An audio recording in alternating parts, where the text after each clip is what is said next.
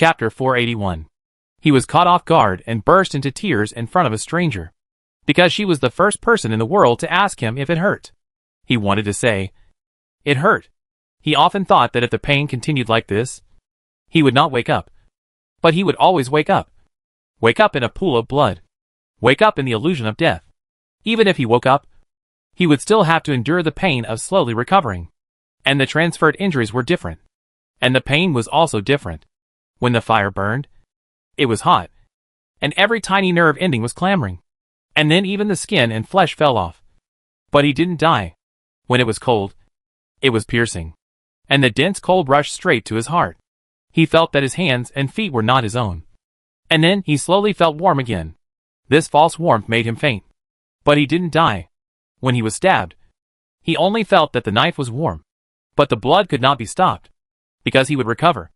No one would come to help him. Only he stayed here. As if he wanted to bleed dry. But he didn't die. Sometimes he would stand, and suddenly his leg bones would be broken. And he would fall to the ground like a puppet without strength. There were also various injuries. And Lang Fu transferred them to him. He was in fear day after day, enduring countless pains and tortures. And every time he would cry and wail in pain. But no one would care about him. So he became numb. He wanted to make himself more like a real substitute from the inside out. So that he would not think about the pain. If you were a walking corpse, you would not feel pain. He lied to himself like this, and persisted for so many years that he thought that his eyes would never shed tears again. Until he heard Shinshinfu ask him, "You are in pain." This sentence easily tore apart all his pretense, and hit the most painful part of his heart. The grievances and sadness that had been suppressed for many years flowed out of his eyes uncontrollably. Seeing the young man crying, Shinshinfu realized whether he had said something wrong. Is it necessary to ask such an obvious question? Isn't this like stabbing a knife in the heart? Sorry. I didn't mean to ask that. I didn't mean anything else. Thank you. Her apology was interrupted. And the young man choked and said, "Thank you. Don't apologize." When Shinshinfu wanted to ask something, suddenly several corners of the room began to spray white smoke. The young man was startled. "You leave quickly. This is fog." The person who cleaned the room and checked his physical condition came. But where should she go? It's so high here. There is only one window that can't be opened. And the person outside is coming in. And the fog is released inside. He doesn't want her to die. Unexpectedly, she was not in a hurry at all at this time.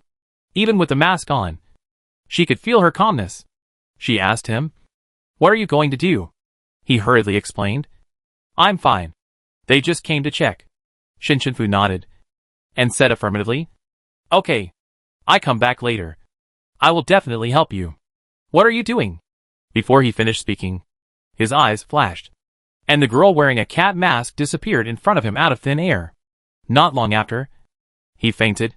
Shinshinfu returned to the slave room, took back the puppet and lay down. It was a good harvest for the night. After all, she wore Nai's lucky bracelet, and invited her to dinner when she returned. When she thought about going back, she was still a little worried. But soon she firmly put aside all these doubts. She would definitely succeed. Since she opened the door of time and space with the time star beast, she could still open it next time. But the only strange thing was that for some reason, even if the monitoring was suspended, she always felt that she was being stared at. But there was nothing when she sensed. She fell asleep in a daze. But that day she said something in her dream that she herself didn't know. "Wait for me to come back." The night passed, and it was daytime. Shioshin saw the guards taking slaves out in batches from the small window on the door, and said, "Those who are taken out during the day are still good," which means they are sold. But if it is at night, they will go to the arena regardless of whether they have superpowers or not. Shinshinfu frowned. "Do non-aggressive superpowers also have to go to the arena?" She nodded. "I heard other slaves chatting nearby. They said there were many melees. Some people like to watch those who are powerless holding knives and fighting with superpowers. Generally, those who participate in melees rarely survive. There is not only this floor here. Above them are superpower slaves. There are also many people who have participated in many fights and know more." She heard a lot of things. Shinshinfu went to the bathroom and released the puppet. She obediently walked to the mattress and lay down. It seemed that she was just weak and sleeping. Even if the guards came to see her and check her superpowers, there would be no surprise. because puppets have no mental power to check. Only Yaya felt that after entering the bathroom once. Sister Shifu became dull, and even doubted whether what happened at night was a dream. Shinshinfu teleported to the outer city of Shangqing. The outer city was lively during the day, but the slave traders around were smiling. But they also revealed a cruel intention inside. She contacted Shinyue, who was staying in a hotel in the outer city. The city was too lively, so they finally met at a lake outside the city. Shinshinfu still wore a mask, and Shinyue also wore it when he came. Most of the guests from other stars who came to Soul Shackle Star wore masks, which made it easier to move. But when he got here, he took off the mask. He looked only about 20 years old, with a very young and handsome face. Even when he was doing a task, he was naturally casual. Seeing him, I felt that this person's core was very stable, with a free and easy smile. Taking off the mask in such a place means trust. So Shinshinfu also took off his mask and talked to him. She told Shinyue about her discovery last night. Shinyue didn't expect that Lang Fu could find a self-healing person to transfer his injuries. There are similar superpowers, but they only transfer their current injuries to others through superpowers. I have never seen one that can continue to transfer for such a long time. This needs to be checked. But he received a more important news yesterday. The princess of the Blue Sea Kingdom went out and disappeared. There is news that she may have been captured and brought to the Soul Shackle Star. The queen wants to trade, but the Soul Shackle Star Lord does not recognize her. She dare not send people to rob her rashly, fearing that they will hurt her if they force her. Princess? Blue Sea Kingdom? Why does it sound so much like the Blue Sea Star? Hundreds of years ago in her era, the Blue Sea Star was still an empire. So, is it true that the Blue Sea Star, which was still an empire at that time, lost a princess? So she asked, could it be the Son of the Sea? He shook his head. Although many people in the mermaid tribe now have no fish tails, the Blue Sea Kingdom calls this kind of people the Son of the Sea. But the princess is still a mermaid. But she can grow legs when she goes ashore. Shinshinfu was really puzzled. Such an important mission. You are left alone. I just received the news. The main thing is that if too many people come, they will be caught quickly. Shinyue raised his eyebrows and said, but I am still very good at fighting. I can fight 10,000 alone. Ha. Shinshinfu looked him up and down, and felt that confidence is also an advantage. So now we have to find the princess and rescue her. Shinyue shook his head. Not now. The insider said there will be a big fight in a few days. The man behind the Soul Shackle Star may appear. We can't alert them now. Shinshinfu, this task is really one after another. It's endless. Then when the time comes, I will fight on the stage and help you see who is the man behind the scenes. You go on the stage? Why do you go on the stage? Maybe because they want to see my fight. Chapter 482. Shinyue was silent for a while, thinking about what she said before, that she fell down from a fight with a star beast, and combined with the news he heard at the breakfast shop.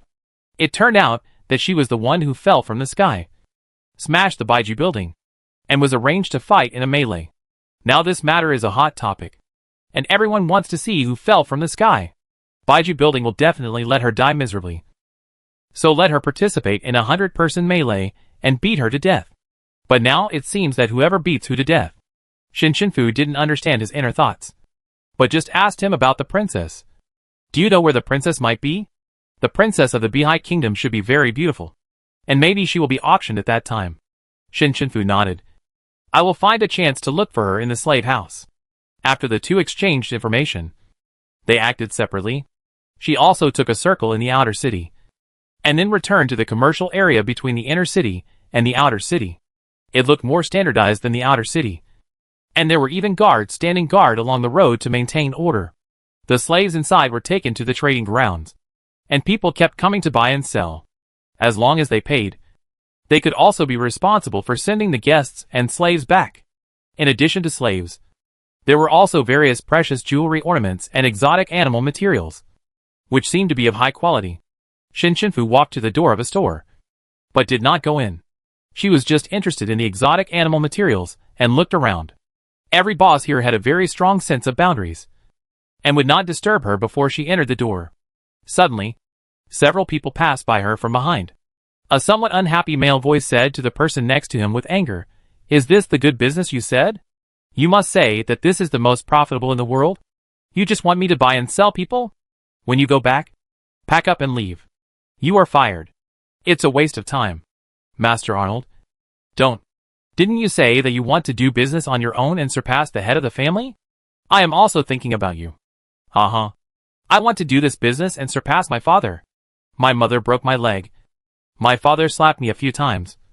And I have to be kicked out with you. I watched the arena yesterday. And the blood and flesh were beaten. Oh. It's so scary. Just forget it. But I heard that a girl fell from the sky and joined the fight a few days ago. The ticket price has been hyped up. Why don't you watch it before leaving? Why are you fighting at such a young age? It's so dangerous. Anyway, this is not a good place. Lang Fu was saying hello to the people in the next room yesterday. He just went out and got his neck scratched in front of my box. I was so scared that I didn't sleep all night. I have to leave today. Shin Shinfu looked over and saw a blonde boy wearing a mask, with slightly long hair and noble clothes.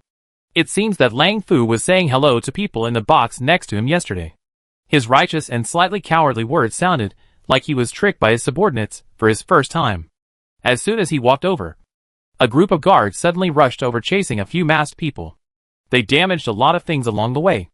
The young master saw them rushing over and dodged directly. It happened to hide behind Shin Shinfu. So Shin Shinfu was faced with several supernatural attacks. But she blocked them all. It's not that she didn't want to get out of the way, but the man was still pulling her clothes. He really didn't treat himself as an outsider. However, the person being chased didn't look like someone from the military zone. So she didn't help him. She thought he should be from another city. When they passed by, the cowardly young master stood up straight and realized that he had just hidden behind a stranger. He changed his face, walked in front of Shin Shinfu, and spoke every word as standard as if he was acting in a movie or TV series.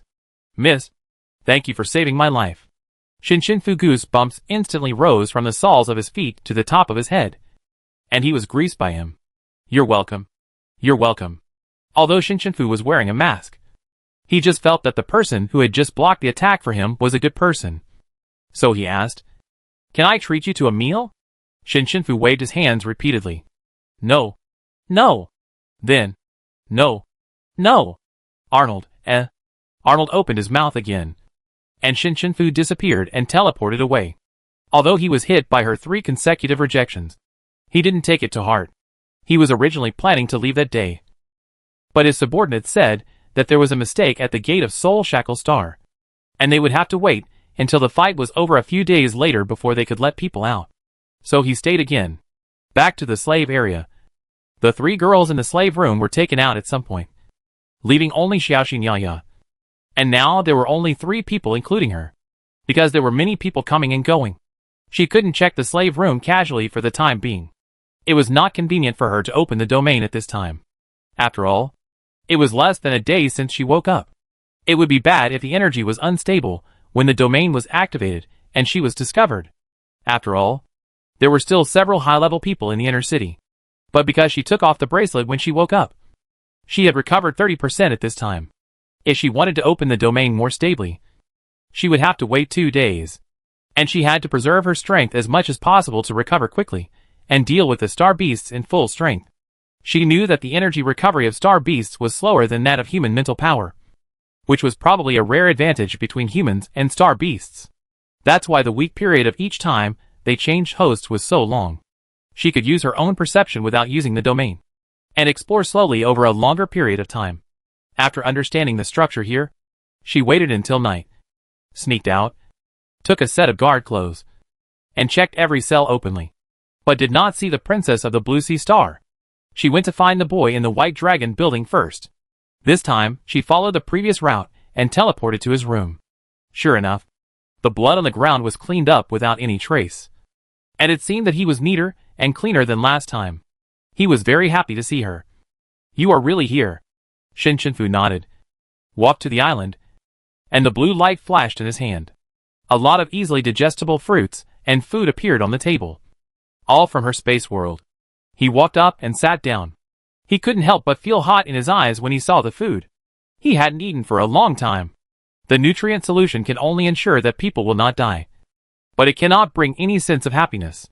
He picked up a piece of cake, felt the tea fragrance spreading on the tip of his tongue, and tasted it slowly. even almost forgetting how to chew. Shinshinfu saw that he was eating happily. And then she remembered to ask his name. He paused with his hand holding the cake, and said to her after a moment, "I don't have a name." After staying on this planet for such a short time, Shinshinfu already felt very depressed. Most people here live too hard, so that her casual question only got a sad answer. He felt sad in her silence, but asked soothingly, "What's your name?" Shinshinfu. He thought about it. It doesn't feel like a good name. There was a sense of suffocating pressure. Shinshinfu was stunned, then smiled. "You are the first one to say this to me." Seeing that he was enjoying his meal, Shinshinfu asked tentatively, "Do you know where Lang Fu keeps all the special slaves?" She didn't have much hope at first, but he said, "Maybe. They are hidden in the mountains." In the mountains? He seemed to know very well. He should think that the mountains are the best place to hide. Chapter 483. After Shinshinfu went out, he told Shinyue the news, and the two went to search in the mountains separately. If it was an important person, he would definitely not be put far away. Except for the long-haired boy. He was the most special one. Because he was too important, he could only hide in his own residence. She searched for 7 or 8 hours near Shangqing, exploring in circles. Even if someone accidentally saw her, she would teleport away immediately. She suddenly felt that no one in this world could catch her. But if the little coal ball could come back, she was willing to return all her time energy to it. Even if it needed her energy, she was willing to give it. In the past, every night when she went out to set anchor points or go to training, the little coal ball would accompany her. But now, she is alone. That day, she did not find the mountain in question. So she went back first and prepared to go out the next day. The next day was daytime. Shinshinfu searched for more than 20 hours, resting a few times in the mountains. After searching for a while, she finally found some traces of people passing by on the hillside where no one lived. There is a beautiful waterfall on the mountain, and a rainbow will appear when the water rushes down. Shinshinfu released her perception, locked the mountain, and felt through the waterfall. Inside was a prison cell. There were many people inside. Only when she really found it, she felt that the long-haired boy really knew Lang Fu very well. Generally, few people would know about this kind of thing. Not to mention that he had been locked up in Baijiao Tower for so many years. Maybe they were very familiar with each other. The whole mountain is a cage, guarded by many people. And the level is not low. There are more than a dozen S level, which is very powerful for the guards. After all, the Star Masters here are only S level. Just when she was about to go in, she suddenly heard a familiar male voice. The day and night here are long, so people don't have a strong sense of time. There are always people outside, so it's not surprising that someone is playing even if the day is almost over. This waterfall is really beautiful. You have found a good place. You will stay here for a few days. Just relax. Master, come and drink some water. Shinshinfu hid in the tree and watched the master named Arnold, who he met before, drink the water handed to him by his servant or subordinate man beside him. At this moment, he was not wearing a mask. His whole face was white and glowing. His facial features were too delicate to look like a real person. His lips were very red. He looked a bit like the vampire in the movies that Liu liked to watch. But he immediately lost his balance after drinking the water. Before he could ask, he was stabbed by the man behind him and pushed into the water. The man hurried down the mountain without even looking at him again. Shinshinfu, how heartless this man is. Yesterday he said he would fire him and kick him out of the house. But today he went up the mountain alone with him. What a young master who has never seen the world.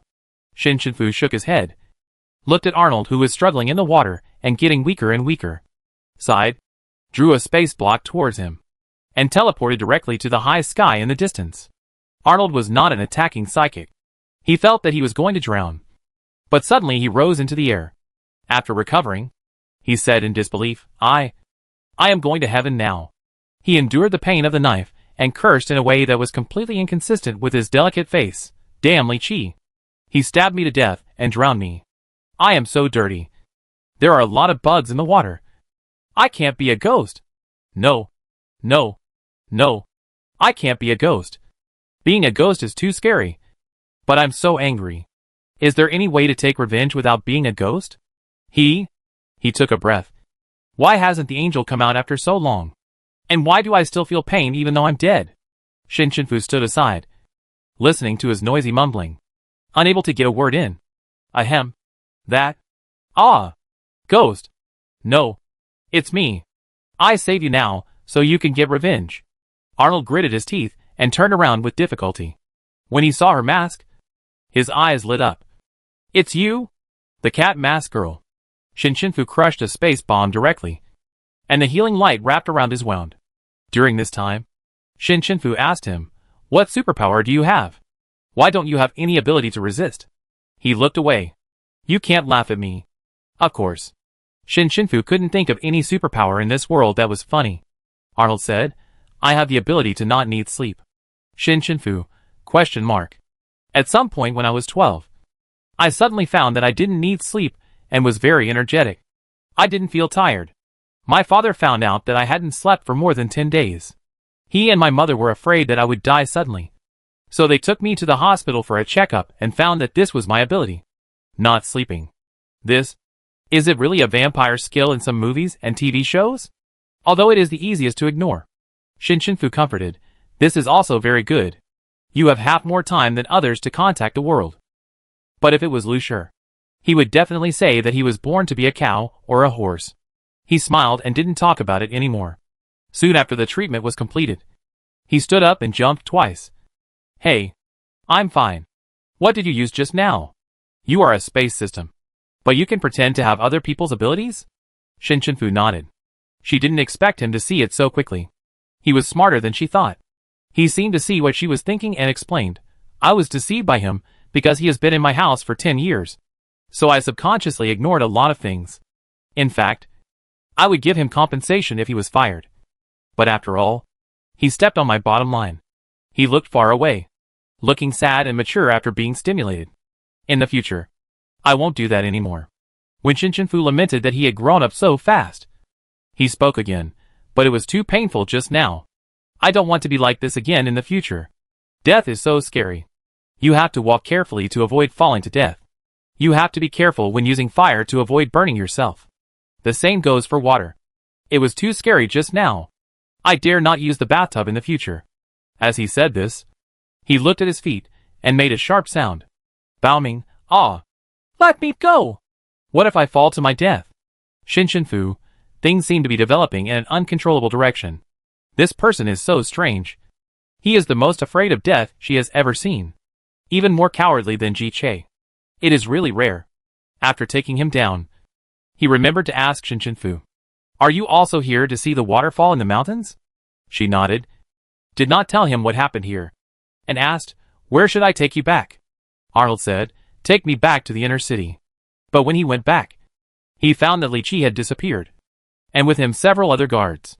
Shinshinfu knew at a glance that this was not revenge because he wanted to fire him, but was designed to kill him. Even those guards might have been together. Otherwise, it would be impossible for him to abandon him and disappear. And there was no order to close the gate here. They lied to him. Fortunately, his identity card was always with him. They had to go back to the street. To Shinshinfu's surprise, Arnold seemed to have accepted the reality very quickly. He didn't complain, but just calmly analyzed the current situation. I only have one set of clothes that are worth money. Maybe I can sell the buttons of the clothes for some money and buy a ticket back. But I don't have a guard and it's easy to be robbed. The analysis is very reasonable. As he was talking, he felt hungry and his stomach was rumbling. Shinshinfu was a good person and took out a cake from the space world and gave it to him. Eat it. He was surprisingly not picky about food. He picked it up and ate it. He was still sighing that this was a taste he had never tasted before. As he ate, he remembered to ask her name. After she told him, his reaction was, you lack water in your 5 elements? However, he was very satisfied with Shinshinfu's ability and asked her, can you be my bodyguard? Shinshinfu refused. I won't stay here for long. Why? I will give you a lot of money. Although I rely on my parents now. I am only 18 years old. I will be very rich in the future. The salary I give you now is like borrowing from my parents. I will definitely not treat you badly. He looked at her expectantly. Arnold Lang. Will never tell lies. Shinshinfu, ? What Lang? What? Moj? Lang? Probably not. Suddenly, she remembered what she had read in the Lang families, the biography of the Lang family's rise to wealth. the ancestor who was afraid of fire, water, and eagles even after death seemed to be called Arnold Lang. Arnold had no idea of her inner shock. After swallowing the cake, he said, "Of course. It doesn't matter if you really don't want to. I find a way to go home as soon as possible." Shinshinfu said in a daze. "Well, you'd better not leave yet."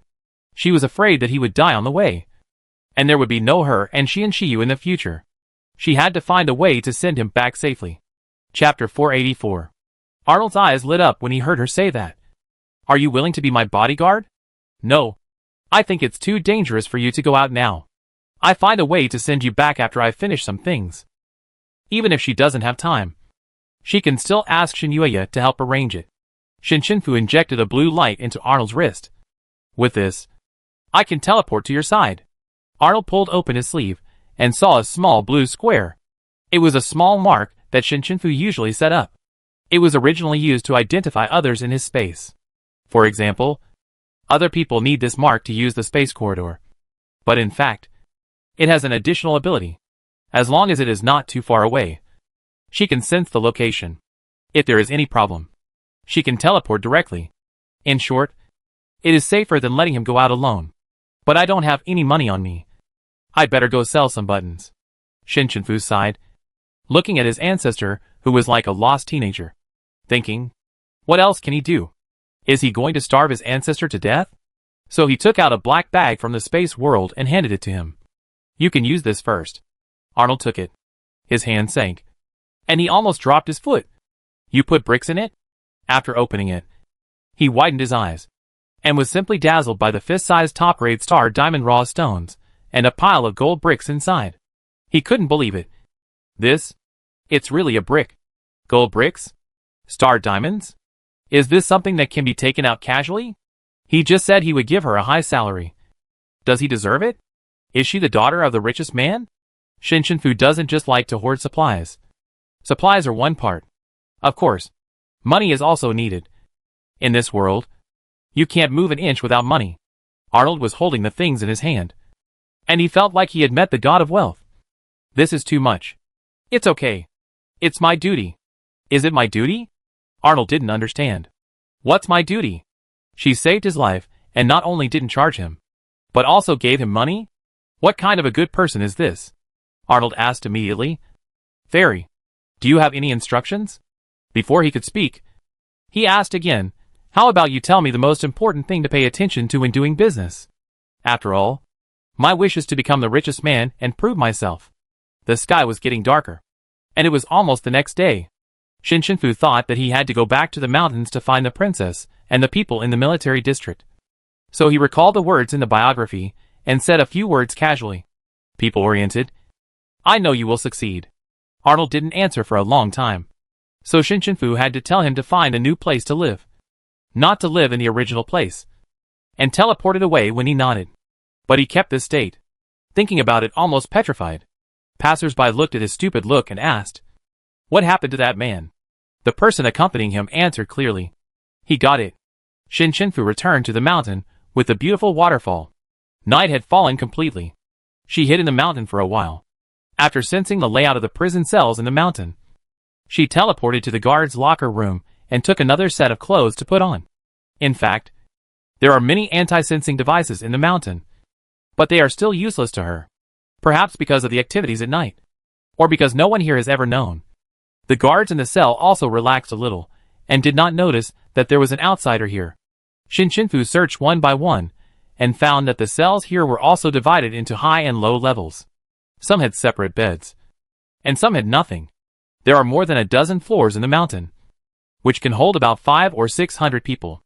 But it is not full. She noticed that many people slept in a relatively upright posture while sitting, and they did not look as lifeless as other slaves. And when she passed by, the eyes of those people looked at her, and they were obviously people from the military district. When they saw her, they were also stunned for a moment, and two of them even stood up. Shinshinfu did not stay for long, just looked at them and nodded slightly, and then continued to check below. When they walked down to the bottom of the mountain, the cells were damp. The originally silent cell was filled with the sound of two people arguing, a man and a woman, who sounded young. Girl, it's all your fault. You had to tell me what the coral looked like. Otherwise, I wouldn't have been caught. Boy, didn't I come to save you as soon as I saw you being caught in the net? Girl, you call that saving? You're just walking into a trap. She felt ridiculous even as she spoke, and couldn't help but mocking. The first time I saw someone being rescued was when they dived into a net. I could have found a way out myself. But you, a fathead fish, hit me on the head and knocked me out. The boy felt a little aggrieved as he spoke. I was just too anxious when I saw you being taken away. Shiming. I'm sorry. The girl named Shiming snorted coldly. I think you should stop calling me Lianhua and call me Haishao instead. After saying that, Lianhua got angry again. Shiming. Don't go too far. Haishao is the senior I hate the most. She's much prettier than you. Shiming. What are you doing? Perhaps because the two quarreled all day. The guards nearby didn't want to stand too close. After all, who wants to listen to two kids quarreling all day? But after hearing so much, Shinfu was basically sure that this was the captured princess and her playmate. Shinfu looked in from the window of the cell. The two had a bed each, water to drink, carpets on the floor, and even fruits to eat. Their treatment was much better than that of an unwelcome slave like her. And when she got closer, she found that the two were indeed very young, only about 11 or 12 years old. And they looked very good. The girl had ice blue eyes that would amaze anyone who saw them. And the boy looked a little round, with a red face. Very likable. She paused the surveillance of their room, teleported in, and scared the two children. The quarrel was getting heated when a man suddenly came in. He was dressed in black and had a black cat-faced mask like a ghost. He didn't look like a good person at all. They didn't care whether he came to save them or not. They just thought that this man looked difficult to deal with. Their lives were at stake. So they shouted for help. Help! Help! Ah! The two people's voices were so sharp that they sounded like whistles. Shinfu felt dizzy after hearing them, and quickly covered her ears. Don't shout. Don't shout. It's useless to shout. The space block framed this place. And she set the sound not to go out. But when these words were spoken, they sounded more like bad people. The two people picked up the things at hand and hit her. And the little princess, Shiming, actually condensed a small harp. But it was much smaller than the one of Tujia. Shinfu was a little shocked and put down her hands covering her ears, wanting to see how well she could play. As a result, she scratched her hands, and scattered tunes sounded. Shinfu and Lianhua both got goosebumps instantly, because it sounded so bad. Lianhua couldn't help but stop her. Stop playing. Are you playing the piano? It's like hitting someone's nerves. It's really painful. Shinfu finally understood why no one put a suppression bracelet on her even though she was awakened. Because there was no need at all. Chapter 485. Shiming showed him an expression of disbelief. You actually said such a thing to me. Believe it or not, I will deduct your Xiaoyuzi when I go back. If you have the ability, play it yourself. She swung the harp and smashed it on his head. But he almost caught it. Lianhua quarreled with her again.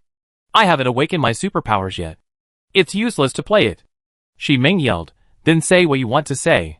The two quarreled until their faces were red and their necks were thick, completely ignoring the Shinfu, who they just thought was very dangerous. Shinfu opened his mouth to interrupt them. That, the two said in unison. Don't talk. Shinfu really felt a headache listening to their quarrel, as if his head was about to explode. Suddenly, she remembered that there was something Tujia prepared for her in her space world, saying that she used it to calm down when she was scared by the ghosts in a Muchin space and couldn't sleep. Shinfu thought that since it can calm down, it should also be useful for these two children. After all, they are all sons of the sea. How can something useful to Tujia be useless to them? She moved the things to the table amid the noise. It was a player that could hold small energy stones. Inside was a storage disk that Tujia gave her. After inserting it, it began to play the latest version of Buddhist scriptures with music. This advanced player even projected the appearance of bodhisattvas in ancient temples in the air. But they all had golden halos behind them, which looked very righteous. Shinfu, Tujia just listened to this and fell asleep? Shinfu suddenly worried that Tujia would become a monk one day, and she would have to buy a ticket to see him then. The two little ones had never seen such a scene before, and they looked at each other. But they couldn't say anything after opening their mouths several times, because they also thought it was too outrageous. Although it was outrageous, the things Tujia gave were actually useful. And Shin was grateful. There was one more person to invite for dinner. Shin coughed twice, and finally had the chance to speak. In this Buddha light, she said to the two, I am here to save you. Shi Meng was caught once. And now she is very vigilant, and doesn't trust strangers at all. Are you a mermaid? Shin shook her head. No. Are you the son of the sea? No. Then are you from the military district? Still shook her head. No. Then did my mother find you? Continued to shake her head. No. Lianhua felt a little outrageous, and pointed at Shin and said to Shi Meng, look at this liar. He is really stupid. Generally, people who lie to others should say something. Right? She actually said no to all of them. Shi Meng also felt speechless. Although she felt that a person who took out the bodhisattva was out of thin air would not be a bad person. At most a weird person. She still couldn't believe it. It's hard for me to believe you like this. You should at least take out some token. Shin was very distressed, and even thought about whether to just go out and bring Shin Yue in to deal with the two children. Just as she was about to leave, she suddenly remembered that she seemed to have something. But I don't know if it's useful. A blue light flashed in Shin Fu's hand, and he grabbed a piece of blue-purple jade that looked like water waves, and the water lines on it vaguely formed the word sea. She handed it over. Do you see if this is useful? Shi Meng grabbed it with one hand. What is it? Lianhua also leaned over. Isn't this? Ah! The two screamed at the same time in the middle of the conversation. How do you have this? Someone gave it to me. Can this be used as a token? Lianhua is a little younger than Shi Meng, and has not yet awakened his superpowers. But he has mental power, and he injected a little into the jade token. After seeing the changes, he murmured, not only can it be used as a token, it can also be used as a slave for you, special guest. After the mental power was injected, the water waves of the entire jade token began to float magically, just like real waves, and it also flowed with golden light like the sun. Although Shi Meng is not very old, she understands the rules of the Blue Sea country. She took the jade token back from Lianhua, and presented it to Shin Fu with both hands, and slightly bowed her head. It is Shi Meng who is rude. You are a distinguished guest of our Bihai country. You came to save us, but we still doubted you without knowing what was good for us. I hope you can forgive me. Shin Fu didn't know that this token could be so useful. She originally thought it was a souvenir. It was just that when her grandfather gave her the Shin family's jade token, she felt that this one was a bit similar, so she had some doubts. But she didn't expect that there were really similarities. Distinguished guest? Lianhua also stood up, placed his right hand on his heart, and leaned over and said, yes. This is a jade token that can only be given to distinguished guests of Bihai country. There are only 3 in the whole country. Generally, very distinguished guests will be given by the Star Lord. People with jade tokens will receive the greatest respect and the best hospitality in every place in Bihai country. Shin Fu heard the importance contained in every word. And then she realized that Qi Yan had given her such a precious gift when she first met her. She didn't even have time to look for her later. And the first time they met was to ask for something. She really didn't deserve it. There were too many things that happened. Although she remembered them, they didn't all appear at once to remind her what she had to do. But at this moment, she remembered very clearly what Qi Yan said to her at that time. That after everything was settled, she would take her to see her mother's favorite place. Things have never been settled, one after another, and now she doesn't know if she can go home. Seeing her silence, the two asked, do you have any questions? Shin Fu came back to his senses, and saw the 2 children, who were pretending to be serious. He took the jade token and smiled and said, no, just believe that I am here to save you. Shi Meng asked, then can we leave now? After all, you should have been teleported in just now. Shin Fu nodded. Yes, but you can't leave now. Then Shin Fu roughly told them about the action, but kept the important things confidential. He just said that they needed to wait a few more days, because there were other tasks to be carried out simultaneously. After all, if she told him everything, she was afraid that they would reveal these things when they quarreled one day. All the work would be in vain. Fortunately, after they knew that Shin Fu was a distinguished guest of the Blue Sea country, their attitude changed very quickly, and they looked like 2 very reliable children. Even their emotions became stable and generous. The 2 seemed to have received an important mission, and they even stopped talking because they were afraid of saying it themselves. Shin Fu, it doesn't have to be like this. Suddenly Shinshinfu felt someone approaching. Since the person had been found, her mission was completed. She quickly put a space mark on both of their hands, packed up the player given by Tujia amid their perfect smiles, and left with their wave. When she left, she thought, no wonder Tujia was a little crazy in his bones. After all, his ancestors were already very abstract. Chapter 486. She told Shinyue the location, and he would send the location to the military district. Next, they only needed to find the explosion point they set on the planet, as well as the connection between the young man on the Baiju building and the Star Master, and find a way to remove their damage transfer. When the people related to the power behind the Soul Shackle Star appeared, she still needed to cooperate with Shinyue to catch them. However, because of her presence here, Shinyue went to another nearby city. After all, other cities also had city masters, and he thought there might be clues. Since Shinshinfu basically did not rest for too long from the day before to finding the mermaid princess, he slept soundly after returning to the slave room this time. Xiaoxin and Yaya did not disturb her. But when she woke up, Xiaoxin told her something with fear on her face. Yaya and I will also go to the melee in a few days. While Shinshinfu was sleeping, she heard the guards talking. She said that she and Yaya would be sent to the melee, just to see how Shinshinfu, a weak person with suppressed superpowers, would react when seeing her roommate who had been with her for a while being killed. She was so scared that her face turned pale. But Yaya was out of character. Recently, she didn't know why she suddenly stopped crying. Seeing her like this, she even comforted her. Sister Xiaoxin, that's better than selling it now. Sister Xiaofu is so powerful. We must be safe. Shinshinfu smiled at her sleepily. Yes, I will protect you. She paused the monitoring and set a table for them while no one came. Don't worry. Eat something first. Although Xiaoxin already knew that she was a space system, she couldn't help but complain. How could she set a table anytime and anywhere? She found that Shinshinfu was just watching them eat, and she didn't move at all. When asked, she said she was really not hungry. After all, she had been retraced to her childhood before, and she drank too much nutrient solution. Perhaps because they had confirmed that the 3 people in their room would participate in the melee. The guards were even more indifferent. They only sent the nutrient solution in through the opening and almost ignored the rest. Shinshinfu tried to extract her spatial ability and time energy, and then merge them together, thinking whether she could have space-time energy and open the door of space-time in this way. But it was very difficult. A little bit of energy would produce the severe pain of energy repulsion, so she could only put it aside for the time being. The 14th was daytime, and Shinshinfu searched in the inner city again, but did not find any relevant clues. But she saw Lang Fu at 10 p.m. He didn't seem to be afraid of assassination at all, and dared to go outside with only a few people. Those guards who witnessed the scene of his assassination respected him even more.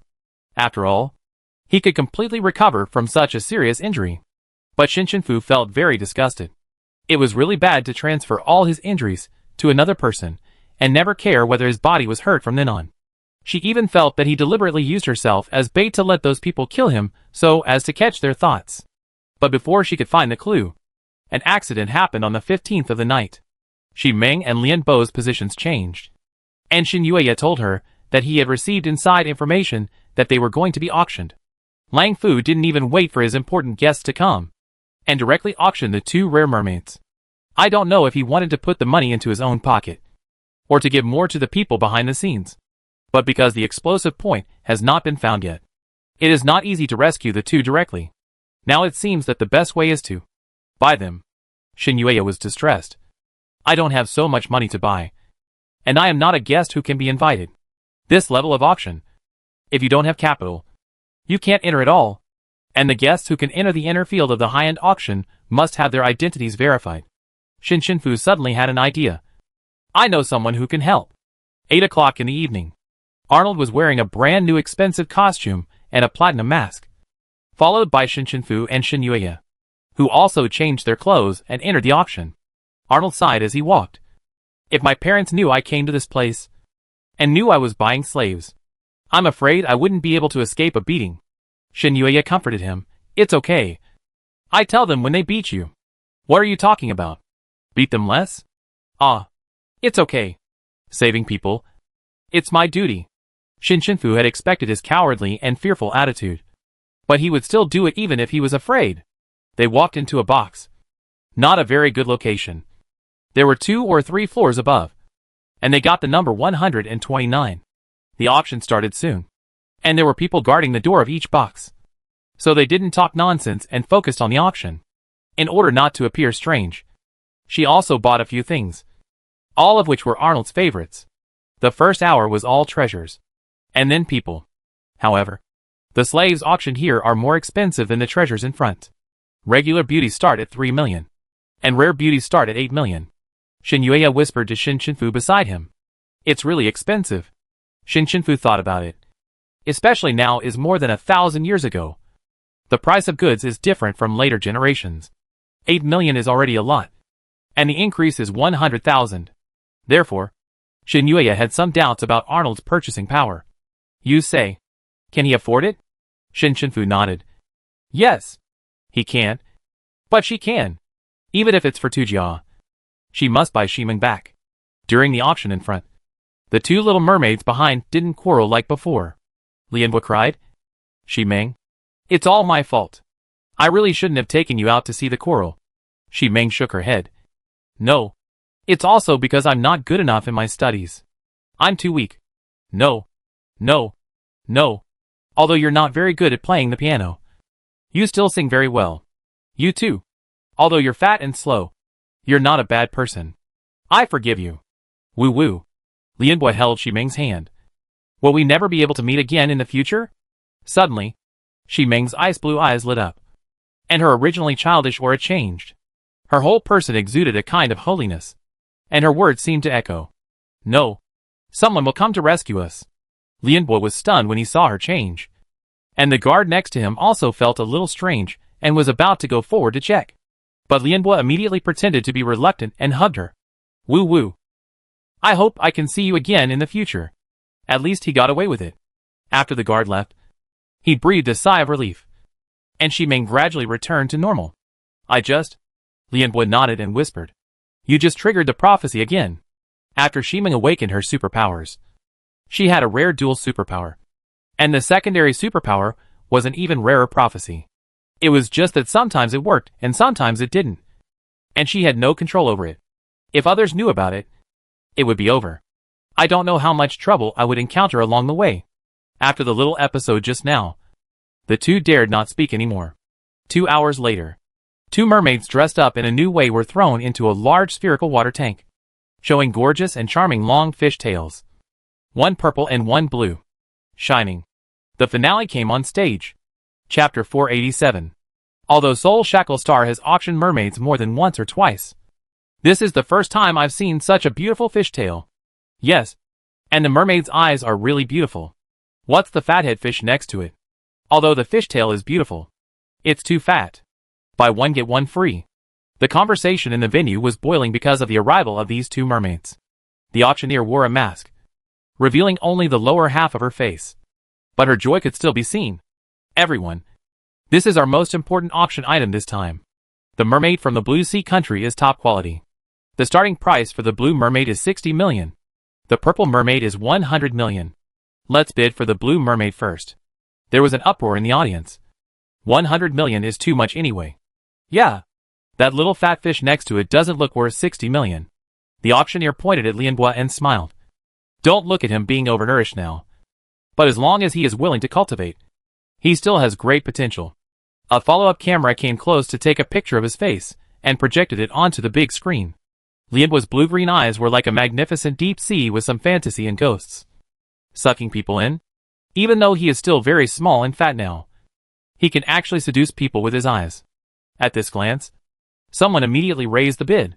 65 million. 7,000. 7,300. 8,000. People kept bidding. After all, this type of slave was a symbol of wealth in the rich. For example, if they bought plants and ornaments, they would not buy them if they were too cheap. Lianhua's auction did not stop until Box 5 bid 110 million. At this time, Shin Shinfu signaled Arnold to raise the price. 120 million. Box 5 saw that it was Box 129 that was bidding, and thought it was deliberately raising the price. So it quickly raised the price. 121 million. Arnold continued to raise the price. 150 million. Anyway, Shin Shinfu told him, no matter how much he raised, he must buy it. As for her style of preparing such a package for him, he thought that she would just buy these for a small price. So he spoke casually without any politeness. Only Shin Yueya was moved by the two people's natural bid. What is this? This is selfless spending for the Federation. But if the mission is completed, he can apply for this part of the money to be returned. After that, number 5 and number 129 will compete to snatch Lianbo. Lianbo is the son of a high-ranking official of the Blue Sea country. As one of Princess Ximing's companions, he grew up with her. He never flatters her like others, but always compares with her. So Lianbo forgot to worry in the water tank when he heard them raising the price. He couldn't help but say to Ximing, "Look, I didn't expect that I'm quite valuable. Maybe I'm more expensive than you." Ximing nodded and forgot to be afraid. "Yes, you'd be more expensive than me even if you weigh it by kilogram. Let's make a bet?" Okay. The two of them bet on who would sell at a higher price on the auction table. When number 129 raised the price to 300 million, other rooms with higher rankings questioned them. Number 129 is just a guest. Can you afford so much money? Yes. Even if your family has such capital, you can't use the company to pay off debts. Are you specifically against number 5? A voice that sounded quite old came from room 5. Friend number 129. Stop playing. You have to pay for it after you take the photo. I am also an old man. I should be more respectful anyway. He also felt that they were maliciously arguing with him. Shin Shinfu originally thought that Arnold, who was usually afraid of this and that, would be afraid of such a situation. Unexpectedly, his expression was condensed, and he spoke without fear. It's ridiculous. I don't want to play with you for a small thing worth a few hundred million? As he said this, he retracted his long legs and crossed his legs casually, leaning on the sofa, and waved to Shin Shinfu. Shin Shinfu nodded and cooperated with his acting. Yes, master. She opened the transparent protective door and waved her hand. 3 boxes of precious raw stones were placed at the door. Anyone who knew the goods could tell at a glance that they were worth at least tens of billions. What was outrageous was that these things were just casually placed in the box of fruit. They were different fruits. It really looked like there was a cardboard box to put some rags in after eating the fruit. But there were no rags in it, but precious star diamond raw stones. There were all kinds of colors. Did their family mind? Arnold was very good at acting. After seeing her move out, he just said 2 words indifferently. Continue. As he spoke, he stretched out his hand to the left. Shin Yueya, who was originally happy to watch the show, was stunned. He immediately cooperated and poured tea for him, highlighting the noble temperament of the master to the extreme. In this way, no one dared to say anything. Even the people in box number 5 admitted that what they said just now was careless. This must be a noble son of a great aristocratic family, who secretly came here to play. Not everyone has the attitude of moving the raw star diamonds, as if they were moving a few boxes of apples. He had no choice but to give up the competition with him. Lianbo finally sold for 300 million. When the deal was made, Lianbo was also satisfied with the price. He completely forgot what the current situation was. He said to Ximing, "Let's see how much you can get when the time comes." Although Ximing was also young, she had long curly hair and ice blue eyes, and her gorgeous facial features matched with her pearl-like skin. It was not an exaggeration to say that she was a peerless beauty. Shin Shinfu thought that the people in box number 5 would want Ximing more, but he didn't expect that the old guy would stop bidding. It seemed that he just wanted to bid for Lianbo. But Ximing was obviously more popular. Even if the price was 100 million, there were still many people who wanted to buy her. In a few minutes, her price exceeded Lianbo's. Lianbo was still sighing. Okay. I've lost to you even up to this point. Ximing slightly raised her head. You don't need me to say that. The two of them were not nervous at all at this moment, because they had heard the words that Shin Shinfu had just replied to Arnold. The mermaids were very sensitive to sounds, and both of them remembered her voice. Coupled with Ximing's prediction just now, the two were 100% sure that Shin Shinfu could save them. Now all the doubts that she had the jade card of the Blue Sea Kingdom had disappeared. She was able to do this to save them. So even if she didn't have the jade card before, she would have to give it to her after this. When Ximing's price was raised to 700 million by box number 1, no one around dared to speak again. Moreover, some well-informed people knew that this was the princess of the Blue Sea Kingdom, and they didn't dare to take the risk even if they had to buy her. Arnold spoke directly. 1 billion. The temperament that exuded from her body, which regarded gold and silver as dirt and only made herself happy, overwhelmed all the guests present. Chapter 488. But Xi Ming was so beautiful that the people in Box 1 wanted to fight for it, and continued to raise the price. 1 billion and 1 million. Arnold snorted. 1.1 billion. 1.1 billion and 1 million. 1.2 billion. This way of raising the price. Even Shin Shinfu felt that it was a bit too pretentious. Right? How refreshing it was. He was acting like a film or TV drama. And he was following the style of face slapping and refreshing writing. But what else can he do? This is her ancestor. He raised the price all the way to 1.5 billion. And the people in Box 1 finally stopped raising the price. After the finalization, he sighed a little bored. And because everyone was paying attention to him, everyone present heard his words. He said, "Oh, it's really boring." Shin Shinfu, 6. Shin Yueya, 666. He was so angry that several cups and other boxes were smashed. And several people who had competed with him in the auction stood up and left. Only Shin Shinfu offered gold coins for his ancestors' pretense. All 3 boxes of raw stones outside were moved away and counted. This is the advantage of trading on Soul Shackle Star. Many people who come to trade are not convenient to use cash, so they can calculate the price and exchange goods for goods and people. Ximing and Lianbo changed their clothes and were brought to them. Although the 2 children knew that they would be rescued, they felt inexplicably wronged when they saw Shin Shinfu. After all, they were frightened for several days. Since they were caught here, they have not had a good rest. Of course, there is also the reason that they are pampered in normal times, and the cell environment here is too bad. In short, they have been holding their breath all the time, just pretending that they have no problems. It was not until they were bought and taken away by Shin Shinfu that the 2 really put their hearts back in their stomachs. When they left and returned to the place where Arnold lived in the inner city, the 2 rushed over and hugged Shin Shinfu. Woo woo woo. Sister. Shin Yueya knew that Shin Shinfu had met the 2 children. But he didn't expect that they would trust her so much after just one meeting. He really made the right bet. When they first met, he felt that she was a reliable person. So he asked her to help him, ask her to act together. Since Arnold spent such a large sum of money this time and got both mermaids, Soul Shackle Star sent a lot of guards for him. Mainly because they were afraid that he would be beaten. Because his attitude during the auction was too arrogant. He was completely different from the person who was sitting on the sofa and eating the big apple that Shin Shinfu took out. When Shin Yueya looked at him, he asked with a crunching sound, "What? Do you want to eat it too?"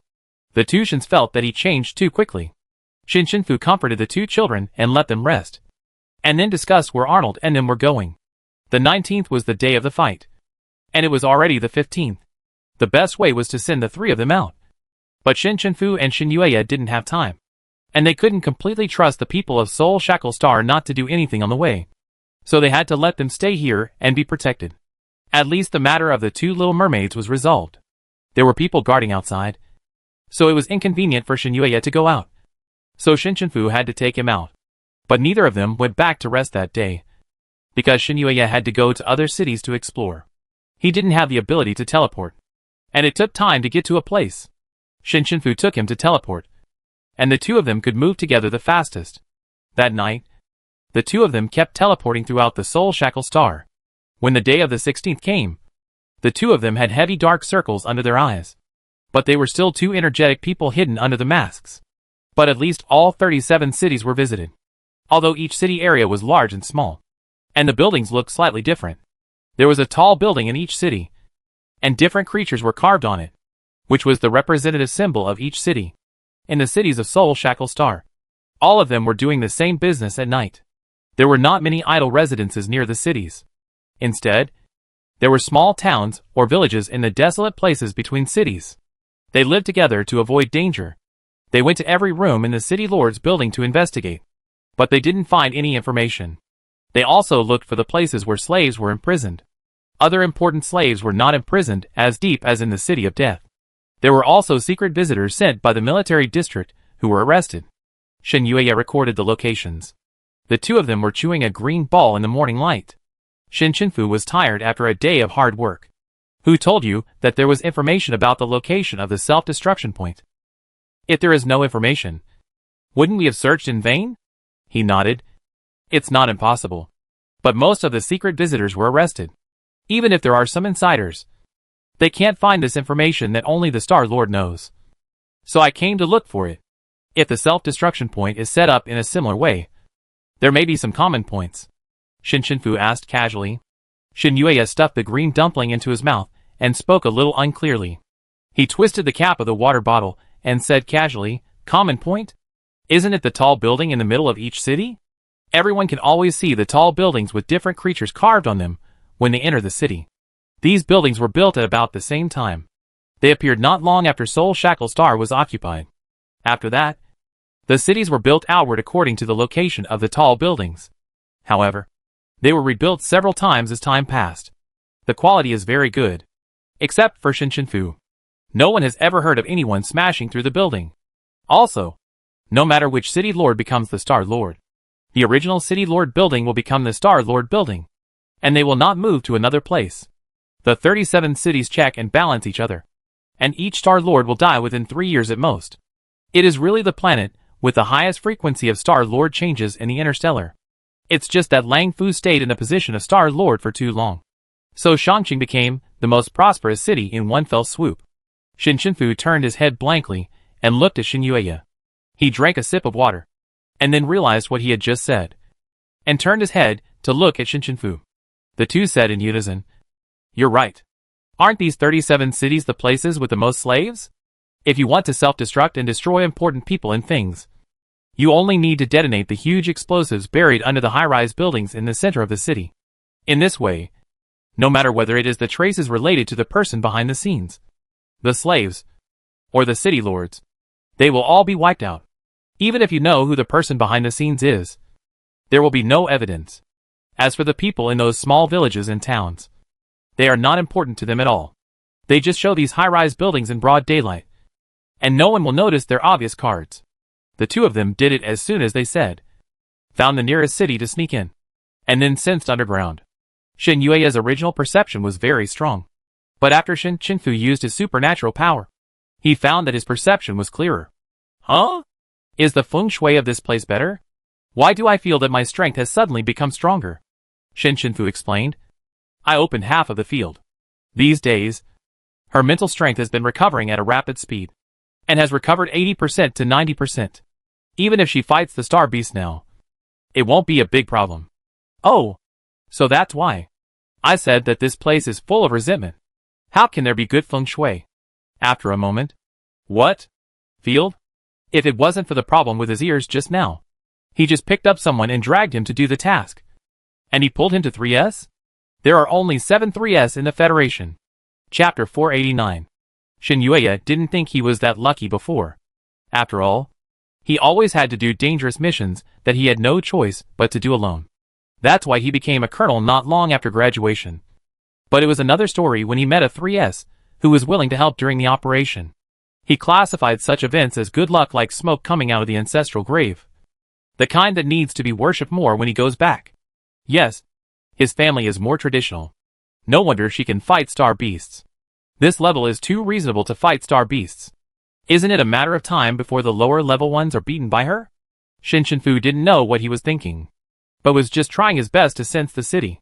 There was nothing wrong with the building with a giant python carved on it in the center of the city. The two extended their perception underground, and after a while, they found problems one after the other. The high-rise building is indeed the center point, and it is spread out from the center point. There is enough explosives underground to blow up an entire area.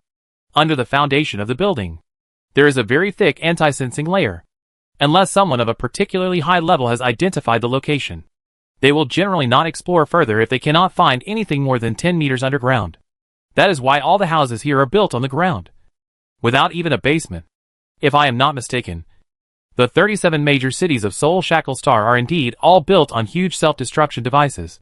But the center for receiving explosion signals is the City Lord building. So there is no information at all. They only need to know that the city is the explosion point, and they will understand. Shin Shinfu thought about it. Then if it explodes, the City Lords here will also die. Yes, Shin Yueya retracted his perception, because all of them are tools to make money. They don't have any switches to blow up the planet. That thing is in the hands of the person behind the scenes who controls Soul Shackle Star. Ordinary people do not have the capital and strength to build such large-scale equipment and buildings. So Shin Yue speculated. Maybe someone from the military district is involved in this matter. This can also explain why many groups of people were sent here, and were caught every time.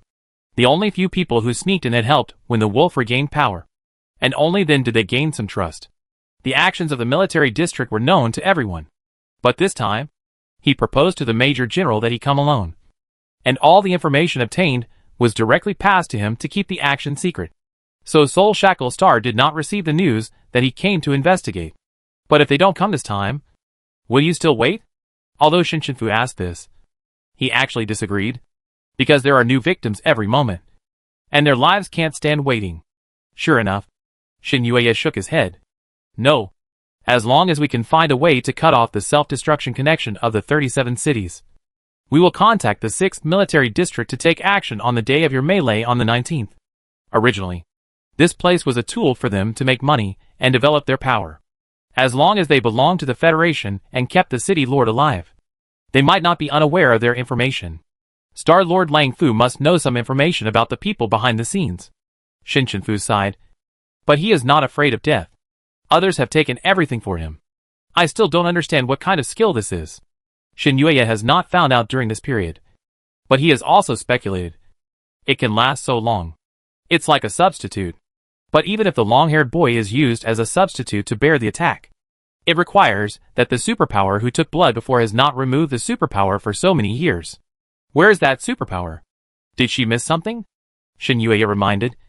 If Lang Fu locked up the long-haired boy, he might have locked up the superpower as well. I think he will definitely not let him move freely. Both of them must be locked up in a safe place where he can control, so that there will be no mistakes. Shin Shinfu put down the food in her hand and recalled all the places she had been to before. Those scenes flashed through her mind quickly. Bai Jiao Building, long-haired boy, slave area, Lang Fu, injury, mermaid princess, mountain cell. She didn't go down to the bottom floor of the mountain cell, because Shi Ming and Lian Bo had been found at that time, and the military district people were locked up there. She was dizzy from the noise of the 2 children at that time, and when she saw the guards coming, she teleported away. When she sensed on the mountain, there was another floor below the floor where Shi Ming was. The problem may be in the mountain cell. I take another look. Shin Yue nodded. I go with you. But there is still a problem. It will take time for the military district starship to break in. And the outer circle of the planet here is still very tight. That's why he was so shocked when he heard Shin Shinfu say that she fell down. Because being captured would trigger an automatic attack. Until he just knew that she was a 3S superpower. It's okay. Number 19. Let them prepare normally. And I will clear the way for them when the time comes. Shin Shinfu looked serious. Hearing this, Shin Yue smiled triumphantly. Okay. Shin Shinfu, This person seemed to be as good at commanding people as Shin Yoli and Su Ming. This familiar feeling was like returning to the time when they were still in the training star. He will definitely be as promising as them in the future. Shin Shinfu had such a premonition. When Shin Yue finished eating, she took him back to the giant python building that she had checked before and tried to cut off the connection. With Shin Shinfu, everything went smoothly. The guards guarding underground could not touch them at all. The two looked at the connecting wires, which were as thick as a bowl, connecting from the building, densely extending in all directions like the meridians of this city. Shin Yue asked, should we set a bomb here? No. It would be too obvious to have one more thing. And the explosion may not be able to quickly cut off all the wires. She raised her hand, facing the tens of thousands of connecting lines that were as thick as the trunk of a red tassel tree. Superimposed a dozen of the most ordinary space blocks to lock them, and then said to Shin Yue, it's done. Where is it done? I will cut all these lines when the time comes. And I'm afraid I'd be discovered if I cut them now. Is it okay if the 37 cities are so far away? Okay. Shin Yue felt so relaxed. Everything was so easy. As if God had given him a cheat. After that, the two of them kept shuttling between different cities. And Shin Shinfu used space blocks to lock those connecting lines. And finally returned to the Baijiao Tower in Chongqing. After doing all this, the two of them teleported to the mountains for a short rest. Shin Yue yawned. I haven't done such a smooth operation yet. It's only been a few days. and he has completed a task that others haven't done for more than 10 years. He will be promoted and rich when he returns this time. Shinshinfu. Why don't you come with me to the 6th military region? You will also get medals and awards. She shook her head. I want to go home. That's true. You are still young. Of course you want to go home. When you graduate, do what you want to do. Chapter 490. Shinshinfu was stunned. He thought he would persuade her to go to the military district. But he didn't. Why? Why? Anyway, you have all these skills. And you are a good person. You can still do the work. Why do you have to be locked up in one place every day? Ha ha ha. Shinshinfu was amused by his words. Then why do you go to the military district? Because I want to. Shinyue just sat on the ground casually at this moment. I do what I want to do. In fact, there is no special reason. Maybe with my joining, the world will be a little better. Even if it can't, I am happy. That's it. His thoughts are also so straightforward and clear. Shinshinfu's anxiety about going home is much less after hearing this. I will do this in the future, and do what I want to do. Shinyue smiled, stood up, patted the dust on his body. Let's go to the prison. Shinshinfu first took him to see the secret visitors in the military district. Several people knew him, and their eyes lit up when they saw him. Sure enough, as long as Shinyue appeared, he brought them hope. Going down to the cell where Shimeng was. There was indeed another layer when she sensed it. But there was no passage down from the top. It was completely closed. Did they not intend to let anyone in? What about the people in prison in there? Fortunately, Shinshinfu could also go in without a door. She and Shinyue teleported to the bottom, because it was deep in the mountain. It was particularly cold and damp, but there were many equipment below. Shinshinfu lit up a space block to follow. The two of them were very quiet and slowly moved forward, passing through these equipment. When they turned a corner and saw the person in front of them, they both widened their eyes. This is not a person. At most, it is a living torso, without hands and feet, wearing a robe, soaked in potion, like a resentful ghost, wearing a respirator on his mouth and nose, and various tubes inserted into his body to maintain his life. Judging from the surrounding environment, this situation has been going on for a long time. There are so many equipment outside, including generators, just to keep him alive. But he will not have his own consciousness. Shinshinfu didn't know much about medical matters. If we take him out, can he still be alive and talk? Shinyue shook his head. He probably won't be able to survive. But if he continues like this, he might as well die. Shinshinfu's previous optical brain had long been damaged and taken away. She took out her camera and took a photo. Then framed the man with a space block. She would take the photo to ask the long-haired boy. If he said it was him, she would take the man out of the transparent tank in advance when the melee began. In this way, Lang Fu could no longer transfer the harm to other people. When they came out of the mountain, it was already the 17th of the night. Shinyue returned to his residence and sent the message to the military district. And Shinshinfu asked the long-haired boy if the man in the mountain was the one who took his blood that year. He was stunned. He didn't expect it to be so fast. Shinshinfu not only did not forget him, but also found all the people who helped Lang Fu harm him. However, he was worried that he would see it wrong if too much time passed. So he looked at the face carefully for a long time. Finally, he told her, "It's him." When he followed Lang Fu to find him, he was still young. He didn't expect that he would end up like this now. And he couldn't even compare to him. Shinshinfu told him that he could wait a little longer, and he would be able to get out soon. Until she left, he didn't recover. Get out. He didn't dare to expect too much, fearing that the expectation would be followed by deep disappointment. Besides, he himself was a little confused about what life would be like after he got out. Shinshinfu went back and slept so soundly that Yaya and Xiaoxing came to check on her, afraid that she had died in her sleep. More than 10 hours later, she was resurrected with full blood. She didn't go out of the slave room, and ate in the room with Yaya and Xiaoxing. If there were not so few people, she would even want to eat a watermelon. She also tried the time energy, and the skills that the little coal balls could use were still very obedient. As long as she wanted, she would use her mental power to give a signal, and the energy would run autonomously. She could use those slow times, and even short-term time retracing. She didn't need to train him much. He was as obedient as a little coal ball. She also checked Song Fan's location.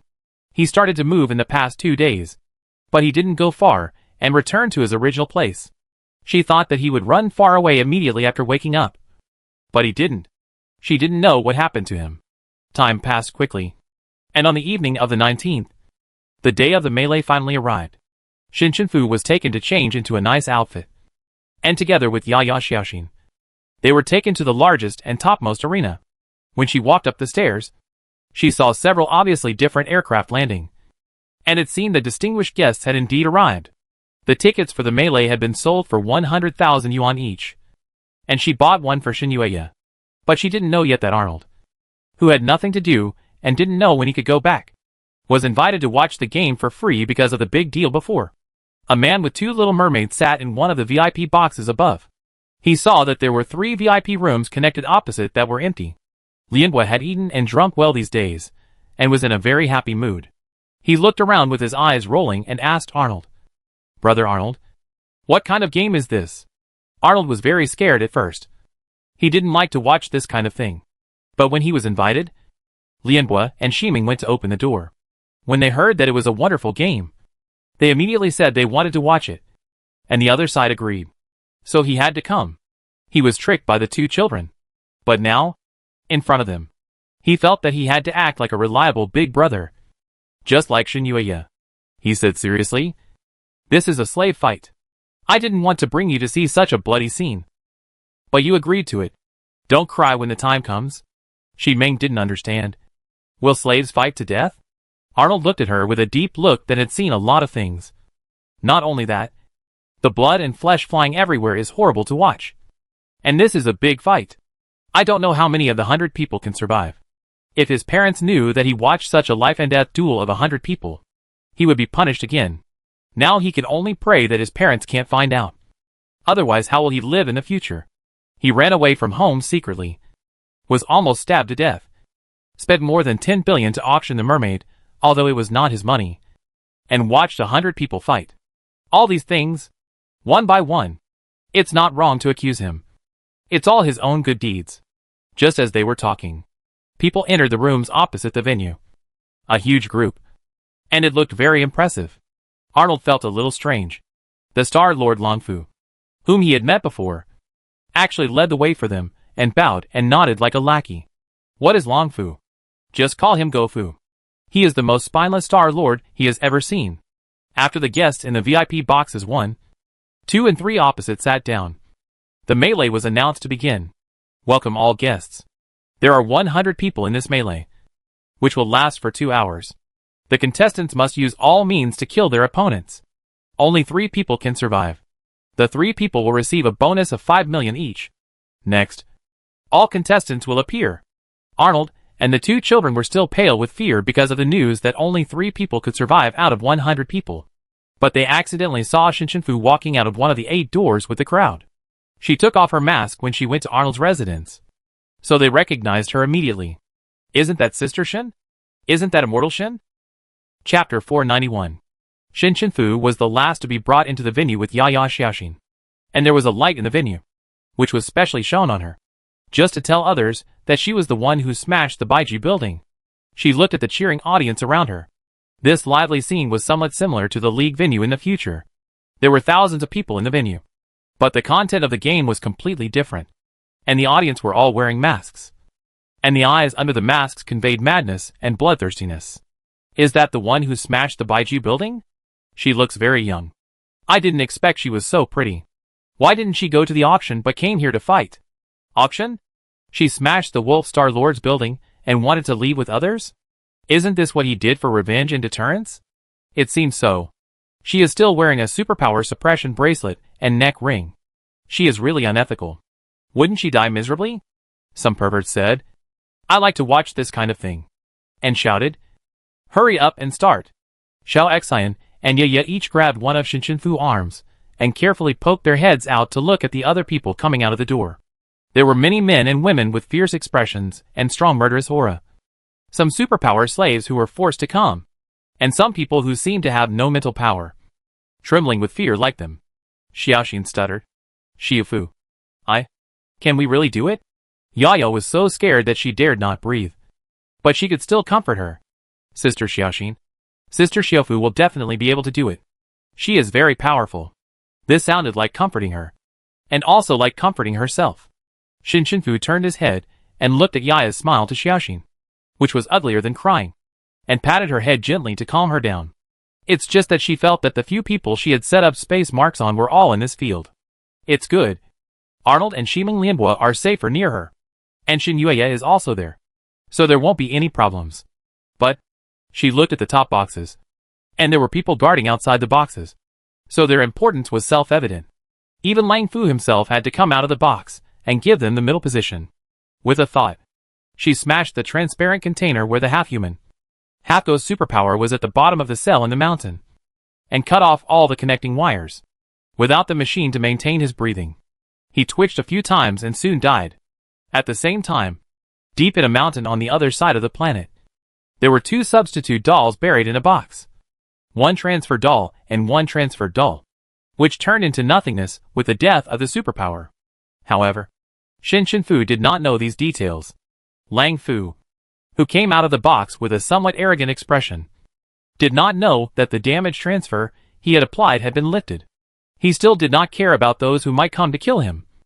And there were not even a few guards around him.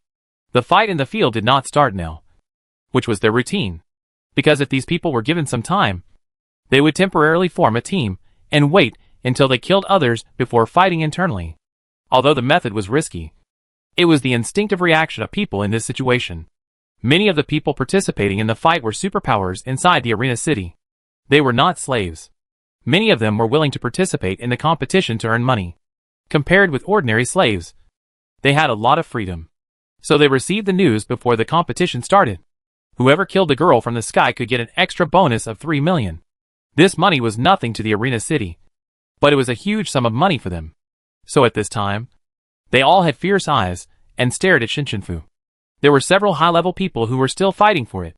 A thin and tall man said in a rather feminine way, "You should give her to me. I'm too poor recently."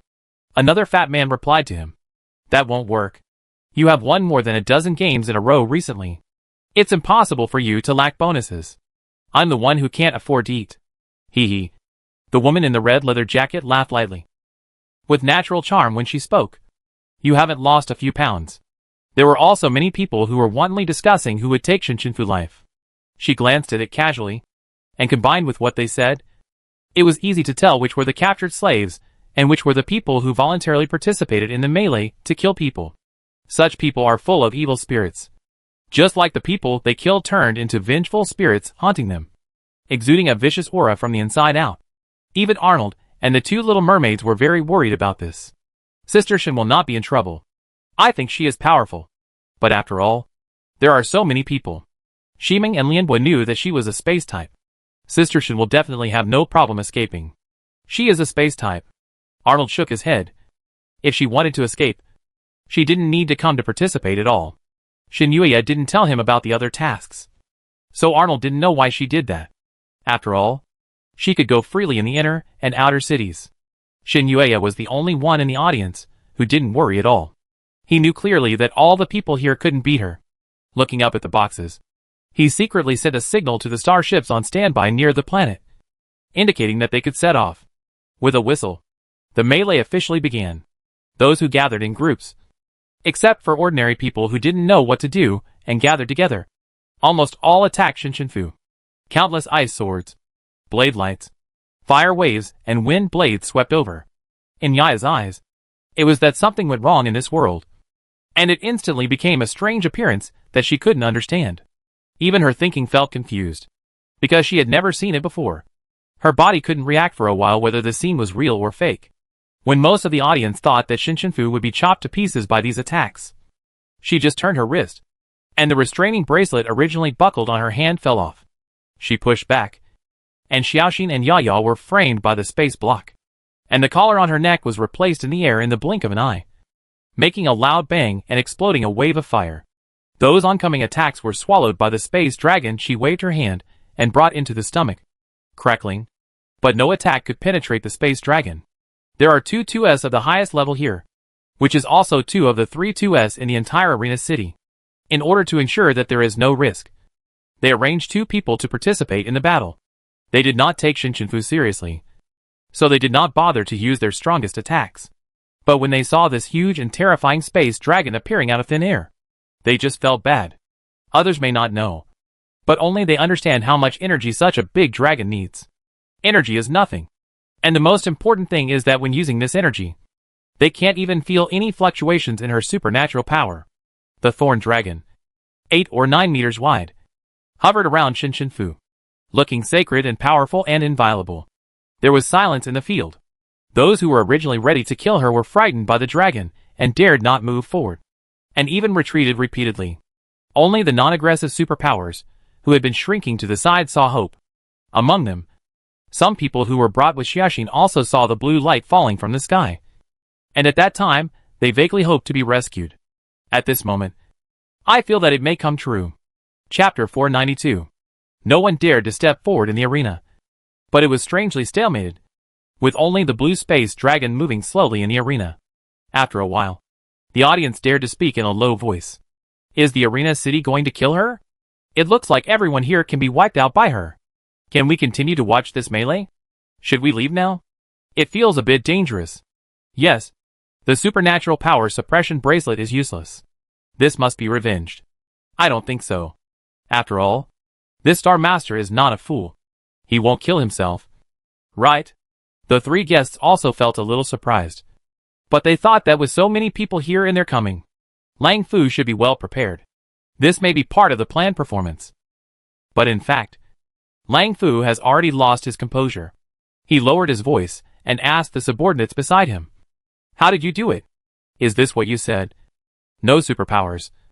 Almost like a dead person? The subordinates felt very wrong. Really? And the treatment was just to connect her bones, and then immediately put on the latest version of the superpower suppression bracelet for her. There were guards to check on her at ordinary times, and she was always sleeping weakly, and her mental fluctuations were as small as those of ordinary people. No one cared much about her physical condition at first, and the arrangement for her death later, thinking that they could just throw her on the field when the time came. What's the situation now? Is there something wrong with my eyes and brain? Subordinates don't know either. I didn't expect that she could even take off the explosive collar on her neck. With such strength, how could she be beaten like that? Lang Fu almost laughed in anger. You ask me? Who should I ask? He turned his eyes to the field, hoping that others could be more useful and kill her. Otherwise, not only will he fail to deter people from other cities this time, but he will also be ridiculed forever. He set up a big field himself to slap himself in the face. The people around understood what he meant, and sent a message to the psychics in the arena city who had small communicators in their ears. We must kill her. After they reacted, they just felt that they underestimated the enemy. It was because they did not use their full strength that they were easily blocked by her attack. After being reminded like this, they felt that they could do it again. Among the group of slaves retreating, only 30 or so psychics in the arena city moved forward, especially the 2s, who relied on their high levels to make a lot of money in the arena city. And the 2 were preparing to form a team. When the time comes, I will control her. And you cut her. Cut her. It's really ridiculous. In fact, Shinshinfu felt that there were not many points that disliked her, but they actually said cut people in front of her. When she thought of Xiao Fei's appearance before, she had the intention to kill. She knew that those who were moving forward were all internal personnel who had received the message. Otherwise, they would not have started to act at the same time.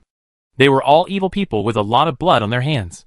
She was too lazy to even move, but just looked at the 2s with the highest level, tilted her head slightly, and blue light flashed in her eyes. The 2s psychic was very morale, but still underestimated her. He seemed to be waiting for her to make a move, wanting to fight her. Although he set up a barrier, he didn't even use any body movement. Isn't this leaving her to kill? Shinshinfu glanced over and saw that the 2s who said he wanted to cut people suddenly fell to the ground while walking, leaving only the blood slowly spreading from his neck. The other 2s showed a horrified face when he saw this, and his instinct made him jump high, but his contempt just now had already made him lose too much time. Halfway through his jump, he suddenly found a golden light in front of him, and the whole person was instantly unable to move. And the next second, his neck felt cold, and his whole body was exhausted and fell to the ground. Shin Shinfu felt that if she hadn't changed her state of mind the last time she dealt with Bai Ruoqing, she might have let go of her anger for revenge and cut these people into pieces on the spot. But now she has changed a little and won't do that.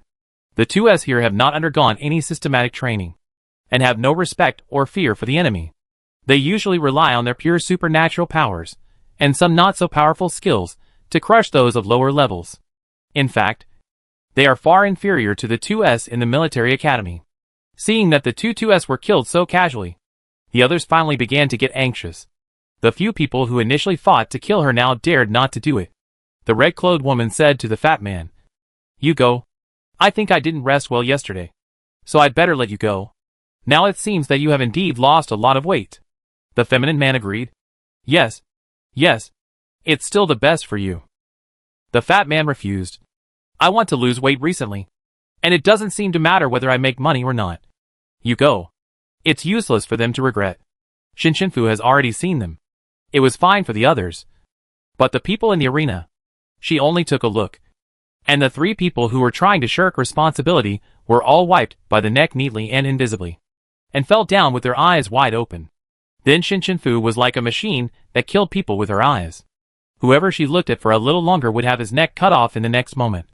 There was a smart psychic in the stands who covered his eyes with his mental power and found that, in fact, everyone in the arena had a blue blade across their necks.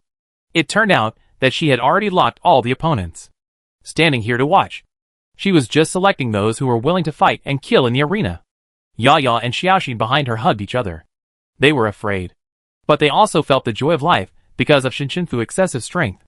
This complex emotion was intertwined, and she really had a fear of Shin Shinfu in her heart, as if she were treating a god. This was an absolute respect for the strong. The 3 guests finally found something wrong when they saw this. Looking at Lang Fu again, he was also unable to control such a situation. He had already ordered all the guards near the arena to come and kill Shin Shinfu. They opened the door and were very disappointed with Lang Fu. They originally came to verify and take away the earnings of the past 10 years. But it was obviously not a good situation to stay for long. So they were immediately surrounded and prepared to leave. But no one could leave. Seeing them come out, Shin Shinfu pointed, and several space blocks framed the 3 guests and Lang Fu. At the same time, all the protective equipment outside the planet was chopped up by the space block shot out from the anchor point she set up at high altitude. She was in the 88th level of the domain, and as long as she set up the anchor point, her skills could be sent out through the anchor point like a space corridor. The starship of the 6th military region entered the Soul Shackle star, passed through the huge portal in front of it, and instantly arrived above the city of death. However, one of the 3 people with a red mask had a high level and strong strength, and shook Shin Shinfu's space block from the inside out, preparing to escape. Suddenly, Lang Fu received the news and was surprised. The planetary defenses have all been broken, and the Federation starships are coming in. The red-masked man heard the news and looked at the other 2 people in the space block. The 2 people were very determined and told him, "Hurry up and start the self-destruction of the equipment." Lang Fu was shocked. He didn't expect that there would be no problems for hundreds of years. But he started the self-destruction here, although he was subjected to the disaster-turning substitute technique. And the substitute dolls and the superpowers were hidden very deep. And his substitute in the Baiju building was also safe. But if the self-destruction is really started, everyone will die. What's the use? Wasn't all his efforts for so many years in vain? So he shouted, "Don't self-destruct." But his opinion has never been important. The man raised his hand and looked at the ring on his finger. Without hesitation, he immediately mobilized his mental power, crushed the ring, and sent out a self-destruction signal. But as early as when he broke the space block, Shin Shinfu had already snapped his fingers lightly. The connection of all the self-destruction devices in the 37 cities was shattered. Chapter 493. After the red-masked man pressed the button, he thought that all the big cities on the planet would be blown up and they would die together. But it didn't happen, although there was some chaos around. Most people didn't know what happened, including Arnold and the other 2 who were shocked by Shin Shinfu's clean and neat killing method. Arnold originally thought that Shin Shinfu was a god of wealth, but he didn't expect that he was also a martial god of wealth, because his ideal was to become the richest man, which required not only strength but also a lot of luck. So he has always been a little superstitious. For a psychic like him who doesn't sleep, He was actually very frustrated when he first awakened his superpowers. After all, which child doesn't want to become an omnipotent psychic who can go to heaven and earth? Even if he wants to be the richest man, it doesn't affect his desire to be a hero. Just like the cartoon star Ultraman that I watched when I was a child. Saving the world. He believes in light. Shi-Ming wanted to ask Arnold if he knew Sister Shin was so powerful. But he didn't respond after asking a few questions and pushing him a few times. It seems that he was stunned by Sister Shin's power. Looking at the other side, Lianbo Xiaopeng was also stunned. But his expression was inexplicably burning? Because Lianbo felt too strong. He thought in his heart that he would become a strong man like her in the future to protect the Blue Sea Kingdom. Protect the Queen's people. The spark of ideal flashed in Lianbo's eyes. The heroic scene of him holding a trident to fight the enemy appeared in his mind. And it had to be accompanied by his exclusive background music. It was burning. Due to the failure of self-destruction. Lang Fu was still very happy compared to the three guests. After so many years of hard research, he threw away all the so-called good qualities of being a human being, and became the Star Master. And he has been sticking to it for so many years. Now he is unwilling to blow it up. When I knew about this system before, I just thought that such a thing would not happen. I just said that I would cooperate with everything. After all, although he had snatched the Star Lord, if the people above wanted to change him, he would not be the Star Lord immediately. Lang Fu issued an order, asking all the guards of the arena city to rush here, be on full alert, and surround and kill Shin Fu. Soon, rows of superpower guards carrying weapons rushed to the arena. Lang Fu's mouth just raised, and before he was happy for long, a huge blue-black door suddenly appeared in the arena. I don't know if it was limited by the venue. This door was from the floor to the ceiling of the arena. There were evil spirits carved on it. The blue-black aura had a solemn and cold aura, which was very deterrent. Others were scared by this door. Only Shin Fu felt familiar. Very familiar. Because this was clearly the door of Shin Yoshing's undead legion. At that moment, she thought that Shin Yoshing had found a way to take her home. But the person who drew out the undead scepter from the supernatural energy as sharply as a long sword was unsheathed was not him. But Shin Yueya. Shin Yueya used the scepter differently from Shin Yoshing. He was like a swordsman who would spin and play with his long sword at will when he was bored, and flip it in his hand easily, looking much more skilled than Shin Yoshing. The scepter in his hand flashed, and the door opened. The undead army poured out continuously, all shouting silently, and suddenly rushed towards the guards. She also felt that outside the field, above the sky, there was another huge door opened. Inside was the army riding on black dragons. And the winged army. In her era, the winged army was said to have perished 2,000 years ago. So Shin Yueya more than 1,000 years ago could also summon the winged army. No wonder Shin Yueya said that he could fight 10,000 people alone. He really had so many people to use. It was not bragging. It was in the sense of numbers. But the difference is that Shin Yueya looked at the people who rushed forward and directly used the scepter to send a blue-black impact on them. The energy turned into more than a dozen blue-black shadow-like tigers, and pounced on the guards. And he held the top of the scepter with both hands, twisted it up and down, and actually pulled out a sword from it. The sword was lingering with the aura of superpowers, and with the mask that Shin Yueya casually hung on his face. It was a natural wantonness. Then he jumped directly from the stands, rushed into the legion, and fought with them. Except for those who died. The people who originally participated in the melee shrank together, and all the guests in the field fled out.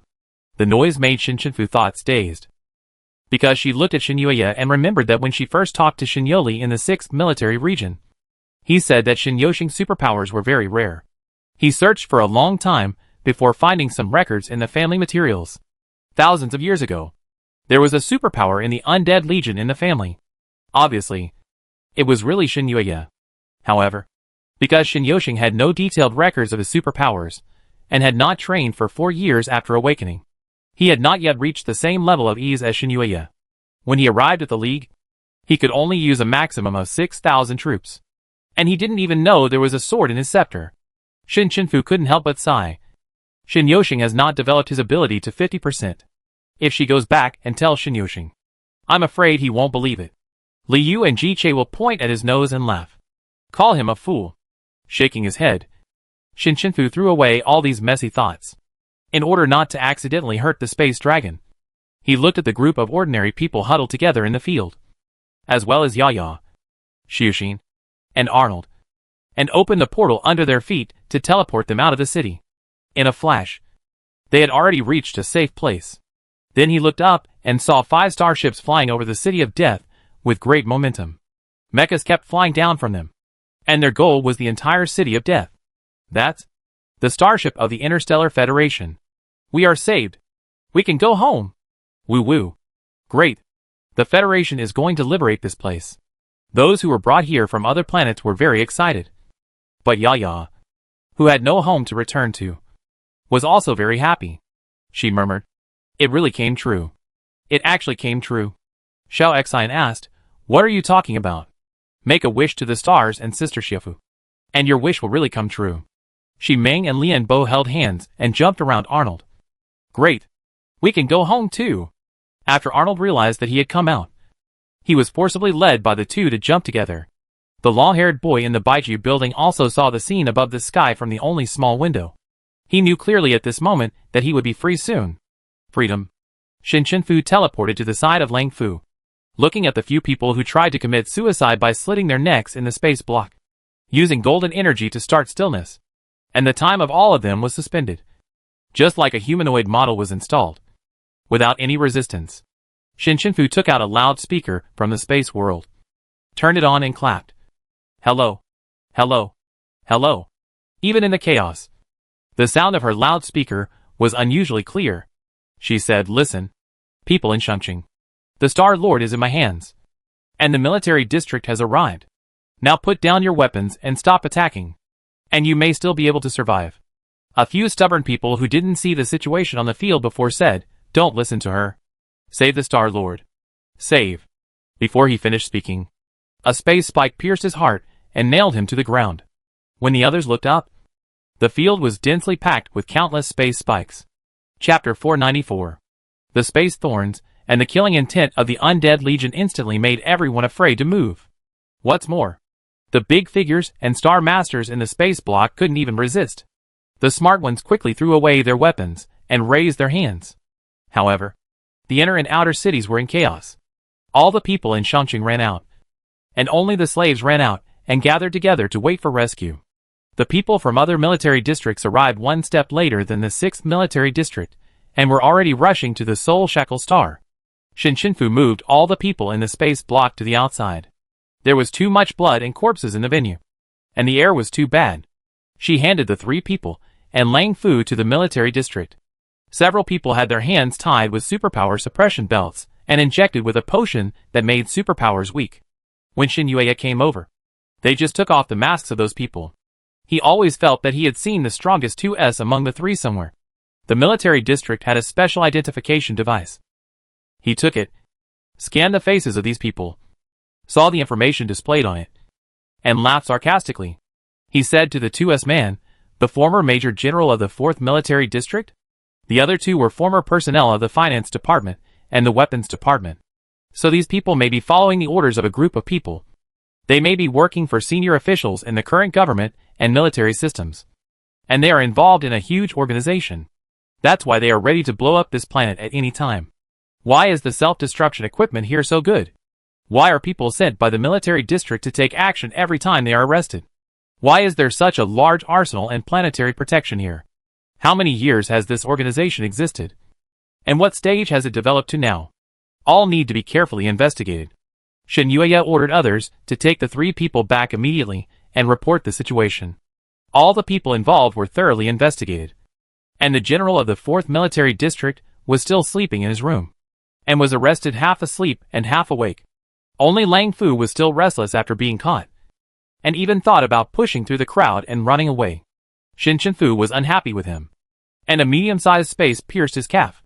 He fell to the ground and glared at Shin Chenfu fiercely. Leaving her behind at that time was the most wrong decision he made. He shouldn't have been greedy for the money and face.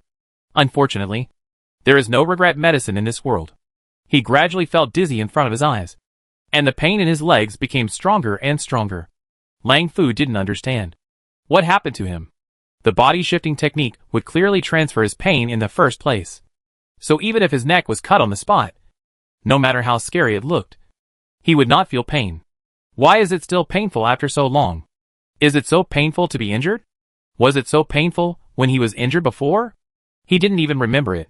He looked a little confused. And only Shin Shinfu smiled. Do you think your injury will be transferred to others? Lang Fu's eyes widened. You? How do you know? When others were about to drag him away, Shin Shinfu suddenly said unconsciously, Wait. She always felt that she should bring the long-haired boy down to see what happened to him, so that she could heal some of the pain he had suffered for so many years. So she teleported to his room in Baiju building at a very fast speed. At this moment, she didn't have to care about any surveillance. She asked in the boy's daze, I will take you to see Lang Fu now. Do you want to go? He paused for a while, but still nodded. But when Shin Shinfu took him away, he heard him sigh softly. It was like he was relieved, but with some sadness. His hair was too long and dragged on the ground.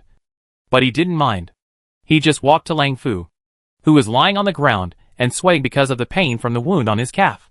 His voice was a little cold, a little puzzled, and a little sarcastic. You also feel pain? Lang Fu forgot the pain a little when he heard this voice. When he looked up with difficulty, confusion appeared in his eyes, as if he didn't understand who the person in front of him was. But after a moment, he seemed to remember who he was and looked away with a guilty conscience. The long-haired boy didn't reveal his face, but Lang Fu didn't dare to look at him anymore. He asked again, Are you happy and satisfied now? As a result, Lang Fu suddenly became furious and said in a rather rogue way, I'm just unlucky. I've always been unlucky. And my choice can't be wrong. Really? Yes.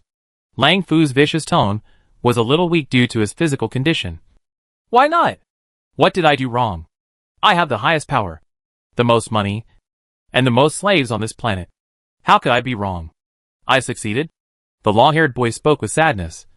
But you were also a slave before. Lang Fu snorted coldly.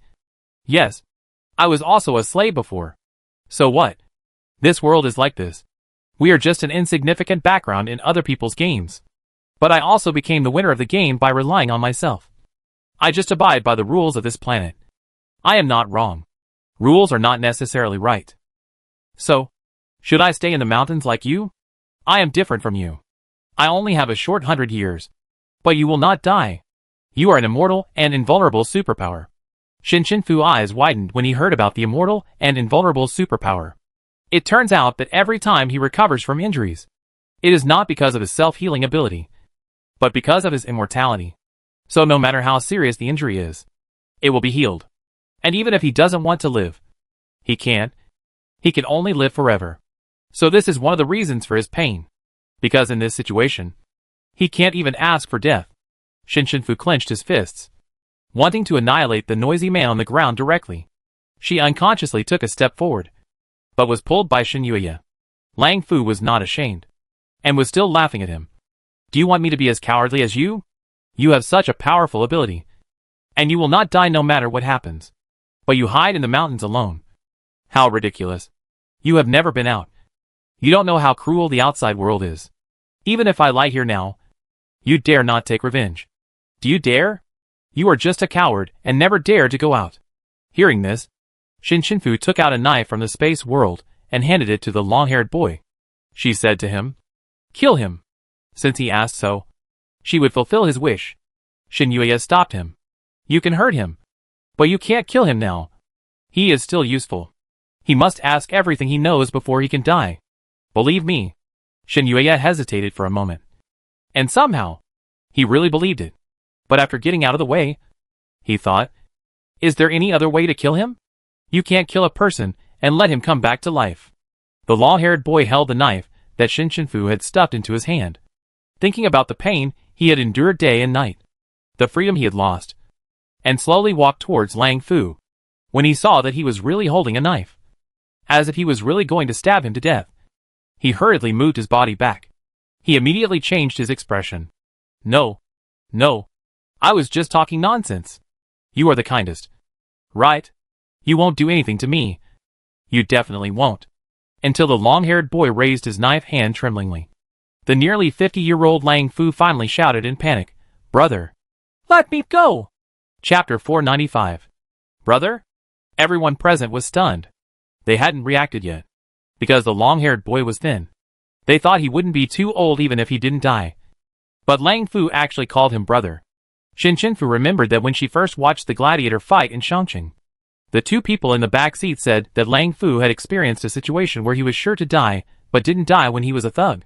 So, at that time, he had been set up by Lang Fu to transfer the damage. Not just a few years, but more than 10 or 20 years. There was no one else who was transferred. Only him. So although he was simple-minded, he was actually much older than her and Shin Yuya.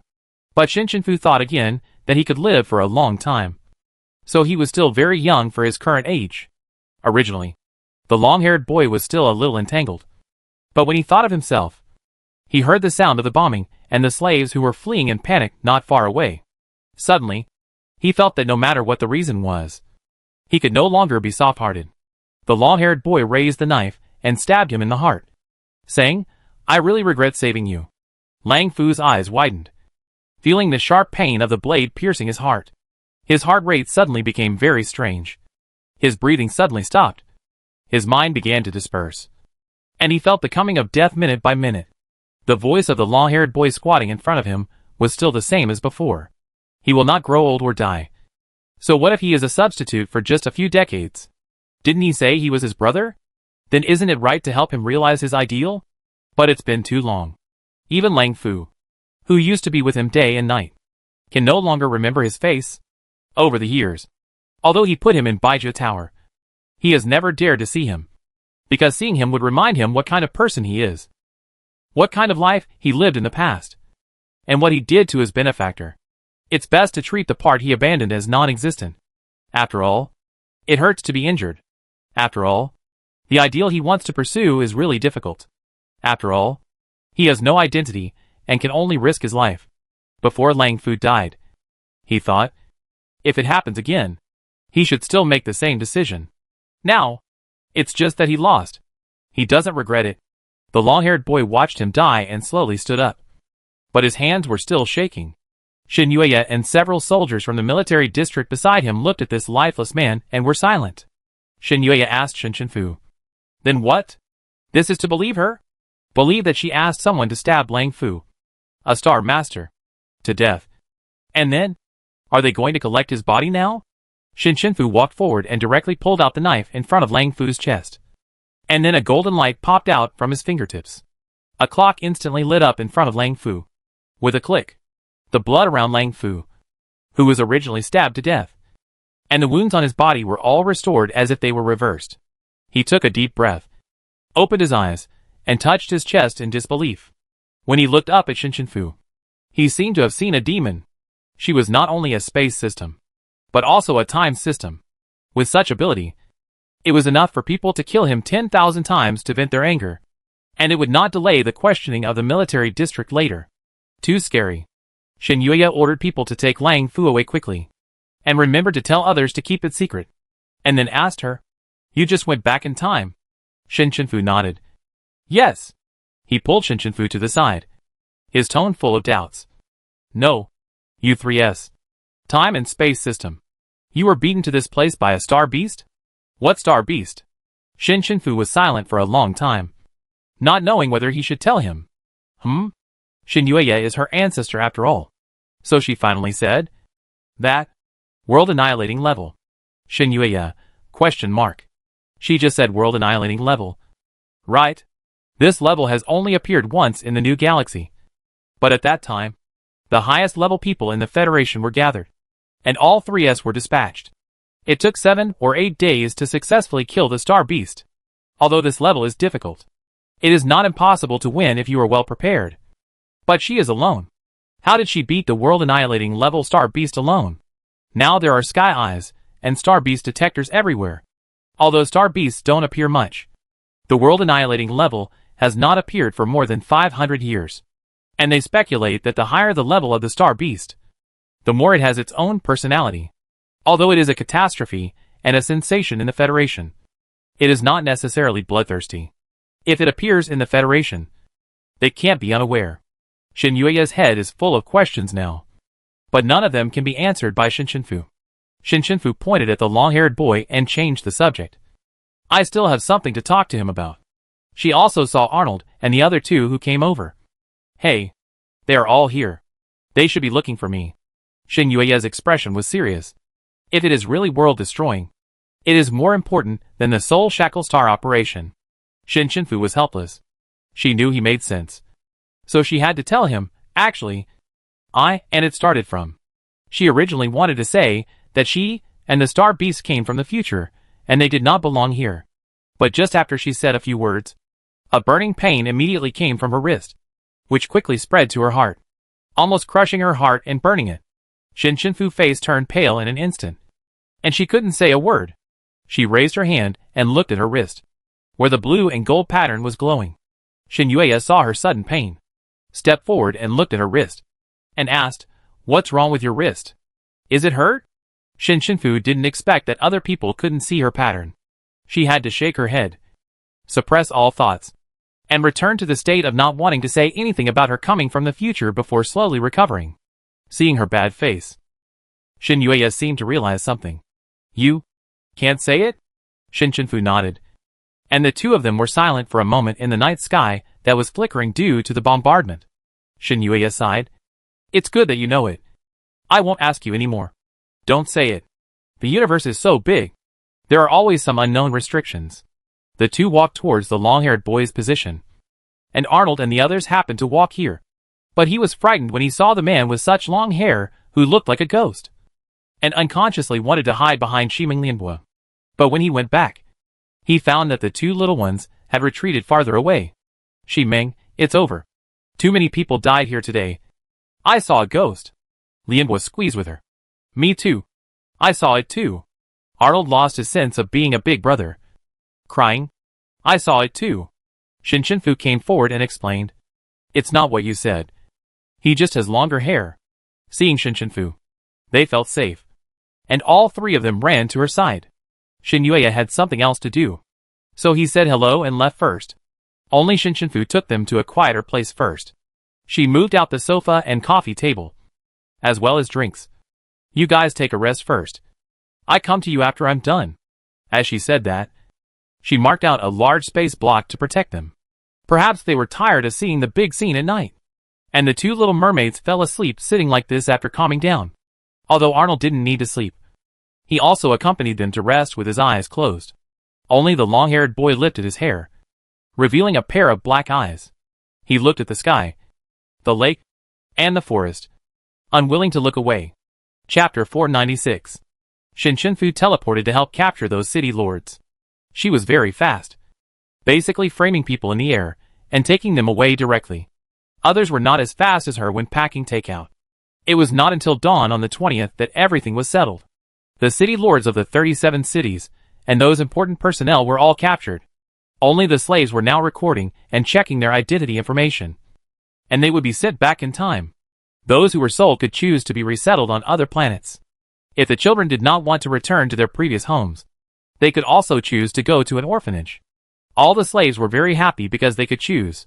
The right to choose was already a freedom that they had never dared to dream of before. When Shin Shinfu found Xiaoxin and Yaya, they were gathered together, sitting in a pile of slaves waiting to be arranged. There were about 3,000 or 4,000 people in this area. When they saw Shin Shinfu coming, they stood up and ran to her. Yaya threw herself on Shin Shinfu, choking a little. "Sister Xiaofu, thank you." Before Xiaoxin could thank her, someone who participated in the melee recognized her. "She is the savior who came from the sky." The crowd was boiling instantly. In one night, they all knew that all the changes started from smashing Baiju building. So she was the savior. Is it her? Is it really her? Thank you. People were originally sitting together, but now they straightened up, even stood up, and thanked her loudly. Shin Shinfu just said, "It's not my credit alone. There are many participants this time. It was the Federation who rescued you." She touched Yaya and glanced at Xiaoxin. "I'm leaving. You should live a good life in the future and don't be deceived again." After that, she raised her hand to an empty space. Everyone saw a blue light flashing. And then, there appeared, full of supplies. Nutrient solution, medicine, clean drinking water, are what they need most now. When everyone looked at where she was standing again, she had already left. Someone murmured, What a savior. But Shinshinfu didn't know that all the things she put down with dates on them had all the words on them disappeared. When Shinshinfu arrived at the lake, Arnold and the other two were still closing their eyes. She knew that Arnold must not have fallen asleep. But the long-haired boy didn't seem to have rested all the time. He tilted his ears, as if listening to the sounds of nature. Seeing Shinshinfu coming back, he hurriedly stood up. But she asked him to sit down and eat something first. But what she didn't have time to ask him last night. He said it himself after he finished eating the red bean-flavored sandwich. You must be curious about why I know about Lang Fu. She nodded. She was indeed curious. He spoke slowly and leisurely, slowly telling her his story by the forest lake. He crawled out of his mother's rotten belly by himself, because she and the man who should be his father died in the mountains for unknown reasons. But this kind of thing is very common in Seoul Shackle Star. Maybe they were runaway slaves. Maybe they eloped. Or maybe they owed debts. But he will never know the real reason in his life. He has never been injured or died since he was a child. And he doesn't know the reason. He doesn't understand mental power. And he doesn't understand when people should have mental power and superpowers. In short, he survived from the beginning when ordinary people should die. So at the beginning, he was just a wild man in the mountains. He didn't know anything and lived by instinct in the mountains. At first, even if he was hungry, he wouldn't starve to death. He could survive by eating the wild grass and flowers beside him. When he grew up to be a child and could walk by himself, his life became richer. He competed with hunting dogs for food, faced wild bears, was bitten by poisonous spiders, and was entangled by pythons. But he survived. Even if he was torn to pieces, he would start to revive from scattered pieces of meat. But it would take a little longer. This is the level of self-healing ability. Fortunately, it will not split into many parts. After many years, he found that he would not grow old. His body would not change. And he would always be a teenager. He only knew about the concept of teenager later, after he was picked up and raised by a kind woman. He knew these things. Originally, he only knew where there were wild beasts and where there were wild fruits. At first, the area near that mountain was also a mountain, and no one came to live there. Later, they gathered together to form a village, because those fighting cities were too terrible, and they ate people without leaving bones. There were still some people on this planet who were unwilling to work for them, and just wanted to live an ordinary life. So they gathered together to form a village and a town. His mother, the one who picked him up, was from Shinshan village. She had good skills. She could hunt and treat people in a simple way. She was very strong. So she was not afraid of him. A wild man. When she found out that he was a teenager, she hesitated for only 3 or 4 seconds and decided to take him home. She actually had a husband and a child. But her husband was lame and her child was dead. So she decided to call him her child's name. At that time they called him Akong. He liked them calling him that. But later he became sensible and understood some truths. And then he learned from other people that Akong was not his name, but the name of their dead child. Dad and Mom always taught him carefully, taught him common sense little by little, and then let him read books and taught him to write. But it was difficult to teach a wild child like him, which required great patience and a lot of love. He felt that it was not just because he was Akong's substitute. After all, Akong was not a wild man, and it was not as difficult to teach as him. That's what he told himself. When he could communicate with people naturally, he knew that the people in this village were all slaves before, but they just ran away together. They were not all from this planet, but they could not go home. Everyone treated him very well, until they found that he would not grow up after 10 years, without any change, and was exactly the same as before. They felt a little scared. Even though some people guessed that this might be his ability, everyone still felt inhuman fear for him, who would never change. At that time, he also noticed everyone's emotions, and thought they would drive him away. But no one drove him away, even if he was an alien, although he knew that they were afraid of him at first. Later, everyone still praised him, saying that he was kind and often helped each family. But his ability was different, so they slowly accepted his difference. No one told anyone, and 3 or 4 years passed. One day, he and Anyang came back from hunting and saw that the village was burned by a fire. It was the people from the nearest city who came to forcibly capture slaves because they lived here secretly without offering items, money or people. After being discovered, they directly destroyed the village. When they came back, Ada was already dead. And even if Anyang took him and ran away, they were still discovered and those people chased after them. Anyang was only a sea-level physical system, and he was useless except for being able to survive. So he was soon caught up. She knew that she could not escape this time. And when she ran to the cliff, she said, "Good boy. You must not let your superpowers be discovered. And don't avenge us. If you are discovered, you will be captured and become a slave. I can't accept that you may have to be a slave for hundreds of years. That is a hell without human rights. Wait until the day when this planet is saved, and then you can come out. Okay?" He shook his head. "Anyang, you come with me." But Anyang just stared at his eyes. "Did you hear everything I said clearly? Don't be discovered. Don't come out.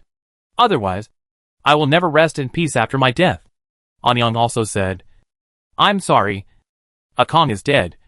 Anyang shouldn't call you this name. I didn't want to admit it before, and later I didn't dare to say it. In fact, Anyang gave you a new name." When those long arrows whistled, Anyang didn't have time to speak, and at the moment of being pierced, she pushed him off the high cliff. Others didn't know the details, but Anyang knew that he would recover from his injury, and he would not die. So when he was shot, she pushed him down violently. He remembered what Anyang said. "Don't go out. Just live in the mountains, and wait until the day when the clouds are cleared and the sun comes out. Then you can come out. You can't go out. Otherwise Anyang will not rest in peace. This is her last wish. He must do it." So he returned to the mountains. Time passed so slowly. Every day without them was too slow. He could only count the memories of the past 10 years to support himself to live. After all, he couldn't support himself and couldn't die. Since he was alone, he talked to himself, and sometimes talked to trees and animals, pretending that they all understood. His life was much more organized than when he first became a savage. He built a simple wooden house with wood, and knew how to catch weaving spiders to weave cloth and make simple clothes. Every day when he came back, he would say, "I'm back." It was as if Anyang would come forward to look at him, touch his face, and say "great," because he felt that he had a home. He was not a savage even in the mountains. Days passed. He could see more and more aircraft passing in the sky. After several decades or hundreds of years, a child suddenly broke into the mountains. He fell in front of his wooden house. He hesitated for only a few seconds, and then took him back like his mother did, and found herbs to treat his wounds, because the child's body was full of scars from being whipped. And there was a scar on his face, and it looked like he had suffered a lot. The child had a high fever, and if he was not saved, he would die. Under his care, he finally woke up after 2 or 3 days. The child looked at him vigilantly until he realized that he had saved his life, and then thanked him. He asked the child's name, and he said his name was Lang Fu. Chapter 497. Lang Fu seemed very scared. At first, he didn't dare to go too far away from the cabin and only dared to follow him, until he felt that there was really no danger nearby. And he was very patient with Lang Fu, the injured child, just like his father and mother treated him, even though he couldn't remember their faces at that time. After Lang Fu believed him and confirmed that he was an ordinary person, he told him about his own story. He said that he was a slave who was sold. The master liked to beat people, so he took advantage of him to escape when he was drunk. He thought that if he wanted to escape from the pursuit, it was safest to go to the mountains where no one was. So he ran deep into the mountains. But he didn't expect to meet him. Lang Fu didn't say he wanted to stay, and he didn't say to let him go. The young Lang Fu just looked up and asked, "Can I call you brother?" He paused, and then nodded. The two lived together in the mountains. Lang Fu was still young, so he taught him some life skills. He was very smart, learned quickly, and was agile. But he always seemed to want to go out. He said, "Brother, I will definitely go out in the future and become a promising person. I will buy a big house and take you out to repay your kindness." He smiled and said it didn't matter. He didn't go out. He liked to be in the mountains. He was also happy in those years, because he hadn't talked to anyone for a long time. If he really lived, it was only the more than 10 years he had been with his father and mother. So it's okay to say that he actually only has the mind of a teenager. When two people live together, they will always find some differences, especially a smart child like Lang Fu. He soon found that his injuries would recover quickly, and he didn't age after 1 year, 3 years, and 5 years. He always looked like a teenager. But he didn't say anything, as if it was natural. And he didn't ask. Lang Fu grew up day by day. He was very happy when he awakened the gold skill in the mountains. He said that he finally had the ability, and he wanted to go out. He asked his brother, "Will you go out with me?" He refused, because he always remembered what his mother said before she died. He would be obedient. Lang Fu seemed a little sad, but he remembered the location here, went out alone, and said that he would definitely come back to see him in the future. Although he was a little reluctant, he still prepared the best bag he could for Lang Fu, which contained the sweetest fruits in the forest and roasted dried meat. He sent him away and became alone again. 5 or 6 years later, Lang Fu came to see him, and he was shocked. He thought it was a bad guy, but he didn't expect it was Lang Fu, who was 16 or 17 years old. At that time, he was taller than him, and Lang Fu looked more like his brother, but he didn't say what he was doing. But he could see that he had suffered a lot of injuries. Lang Fu brought him some new food, warm clothes and quilts, and stayed in the mountains for 2 days before leaving. He said he would come back next time. A few years later, when he came back, he was already a young man, and his face was much more resolute. But he felt that Lang Fu seemed to have changed in some way, as if he had some hostility. Even if he tried to hide it, he couldn't cover up the uncomfortable atmosphere around him. This time he invited him out, saying that he now had a big house and had prepared a room for his brother. He also said that he would definitely realize his wish and become a superior person. But at that time, he thought that Lang Fu's previous wish was to buy a big house. Why did it change now and become a superior person? He still refused, until the 27-year-old Lang Fu came back for the 3rd time. He brought an outsider with him. At that time, he was very panicked, because he felt that the man had a bad face and was naturally resistant. But what was more frightening was that Lang Fu himself became very murderous. He had been in the mountains for many years and had a sensitive intuition. But that was the child he raised, and he wanted to believe him in his heart. This was one of the most wrong decisions he made in his life. He drank the water they gave him, and in a daze, he saw the man he brought with him, taking his blood. And then the two of them left him alone, and Lang Fu seemed to only look back at him. From then on, he began to have inexplicable wounds of various sizes on his body, and several serious injuries. He thought it had something to do with the people that Lang Fu brought. Although he was heartbroken at that time, he could only move to another mountain to live.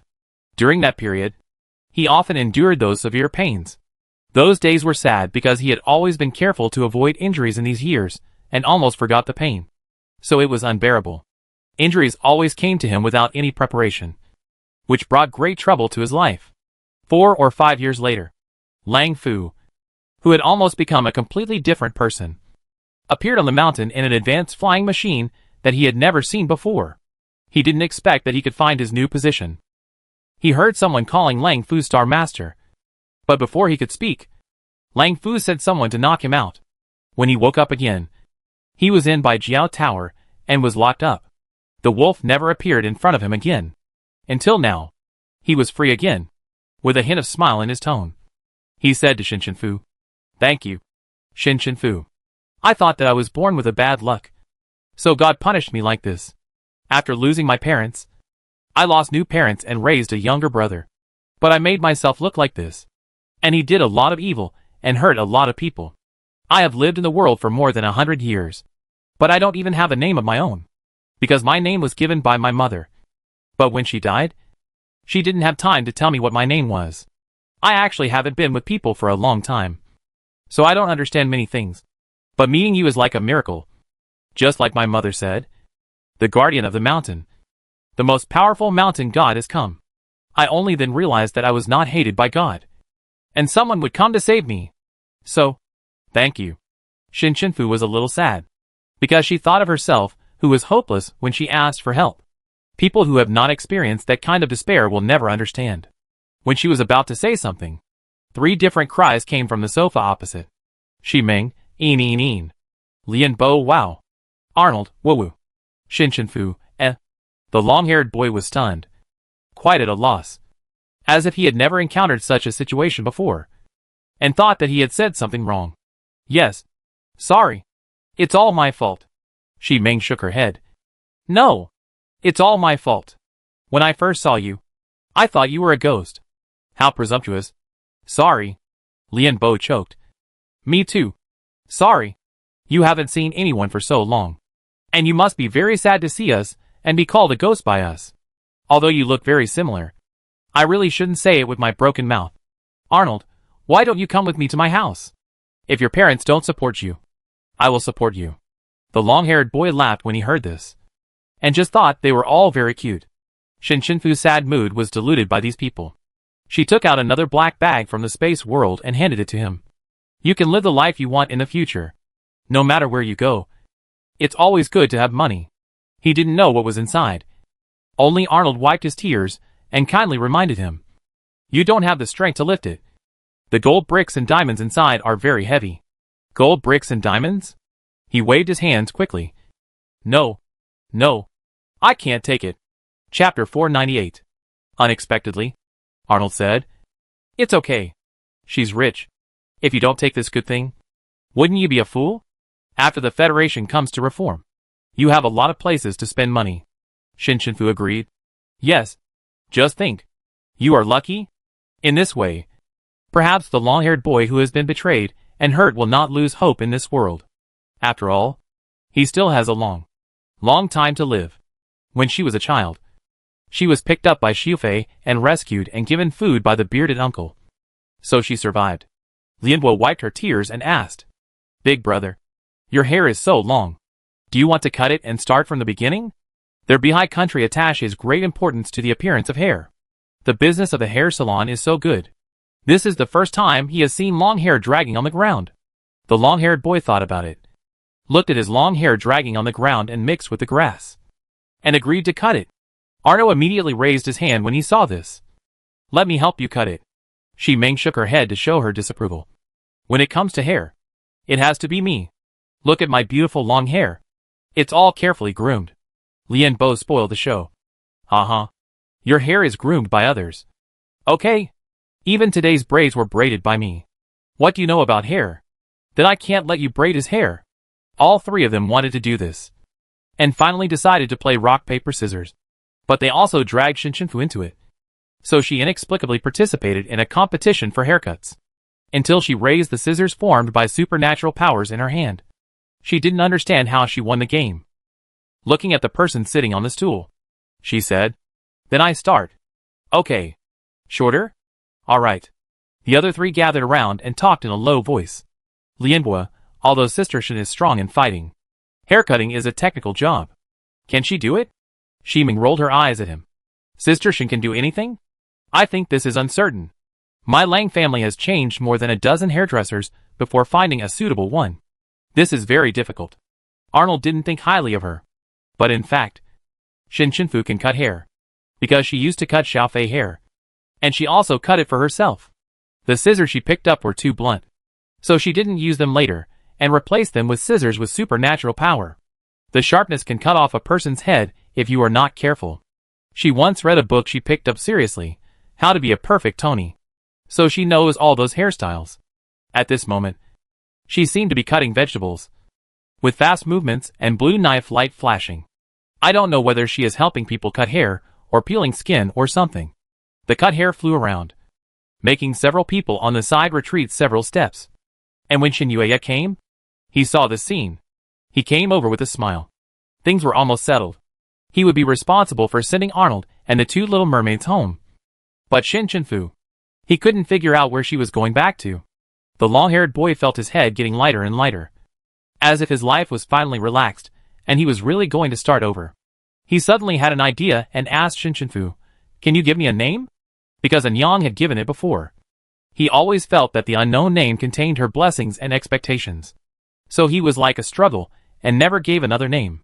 It was as if his home, like the unknown name, was submerged in the long river of time. But now, he knew that as long as he didn't forget, they would always live in his heart. He also wanted to have a new beginning. So he wanted Shin Shinfu to give him a new name. Shin Shinfu concentrated on cutting her hair. When she heard what he said, she thought for a moment and quickly gave it. Just as quickly as she gave herself a name at that time. She asked, Is Feng Wu okay? May you be like the wind, unfettered, free and unrestrained, and can go anywhere you want. Just after the haircut, she patted the broken hair on his shoulders. And when she came to her senses, she remembered what she had just said. Feng Wu. It turned out that the boy who sold her the black cat kite during the kite festival. He said, Fu. My name is Feng Wu. The three of them and Shen Yueya walked to the front. And they all felt that Feng Wu really had a good appearance. Ximing said that he would also be popular in the Blue Sea country. Fu hurriedly walked in front of him. And suddenly met his pair of black eyes. And then moved to the small red mole at the end of his eyebrows. The boy who had been locked up for many years, and had not been exposed to the sun, was so white that he was moved because he had obtained a blessed name. He was smiling with tears. Fu didn't come back to his senses for a long time. This is really the boy who sold kites at the beginning. He said he was Feng Wu. So it turned out to be this Feng Wu. No wonder he told her his name so solemnly at that time. Because it was given by her. If she knew this name at that time, she would remember who he was. But Fu at the kite festival did not return to the past, and did not recognize him. So all this is really inevitable. The traces she left in the past have long arrived in the future. But Feng Wu is the only witness left. Because he is immortal. Feng Wu said, I like this name very much. I will call it this in the future. Fu came back to his senses, and nodded this time. Especially solemnly. Shen Yueya looked at Feng Wu. Then I will take you away with me. This planet still needs some time to transform, and is not so suitable for living. The military district will be responsible for arranging you and your identity. I will apply for an interstellar channel for you. An immortal superpower. And your identity card information will be specially processed. And you? He turned to Fu and said, the money you auctioned will be returned to you after the inventory of Shangqing is completed. Fu shook her head. No. I have other important things to do. She didn't have much time to wait. Shangqing is very large. And it is too difficult to liquidate the property here. But she has been here for more than 10 days, and is about to leave. And leave here forever. If it's returned. Can't you and Arnold split it? Arnold seemed to have won a lottery. His eyes sparkled. Why are you so nice to me? Shen Yueya laughed. If I take your money? What kind of person am I? Arnold rolled his eyes at him. What on earth does he mean? It seems that he is blinded by money. Before leaving Soul Shackle Star, Fu suddenly suggested, let's take a photo together. In this way, Lianhua, Ximing, Arnold, Fu, Shen Yueya, Feng Wu, took a group photo together at the lake of Soul Shackle Star using the two devices of Fu and Shen Yueya. Everyone looked a little tired, but still smiled brightly. This is the most magical part of Fu life journey. Shen Yueya applied for an airship alone to take them away. But the speed was slower than the starship. Fu said he would take her to her destination first. During this time, she checked the route from time to time. After more than a day, when passing by a planet that looked lush and green, she said to a few people, I'm leaving. With her current strength, the airship can pass by such a long distance of the planet. Even if she does not use an anchor point, she can directly teleport. Are you leaving so soon? Ximing asked anxiously. In their eyes, Fu said, I'm going to do what I should do. Shen Yueya seemed to have a premonition in the dark. And he said, no matter what you want to do, be careful. Arnold also became sentimental. Have a good trip. Sister Shen. I will miss you. If you want to come to our Blue Sea country to play, I will take you to sea. I will treat you to the most delicious food. Lianhua looked at her with wide eyes. Fu is not good at facing farewell. But this should be the last time she talks to these people in her life. So she said to Shen Yueya, I will definitely pay attention. You should also pay attention to your own safety. Said to Arnold, pay more attention to the people around you in the future. Business is not as important as yourself. Said to Ximing and Lianhua, you will definitely become very powerful people in the future. But you are still young now. Don't run around. Make sure you can protect your people. Feng Wu suddenly asked. Then can I see you again in the future? Fu was very sure of this. I will definitely. After saying this, she slowly turned around. And when she realized that this was the last time she would see someone other than Feng Wu, her nose suddenly felt sour, and her eyes became hazy. She opened the portal and was about to step in. But suddenly a force pulled her. It was Ximing. Her eyes were shining. Her voice was a little sacred. Everything is set. Don't take the wrong way home. Fu was stunned. Lianhua hurriedly pulled Ximing away. and she slowly nodded, indicating that she remembered. Finally, she looked at a few people deeply, and under their gaze, she turned her back and stepped into the portal and said it for the last time. I'm leaving. We never see each other again. Chapter 499 Time and You. There was no crying here. It was very quiet. The ground was covered with blood, limbs and body parts. There were even more people who might not even have limbs. Song Fan was standing among them. But none of these were caused by him. He was not actually called Song Fan. As a time star beast, he also gave himself a name when he first became a human, called Time and You. But later he changed many hosts. And gradually, he just called himself by the host's name. When they asked him his name when he first fell here, he blurted out Time and You, a name that had not been mentioned for a long time. This is the border area of the current Interstellar Federation. There are some planets that have been almost reclaimed but not used yet. Some people live in such places. There are not many people on this planet, less than 1 million in total. But the place is very large. They have their own set of living systems. Because this planet is different. There are too many exotic beasts. It is not an exaggeration to say that it is an exotic beast planet. In short, the number of exotic beasts is much larger than that of humans. Almost all the people living here are beast hunters. They hunt beasts and try to sell them, and then bring back food and some money. But it's very dangerous, because most beasts will naturally eat humans. For them, humans are just food, a kind of edible food. There are many kinds of beasts here, and it's not surprising to see beast god level beasts. Above the beast god level beasts is the super beast god level. At this level, in addition to being able to travel to other planets by themselves, powerful super beast god level beasts can even travel in the universe with the entire tribe according to different types. Just like the Zerg, humans can tolerate those beasts that have no deterrent power, such as cat beasts and dog beasts, which are their favorite pets. But most of them are not like this. Just like what he sees now. Many beasts eat people as easily as chewing beans. But he now has a strange feeling standing among these limbs. Is it because Song Fan's body affects him? He has killed more than just these people on Sanma Star. Those people are not interesting to him at all. So naturally he doesn't care about life or death. But inside, he was in a daze, thinking back to those humans who were supposedly insignificant. No matter how he thought about it, he felt that it was because they were too strange that he became strange as well. People shouldn't be like this. Most of the people he met were hypocritical and greedy.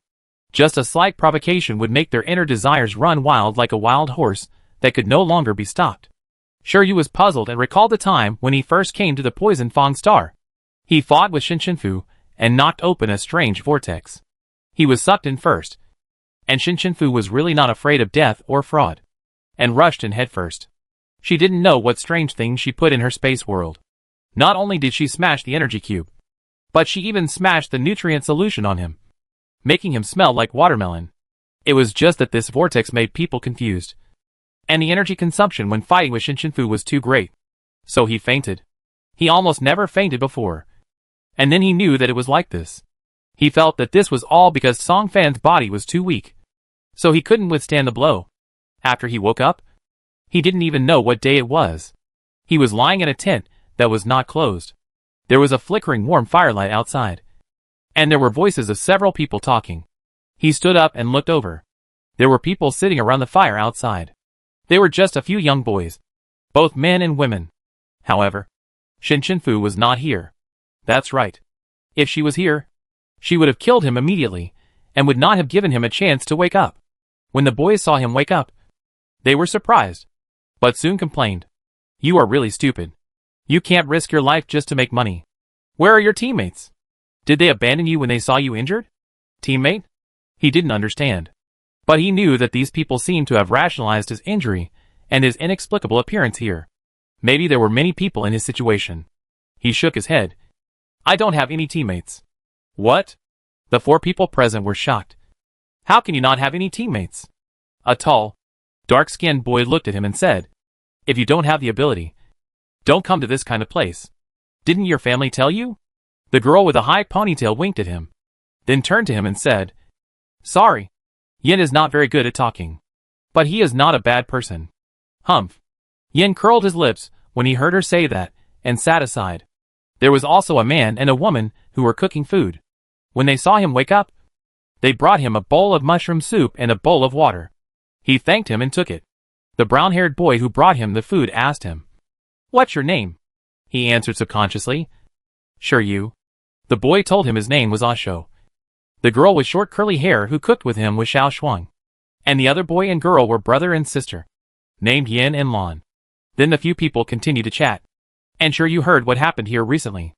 It was said that a hunter saw a golden light suddenly appear from the sky at the number 43 Beast Forest in this area 3 or 4 days ago. No one knew the reason. But some people speculated that there might be a good treasure. So many people rushed here. Obviously, the golden light was him. The 4-member team was originally in the Beast Forest and had been here for more than half a month. When they saw the news, they thought there was something. They searched for 2 days, but didn't see anything. Instead, they picked him up and treated him. He finally woke up. They all thought he came here to find treasures by himself. Osho said to him, "If you really don't have teammates, just team up with us for now. It's too dangerous for you to be alone anyway." Sure you was a little surprised. He didn't expect that the hunters here would be willing to take anyone they picked up with them. Moreover, even Yin, who had said a few words to him in a bad tone before, did not express his unwillingness. In theory, he now looks like a weak injured person, and he will be a hindrance from any angle. Sure you had no objection. After all, his energy also needs some time to recover. Star beasts recover energy slower than humans. So he has to hide for a while, and cannot be found by Shinshinfu. She now has the abilities of time and space. If they meet again, it will be a battle of life and death. But he kept a watchful eye and asked, "Did you see the blue light falling from the sky on the day you saw the golden light?" Osho shook his head. "I don't think I heard this." As he said this, he took out a communicator. The style was very old, and a long signal receiver needed to be pulled out. Clicking it, it showed all kinds of information about the planet. These are specially prepared for hunting exotic beasts, and are universal on the planet.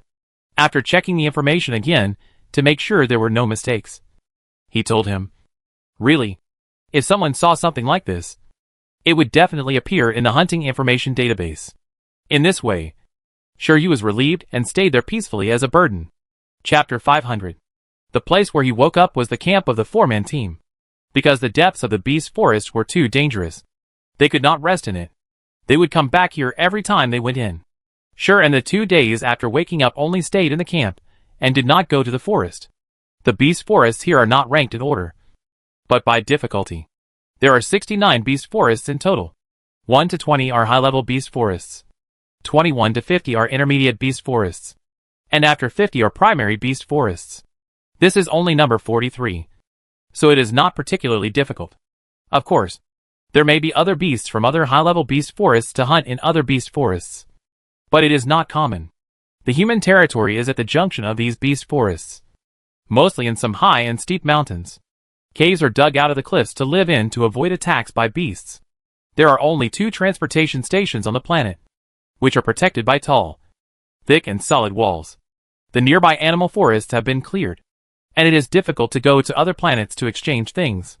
Therefore, there are special trading organizations that are responsible for transportation and trading on other planets. But they will only charge a part of the commission. The communicator is prepared by them. Wherever you kill a strange beast, you can call the people in the trading area to transport it away at any time. The people on the entire planet live very primitively. While alone in the camp, Shiryu tried to use his puppet to see what was happening in other locations of the Federation. But it was completely unconnected. It was as if he had never set up any puppets. Which was really strange. But he thought it was because of the energy bombardment with Shinshinfu at that time that he went wrong. And he didn't think too much about it. After all, the world is so big. It's not strange to have anything happen. But just when it was about to get dark on the 3rd day after he woke up, an accident suddenly happened. A high-level sun porcupine was chased by a lightning pterosaur, and was frightened and rushed to the vicinity of their camp. But at that time, only Shiryu was sitting by the tent. However, when he sensed the sun porcupine coming, he didn't panic at all. After all, he didn't care about those ordinary superpowers. Let alone a pig. Even if it was a pig with thorns, it was still a pig, and it was bright red. In this green forest, the contrast was very strong. He didn't know how such a stupid pig could live to a high level. Isn't this obviously asking other beasts to fight? Although he didn't recover much, It was more than enough to deal with a pig. Shiryu just sat on the folding chair, wanting to wait until the sun porcupine came in front of him before killing it. The trees were unusually tall, and there were many trees that were 100 meters high. But this sun porcupine was not small either. It looked about 30 meters tall and knocked down many big trees. Shiryu didn't like it very much. Compared with these moving and screaming beasts, he still preferred quiet trees. However, it was really because he was too weak. This stupid pig didn't even realize what he was. When ordinary beasts met star beasts, they could only run for their lives. How could they try to knock him to death like this? When the sun porcupine reached 800 meters near him, he raised his hand, aimed at its heart, and was about to make a fatal blow. Suddenly, several figures flashed out, and a team of 4 appeared panting, standing around him in a surrounding position, one by one in an attacking posture. It seems to be to protect him? Shiryu retracted his hand. Yin spoke with anger. Fortunately, we came back. Are you a fool? Can't you see such a big red sun porcupine? Are you still sitting here, waiting to be trampled to death? Asho's tone was not as hard as his. Just advised, Shiryu. Remember to avoid the strange beast next time you see it. It's very dangerous. In just 2 sentences, the sun porcupine had reached 200 meters. Yin and Lan rushed forward.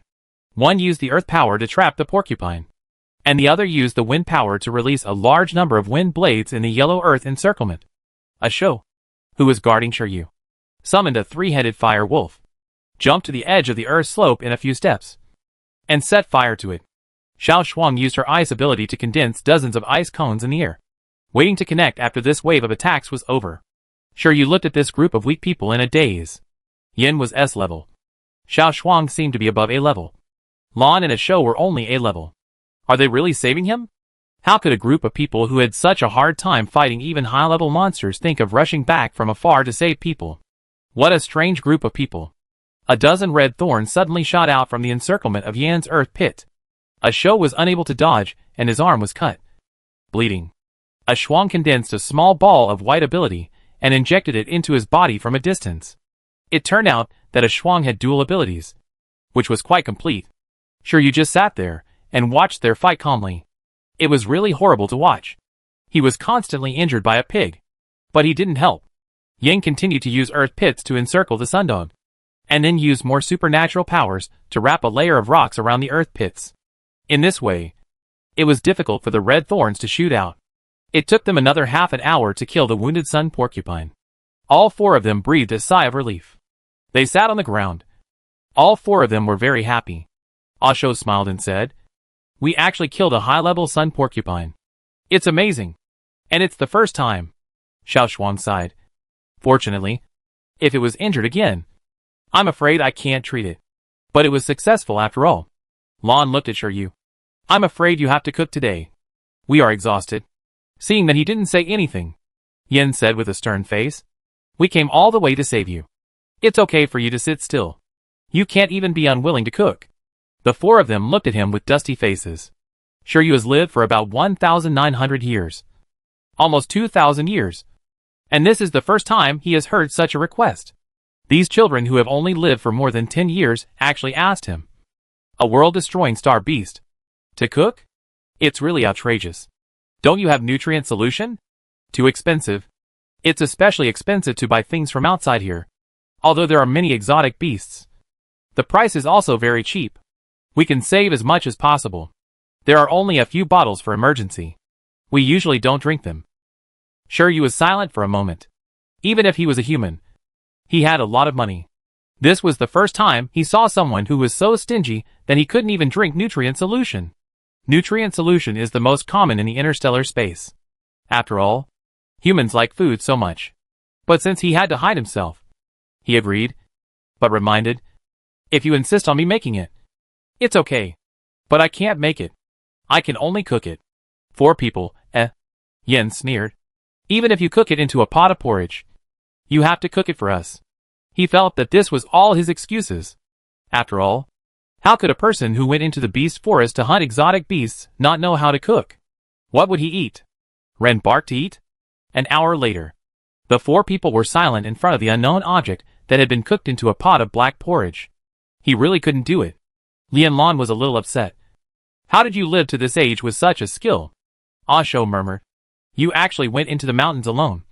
And you don't have any special powers. Xiao Shuang sighed. Isn't it possible that you fainted from hunger at that time? Yin had already petrified. The four of them only thought that Shiryu was courageous. But they would not waste this unpalatable food. Because even mushrooms and wild vegetables were precious foods in the beast forest. And Shiryu had to eat it. So the time-star beast, who had a long life, ate such unpalatable food for the first time. And they forced him to finish it. He didn't want to. But they seemed to have turned drinking this bowl of strange things into a challenge. Whoever finished drinking it first would not have to keep watch all night. In the end, Xiao Shuang won. Because she used her special powers to freeze the bowl of things into ice. The taste was numb when eating.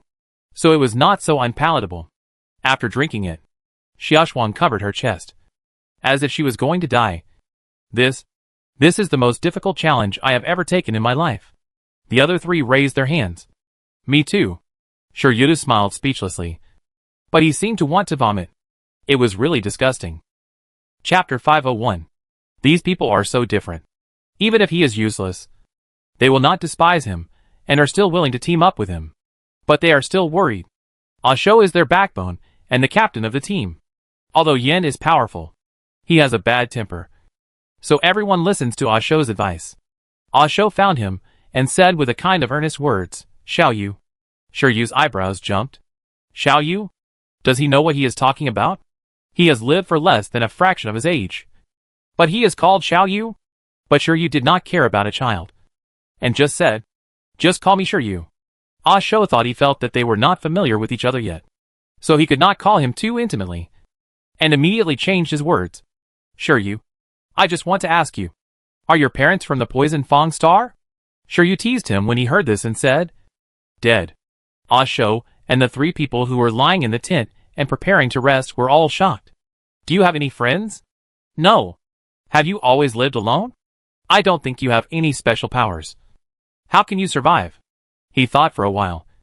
It's just that the transportation here is inconvenient. It costs a lot of money to go to other planets. The commission here is very expensive. And you have to hunt a lot of strange beasts before you can go out. Shiryu raised his eyebrows. Why should I go out? Ah Shou said as a matter of course. Because you don't have family, friends, and special powers here.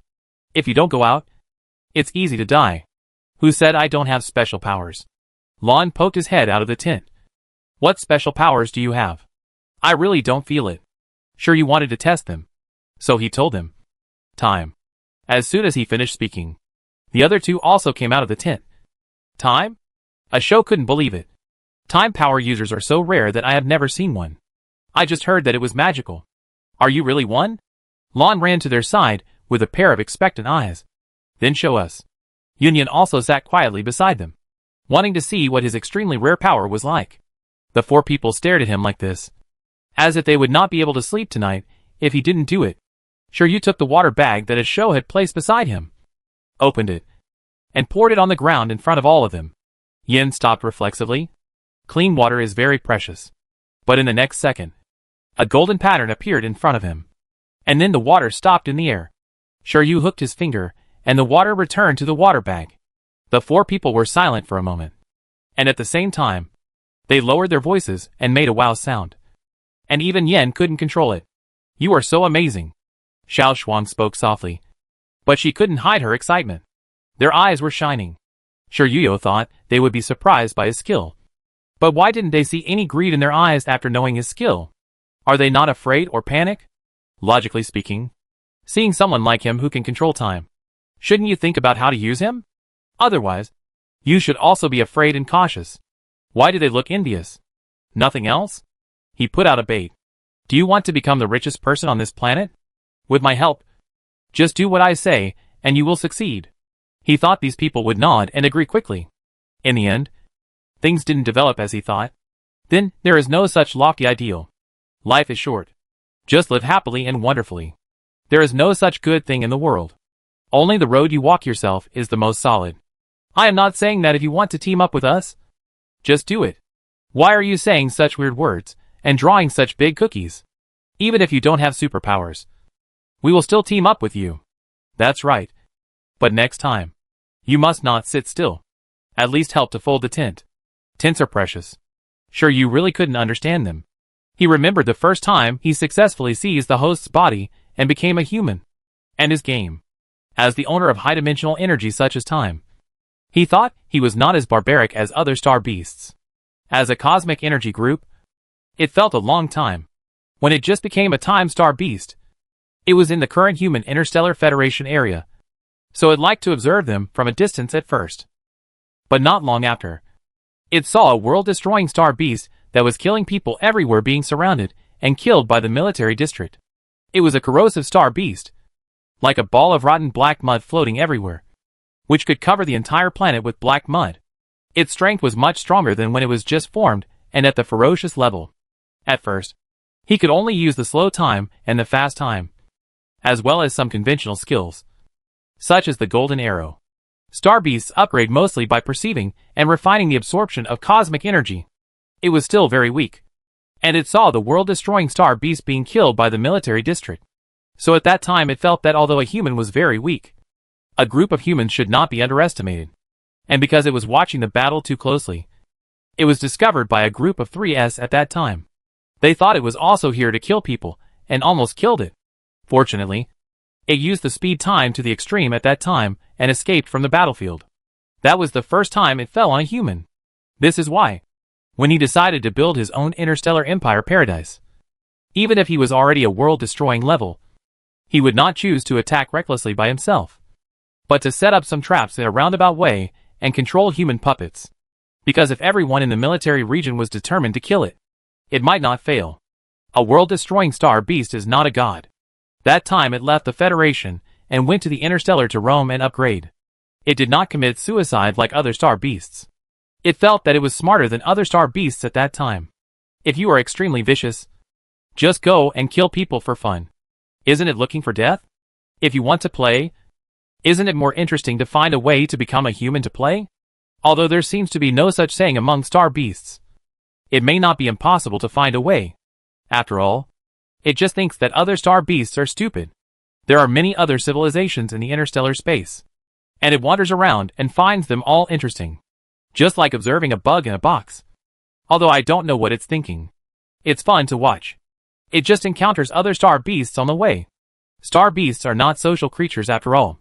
As long as they meet, the strong ones will chase the weak ones and fight. Especially in the disaster level and the vicious level. They will fight when they meet. When it comes to the purgatory level, it depends on the character of the star beast. Basically, they will let go of those low-level star beasts and can suppress low-level star beasts. It has hardly been injured because it runs really fast. It has been drifting for almost 1,500 years of human beings. It returned to the Interstellar Federation area where it was formed at the purgatory level.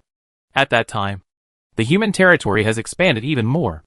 It went to a planet with no defenses and few people on the border of the Federation, shrunk itself into a small ball of light, and entered the planet. Sure enough, no one found it. It learned their language and part of their culture at close range, and captured some people for experiments to see if it could parasitize on them. It's like playing a game in a substitution first-person perspective. After all, it is a time beast, and it has to live for a very long time. So it still has to find something interesting to do. But the human body is too weak, and people at the interstellar border are even weaker, and they can't withstand its energy. After a few years, it found that the higher the level of human spiritual power, the more it can withstand the energy of the beast. After this discovery, it experimented more happily. Chapter 502. It felt that it had a strong research spirit. It spent about 100 years and actually succeeded in its research. It just needed to take out its star core, compress its body into the star core, and then perform a second compression to merge the energy with the human body. During this period, it had to constantly control its energy and not let the host explode and die. Of course, many people would explode and die in such research. It was just some people. For him, death or life was not something he would think about at all. But there was a disadvantage to doing this. That was that some energy would be released during compression. So after entering the human body, there would be a period of weakness. But that time was just a blink of an eye for it. And it was nothing. This approach also brought it unexpected benefits. Because of this part of research and experiments, it understood more about energy. So it upgraded from purgatory to the world-destroying level in just 100 years. It was the second world-destroying star beast to appear in the Federation. After the success, he became a human with the host's body and gave himself a new name. Shiryu. Everything was fresh. Star beasts are always lonely and have no friends. But humans are very lively. He was initially dazzled by these lively experiences, playing as he pleased, experiencing interesting things everywhere, which was much more interesting than upgrading in the universe before. He changed his playing style until his ability was exposed. He had been hiding it for the first year. At that time, he was walking with a group of explorers. When they met him, he was about to go to the glacier to see and feel the cold. Because the star beast's body was not obvious, he wanted to try it with a human body. And he happened to meet them. They asked him to join them very enthusiastically. And he agreed. There were about 30 people, who were very harmonious family members, and relatives of the same family. They all came from other planets to play at the interstellar border. But at that time, he didn't understand the subtle atmosphere between people. So he didn't know that these 30 people were actually going to kill 2 of them. And at first, he pulled a seemingly ignorant teenager into the team, just thinking that he would be a scapegoat if he was discovered. They went to a glacier, and while they were exploring separately, they killed the 2 siblings who had just inherited their parents' inheritance, pretending that they were killed by a strange beast. When he went to see them, he found a large area of blood and 2 corpses. And the 30-odd people were crying while filming videos. They cried so sadly, and looked really sad and in pain. Their uncle seemed to be so sad that he wanted to hit his head against his head and die. So at this time he said, "I can help you." Although he had just successfully parasitized and was still in a weak period, it was said that helping was something that humans often did. And he also wanted to try what it felt like. In their shocked eyes, he used time to go back and forcibly go back the 2 purple and cold bodies to when they were still alive. But if they died for more than 24 hours, he couldn't save them. This is the limitation of the universe. His childhood. This is also the reason why people cannot be directly retraced to the state before birth. In fact, he also has a dusk, which turns people into old people, but cannot directly let them die of old age. This is also a limitation. After the brother and sister woke up, they forgot that they had been killed because they did not see their faces during the assassination. When their relatives saw them wake up, they were so surprised that they looked like they had seen a ghost. They did not dare to come forward for a long time. Only he said happily, "Look, are you alive?" The brother and sister were stupid and thought they were really attacked by a strange beast. They hugged their relatives as if they had survived a disaster. After returning to the ice cave, he found that the eyes of those people looking at him had changed. They put drugs in his water, but a little bit of drugs was useless to him. He and the 2 siblings drank it, and he heard the quarrels of those people. It was roughly divided into 3 parts. One part said that they would kill him first, then kill the 2 siblings, and then divide the money. Another part said that they would kill the 2 siblings and leave him, a stupid time ability user, to work for them. The third part felt regretful. They did not dare to kill people in the first place. When they saw the child they killed woke up again, they were afraid and wanted to retreat. The 3 parts were originally just arguing, then quarreling, and then fighting. But they all came together and held back. Their sharp voices made him feel sick. He didn't know why, but he suddenly felt like a star beast, with a strong sense of hostility. At that moment, he felt like he wanted to kill all of them. But suddenly he had a new idea. He sat up and said, "I have a good idea." The 30 or so people who were fighting fiercely quieted down after hearing this voice, and looked at him in disbelief.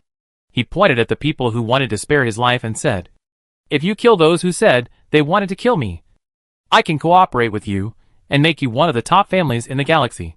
These people were greedy, so they agreed. Before the other group could react, they killed them. Although a few of their own people died, the people on the other side were caught off guard, and all of them were killed. They asked him, "Can we cooperate now?" He shook his head and pointed to the group of people who retreated. But they saw it. With just one sentence, the 2 groups of people started fighting again. This time, the fight lasted longer, because they had just attacked other people, which made those who did not do anything alert. After fighting for half an hour, they almost died together. Only 1 or 2 of them were still alive, but they soon vomited blood and died weakly. Isn't this solved? At that time, He thought happily that the brother and sister should really thank him. Just when he felt that they woke up, he turned around with a smile, but was greeted by a sharp pain that made his scalp tighten. The brother and sister saw the corpses on the ground and him, the only one standing, and did not ask any questions, as if they had directly determined that he had killed them all. So the two of them used their supernatural powers to condense a long knife and stabbed it directly into his body. Although it was the host's body, it was more painful. So he fell into a second trap on humans. These people are greedy, jealous, and betray each other. The people he helped are also so stupid. The two siblings saw that he didn't move, as if he was in a daze, and didn't resist. So they grabbed him and stabbed him repeatedly. Although he could trace back, he pretended to be weak and dying. Only then did he see the two siblings looking at each other. There was a secret joy in that. They knew it. They didn't drink the drugged water, and they knew that he helped them kill their relatives. But they turned their kindness into hatred and silenced them. And through the conversation when they left, they understood that they actually poisoned the food that their relatives ate and wanted to take all the relatives' property. How interesting. From that day on, he didn't believe in the surface of humans. He felt that they were all hypocritical, even if they performed well at the beginning. As long as the benefits were given, they would show their true colors. Later, he played such a game. As long as he could provoke the greedy and jealous side of people, they would be willing to do anything. Almost no one would not be affected. If there was, it was because the price was not enough. Although sometimes it was so ugly that he felt disgusted. The process was very interesting, but it got a bit boring after a while. Later, he wanted to see what these people could do. So he started the human elimination plan, removing 60% of the people and rebuilding a new empire where he could play a greater role. He called some powerful star beasts to work with him, control the puppets, and rebuild the playground. After all, the people in the military district always killed star beasts, and he didn't want to hide anymore. It would be more cost-effective to spend a little time destroying the military district and the federal government. And this matter itself is also a huge game. A game between the uninformed military district and him. How many people will die in the plan? What does it have to do with him? When humans press ants on the ground to death, do they think about the feelings of the ants? Do they think if they will cry? As for his own good and evil, does he need to abide by these? That is a concept that only people have. He is just a star beast who has lived a long time. He doesn't think there is anything wrong. Chapter 503.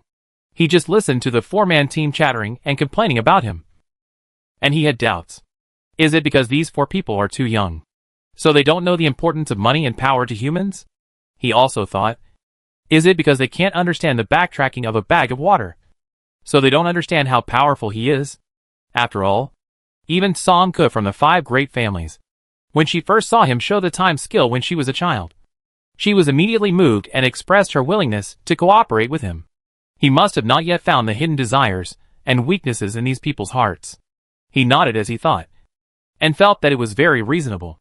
As a result, they were very happy to see him nod. Asho said, "One more. You promised." Shiryu was confused.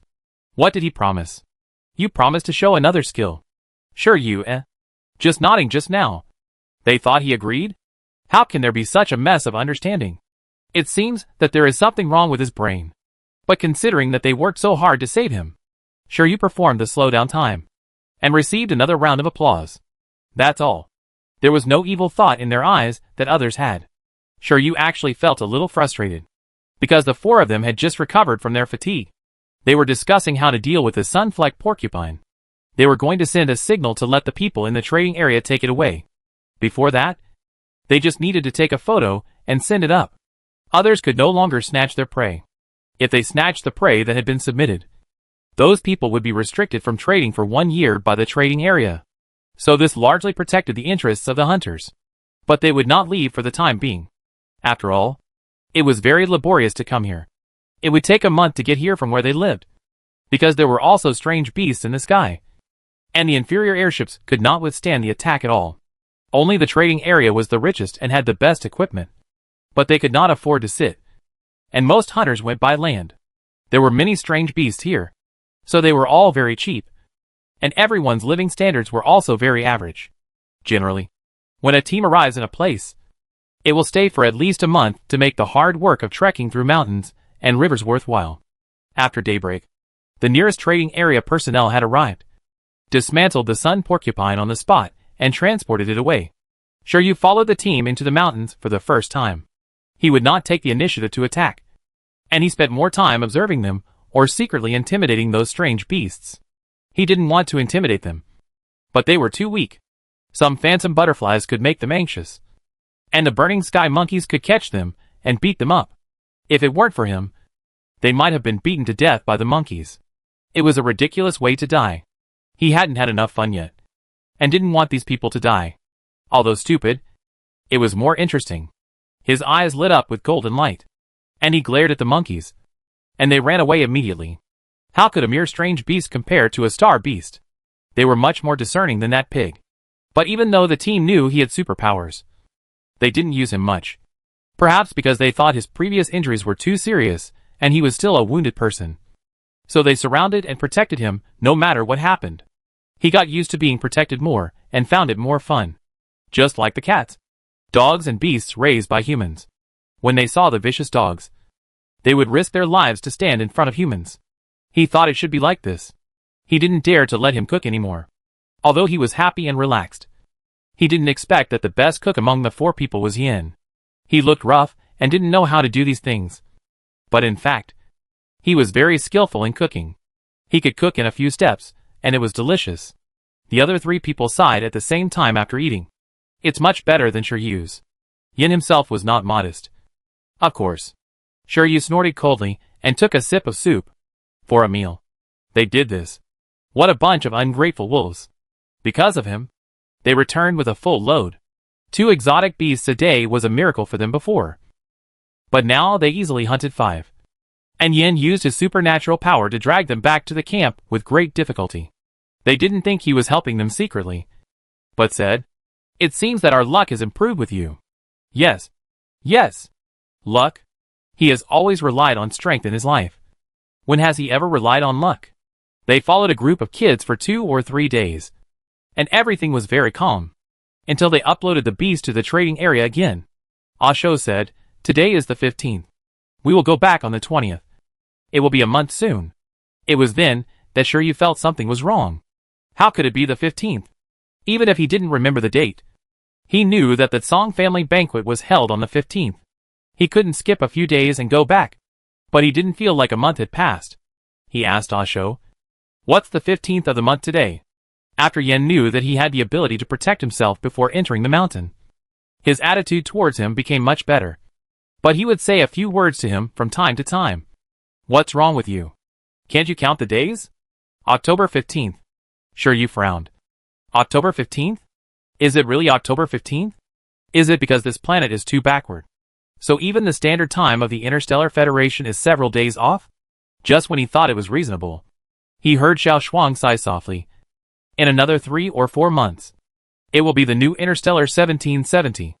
It would be nice to have a cake to eat during the New Year's Eve." Lon smiled and pinched her face.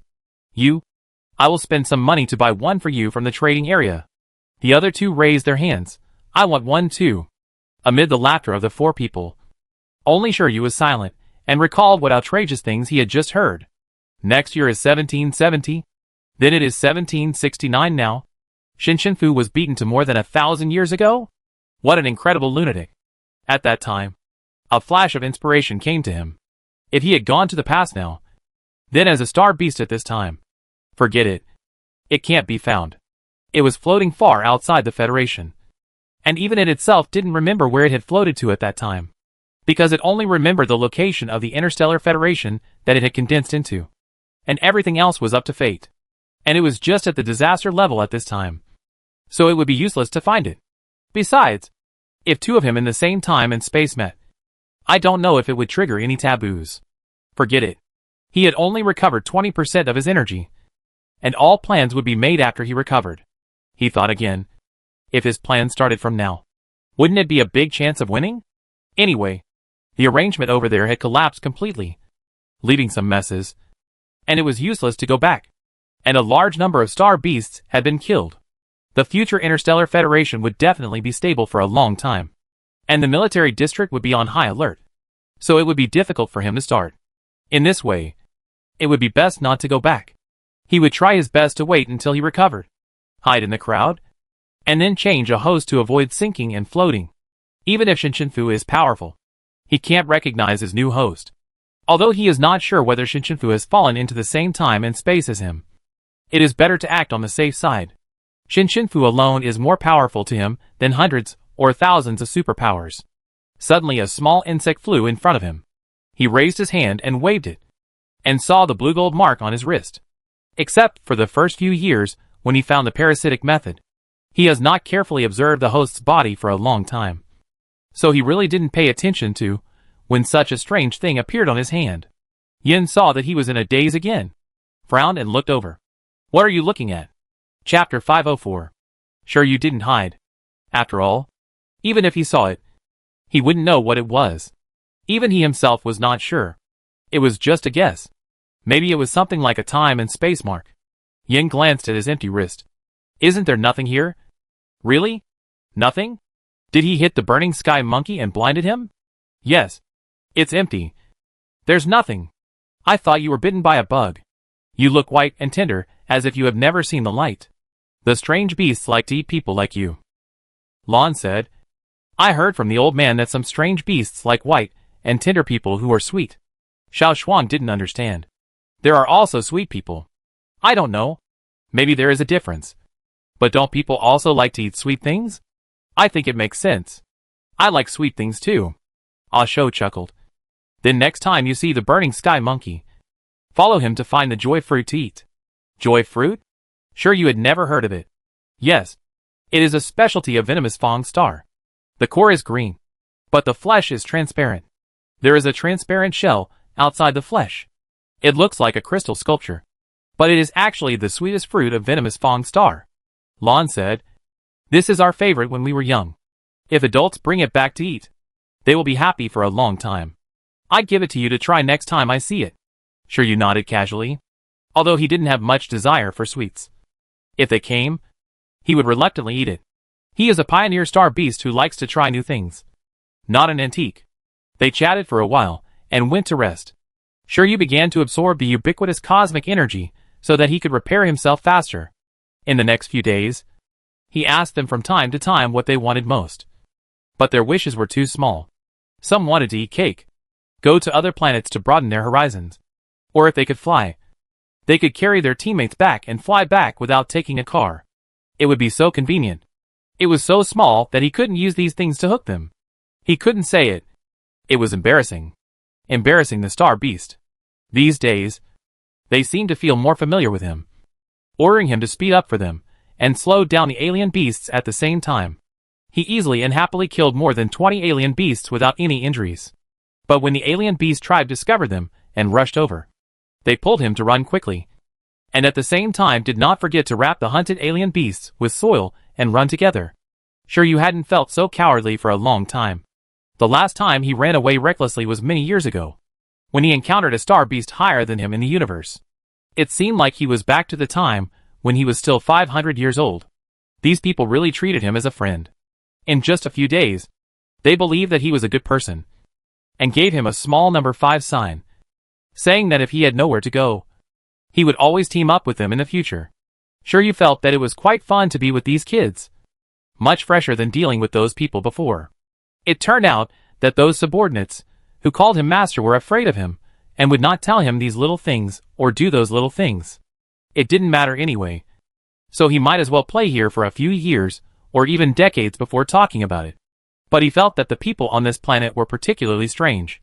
It was not that he had not met other hunters in the beast forest, but when they met, there would be no disputes between the two sides. Even if they saw the same suitable prey, they would not fight for it. They were all strangers. But there was a sense of unity.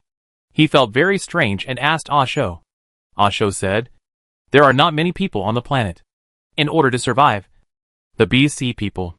In order to survive, people kill the beasts for money and food. It is a fight between two creatures. So when you meet the same kind, you always have to be kind and help each other. Although there are bad people, there are still more good people. Sure you did not have a good impression of the matter of helping strangers. So he did not continue to talk about it. But on the 19th, The few people who were originally going to continue to enter the beast forest suddenly received a message saying that the nearby number 31 beast forest needed support and summoned nearby people to rush over. The level of beast forest number 43 is lower than that of beast forest number 31. And the beasts there are not that strong. But the two beast forests are only separated by a very wide and turbulent river. Shiryu was pulled together to discuss.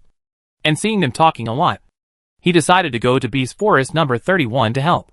But Shiryu felt that even if it was fun, and he was willing to play with them, he was not willing to help other humans. So he said, "Didn't we agree to leave on the 20th? If we go to beast forest number 31 again, it will take several more days. And their equipment is not very good." Yin said, "They need help there. We have to go." Shiryu said in a light tone. It's really asking for trouble. He couldn't understand that if they disrupted their original plan to help others, if they didn't have ulterior motives or were hypocritical, they were stupid. Yin saw that he didn't want to go, and felt unhappy when he heard him say that. Looking for trouble? Didn't we also look for trouble to rescue you? This was a heavy word. And Asho quickly stopped him from continuing. Explained, before, we encountered dangers that we couldn't avoid, and we survived by waiting for rescue from others. So in general, as long as it's not too far away, everyone will help if they can. Lon had different ideas from them. Why do you have to do this? It's normal for everyone to have their own ideas. Isn't there a post station near the river separating the two beast forests? Sure, you can wait for us to come back there. Xiao Shuang also agreed. Yes. Shiryu looks tired recently, and it seems that he has dark circles under his eyes. Let's go! Although it's the number 31 beast forest, we have been there twice before, and there are no special grade exotic beasts. Only beast forests above number 20 have special grade exotic beasts. Shiryu was too lazy to argue with him, and was taken to the post station calmly.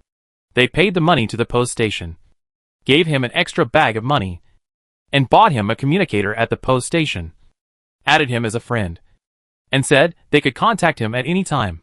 He just watched them climb up the cliff and jump down, use paragliders to cross the river, and enter the number 31 beast forest. The staff of the post station also asked him, "Hey, brother, aren't you going with your teammates?" He took a sip of juice. "No. They will definitely be injured. And maybe one or two will die. When they come to him crying and shouting, they will know that he is right. At that time, he will reluctantly save the people and laugh again." Thinking of this, the corners of his mouth rose slightly, and he was looking forward to that scene. On the 19th, Shiryu tried to feed the sheep in the post station and tasted the food here. The bed in the post station is more comfortable than the team's tent, and he thinks it's good. On the 20th, two people went to pick fruit from the fruit trees, and he had nothing to do, so he followed them. He originally just wanted to take a look, but those big, red, crisp fruits looked very good. They said that now is the season when these fruits are ripe. Eating them can restore some mental strength. They are very good fruits. Shiryu borrowed a basket for no reason and picked more. But on this day, none of the four people contacted him. They clearly said they would contact him when they left. At noon on the 21st, during the lunch break, Shiryu heard the fierce voices of the people in the post station and the chaotic footsteps. It sounded like something big happened. He opened the door and asked what happened. The man said, "In the number 31 beast forest, a beast god-level beast with hidden strength appeared. Almost all the people who entered the forest in the past 2 days have died." Chapter 505. Beast god-level beast? Didn't they say that there were no special level beasts in the number 31 beast forest? How could there be a beast god-level beast? Besides, it didn't feel any violent energy fluctuations. I don't know. It seems to have come from the number 5 beast forest, eating people everywhere. And now I don't know where it went. Shiryu calculated the time they went. They crossed the river in the afternoon of the 19th, and there was no contact on the 20th. If they died after noon on the 20th, then he might be able to save them now. He has decided to play for a while. So as toys, they can't die now. What fragile humans. TSK. Thinking like this, Shiryu walked out of the post station slowly, ready to go to the number 31 beast forest across the river. But the staff of the post station stopped him. "Where are you going?" He pointed to the other side of the river. "There. You are crazy. Many people died over there.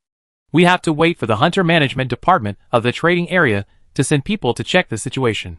It is very dangerous now." The post station will be temporarily closed. You come with us to the safe house. Shiryu just glanced at him, and didn't bother to explain anything. The energy pushed the man's hand away. Then golden light emanated from his body. In everyone's astonished eyes. He flew up like this, crossed the river in the blink of an eye, and flew into the beast forest with huge trees. People who saw this scene just felt incredible, because this person can actually use pure energy to lift himself up to fly. Shiryu just walked through the beast forest at a very fast speed. All the strange beasts he saw during the period fled frantically, because his overflowing energy was like a warning bell for the beasts, who naturally had a sense of crisis, telling them to run faster if they wanted to live. And those who were slower were indeed killed. His energy had only recovered about 40% by this time, which was considered relatively fast.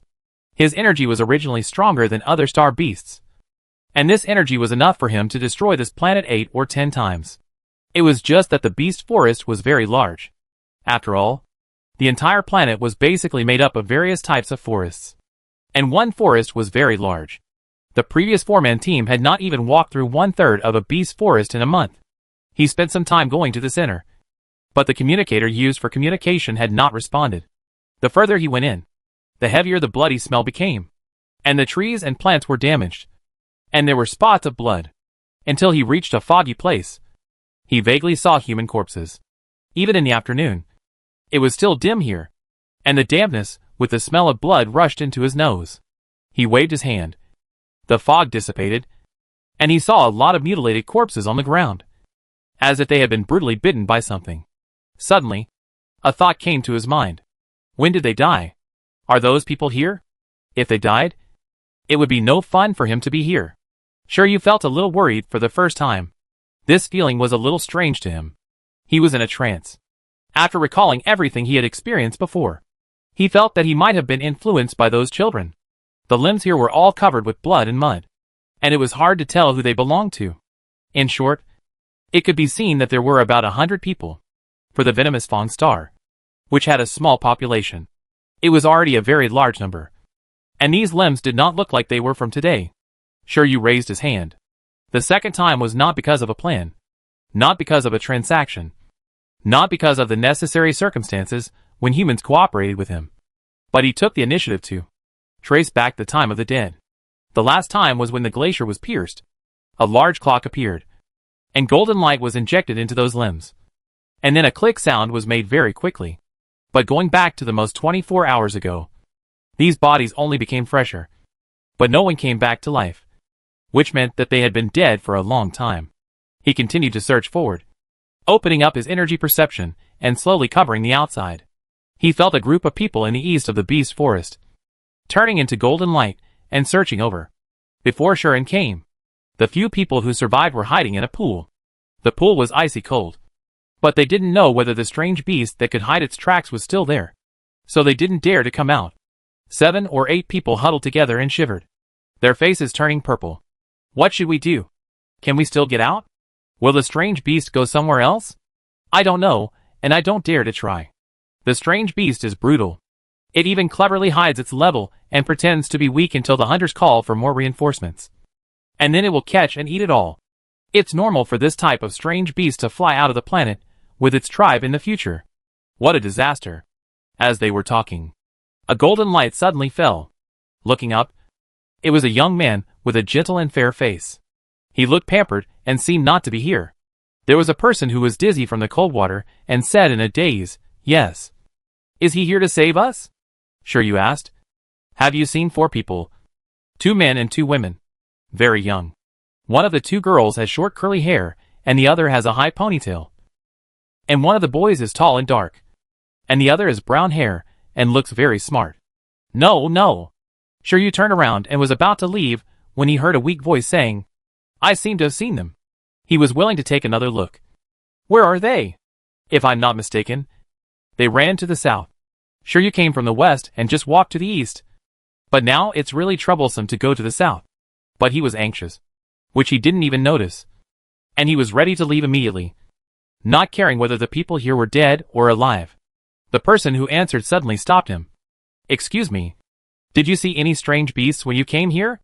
All our communicators were damaged by the strange beasts, and we finally escaped. He thought this person was very powerful, and might be able to give him an answer. But Shiryu did not answer, but asked, "What is that beast god-level beast?" The few people were shocked and panicked when they heard it, as if they were afraid to even think about it. After all, there has never been a beast god-level beast on this planet, and this is the first time. They thought it was a special level beast, but they didn't expect it to be a beast god-level beast. But the person in front of them must have received news from the people who escaped later. It seems to be a ghost vulture. When Shiryu was in the host's body, he also read some books about beasts. The ghost vulture has a ghost face, a long beak, a white body, but a black face. Its usual movement is as unpredictable as fog. The higher the level, the stronger their hiding ability. They like to eat meat the most, and their favorite meat is human flesh. They don't know how to stop eating. The biggest cause of death for young and low-level ghost vultures is that they can't control their appetite and die of bloating. It turned out to be this thing. In the eyes of Shiryu, a world-destroying star beast, the beast god-level ghost vulture is just a bird. Humans are indeed weak. A bird can harm them like this. Look at those people. If the bird hadn't come, they would have frozen to death. After getting some news, Shiryu kindly told them, the strange beast is not here anymore. Grateful emotions welled up in their eyes. But before they could thank him, he turned into a golden light and disappeared. Chapter 506. Shiryu's speed increased, and when he reached the south of the beast forest, he found another living person. It was a wounded girl hiding in a tree. She should be a wood-type maiden, so she had a natural advantage in the beast forest. She wrapped herself with branches and leaves at the top of the tree. If you don't pay attention, you can easily miss her. But there was still a trace of blood on her body, and Shiryu didn't miss it. He cut with a circular blade, revealing the girl's panicked face in the layers of wrapping. But when she saw that it was a person, she gradually calmed down. Shiryu asked her if she had seen the four-person team. After recalling, she said that she had seen it, and they followed to lead away the beast. About how long ago did you see it? She thought for a moment. About 8 or 9 hours. They are quite clever. They lured away the superclass beasts that are so strong. The news received from outside is that they are beast god level. What? The girl said in disbelief. Then wouldn't they? Shiryu didn't say more to her. He just told her that the beast was no longer here as a deal for the news. After that, he went to the southern border of the beast forest and saw some scattered body parts during the period. There are a lot of traces of fighting on the southern border of the number 31 beast forest, and there is more blood on the ground. It seems that many people were injured here. After arriving outside the beast forest, bloody footprints fled in all directions. But it was different from the situation in the middle of the beast forest. There were only bloodstains and no decomposed human limbs. The border of the beast forest and another beast forest are separated by a cliff. It is very cold. Just as he was observing, suddenly a light on the ground flashed his eyes. He looked over and saw a transparent object that fell out of a small box. The inside was green and looked like a crystal ornament. Suddenly he thought of what Osho said. And the box, which also looked familiar. He landed beside the box and picked up the transparent fruit and box. There was a snowflake engraved on the box, which he had seen before. It was Xiao Shuang's box, which originally contained a few candies she liked. But now it was used to store the joy fruit. Shiryu suddenly felt very sure that this fruit was for him. He looked in the direction of the bloody footprints and came to the edge of the cliff where the two beast forests met. The temperature here was very cold. But he found something wrong. There was a small earth slope that could feel the fluctuation of energy. This was an earth-related ability, and it was very likely rock. He waved his hand to open the earth slope, revealing the earth pit inside. When he walked over, he found that there were indeed 5 or 6 people curled up inside. But he did not see a team member. In order not to be discovered by the strange beasts, these people only left 1 or 2 small holes, and they almost suffocated themselves. TSK. Shiryu used time to go back and went back to an hour ago. Several people suddenly opened their eyes, breathing heavily, looking at Shiryu standing by the pit, thinking that he was here to rescue them. Before they spoke, they heard him ask if they had seen a young team of 4. A man who looked a little older said, "Are they 2 men and 2 women? One of whom is a pair of siblings, and the other is a girl with short hair. And the captain is called Osho?" Shiryu raised his eyebrows. "Yes, they are them." The person in the pit asked, "Do you know them?" Shiryu thought about it, and realized that he still had to play with them for a while. And Osho also said that he and they were in the same team. So for the time being, he was considered a team.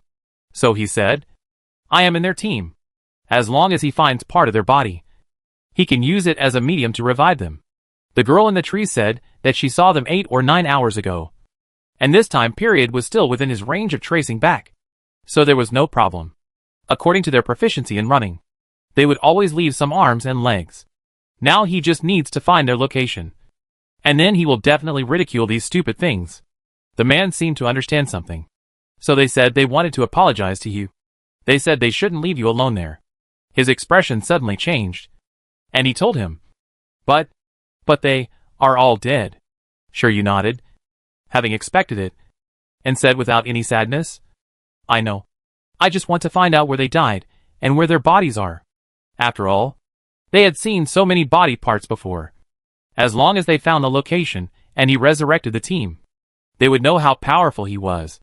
The man thought he was here to collect their bodies, and shook his head and said, No more. Shiryu's smile paused. What do you mean no more? No bodies. They and more than 20 people were there to cover everyone in an emergency. But they were eaten by the monsters together. The location was at the southern border of the number 31 Beast Forest. We thought it was a special monster, but it turned out to be a hidden power. We also escaped through many dangers to save our lives. He pointed to the number 39 Beast Forest under the cliff. The monster went there about 2 hours ago. Shiryu still had the box of joy fruit in his hand. But everything was different from his idea. That damn beast actually ate him alive. A few hours would leave nothing. In this case, without the human body as a medium, he couldn't save him even within 24 hours. Unless he used the Time Star Beast's extremely energy-consuming super-large time retracing field to retrace all the timelines in this area. And the more energy involved, the more energy he consumed. Take Shinshinfu Group as an example. If he chose to use the time retracing field during the fight, then just retracing for 3 or 4 hours would drain him, because the energy used by those 3s was too great. The conventional energy field could only be used twice when he was at his peak, and he would not choose to use it easily. Not to mention that it only had about 40% of the energy now, and it was difficult to open it. The people in the team were fun, but it hadn't reached this point yet. Even when he was fighting against the military district, he was too lazy to save those people under Sanku. He said to himself, but they were just a few small human lives, and they actually slipped away from him, as fragile as he thought. His plan failed again, all because of that broken bird. In this case, after killing it, let's leave here. It has become meaningless. Shiryu walked to the edge of the cliff and jumped down without hesitation. The people in the pit quickly got up and shouted, You can't jump off the cliff even if your teammates are dead. Then he saw him flying away. He can actually fly. That's amazing. Yes. I worried for nothing. A quarter of an hour later, Shiryu found the ghost vulture that turned into a ball of mist. When looking down from above, he could see that it covered a large area of the forest, and was frantically harvesting the lives of strange beasts and humans. The mist was actually in the shape of a bird. There were constant wailing and fighting sounds in the mist, which he found very noisy. He wanted to kill the bird to calm his unprovoked anger. It took one look and knew that the beast already had a core similar to a star core. In the head area. That is, the place where the fog was the thickest. He raised his hand, and a long arrow gradually condensed on his palm. And the arrow became larger and larger, until it was 20 to 30 meters long and floated in the air. He injected a lot of energy, making the long arrow emit a golden cross light, like a large landmark. The fog in the forest paused, as if it felt a huge threat, and the fog immediately gathered back and fled into the air. The ghost vulture turned back to its original form with a long and terrifying mouth like a ghost, and let out a long whistle, and was about to escape. Those injured who were lost in the fog only saw the situation around them. At the same time, the golden arrow was instantly fired, rushing straight towards the ghost vulture. And at the same time, a time-stopping pattern unfolded in the air, and it was fixed in the air, welcoming this fatal blow. The long arrow shot through its head, and a cracking sound was heard, and the beast exploded. The black and white energy and the impact of the golden explosion broke a large area of forest at the center of the explosion, and they all fell down. The first beast god-level alien beast on the Venom Fong star was killed by it so easily. Those who survived on the ground couldn't believe that this man killed a beast god-level alien beast so easily. Just him. Is he 3S? But sure, you just felt bored. Even if he killed this bird, he still felt bored and not very happy. I don't know why. I always think about those people who didn't live long and said they wanted to eat cake during the New Year's Eve. At that time, he thought there was nothing good about it. He had been on the New Year's Eve for more than 1,900 years. But they really couldn't celebrate this new year. And they never ate cake. The little ant's wish was so simple. And it seemed that living in a corner of the world was nothing wrong. Thinking of this, he felt even worse. He looked up at the sky, thinking, let's go now. When he was about to leave, a blue light suddenly fell from the sky and stopped not far away from him. A figure with flying hair in the air carried a black blade and asked, as if he was here to collect a debt, "Where are you going?" Chapter 507 Time and Space. As soon as Shinshinfu landed, she saw many strange beasts. She was a little moved, but she was forced not to move. After all, there were things to do. But she still felt a little uncomfortable, because since she arrived in this time and space, she felt that she was being spied on. She had sensed in the slave room before but found nothing. She thought it might be a problem with the planet. But when she arrived at this strange beast planet, she felt that the universe was staring at her. A time and space traveler. But it didn't have a negative impact on her. She was a little confused and didn't think about it. Following the route of the tracking butterfly, she met some strange beast hunters. It seemed that their equipment was not very good, but they were very familiar with the habits of strange beasts. She also helped some people who were not defeated by strange beasts. The specific method was to throw out a space thorn and directly penetrate the strange beast that was about to kill people in the next moment and nail it to the ground. Then she left in a hurry without even showing her face. When she arrived at the beast forest where the time star beast was, she suddenly saw a beam of golden light. She thought, it seems that the star beast has determined that she is not on this planet. So it is so reckless. It is quite smart. I just don't understand why it has not left. She originally thought that it would take some time to track it. When she came, she saw it killed a beast god-level beast and was about to leave. So she asked, "Where are you going?" When sure you saw her. His expression was stunned for a moment, and he put the box in his hand into his pocket, and soon regained his composure. "It's you, Shinshinfu. Long time no see." Shinshinfu was not in the mood to greet him. This guy killed so many people on Sanma Star, and she didn't have a good attitude towards him. She was ready to take action immediately. The blue light lingered. She drew out the space blade, and slowly turned it into the annihilation blade. She had not had the opportunity to use such a skill during this period of time. When she used it now, she felt that the annihilation blade was a little different. It was accompanied by a flickering mental power, and a layer of blue light spots was attached to the black blade. But what was unexpected was that when Shinshinfu raised her hand and wanted to attack, she was stopped by the wounded below. They looked up and shouted, "Wait! Who are you? Why did you kill our savior? Where are you from? Why did you kill him? If it weren't for him, we would have died." "Yeah. Can't we sit down and solve the problem? There's no need to do it. He killed such a powerful beast god-level beast just now. If it weren't for him, many people would have died." Someone mocked her. "You didn't kill such a dangerous beast just now. But now you come to kill people?" Shinshinfu paused after hearing this and looked at Shiryu opposite. As a result, his expression seemed to be more puzzled than her. As if he himself couldn't understand these people speaking for him. What's wrong with this star beast? In fact, Shiryu really didn't understand. It was the first time someone spoke for him. The star beast. After all, humans all hated star beasts. I didn't expect that he would get completely different treatment just by killing a bird. It's so easy to be influenced. Shinshinfu didn't put down the knife. And those people got up and tried to resist the attack for this lifesaver. They even said to him, "Go quickly." Shiryu was confused. Are the people on this planet really different from other humans? When they met a superpower like Shinshinfu, didn't they feel any pressure to repay the favor? They could sacrifice their lives? But he hadn't used the temptation of money and power yet. And he didn't even talk to them. But Shinshinfu would not indulge him. Even if he didn't know why he killed the beast, he must have accidentally saved these people. Even if he really saved people on his own initiative. So what? Those people he killed before were also dead. Moreover, she swore to fight to the death. She never forgot it. The blood feud between her and him could not disappear just because they were in another time and space. Every time she thought of her, she wanted to crush him. What did he say at the banquet? A game. It's ridiculous. Everything she had was destroyed because of his ridiculous game. Both families became tragedies. How could such a thing live and pretend to be a good person? It's disgusting. It's just that these people don't know. So it's normal for them to act like this. She can understand it. Shin Shinfu looked at those loyal hunters and just said, "He is not a human, but a world-destroying star beast. Do you still want to save him?" "What? World-destroying star beast? How is this possible?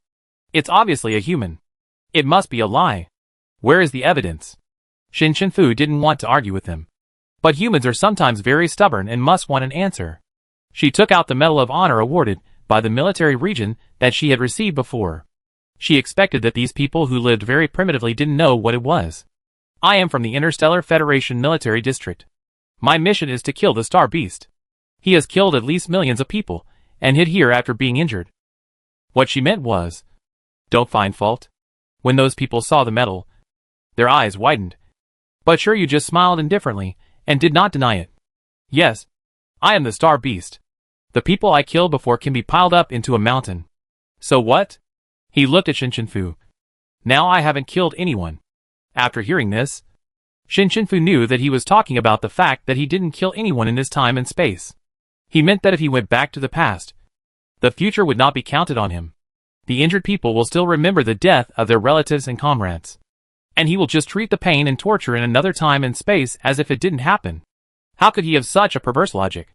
Could it be that after killing thousands of people and saving a few people, everything in the past can be written off? Impossible. Shin Shinfu flashed forward and swung the knife directly at his neck. Shiryu dodged by turning backwards. And the annihilation marks left in the air were actually directly repaired by the space power attached to the blade. Shiryu frowned. Seeing this situation, Shin Shinfu not only recovered his mental strength, but also improved it. He could only run now. Finally, he glanced at the humans below. They believed that he was a star beast, but they did not immediately help Shin Shinfu attack him. They just stood there in a daze, which was beyond his expectation. When Shiryu fled, he thought that humans were much more complicated than he had known for so many years.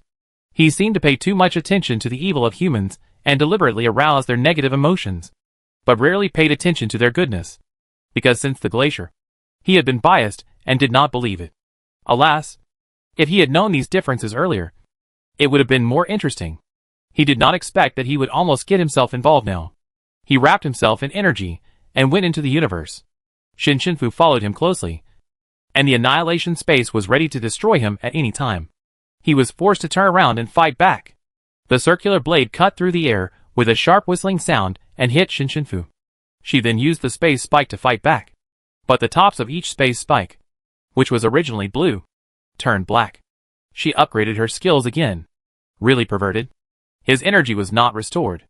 After such a fight, he thought he had to run faster. Now he didn't even think running was a big deal. He transformed a part of the Star Beast's body, and the golden sphere wrapped around his host's body.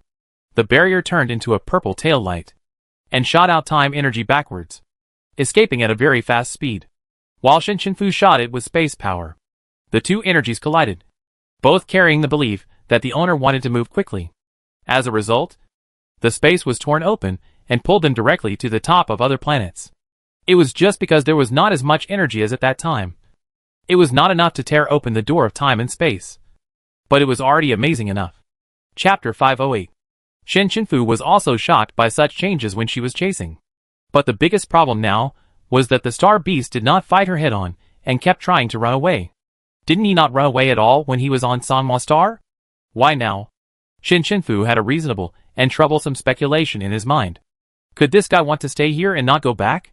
In this way, he is more than 1,000 years, according to his patience of being willing to spend hundreds of years to arrange. It is not impossible for him to successfully subvert the Interstellar. Thinking of this, she could only send out her superpowers faster. 2 rays of light, one blue and one gold, chased and collided in the air, much faster than a meteor passing by. Many citizens of the Interstellar Federation saw the 2 rays of light suddenly appearing in the air. Small energy groups kept appearing in the 2 light groups and collided with each other. making a deafening explosion. Such a scene attracted more people to watch, and some even called the police or asked about the situation. But there was no problem with the planet's barrier, and even the military did not know what happened, so they could only send people to observe the situation. If someone has good eyesight and a high level, they can see the figures in the two light balls. The vibration of energy told them that these two people were fighting. These were actually two people fighting? The power that seemed to destroy the sky and the earth and tear the void apart was so strong and fierce. Who could fight at this level? Even if they saw it with their own eyes, they couldn't believe it. After all, neither of them drove a mecha, and their abilities didn't look like telekinesis or simple flying abilities. They wanted to observe for a while, but couldn't see it anymore, because it was too fast. They came and went in a hurry and caused a series of explosions in the air. And then, they suddenly disappeared. Some planets were in the dark, and even the gorgeous light caused by the explosion in the sky was still there. The two largest light balls disappeared out of thin air in a flash. After they came to their senses, they realized it belatedly and boldly guessed. That couldn't be a god-level superpower. Above 3S. It was just a concept, and a god-level superpower that had never appeared before. Apart from that, they couldn't think of any level of people who could fight like this. Shin Yueya of the 6th Military Region soon learned the news. He was stunned by the videos sent by the Military Region Information Center. Shin Shinfu's identity must not be that simple, and he naturally believed what she said.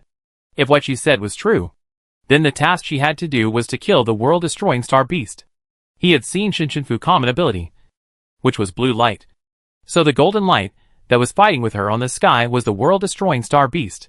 They couldn't keep up with this speed of fighting, so Shin Shinfu didn't even think about asking them for help. But why would the star beast be in human form? And when Shin Shinfu wanted to say something at that time, it was like being punished and couldn't say a word. It must be for this reason. The secret that cannot be spoken is the most unbelievable. The communicator she took out was so advanced that even he had never seen it. And there was also the nutrient solution she took out. At that time, he saw that he also took a bottle, and the effect was much better than now. Shin Yueya thought of a very outrageous possibility, but he couldn't say it either. I can only hope that Shin Shinfu can be safe. And if possible, I hope she can go home. On that day, more than 100 planets saw the two light groups chasing each other at a high speed. Even if the military wanted to catch up, they couldn't. Moreover, some planets were not in the Federation, so the tracking observation could not be connected. At this moment, they were passing by an imperial planet that had not joined the Federation. In front of a castle, a red-haired girl stood in the wind and rain flowers, listening to the sound that seemed to explode the world, and watching the beautiful light flashing back and forth. She didn't feel scared. It was just that the impact of the energy wave shook a large number of petals in the sea of flowers into flight, and her small figure stood in the wind and rain petals, staring at the scene in the sky in a trance. She heard the sound of hurried footsteps and turned to ask her father, "Is that a meteor?" The young king saw that she was not afraid and smiled with relief. "Zevlin, that is a powerful psychic fighting." Zevlin showed an understanding expression, smiled brightly, picked a wind and rain flower, thrust forward at her father, made a fencing movement, and said in the explosion, "I must become a powerful psychic in the future." The king was stunned when he heard it, and then smiled. "I believe you can do it." But Zephyrin suddenly thought, "If you are a powerful psychic, can you still go out to play?" Ha ha. The king looked at her big round eyes full of sincere concern, laughed and said, "Of course. As long as I am here, you will always be the happiest princess." Zevlin grinned, without the reserved and ladylike style that princesses in other kingdoms have cultivated, because she is the first heir and the only princess, and does not need to be gentle and considerate, but only bright and unrestrained. The father and daughter just watched the light in the sky suddenly disappear again. Others just watched. But Shin Shinfu was really chasing with anger in her heart. She thought, did this star beast run so fast? She chased and fought for a long time, but couldn't frame him. But she always wanted to find a planet without people, so that at least she wouldn't destroy human buildings and harm their lives. But where to flash to was not something she could decide. She just saw a very familiar castle, but she was too anxious and couldn't match it with the one she had seen. But her luck was not bad. She and Shiryu really arrived at an uninhabited planet very quickly. It seemed that it had just been opened up for a few years, and there were not many strange beasts in it. Shiryu felt bad when he saw this planet. Because there was no one. He felt that Shinshinfu controlled the energy when he was in a place with people. But now he came to a deserted planet without any buildings, which was simply the best battlefield for Shinshinfu. He was about to leave. But Shinshinfu had already deployed her largest space ball barrier ever. She superimposed a layer of space power on a layer of time energy, layer by layer, encircling the entire planet, and was bound to control his range of activities before making plans. Shiryu knew that this time, the winner would be decided no matter what. So he stopped running. But he had to find a way to buy time for himself.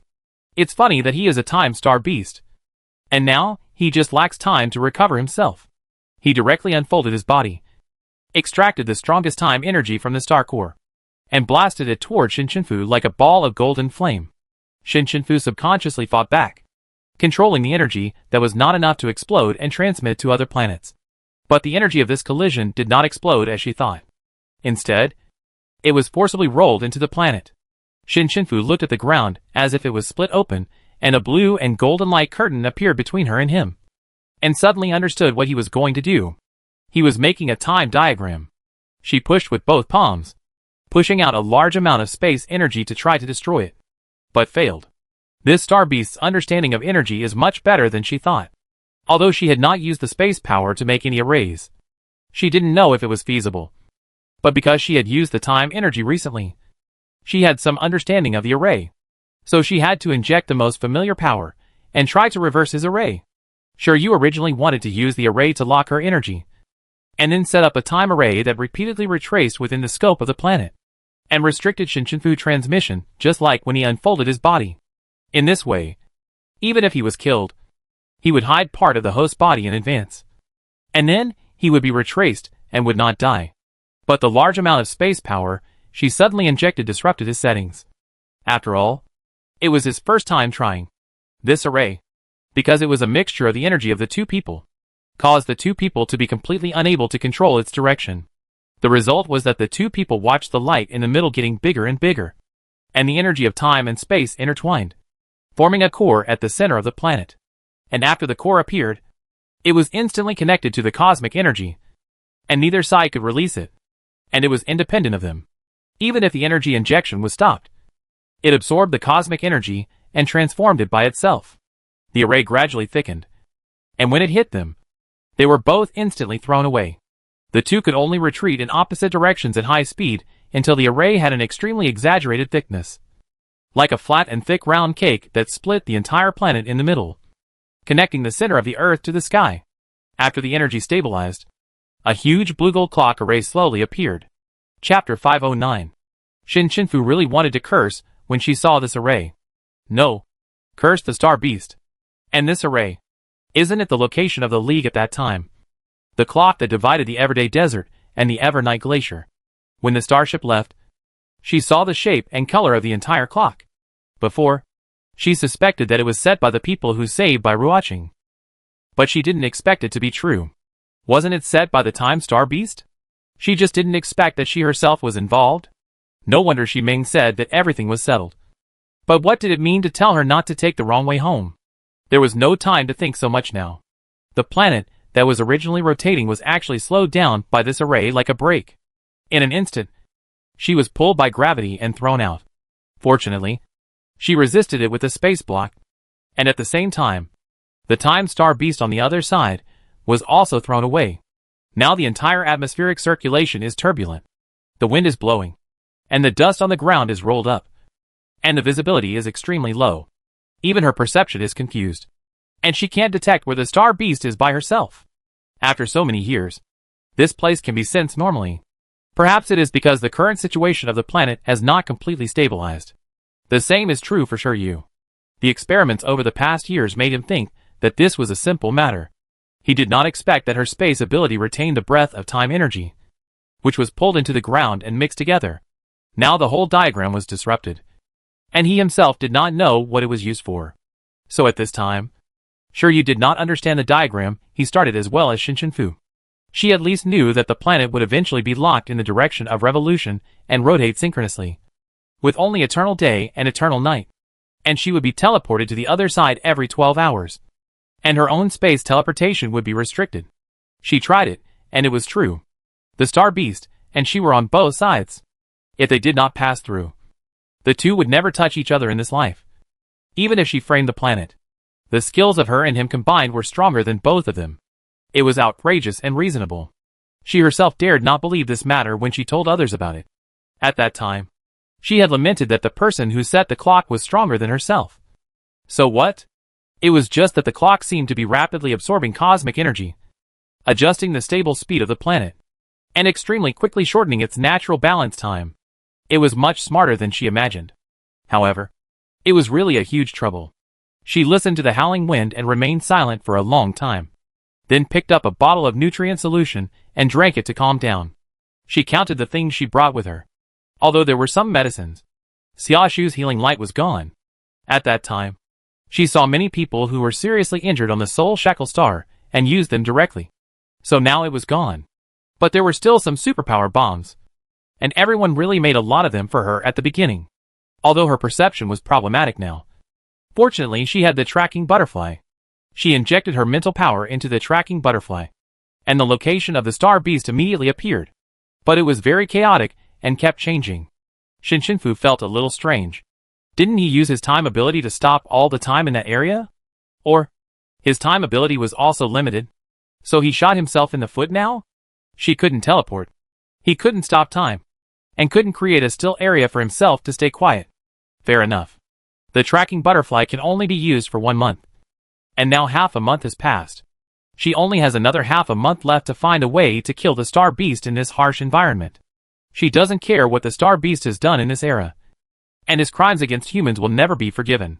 Shinshinfu turned the space block into a round and flat aircraft, thick in the middle and thin around. Not for anything else, but to minimize the wind resistance when moving forward. She controlled the spacecraft to move forward, and she knew that the clock diagram array was not far ahead. She wanted to try to touch the diagram array again to see if it was because it was still unfolding just now that it bounced her away, or maybe it was stable enough to touch now. But it didn't go as she thought. The next moment she hit the clock diagram array. The spacecraft was directly shattered. Although she thought there might be resistance, she didn't expect it to be stronger than before. She was instantly bounced back by the violent impact, and then was swept up into the sky by the strong wind, like a balloon with a broken string, being carried by the wind and tumbling. Turning dizzy, when she framed herself again, she lay in the spacecraft for a long time without reacting. She wanted to vomit. She took a while to relax, and after sitting up, she felt that the feeling on her head was very strange. She took out a mirror and took a look, and immediately put it down. It was so disgusting. It was just like a lunatic who just ran out of a lunatic asylum and liked to clean spider webs with his hair. If Liu saw it, she would laugh for a year. She even thought that she would take a photo, print it out, and hang it in the most conspicuous place in the dormitory. Shinshinfu now admires herself and is in a funny mood. She is really not like the original her. She used the spacecraft to take herself outside the planet, where her space barrier was.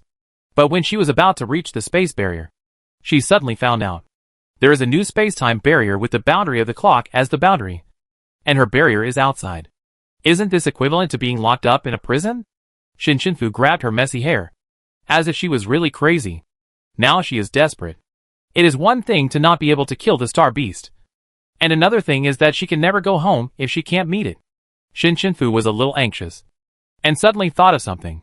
She took out the Black Lily of the Valley bracelet from the space world that she was afraid of damaging in the previous fight, picked it up, and put it to her ear. In the whistling wind, it shook out a dingling sound. She thought it was Shenyang talking to her. What would she say? Hill, don't worry. You will definitely find a way. Hill, I believe in you. You will definitely be able to go home. We are all waiting for you to go home. Calm down and think about it carefully. Dingling, dingling, dingling. As the clear sounds came into her ears, Shinshinfu really calmed down. She turned on the player that Tuja gave her again, sat at the feet of a group of bodhisattvas, and listened to the sound of chanting. Outside the space block, the natural collapse and the wind raged. And inside the space block, Shinshinfu was in a state of Buddha. Her thoughts became strangely clear. The ability of time and space has now been made into a diagram that neither she nor the Star Beast can control. There is an obvious question. What kind of person can pass through it? Perhaps someone with time and space abilities. Who has it? She has it. But it has not been fused. The problem is whether the cold ball and her fusion energy can deceive the diagram mixed with her and the time star beast. But now there is only one answer. Try to fuse the two energies into time and space energy. And then try to pass through. In her mind, the smiling face in the Amuchen maze space seemed to say, the door is open. Chapter 510. When Shinshinfu made new progress. Sure, he was in a mess. Because his time stillness was limited. But fortunately, he later found that his slow time could be used. So he placed himself in the spherical area of slow time. Those wild winds turned into gentle winds when they passed by. And he could finally stop and think about the current situation. First of all, how did Shinshinfu find him? The four-member team had clearly said before that there was no blue light falling from the sky. So how did she find him? There was nothing strange about the fight between him and her that day. Her perception couldn't be strong enough to perceive across planets. The interstellar space is so big. The only reason she could find him was that she marked him. A positioning mark.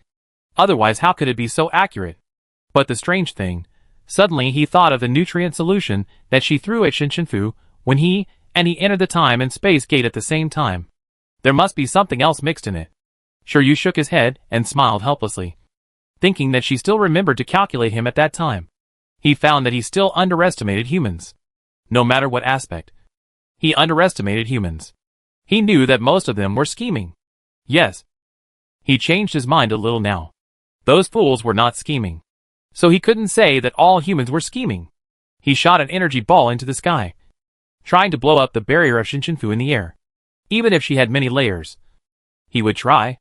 Unexpectedly, the time energy ball hit a brand new barrier.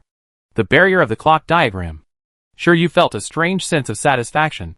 He was the first to come up with this thing. He was really smart. Who else could come up with such a powerful diagram by accident? He tried to move to the position of the clock diagram and touch it again, but was knocked away by the diagram again. However, his mood after stabilizing was completely different from Shinshinfu. Because he thought, in this way, Shinshinfu couldn't come over. And he couldn't die anyway.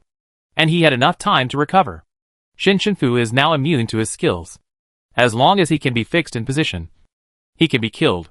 Therefore, this diagram is very good for him, isolating Shinshinfu on the other side. Moreover, after the first 12 hours of the clock, he was even more satisfied. He immediately understood that this was a two-way transmission. Shinshinfu did not come to explain that she had exchanged areas with him. So her transmission might also be restricted. When his energy is restored, he will abandon the host body, and Shinshinfu will never find his location. Besides, how long can Shinshinfu live? Humans only have 100 years. He can wait until Shinshinfu dies of old age. After all, she is not the original owner of the time energy, and will not obtain the ability of the star beast to live long. It is useless to have two abilities that are stronger than him. Only those who live longer will win. It has been like this since ancient times.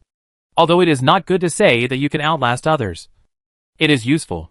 When the time comes, he will find a way to absorb the power of the diagram. And he will always be able to get out. When Shiryu thought of this, and Anshin began to absorb energy in the slow time area, and quickly recovered himself with a smile on his face. On the other side, Shinshinfu's expression was full of pain, and he seemed to be in great torture. She placed a timer beside her, calculating how much time had passed. There was a ball of golden light in her left hand, and a ball of blue light in her right hand. She carefully controlled the energy to merge in the middle, turning it into new energy, and then introducing it into her body. But this was just like when the little cold ball injected the time energy into her body. She was in so much pain that she had to be careful even when breathing. Those energies that would explode when they touched each other were difficult to merge. Even if some of them were successfully extracted and injected into her heart, they would immediately travel to her limbs and bones, as if she was holding a knife and involuntarily cutting her inside and outside inch by inch. She could hardly stay awake. Her thoughts were confused, and she was almost fainting. She relied on instinct to persist, and she groaned from time to time. She kept telling herself, "You must succeed. You must succeed. You must." Except for the time when the clock diagram array teleported her to the other side and interrupted her energy fusion. She persisted in fusion for nearly 12 hours before she finally fell back due to severe pain. The two energies dissipated, and she finally relaxed from her tense body. Her frowning brows also calmed down, leaving only the cold sweat on her forehead. 3 or 4 hours later, Shin Chenfu suddenly woke up. How did she fall asleep? How could she still sleep now? At this moment, there was only a little blue gold energy in her body, covering at most half of her head, so it would be strange for her to walk over. She thought that she had to at least cover her whole body with time-space energy, and reserve a little more before she could try to walk over once. In this way, she ensured you maintained a superficial peace. If someone were to observe, they would see two people who were crazy about becoming stronger sitting in the air and mobilizing their energy with all their strength. No matter how strong the wind, snow and thunderstorm were, they could not be affected at all. Shin Chenfu fainted again and again, while Shiryu kept absorbing energy. Fortunately, the teleportation point of the diagram array was very accurate. Shin Chenfu only needed to stay still and set up space blocks on both sides. After the diagram array started to teleport, she would be directly sent to the space block for protection. It didn't matter if she fainted. 10 days passed. Shiryu recovered 60% of her energy, while Shin Chenfu, the fused spacetime energy could already cover her whole body and more. What's even more amazing is that her domain reached the 90th floor in just 10 days, and her mental power was improved a lot. In such a short time, the clock diagram array was not idle. It seemed to absorb a lot of cosmic energy, shortening the stability time of the entire planet too much. Now the situation on both sides of the planet has become clear. One side is bright, and the other is dark. One side has a high temperature, and the other side has a low temperature. Although there are still a lot of wind and sand and snow, it has already taken shape for the future. Shin Chenfu had lost a lot of weight due to the pain these days, and she didn't rest much, so she looked very tired, which was very different from when she was recovering steadily. In order to reserve time for herself to change, Shin Chenfu teleported in the first 12 hours after 10 days, and the moment she arrived at the other side, she immediately tried to pass through the diagram. Almost every bit of hard-won time and space energy wrapped around her body, and she slowly approached the clock and touched it nervously. It was like touching an invisible membrane. But this was much better than being directly bounced away before. At least it meant that the direction was right. But it was still difficult to walk through, because the clock was very thick. But she stepped in abruptly, and the time and space energy was not offset by it, like a piece of clothing, protecting her steadily. The problem was that it was too heavy. It was like carrying hundreds of pounds of things, weighing heavily on her. But she had no other choice now, so she could only carry it and walk in. This clock was really thick, about 2,000 kilometers. She couldn't walk there just by walking. What would happen to her when the 12 hours were up? She didn't know. Chapter 511. After walking for 3 hours, she felt exhausted and couldn't even lift her legs. She mobilized the extra space-time energy that she had reserved. After 3 hours, the energy that wrapped her body was still not lost. She'd barely deceived the energy of the diagram array, so she wanted to teleport through the reserved energy. After all, space-time energy is supposed to be more advanced than time and space alone, so there shouldn't be too many problems using space teleportation. But maybe she was too tired, or maybe she was suppressed in the clock diagram array. So the teleportation was successful. But it was only 5 meters. 5 meters. Shin Chenfu wanted to ask God to open his eyes and look at her. What's the use of these 5 meters? However, this small teleportation hardly used any space-time energy. If she had a small bottle of pre-stored energy, then the teleportation just now only used up the little bit that evaporated when the bottle cap was opened due to contact with the air. It was equivalent to nothing. She still saw hope. After that, she kept trying to speed up the transmission. As long as the short-distance transmission is fast enough, it is a good transmission. At first, she moved forward one by one like an animation frame dropping. But later, it became smoother and smoother, almost like a shadow that kept moving forward. And the speed of advancement was much faster than at the beginning. But she still needed to look at the timer in the space world from time to time.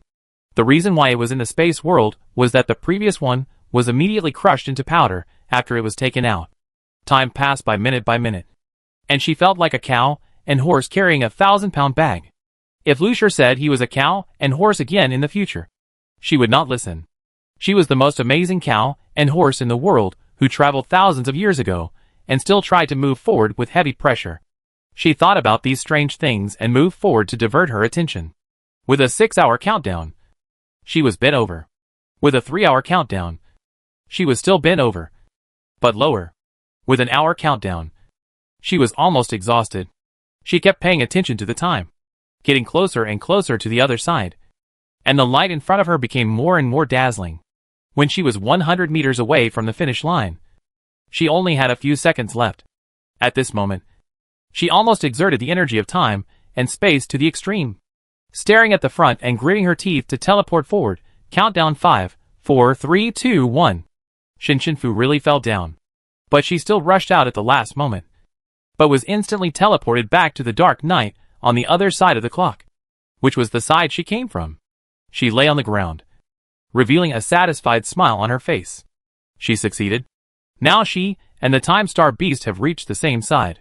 Fu was so tired that her eyes turned black. She quickly drank 2 bottles of nutrient solution and a large glass of water. And then she recovered a little. The Time Star Beast must not know that she actually broke through. But she was too tired and needed to rest. She was so dirty that it was difficult to sleep on the bed. So she set up a camping tent and slept beside the diagram array. And slept dreamlessly for 10 hours. When she was teleported to Yongzhou again, Fu stood up, used the tracking butterfly to check the location, and then went to find the Star Beast without stopping. The space-time energy that originally covered her body had long returned to her body, plus the reserved ones that had not been used up. It was almost 5% of her space ability. She used the space-time energy according to the previous method, without the restriction of the clock. The teleportation distance should not be only 5 meters. Thinking of this, she drew a blue gold portal in the direction of the Star Beast. In front of him, Fu stood on the ground and saw the Star Beast trying to absorb energy in the low sky. Sure, you felt the approach of a living being. But most of the alien beasts on this planet, which were not many, died because of the previous clock diagram array. And a small part hid underground. It would take a long time for them to develop. How could they dare to approach him? He lowered his eyes, and his limbs froze for a moment. Fu? Rationally speaking, wasn't her teleportation restricted? She couldn't get through the diagram at all. And she couldn't get out even with the barrier. How did she get here? Although he didn't understand it for a while. After all, he had lived for so long. The next moment, he thought of the 2 energies in her body. She might have merged them, so she could travel through the clock. Fu was covered with black air, which was the power of annihilation. She had quickly converted her abilities. This time, she couldn't let him escape again. But she found that her annihilation power was the same as the annihilation blade, with a layer of blue star-like light attached to it, like a black flame emitting blue Mars. With a strange beauty, she used her space-time ability to teleport. And she also had to use her space ability to fight. And she had to mobilize time energy to prevent herself from being controlled by the skills of the Star Beast. She walked forward and instantly teleported to Shiryu's side, and slammed his head with a palm. The powerful force of annihilation seemed to devour everything. Shiryu dodged to the side, retreated quickly, and launched a speed attack, increasing his speed to the extreme. Then she waved her hand to move the energy, just like she opened the water surface. And 3 huge golden circular blade tornadoes swung out. They spun wildly, with a deafening sound of breaking through the air, trying to tear Fu in front of them apart. Fu immediately unfolded the domain, and the domain unfolded layer by layer like a flat kaleidoscope. But when she thought it was 3,000 meters, it did not stop, and continued to spread outward until it doubled to cover a range of 6,000 meters. It turns out that the 90-layer domain has such benefits. With a thought, 3 colorful lights suddenly rushed out from the center of the circular blade tornado. And then the kaleidoscope swallowed them from the inside out from this light column and crushed them. From a distance, it looked like 3 large kaleidoscope trees flowing, with an extreme splendor that seemed to not belong to this world. Shiryu was stunned by her obviously more powerful beautiful skills. If it weren't for this situation, he would definitely be willing to appreciate it. What a pity. This body is too weak. So at the moment when his skills were shattered, he unfolded his body. But it did not stop at the black nebula, but continued to transform into a glowing nebula with a gorgeous purple border. Then it began to throw out various supernatural powers. Even the time stop it tried at the beginning was also tried, because it wanted to try whether it could not be used because the main body was not unfolded, including the slow time, childhood time, and so on. The energy ball, the circular blade, and the golden arrow were thrown out fiercely by it. But after Shinshinfu unfolded the domain, she walked in it very smoothly. No matter how dense and terrible the attacks of the star beast were, they could not hit her.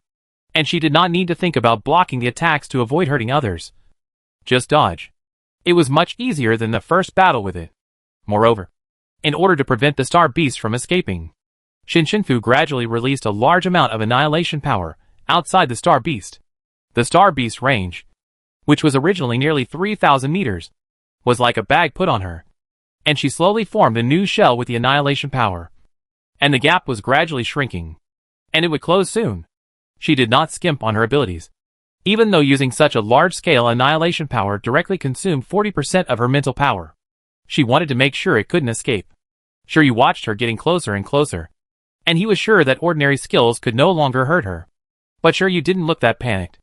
These days, it had figured out some things, and it transformed into a golden energy body. When Shinshinfu floated to its most central area, it suddenly asked Shinshinfu, "Do you want to go home?" Chapter 512. Shinshinfu didn't know why it asked such nonsense. How could she not want to go home? Shiryu said with a blatantly calculating expression, "My attack will be the strongest energy attack. If you use space energy, we will tear open the door of time and space again. I will be separated from the host in an instant, and you will never find me. But if you choose to use your black annihilation power, then I may be killed by you. But you will never go home." After saying that, it showed a somewhat confident smile. "What do you want to choose?"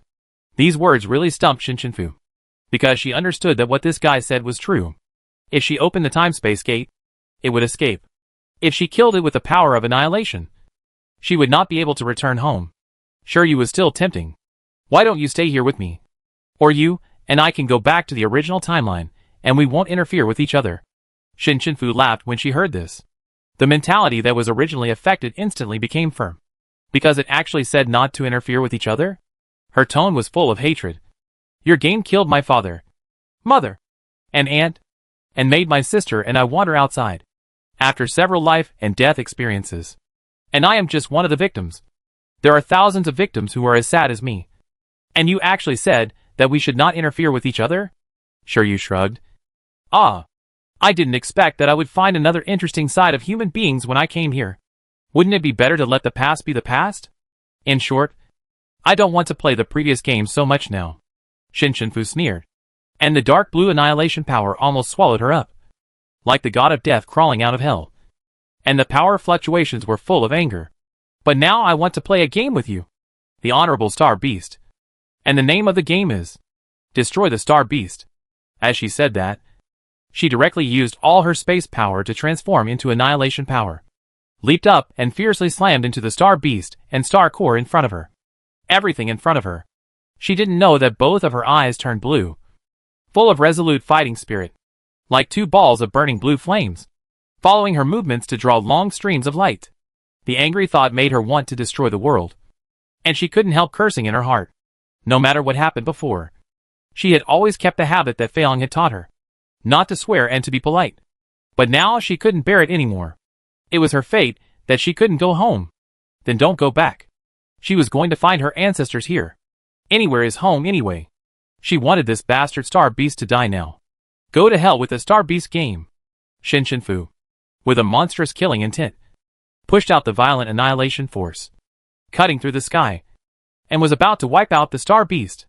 Shiryu didn't expect that she would go to this extent. And she was also a firm person that it couldn't shake, even abandoning the original world to save its life. What a beautiful decision. Shiryu was moved by her in an instant. Yes, moved. It had never felt moved before. But now it felt for the first time that this approach of willing to destroy itself and chase after 1,000 years to achieve its goal was so touching. However, it still took action. As it said before, pushing out all the time energy. The golden and dark blue energy collided in the air.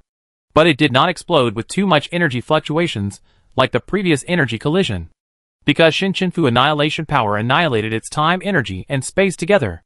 And the annihilation power is also the same as the annihilation blade. After using it, those blue space abilities will immediately repair the annihilated space. If the previous annihilation power is a painting brush, which will leave a black void space after use, then the current annihilation power is like an eraser. She can erase everything she wants to erase in this world. Completely non-existent. And there is no trace of use. She has great expectations for the moment of erasing the time star beast. So she stares at the front without blinking. And the energy of time, and was gradually swallowed up and eliminated. When watching the large area of black coming. Somehow, she suddenly thought of the scene of those children jumping around it to protect it. At this moment, it remembered that there was a joy fruit in its pocket. Before being devoured by the power of annihilation, it changed back to its host, took out the fruit and took a bite with the shell, and said, "It's so sweet and disgusting. It's really unpalatable." And at the moment, it was devoured. It thought, "It's a pity that the game failed. But this is what humans call cause and effect." This journey was quite interesting.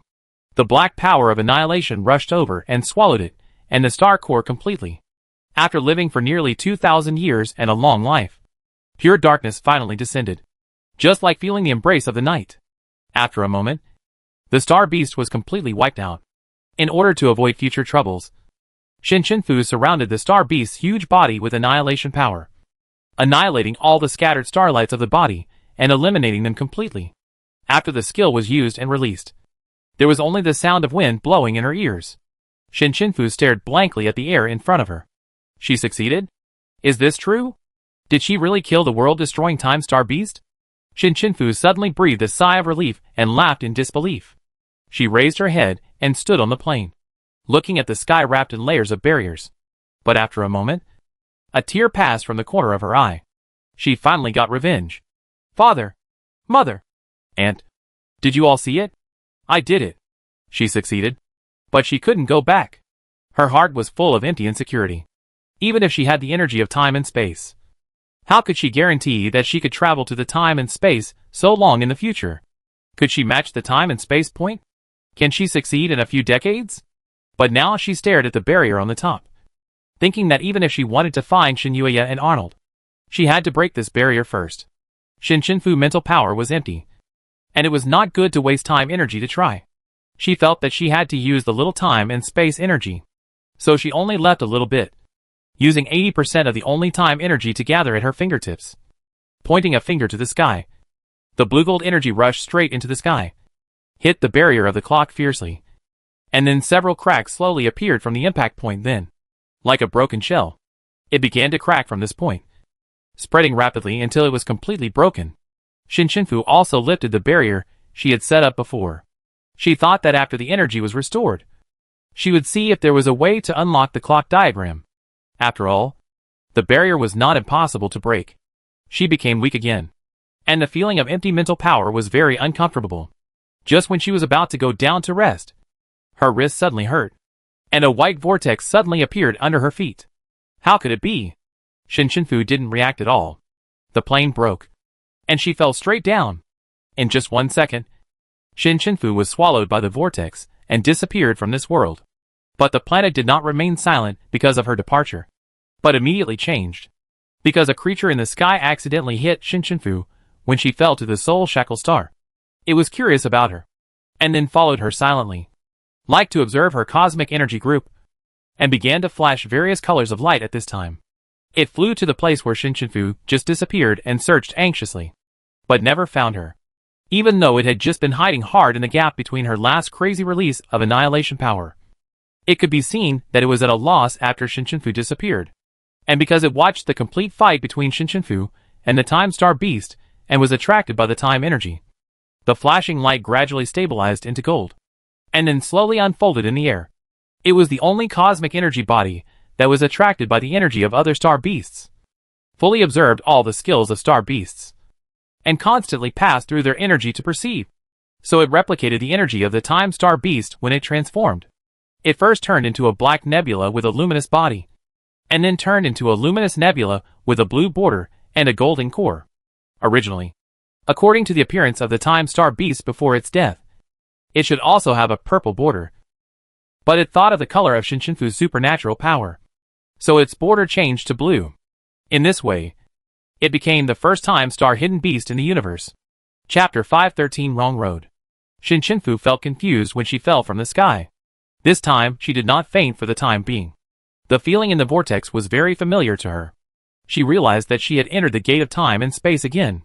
She raised her hand, and saw the blue and gold pattern on her hand flashing and the white beams of light passing by. And then it seemed to be erased, and slowly disappeared from the border. Shinshinfu was stunned. Could it be that the whole journey of time and space was caused by the collision between her and the star beast? So as long as one of her and it died, it would not be able to maintain balance, and naturally fall back to the original time and space? The disappearance of this time and space mark is because the star beast died. So she can go home? In other words, she was right to choose to kill the star beast at the beginning. She was feeling happy, but found that the beams of light passing by were a little strange. She had no mental power, so she could only use the time energy to attach to her eyes and take a closer look. It was as if her thoughts were being pulled to quickly watch the changes in the world and the growth and fall of all things. As long as she wanted to observe a creature carefully, the story of the creature would appear in front of her, although the speed was fast. Fortunately, her memory was very good. She wanted to know how the little coal ball came from. The picture appeared instantly. An energy ball took shape after she was sucked into the time and space gate, and became very similar to the time star beast. She knew at a glance that the color of the border was really the little coal ball. So the feeling of being spied on during this period was that the little coal ball had been watching her. It turned out that just now, the little coal ball was still with her. The little coal ball said it was not a star beast. Could it be a star hidden beast? It was just like the star hidden beast in the castle of the red-haired princess, but it turned into the appearance of a time star beast. So it made sense. She didn't know that she had met her so early in the life of the little coal ball. She thought of the Free Star Cave again, which was her long-standing doubt. What made her feel strange after the picture appeared was that the Free Star Cave was chasing the star beast. In fact, there are many more star beasts than imagined. But there is not only one Free Star Cave. They float freely in various places, sensing super-large cosmic energy creatures such as star beasts, and then devour them to maintain the balance of cosmic life. When sucked in from one end and out from the other end, the star beast will be shattered, and the energy will be returned to the universe. The two ends are the starting point and the end point respectively. It's just that the star beasts run very fast. When the star cave comes to capture them, they are very sensitive, and it is not difficult to escape. So the star cave will always accidentally swallow many nearby strange beasts. But there are so many strange beasts that the Free Star Cave doesn't care about such small details at all. It's just that they can never get out after entering. If they let themselves float to the other end, they will be shattered, and their energy will turn into the energy of the universe. The time inside is indeed abnormally slow, with the limitations of time and space. So maybe the little coal ball broke into the star cave to capture the star beast at that time and wanted to take her out. It remembered that she was space, and it was time, and they could come out together. The identification of the star hole was simple and crude. As long as there was a mixture of these two energies, the small coal ball could bring her out. So it ate her into its body and deceived the star hole. It was right. This was really a miracle. The pattern on the hand dissipated quickly. When the pattern was about to dissipate, Shinshinfu suddenly thought that she still had 20% of the 5% of space-time energy. If she forced to continue, could she see Shenyang like she saw Shenyuya and Arnold? Even if the universe didn't let her tell about the future, it didn't matter. She just needed to take a look. As soon as this idea came up, Shinshinfu energy had already gone to the time pattern on her wrist. But the process was very painful. She endured the severe pain, and the time pattern that was only a little bit left was forcibly stopped by her. And the pattern was engraved 1 millimeter more. She looked at the colorful light spot in the white knot far ahead, and realized that it was the place she was originally going to go back to. But now she was stopped abruptly, and another colorful light spot appeared on the side. Just like that, she was sucked in. Before she fainted, she suddenly thought of what Shi Ming said, "Everything is set. Don't take the wrong way home." What was destined was what she would do in the past. And the wrong way was this road? The road of time and space. Shi Ming turned out to be a child with the ability to predict. But was the way to see her mother really the wrong way? Her eyes went dark, and she knew nothing. Only that little bit of time and space energy was still following the owner's thoughts, and struggling to maintain the injection into the pattern. News Star 3049. Help! Help! How could there be a landslide giant bear in this mountain? A girl of 17 or 18 staggered down the mountain. She regretted it very much. Although she was a student of biology, she was a non-aggressive psychic. She mainly did research and rarely exercised. She should have stayed with her former classmates in the psychic department or the individual soldier department. It was all her fault that she was too absorbed in the investigation and accidentally left the main road and separated from the school group. It was raining at this time, and her feet were slippery, and she could easily fall. She was running desperately, and was out of breath. Not to mention that the landslide bear was very big, and could close the distance between her and her in just a few steps. Finally, she saw the main road and suddenly stepped on a mossy stone. Her feet slipped, and she rolled down the slope to the main road. She thought the school team that came to investigate was still there, and looked over with hope, but found that the school team was no longer here. Maybe it was because of the rain, and it was inconvenient to move in the mud. So she found a place to rest and hide from the rain. There was a sound of broken stones smashed by the landslide bear behind her. She was about to go down the mountain, but found that there was also a landslide bear on the opposite side of the road. Both wanted to eat her, but she just rolled down the hillside and injured her foot. She finally stood up and walked slowly with a limp. Just when there were strange beasts on both sides, and she could not run away, and was almost dead. Suddenly a blue gold light fell from the sky and hit the landslide giant bear head directly. She was frightened by this sudden change and stepped back and sat on the ground. The head of the landslide giant bear was blown off, and its huge body shook, fell back, and died. The girl showed an unbelievable expression. Was it crushed to death? But she looked at the person who rolled not far from her, whose face was covered with mud and blood and whose body could not be seen clearly. And she was about to cry. Could he be dead? But this interruption made her almost forget that there was a landslide giant bear behind her. She cried out instantly, "Is there anyone? Help!" She called the person on the ground. "Don't die. Woo woo." Just as the giant bear was getting closer and closer, raising its paw to slap her to death, she heard a brisk footsteps in her ears. She turned her head and saw a girl jumping up, holding a large sickle with a light blue light in her hand. She couldn't even see her movements clearly, only saw a few beautiful flashes of knife light, and the huge landslide bear was beheaded by her. Then he turned over and stood in front of her, pulling her up. The benefactor found that she was standing unsteadily, probably because her ankle was dislocated.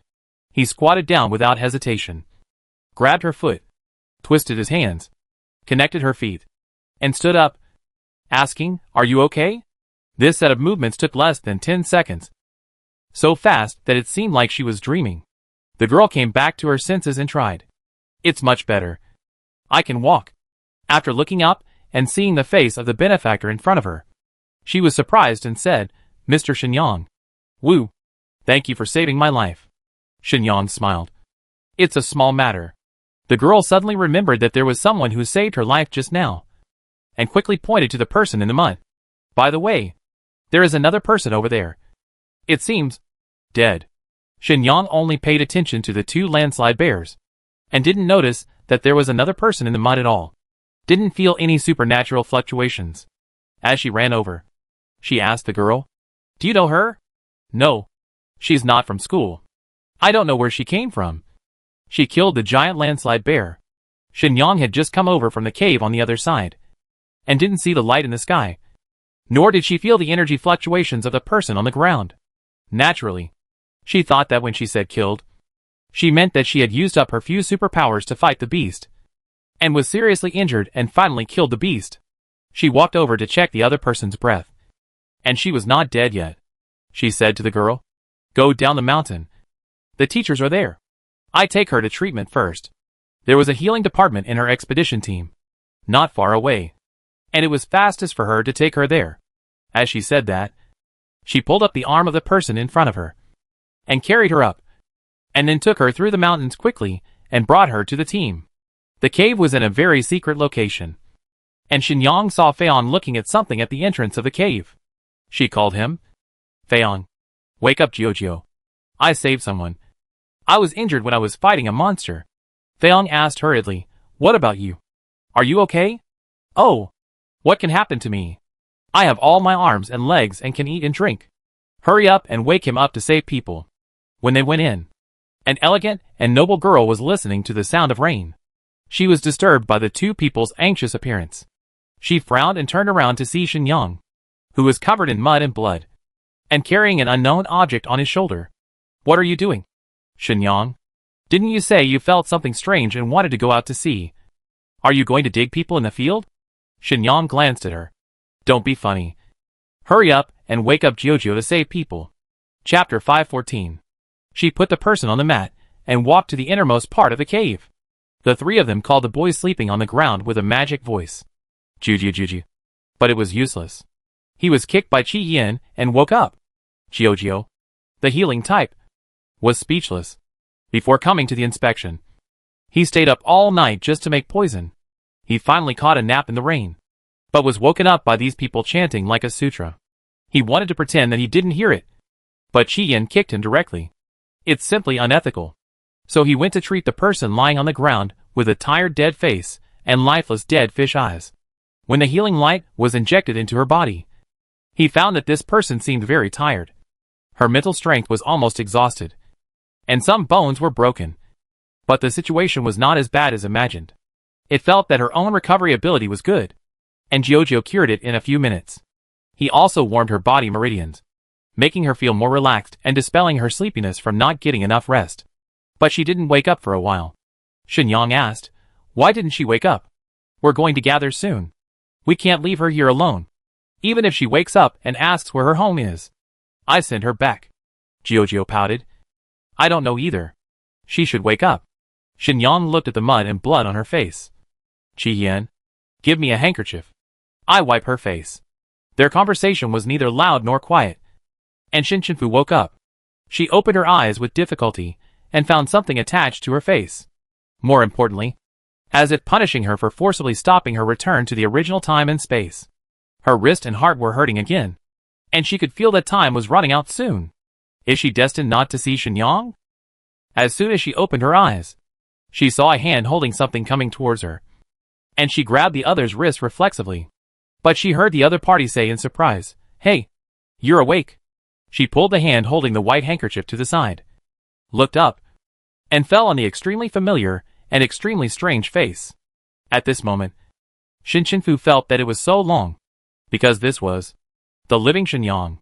When Shin Chenfu saw her, he thought he was dreaming. Is this true? Her voice was a little trembling, but Shenyang heard it. She said, It's true. I saved you. In the future, you must not fight monsters alone. It's very dangerous. Let us do this kind of thing. Shenyang smiled when she spoke. Even if Shin Chenfu kept grabbing her with her dirty hands covered in mud, she didn't dislike her, but praised her. But you are very courageous. Most people will be afraid of monsters. It's amazing. Shin Chenfu thought her voice was nice, and she looked very beautiful. When she smiled, the corners of her eyes were raised, and there was a small black mole. The temperature of her wrist was obviously normal, but Shin Chenfu felt it was very hot. But just seeing Shenyang's face, she felt very wronged. She wanted to tell her that it was really hard for her to come this far, what she had gone through, and what choices she had made in order to see her. She also wanted to say that she had not done anything to embarrass her, and she had avenged everyone. But she could not say anything. Tears quickly filled her eyes, and Shenyang's face became blurred. Shenyang was stunned. Don't cry. Are you scared by the bear just now? It's okay. I have killed it.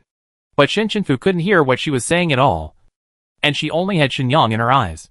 Her existence itself could shake her soul, and even if her body was in pain, as long as she could stay with her, she would be willing. Shin Chenfu felt sad, but she was happy to see her, and all kinds of complicated emotions were intertwined. So she propped herself up and rushed towards her. Shenyang was squatting originally, but was knocked back by her force and sat on the ground with his buttocks, and was hugged tightly. Although she didn't know the person in front of her and was covered in mud, she didn't feel disgusted or uncomfortable at all. In fact, she didn't like any physical contact with unfamiliar people. If she had to avoid it, she could have avoided it just now. But she didn't avoid it. Shenyang classified this wonder as fate. Maybe she was just very scared. Shenyang also hugged her back and comforted her. Don't be afraid. I'm here. I will protect you. Shin Chenfu tears fell, and he choked and said, I really miss you. The longing for her grew in her bones and blood, and she had never really hugged her. Until now. Across time and space, she finally hugged her. The others were shocked by this change. They stared blankly for a moment, and Chi Yin complained, Could it be that she mistook you for her mother? Jiu yawned. Can you say something reasonable with your mouth? But Fei Hong frowned when he saw Shin Shinfu hugging Shenyang so tightly that her hair was all dirty. He walked to the side of the two and squatted down to say something. Shin Shinfu looked up and saw him again. Fei Hong advised, my friend, I think you still need to rest. Before he finished speaking, Shin Shinfu hugged him and burst into tears. Anyone who saw it knew that she was really very sad. So much so that Jiu scratched her head, wondering if she had just ignored the injury on her head? But she really didn't feel it. Fei Hong couldn't believe what was going on. Why did this person hug everyone he saw? And she was so dirty. He was a little misophobic. But why? Didn't he feel uncomfortable after being hugged by her? Qi Yin complained. Well, did he think Fei Hong was his father again? Shin Shinfu hugged the two people tightly, and the feeling of losing and regaining made her deepest desire appear. She wanted to stay here, even if it would affect her life and force her to extract her spiritual power and mobilize her space energy to merge with the time energy. She wanted to stay with them. What Shin Shinfu didn't know was that this was the warning of Ximeng's wrong way. Just when Shin Shinfu, who was confused, decided to do everything she could to stay, she heard Shenyang whisper in her ear, I take you home when you're well. Where is your home? Your family is waiting for you. This sentence suddenly pulled her away from the impulse of not caring. She calmed down instantly like a bucket of cold water was poured on her. Yes, she still has family. She has a sister, a brother, an elder brother, grandparents, and many friends who care about her. She doesn't belong to this time and space with Shenyang. A few minutes later, Shin Shinfu regained his composure and just looked at the faces of two people. No, three people seriously. Shenyang, Fei Hong, and Qi Yin when they were young. Shin Shinfu felt a little unbearable when she stood up, but pretended nothing happened. She knew that she could only look at them and couldn't say anything useful. Just thinking about reminding the star beast, her heart was about to explode. Unspeakable. But she couldn't stay for long. She could feel that the pattern on her wrist had begun to dissipate again. Time was running out. But she was already extremely grateful to see her one more time. She said she didn't need them to send her home. She could go home by herself. She walked out of the cave. The rain outside had stopped. The sun was shining again, and the world was covered with a layer of golden light. Shin Shinfu walked into the sun, and the mud on her face was left with 2 marks from her crying. With such a funny face, she said to the 3 people standing at the entrance of the cave, I'm going home. The 3 waved at her. Qi Yin said, be careful when walking. Don't fall. Fei Hong said, be careful on the road. If you have anything, you can come to us at the foot of the mountain. The Ina camp is there. Shenyang said inexplicably, you should be happy in the future. Shin Shinfu nodded heavily. Yes, I will. After saying that, she turned and left without looking back. She was afraid that she would not be able to let go. She walked farther and watched the pattern on her wrist disappear completely. The moment the pattern disappeared, a white vortex appeared in front of her. She smiled as if relieved, took the initiative to step into it, and then disappeared into the mountains. That day, after returning to the camp, Shenyang wrote a paragraph in his notebook. I saved a person on the road today. He was seriously injured, as if he was beaten by a monster. It's hard to survive in the interstellar space. It's not easy for ordinary people to live. I have to work harder. Chapter 515 Finale. December 18th, 3074. New Star. The military district was blessed with good news 2 days ago. Because for some unknown reason, the patterns on the back of the Time Star Beast puppet that was captured for observation were all destroyed. In this case, if the Star Beast didn't go crazy and remove the puppet by itself, it would be dead. Shinyoli was happy for a while when he got the news. And then he continued to worry. At that time, Shiofu disappeared in front of him, and no one knew where she went. If she was in the same place as the Star Beast, it was very likely that she killed the Star Beast. But now, is she dead or alive? He was afraid that Shiofu would end up like the elders in the family. So he could only hope that she would return home soon. In the past 2 months, the Federation has been rebuilding, especially Sanma Star. But the infrastructure was built quickly, and all were built using machines. What's more, in addition to the indigenous people, there is a large group of people across the galaxy who want to help. That is Shinshinfu fans. The lucky mushrooms. because she disappeared on Sanma star. And the traces of the annihilation force she used in the fight and the black blocks of annihilation space are still in the air, forming a very shocking scene. So the lucky mushrooms think that this is her record. And many people come to punch in. Some of them stay on Sanma star to help after punching in, saying that they are accumulating blessings for the real owner and let her go home as soon as possible. On the other hand, everything that Song-ku, one of the culprits, knows has been extracted. For criminals of this level, there is no human rights to speak of. People who cooperate with Star Beasts to destroy the Human Federation. What qualifications do they have to enjoy human rights? It's just that her brain is not bright now due to multiple extractions. But even if she doesn't remember anything, she will still face the death penalty. And all the assets of the Song family will be confiscated. And the same goes for the Bai family. Shinyoli has been promoted to general recently. But he is still very busy. After talking to Shin Yoshing just now, he told him the news of the confirmed Star Beast puppet. And he will tell Shufei later. He felt that if he didn't give Shin Yoshing some hope, he would die suddenly. Compared to Shufei, he is so fragile. Shin Yoshing has been unable to eat since Shin Shinfu disappeared. And he suffers from insomnia at night. Although it is better than before. He has lost weight rapidly. Sometimes he will start the sad mode when he hears someone calling someone's sister on the street. But this day, although he still has 2 dark circles under his eyes, he is in good spirits because he has to buy a birthday present for Shufei. He went with Ji Che. But he is very disgusted with him in his fragile mental state. Don't their teachers at Kata Military Academy care? Compared to others, he skipped class yesterday. What is he doing? Shin Yoshing radar issued a warning. Can men stay away from his sister? But Ji Che didn't feel that way at all.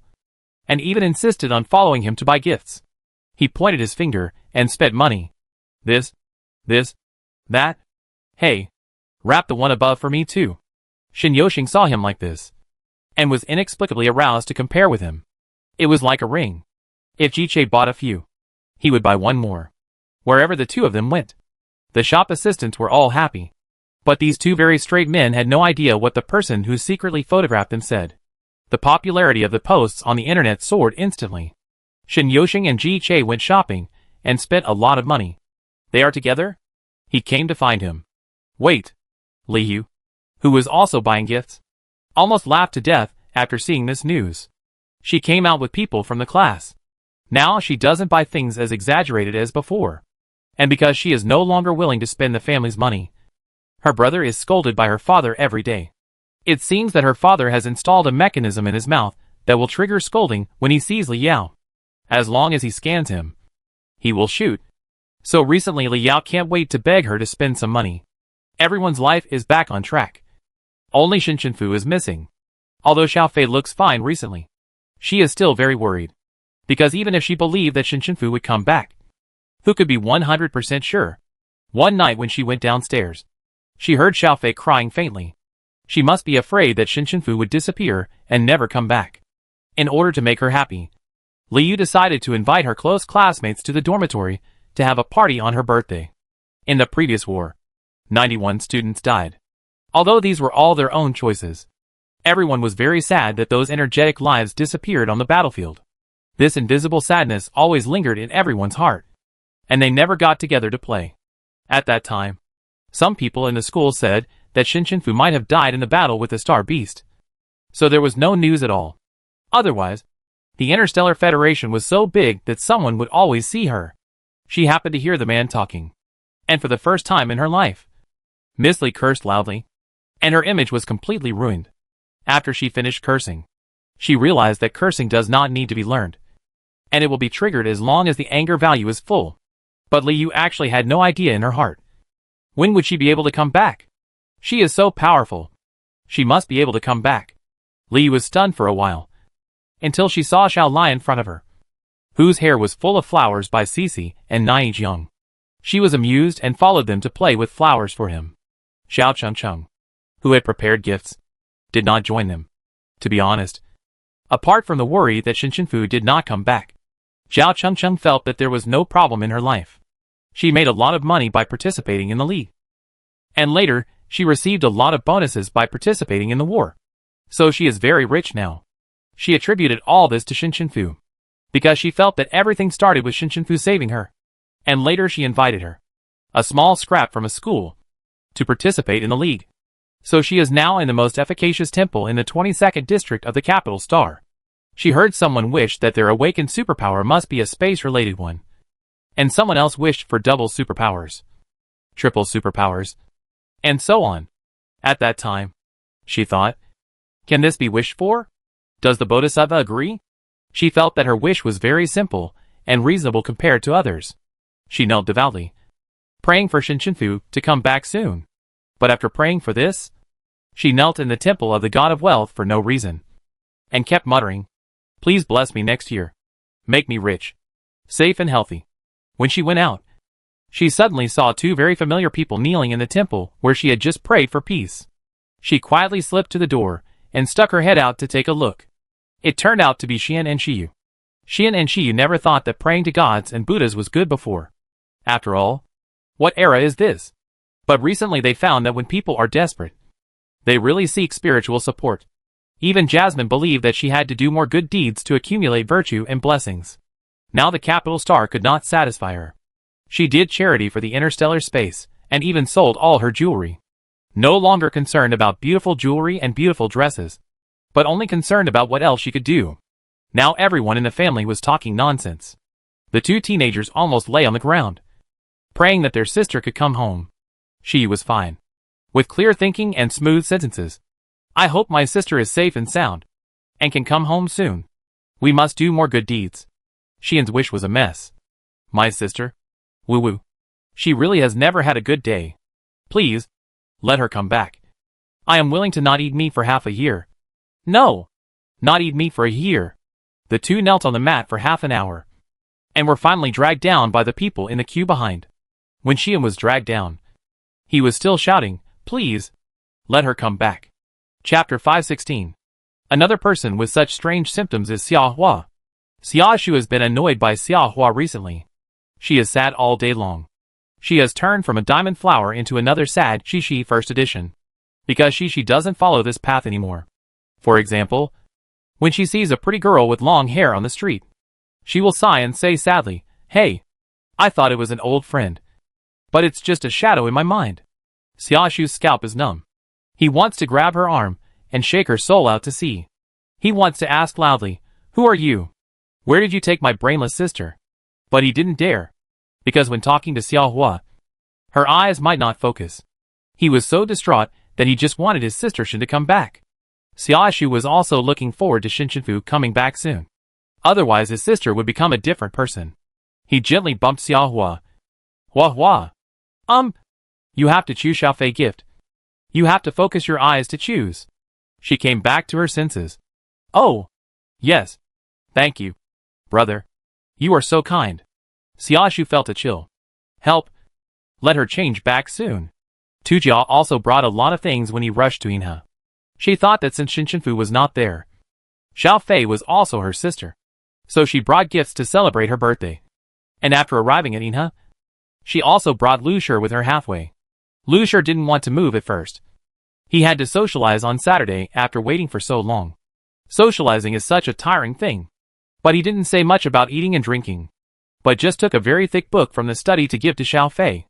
The title of the book is The Way to Success in Happy Learning. It looks very unreliable at first glance. Ning Ting knew that it was Xiaofei's birthday, and she had to come over. After all, Xiaofei had helped her so much at that time, and she had been worried about not finding a chance to thank her. But Lin Xian also came with her. When she asked him, he pointed to his intact left arm with his right hand as a matter of course. She has done me a favor. Fortunately, she had picked up his original arm in such an emergency. Otherwise he would have to get a new arm now, which would be very troublesome. After all, it was not the original one. Ning Ting, reasonable. Since they were basically coming, Ning Chung naturally knew when the message was sent in the group of the study tour team. Although it was Shinshinfu's study tour team, Ning Chung immediately decided to come. Make longevity noodles for Xiaofei, the poor child whose sister is missing. Ning Chung was very attentive. He even carried the flour from Yongkongsing. He also brought a lot of ingredients he grew himself. Although the school is rich now, he still likes to grow vegetables because he has developed a habit over the years. His farming gene has been thoroughly developed. and he couldn't really cook noodles for her alone. He was going to use his skills to make the best dinner for everyone. As night fell, Ning Chung had been busy in the kitchen for a while.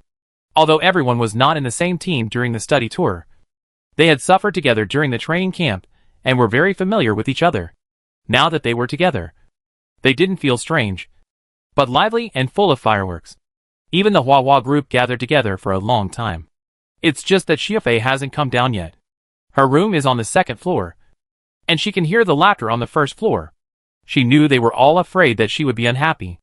After all, her sister had celebrated her birthday before, and she had never missed it since she appeared in the ruins. Recently, her mood has changed several times. Firm, doubtful, sad, firm, and doubtful, repeating over and over again. Until today, she received news that the Star Beast's puppet had been out of control. She felt that this might mean that her sister was going home. So she was not sad at this time. And she just looked forward to her coming back every day in the future. She saw Xian, Shiyu and Zuiyo downstairs from the window. Seeing that it was almost time, she went downstairs. As soon as she went downstairs, she saw a lot of gifts piled up in the living room. Everyone wished her a happy birthday. Ji-che waved his hand. Come and open the gifts. Ning Chung poked his head out of the kitchen and said, We have dinner in a while. Xiafei, you can play for a while first. Xiafei sat down and started to open the gifts with a smile. They were all carefully selected by everyone. She liked them all very much. Xian looked at the more than 20 large boxes of building blocks that Zuiyo took out from the storage container and asked, What are you giving me? Just building blocks? Zuiyo was shocked. Do you know anything about building blocks? This is the peripherals of our Galaxy Military Academy. I bought all of them in a total of more than 20 sets. I still have to fight for them. They are very precious. Okay? Xiafei thought this gift was very good. I like it very much. However, after saying this, Zuiyo thought of another thing. Xiafei, how about I give you another gift? What gift? Zuiyo stood aside, mobilized his supernatural power, and slowly pulled out his palms. And a 30-sided cyan dice appeared. I will calculate the probability of Shinshinfu coming back for you. Xiao Fei was stunned, including everyone around him. All quieted down, silently looking at the dice in front of Zuiyu. They also knew that Zuiyu's 30-sided dice was the one with the most sides. But it required a lot of supernatural power support. Before calculating whether Song Fan was a star beast, he lost half of his life, and it took a lot of effort to recover. Xiao Fei hesitated. But, will you be hurt? Last time, she saw Zuiyu vomit blood. Zuiyu shook his head. No. This kind of calculation that does not involve a very big cause and effect will not make me feel very uncomfortable. Xian stared at the dice in the air, his eyes full of, throw it quickly, throw it quickly, throw it quickly. No matter where people were on the first floor, they all came over. Even Ning Chung turned off the fire, and everyone gathered together to watch Zuiyu throw the dice. He threw the dice, and a mysterious starlight burst out. This dice took longer to spin than his other dice. Everyone held their breath and dared not make any sound. Only Shen Yoxing sighed and whispered to Ji-che beside him. You can breathe. Only then did he remember to breathe. Zuiyu asked, what is the possibility that Shinshinfu will come back this week? Originally, he only needed to ask in his heart. But everyone was watching. So he said it out loud so that everyone knew what he was asking specifically. After a moment, the dice stopped, and everyone widened their eyes. Because the number appeared, 30. Shinshinfu will be back this week. Everyone was silent for a moment, and then cheered. Great. I'm really coming back. Xiao Hua was so happy that she lifted Zhao Chengcheng up, and her spirits were restored immediately. She did dozens of squats in a row. She and Shiyu was so excited that she hugged Shen Yoxing together.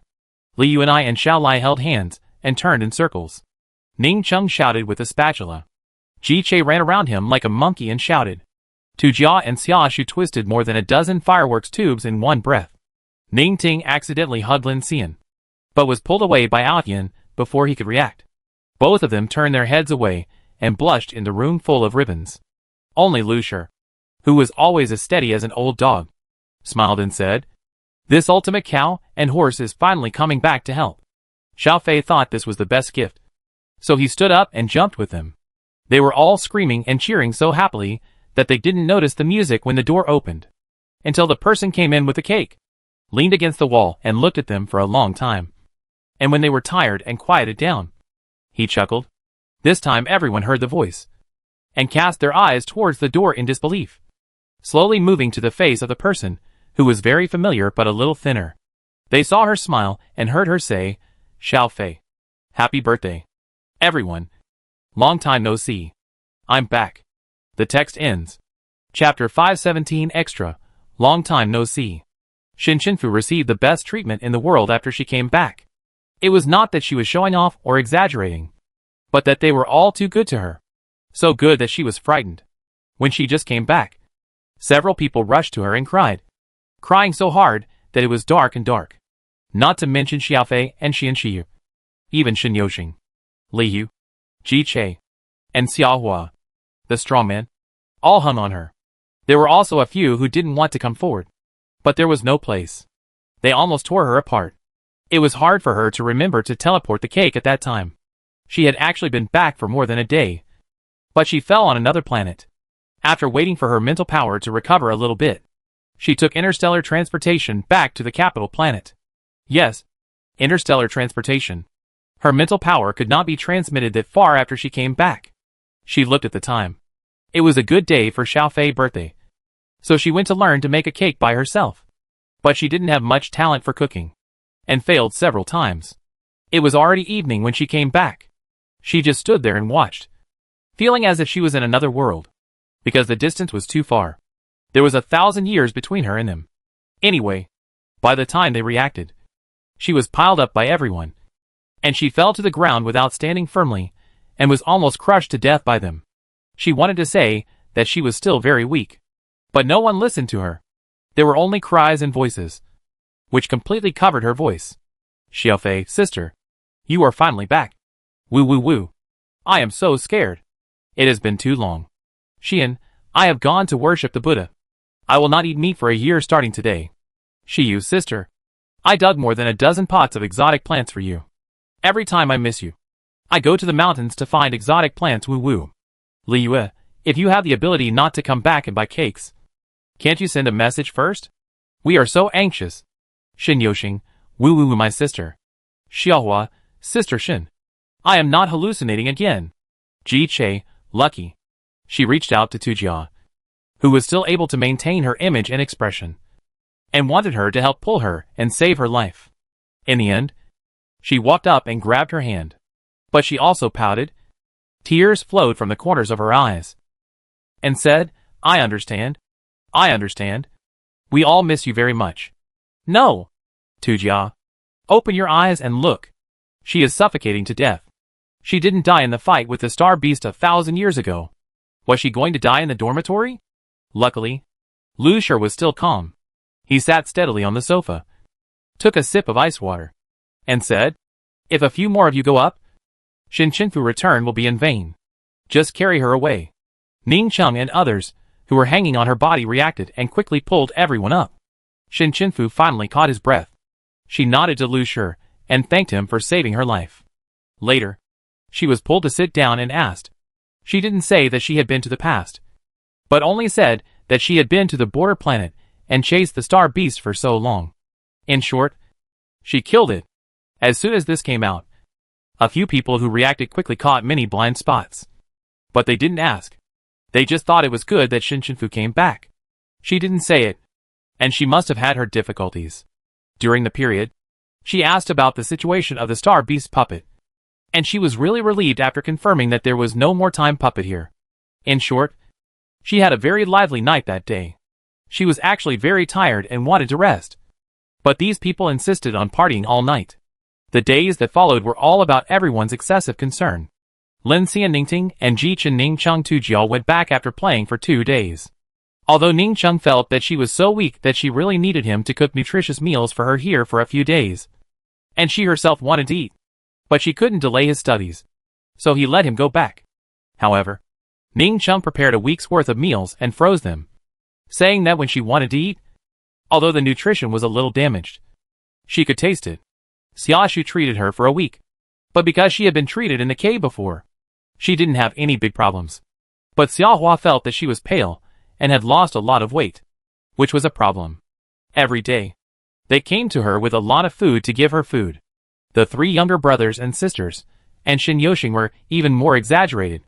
They came to serve tea and water all day long, and even wanted to skip classes. Those were 3 people who worked very hard and never skipped classes. Of course, they were rejected by Shinshinfu, and went back very sadly. Liu knocked on the door every morning to wake her up, asking her to eat more, saying that she had become as thin as a refugee after going out. Zhao Chengcheng gave her a big bag of novels, saying that they were all new and very good. Shinshinfu took a look and found that they were completely different from the ones she had given her before. They were in a different style, such as friendship forever, happy family, happy every day. They all looked very positive. Moreover, she could hardly move at school. As long as she went out, she would receive a huge amount of gifts. Liu said that the news of her disappearance in the battle with the Star Beast had spread throughout the Federation. So everyone thought she was a hero. If she didn't want to accept those gifts, her classmates would throw them at her. Such heavy ornaments. They would directly hit her. Are they really not afraid of hitting her to death? Fortunately, her space is large enough to put everything. However, since then, she dared not walk on the road, and teleported directly to the classroom. And because of her high popularity, the entrance and exit of the art building are now equipped with security guards. Everyone has to swipe their card to enter and exit, and only those in the art class can enter. Even so, there are still many gifts with for Shinshinfu written on them downstairs. Shinshinfu had no choice but to pick up the things given to her. Liu stood aside and laughed at her. Oh, you used to pick up trash, but now you pick up gifts. The difference is really big. She even directed her. Over there. That one looks good. Shinshinfu, When she was receiving the gifts, Lui and Could Air passed by separately. The two of them seemed to have a bad relationship. They would roll their eyes at each other when they met. But when they saw her, they showed a shameful expression and hurried away. In addition to schoolmates, there are also her fans. Knowing that she was back, they started an online carnival, and even set up a Lucky Mushroom Carnival Day, where fans gathered together to express their happy emotions. After Shinshinfu knew about it, she set up a 50% discount for all restaurants in Lang's family within a month, and the profits were used as bonuses for the employees of the restaurants. However, when everyone knew about the Lang family's event for the Lucky Mushroom, they happily ate it for 2 or 3 days. And then, they realized that something was wrong. Why did the Lang family join in the fun when Shinshinfu came back? Why did they have to hold an event? And all the money they earned was used as welfare for the employees. This is very strange. At this time, the clever people on the internet asked, when was the last time that the head of the Lang family, Hill Lang, appeared? Someone replied, it was at the Song family banquet. And then, he disappeared. But a guest who was at the Song family at that time said, I didn't see Shinshinfu that day. But it seemed that Hill Lang used the space power to teleport us away. They just discovered a very important problem now. No one knows Hill Lang's identity. Could it be that she is actually using another identity to carry out activities?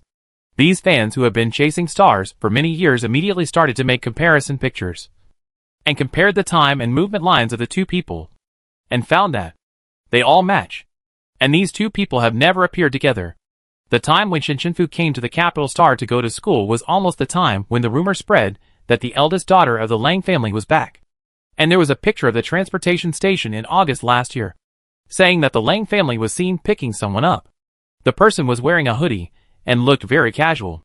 If you don't say it, you won't think it. But once it is said to be her, people who are familiar with it can tell at a glance that it is really Shinshinfu. Combined with what the 3 people in the Lang family said at the time. The sister who can't beat her. Isn't it? That sister is 3's Shinshinfu. A big earthquake of the Lucky Mushroom. Who would have thought that the main character, who was thought to be popular by strength, could actually rely on financial resources? Besides, her strength and financial resources are too strong. So the discussion about Shinshinfu identity on the internet exploded. And the topic hit a new record. When you open it, it's all, Shinshinfu is actually Hill Lang. Shinshinfu is the king of Loki. Lucky Mushroom turns into Golden Mushroom. And so on. People who used to laugh at Shinshinfu in school deleted their posts overnight. Not to mention Lui, who was ashamed to face people. Everything she did in front of Shinshinfu flashed through her mind. She actually admitted that she was from Lang's family in front of the real owner. Until this moment, Lu Yi felt embarrassed to the point of wanting to travel back in time and beat up that self. Kur was even more embarrassed, thinking about her previous madness. She was so scared that she didn't dare to go out for several days. And she was very happy about this, because they could brazenly show off their sister everywhere. Shin Shinfu saw how happy they were, so he let them go. Although life was gradually getting back on track, Shin Shinfu discovered something strange. That was her time energy, which had been dissipating since she came back. And it was dissipating at a very fast speed. Shin Shinfu didn't know much about the energy sacrificed by the star beasts, and only thought that it might be because the little coal ball was gone, and the energy was limited in time. However, feeling the time energy leaving little by little made her understand that the little coal ball that had been helping her, as if it was born for her, was really no longer by her side. Moreover, the regrets seemed to be increasing. Chapter 518. After she came back, she thought of Shinyue and the others from 1,000 years ago. So she took out the photos from that time and found that she was the only one left in the group photo of 6 people. The other 5 people all disappeared, and it looked like an ordinary landscape photo of her. But only she knew that this photo was made up of 6 people.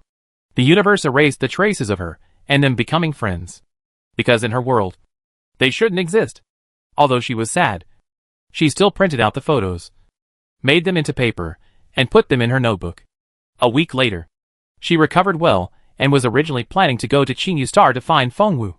But she had to go to Sanma Star first. The traces of annihilation from the previous fight were still there. At that time, her skills did not have automatic repair, which was a bit useless. At least she thought so. But the teleportation was very fast, and she deliberately found a late night time to go there, because according to Liu, there were originally many lucky mushrooms surrounding there. And now that she was back, there were even more people waiting for her. So Shin Shinfu took advantage of the night, when it was too late to see clearly, and secretly repaired the annihilation marks.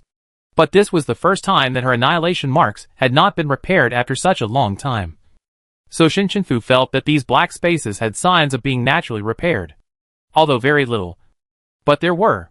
So, these eliminated spaces will be slowly repaired by the universe itself. But it will take a longer time. After doing all this, she went to find Fengwu. It was winter in Qingyu Star at this moment. The moment she was teleported, the biting cold wind blew on Shin Shinfu's face. She wrapped herself in a warm outer robe, wore a hat and a scarf, and carried a hand warmer before she set off. And where she was going now, she had to send a message in the brothers and sisters group. Everyone has been paying too much attention to her recently, especially Shinyoshing. If she didn't know where she went, she would be so anxious that she couldn't sleep at all that day. Now it is very convenient for her to go anywhere, and no one can reach the destination faster than her. And she doesn't have to buy a ticket. How good. She didn't think so before. But the closer she got to life, the more she felt her ability was practical. It could teleport, store things, and be used as a means of transportation. She exhaled. It was afternoon, approaching dusk, and it was about to get dark. So the snow-covered world was stained with a layer of blue. She checked the location of Fengwu, who had asked Shinyoli for him. The reason she asked him was that Fengwu's identity as an immortal had been protected by Shinyue since the beginning. His identity card issues were all handled by the Shin family, and this had been maintained for so many years. No one in the Shin family had used or hurt him because of his ability. He was in a forest next to an orphanage. He didn't live in an ordinary building, but in a quaint tree house. The tree house was not small, and even had 2 floors. It looked very quiet. At this moment, the sky was gloomy, and the snow was getting heavier. Shin Shinfu walked to the wooden house and knocked on the door. He seemed to be some distance away from the door, as if he had put something down, and there was a ding-dong sound. Shin Shinfu heard him ask, "Is it Xiao Rui or Mian? Shouldn't we be having dinner at this time?" When he came to open the door, he was originally at a constant speed. But Shin Shinfu said outside the door, "Fengwu, it's me, Shin Shinfu." After saying this, the footsteps inside first stopped, and then suddenly accelerated, and soon rushed to the door. And he suddenly opened the door. Shin Shinfu was originally waiting patiently. When the door opened, the fragrance of bread hit her face.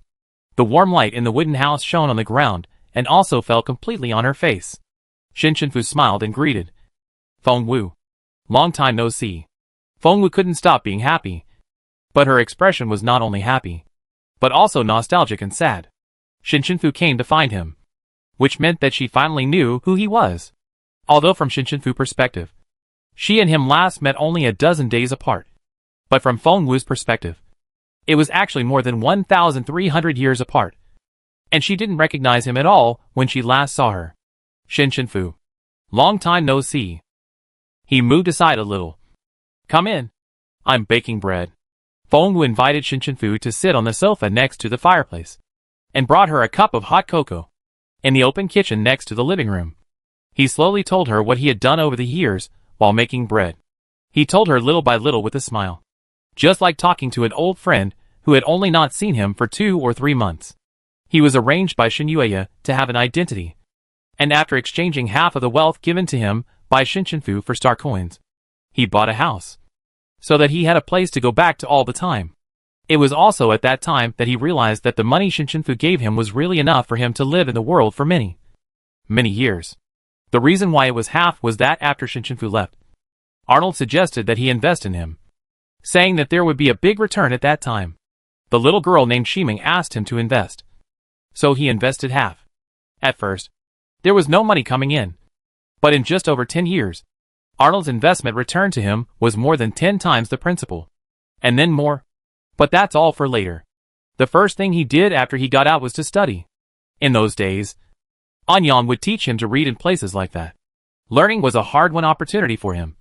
So he hired a teacher and studied hard for decades, and then changed his way and went to other planets to see when he was self-studying. He had an understanding of the world and society, and could find a job. He would stay on each planet for decades, but it would be as short as 1 or 2 years, or as long as 5 or 6 years, and he would change his position to get in touch with the world and people. Sometimes he would volunteer to go to various corners of mountain villages to teach those children to read. But the more places he went, the more he would meet some homeless people. But because he had been hurt before, he didn't dare to do it at first. He was afraid that he would help another person who hurt the world. However, in the end, he still followed his truest thoughts. He felt that there were many reasons why Lang Fu became like that, and he couldn't just kill everyone with one stick. Maybe other people were like him? So he saved those children and built an orphanage. It was called an orphanage, but it was more like a children's school. They provided food and accommodation and pocket money. They taught them to study in the early stage, and then they would go to school until graduation. If they didn't like studying, they could choose to learn a skill. In short, they would have the ability to make a living. Shinshinfu asked, "Who was the old man I saw at the kite festival before?" Fengwu smiled and said, "He was one of the people I picked up. But he was stubborn. When I was a child, he said he would take care of me until the end of my life. Later, he found that I couldn't get old, so he often came to see me after he retired." Fengwu made bread and brought it to Shinshinfu. After she finished eating, the two chatted for a while, until Shinshinfu was about to leave. He said, "Actually, I thought you should come to see me too." Shinshinfu did have questions. Why did he know that she would appear in the future? Especially when they met for the first time. He recognized her, but didn't talk about the past. She was used to not talking about the future, but forgot that she had already arrived at the future. And Fengwu was different. Fengwu was a person who had experienced the past and arrived at the present. So there was no limit to him in traveling through time. Unlike other people who could not speak, Fengwu explained, "Because we guessed that you came from the future." He saw that she had the ability to teleport and could trace back to the time of Lang Fu. No one knew her when she fell from the sky. Even when Shinyue took him to register his identity later, he checked Shinshinfu information and found that there was no such person. So he suspected at the time whether she had arrived at the era across time and space. But Shinyue made a hushed gesture to him. "More than 10 days after you left, when I saw that thing changed, I was really sure that you came from the future." So he regarded a day in the future as a surprise. Maybe one day he would meet her. "The benefactor who changed his life?" Shinshinfu asked. "What is it?" Fengwu walked to the bookcase, opened it, took out a photo frame, and handed it to Shinshinfu. "This?" Shinshinfu took it and looked at it, and his breath was choked for a moment. "This is..." "There is no her. Only photos of 5 other people. She was originally standing in the middle. But there is a vacant position in the middle of this photo. That is her position. Because at that time, their world should not have her. But she also has one. She took apart the photo frame and took out the photo. Then took out her own photo, stacked the two photos together, and looked at them with her back to the light. Her figure was printed on the photo through the light, printed on her original position. This is the complete photo. She is not in the same world as them. But this photo has been preserved in a different way. Feng Wu said that it will be saved and printed again every 100 years. So it has been preserved until now. Feng Wu. Thank you. Shin Shinfu thanked him very solemnly. This is an important trace left by her encounter with him. Feng Wu shook his head. This is also the most important part of my life. I want to thank you. If he hadn't met them, he probably wouldn't feel that his long life would be so happy. He could go anywhere he wanted and live any life he wanted. He would live like this in the future. Just like the blessing she gave him. Like the wind. Unrestrained. Free and unrestrained.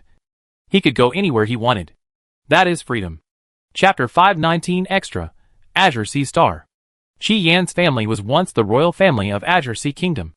It's just that the times have changed, and it's no longer an empire. The royal family name Hai has been abolished. And Azure Sea Kingdom has become Azure Sea Star. But in fact, most of the time, people from her family are still the Star Masters. Qi Yan's tasks are lighter than her sister. So she can be rebellious and willful, and go to Inha to go to school. Although most people from Azure Sea Star prefer Lontong. Because of her family, she doesn't have many friends on Azure Sea Star. Those people approach her with flattery or calculations. Or they are wary and afraid of her, and don't communicate with her at all. So she suddenly decided to go to the capital star to go to school. She packed her luggage, and left secretly at the age of 12. When her parents found out, it was too late. So they could only let her go. She had already submitted the application for the school. And the re-examination was not difficult for her at all. Besides, what school would reject a freshly baked 3S? It's just that she was not the first place as imagined. Even if she had always been in the past. She was not in the entrance examination of Galaxy. The first place was a girl named Shenyang. She wanted to meet her very much. And was looking forward to what her opponent would be like. As soon as she entered the dormitory, she saw a very strong girl. It was obvious that they had just awakened not long ago. But Qi Yan felt that the other party's mental fluctuations were much smaller than hers. And the first sight of her knew that she was a 3S. Just like her. But that scene was something she didn't expect. Which younger 3S didn't have a little arrogance. But only she, holding a chicken leg in her hand, waved at her. Hey, new roommate. Hello. My name is Shenyang. She was shocked. She was a little surprised that the person who was chewing the chicken leg had won her first place. Before she had time to say hello, she heard her ask, "Do you want to eat chicken legs?" In this way, Shenyang became her first friend after entering the school, and later her most important friend. She didn't know that a person could be so upright and just, with a strong heart and strength, and work very hard and never slack off. Shenyang is such a person. At that time, she thought, except for some people who would envy her strength. Is there anyone in this world who doesn't like Shenyang? She seems to have her own goals, and has been doing her best to protect this world. She would stand up for all the unfair things that happened to Shenyang. But if everyone said they wanted to treat her to a meal, she would immediately nod and order dishes, which made her look a little cute. Staying with her, you will feel that the world is bright and your heart is happy. And sometimes she would childishly do some harmless pranks. Everyone likes her. And Fei-on likes her too. But in a different way. Qi Yan saw this very early. He always passed by very deliberately with her favorite food, waiting to be snatched away by Shenyang. Only a fool could not see it. Shenyang is very mysterious. She never talks about her family. It was only after living with her for 2 years that I found out that she had a brother and a sister. Her impression of her brother was that he secretly gave her living expenses. If she suddenly bought good materials or upgraded her mecha, it was either that she earned money herself or that her brother gave her money. So at first, she thought her family was very poor. And even living expenses were sometimes available. And she needed to rely on her brother for subsidies. No wonder she was so delicious when she first saw her eating a chicken leg. No one would have thought that she had such a strong background and identity. Of course, she was most impressed by her sister. Mainly because her sister's presence was really not to be ignored.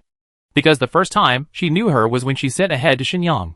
Yes, head. It was just the head skeleton of a strange beast that was made into a specimen after being air-dried. The problem was that it was too big. The skull of a strange beast that was more than 1 meter long. She actually put a small flower on it very cutely. She said it was a gift for her sister. What's even more weird is that Shenyang didn't feel anything strange about it. She bought a vase and placed the head of the strange beast in the living room, and said that it was a really good ornament. Really amazing. That was her first impression of her sister. She also realized how much Shenyang doted on her sister. It was really an unlimited doting. If it wasn't for the big head that couldn't be placed in her room, she estimated that Shenyang would put it directly in the room. Not afraid of scaring her, she asked her how her sister could send this gift to her. Shenyang was a little proud when she said it, saying that her sister was traveling alone at a young age, and when she saw something good, she would give it to her family. At that time, she was a little confused. Didn't she go to school at such a young age? Didn't she learn knowledge? Shenyang said that she had learned everything she should learn when she was very young, and she wanted to go to study. So she let her go. She also said, with me here, she can do whatever she wants. When she said this, her eyes were sparkling. Although it sounds like a big talk, Chi Yen knew at that time that what Shenyang said must be true. They went to school together, practiced together, participated in the league, and went to different military districts after graduation. It was also at that time that she knew what Shenyang was.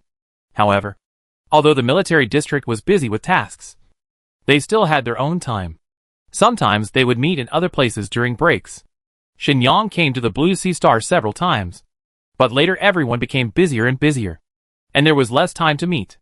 The last time the two of them met was also at the Blue Sea Star. The previous Star Master of the Blue Sea Star was Chi Yan's sister. She and her husband died in battle, leaving behind Tujia, who was still in her infancy, and not even a month old. Chi Yan was only 26 years old at that time, and there were only her and Tujia left at home. She could only come back from the military district to compete with the head of the 3rd district, who wanted to seize the position of Star Master while she was away, and take care of Tujia. In fact, she later found out that when the Star Beast came, it was the district chief who designed her sister, which led to her end. This is the deepest reason why she must kill their clan. On the day she became the Star Master, Shenyang, who was busy for a long time and could not be seen, came to congratulate her late at night and made a gift for her with the precious materials she had collected before. She originally thought that she had forgotten her friends after being with Fei Ong. She thought at that time that Shenyang was not such a heartless person. But within half a year, Shenyang also died. She did not go to the funeral. She was afraid. She did not dare to go. If she did not go to the funeral, she could deceive herself and think that she was still alive in the world. But it was a pity. Anyone who has seen Shenyang will feel that the fall of her son is a loss to the whole world. It is not just a regret for Shenyang's friends and family, but a very important piece missing from the world. She was deeply shocked by the repeated loss of important people. After that, she became more and more like a real and stable Star Master. Make the right decision. Think about the planet and the people. And work hard to educate Tuga. Tuga was not like this when she was a child. At least not on the surface. She climbed a tree to shoot birds, and went to the sea to catch fish. A crab climbed onto her head, and she screamed in fear. But she was very strong when she was nervous. And she smashed the big crab to death with a stone. When she reacted, she wiped her tears, picked up the crab, lit a fire nearby, and roasted it to eat. It was not a waste at all. She was very smart. She could ask questions to the teacher at a young age. Everyone had high hopes for her, especially those who assisted her mother in the past. Although she tried her best to protect her and not let her know about her parents too early. For such a smart child, the less she said, the more she wanted to explore. So soon, she found the answer herself. She understood why she only had an aunt and no parents at a very young age. Because they were all dead. Not gone to a far place. Those were all lies to children like her. She understood. Death, like the crab she smashed to death, will never move. It's just that she read a lot of books and knew that people in the Blue Sea Star were buried in the sea. People of her mother and father's status were buried in the sea area of the former royal cemetery. Although she was very young, she naturally wanted to go and see them. However, even if she could play freely, she was still strictly guarded. At that time, Chi Yen was not there, and Tujia ran out by herself when it was dark. When Chi Yen hurried back, no one knew where she had gone. But where could she go as a child? All the guards went to the sea to look for her, but they couldn't find her after 2 days. until the maid who took care of her said that she found an abandoned map in her trash can, with a few crooked lines drawn on it, and the end point on it was the royal cemetery. That is now their family cemetery. Chapter 520. Chi Yin immediately took people to look for it, but she was not seen in the cemetery. The guard reported that 2 days ago, ghost coral appeared nearby. Ghost coral is a moving coral group. It looks very beautiful from the outside, with gorgeous colors and can glow. It will attract marine creatures to enter the coral group. Once inside, everything changes. Looking from the inside to the outside, the entire coral group is black, and it will turn into ghosts to pounce on and scare and eat prey.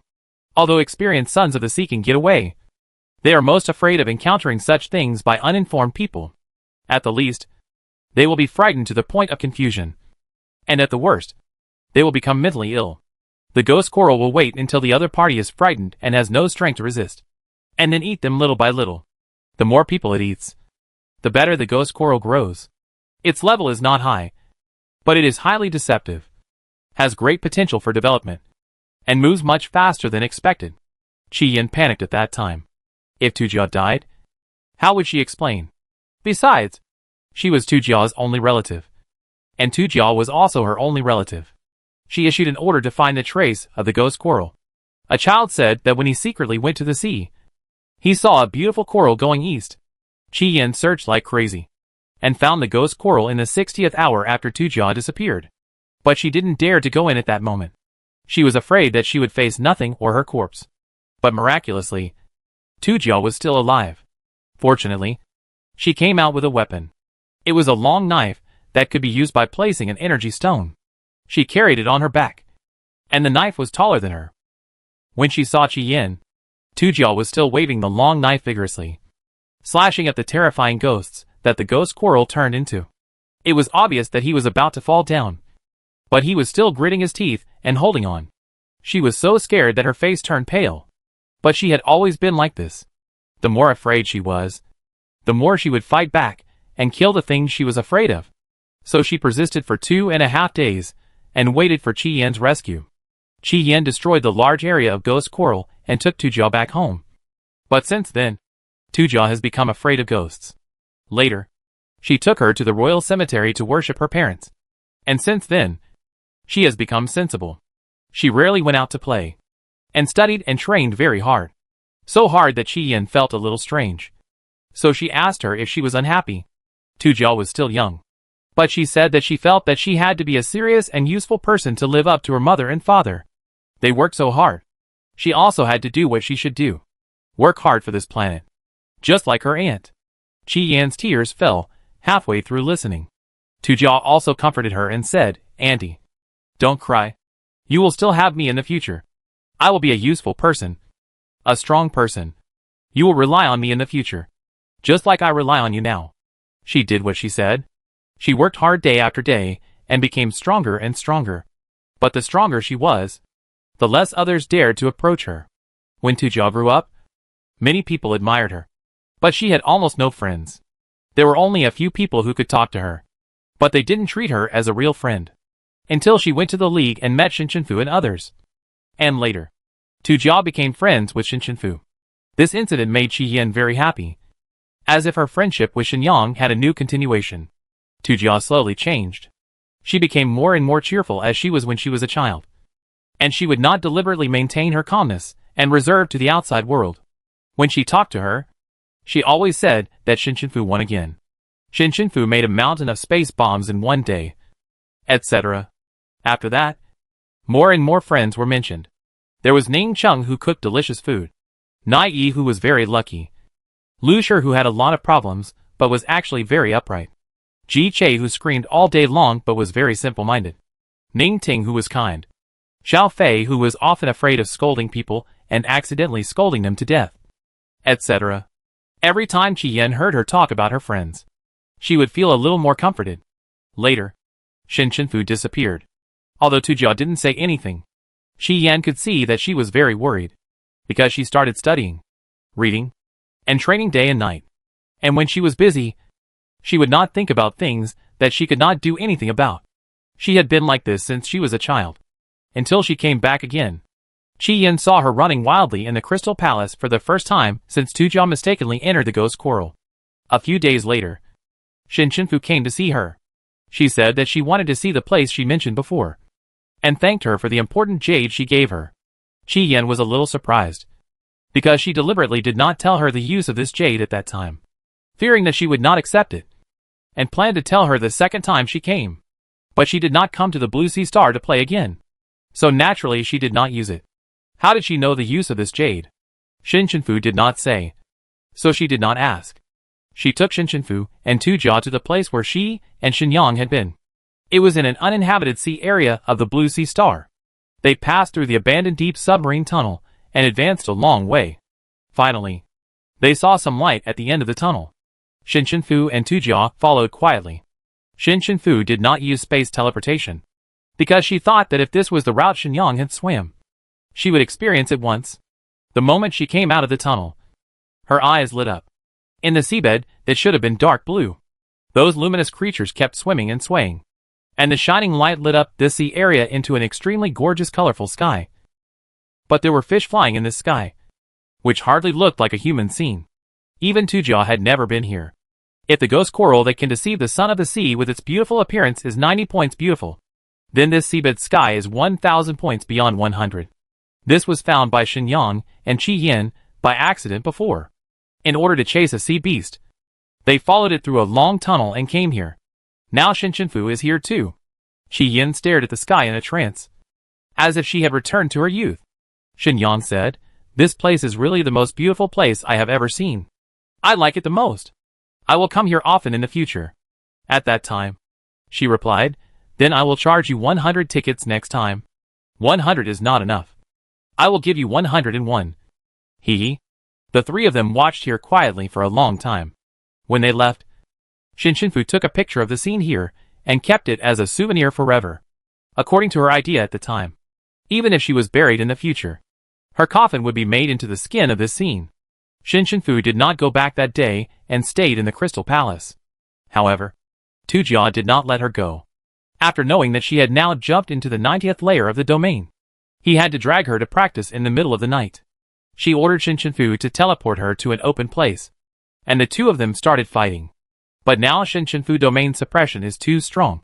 Tujia has never defeated her, and it is even more difficult to fight now. But she did not give up and kept looking for opportunities. When Shin Chenfu was teleported to her side to attack her, Tujia exerted his strength, and the mermaid behind him, who had been assisting her and was made of energy, also attacked her with all his strength. Unexpectedly, when Shin Chenfu raised her eyes, she happened to see the face of the mermaid.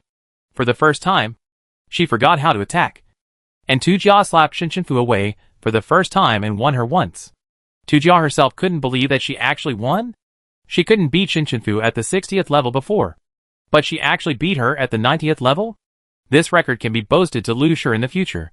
While she was stunned, Shin Chenfu also got up from the ground and looked at the energy mermaid holding a trumpet harp in her hand, closing her eyes and humming a song because Tujia stopped attacking. She looked very beautiful, like a glowing goddess of the sea. But even if she looked like an adult, Shin Chenfu was familiar with her. She knew her. No wonder the energy mermaid swung the harp to hit her in the previous ring match. She had seen this action before. Shin Chenfu murmured in disbelief, "Shi Ming? It turned out to be you." Shin Chenfu passed by Tujia and stood in front of her seriously for the first time. He stretched out his hand and tried to touch her, but it was just an energy body. Her hand seemed to pass through a gust of air and then swayed past. Just when she was a little sad, a palm slapped over and clapped her hands. Tujia asked with a smile, "What are you doing?" "I won." Shin Chenfu retracted his hand, sighed, and pretended to be sad. "Hey, I lost." Seeing her like this, Tujia put his hand on her shoulder. "It's okay. It doesn't matter if you lose once. You see how many times I have lost. I will take you to catch crabs tomorrow. Let's go. Go back." After that, she lifted the domain, and Shin Chenfu turned around and watched the mermaid disappear into stars. It was like another farewell. When the light disappeared, she looked forward and opened the portal. "How about spicy or cumin? Either is fine. How can I do without your seasoning? How about steamed? I arrange it. Braised? I arrange it. Stir-fried? All arranged. Chapter 521 Extra, Peace. Serious Military Academy. There is a group of people hiding and shuttling around in the school as if they were carrying out a spy mission. And from time to time, they press the communicator beside their ears to contact others. The target is found in the library. And she is now going to the cafeteria. Received. Received. There are 10 people in the cafeteria. No problem. The other target has not come out of the training building yet. Repeat. The other target has not come out of the training building yet. Then what should I do? No candy again today? No problem. I go find my brother classmate sister elective class classmate sister teammate. And ask him to ask Lin Xian to go to dinner. Yeah. It's not the case that I don't eat on this day. Yes. It makes sense. Uh-huh. Hee. X100. Lin Xian was inexplicably reminded by his classmates to come out for dinner. And he saw through his lame excuse at a glance. He stammered and said that he just liked the training room he was using now. Saying that he was used to it, and that he couldn't practice well if he didn't use it. He also said that he had practiced for a day. So he should practice for a while. But when Lin Xian asked him if they were going to have dinner together, he immediately refused, saying that he had just eaten and even pretended to burp. But as soon as he left the training building, Lin Xian felt dozens of eyes on the side.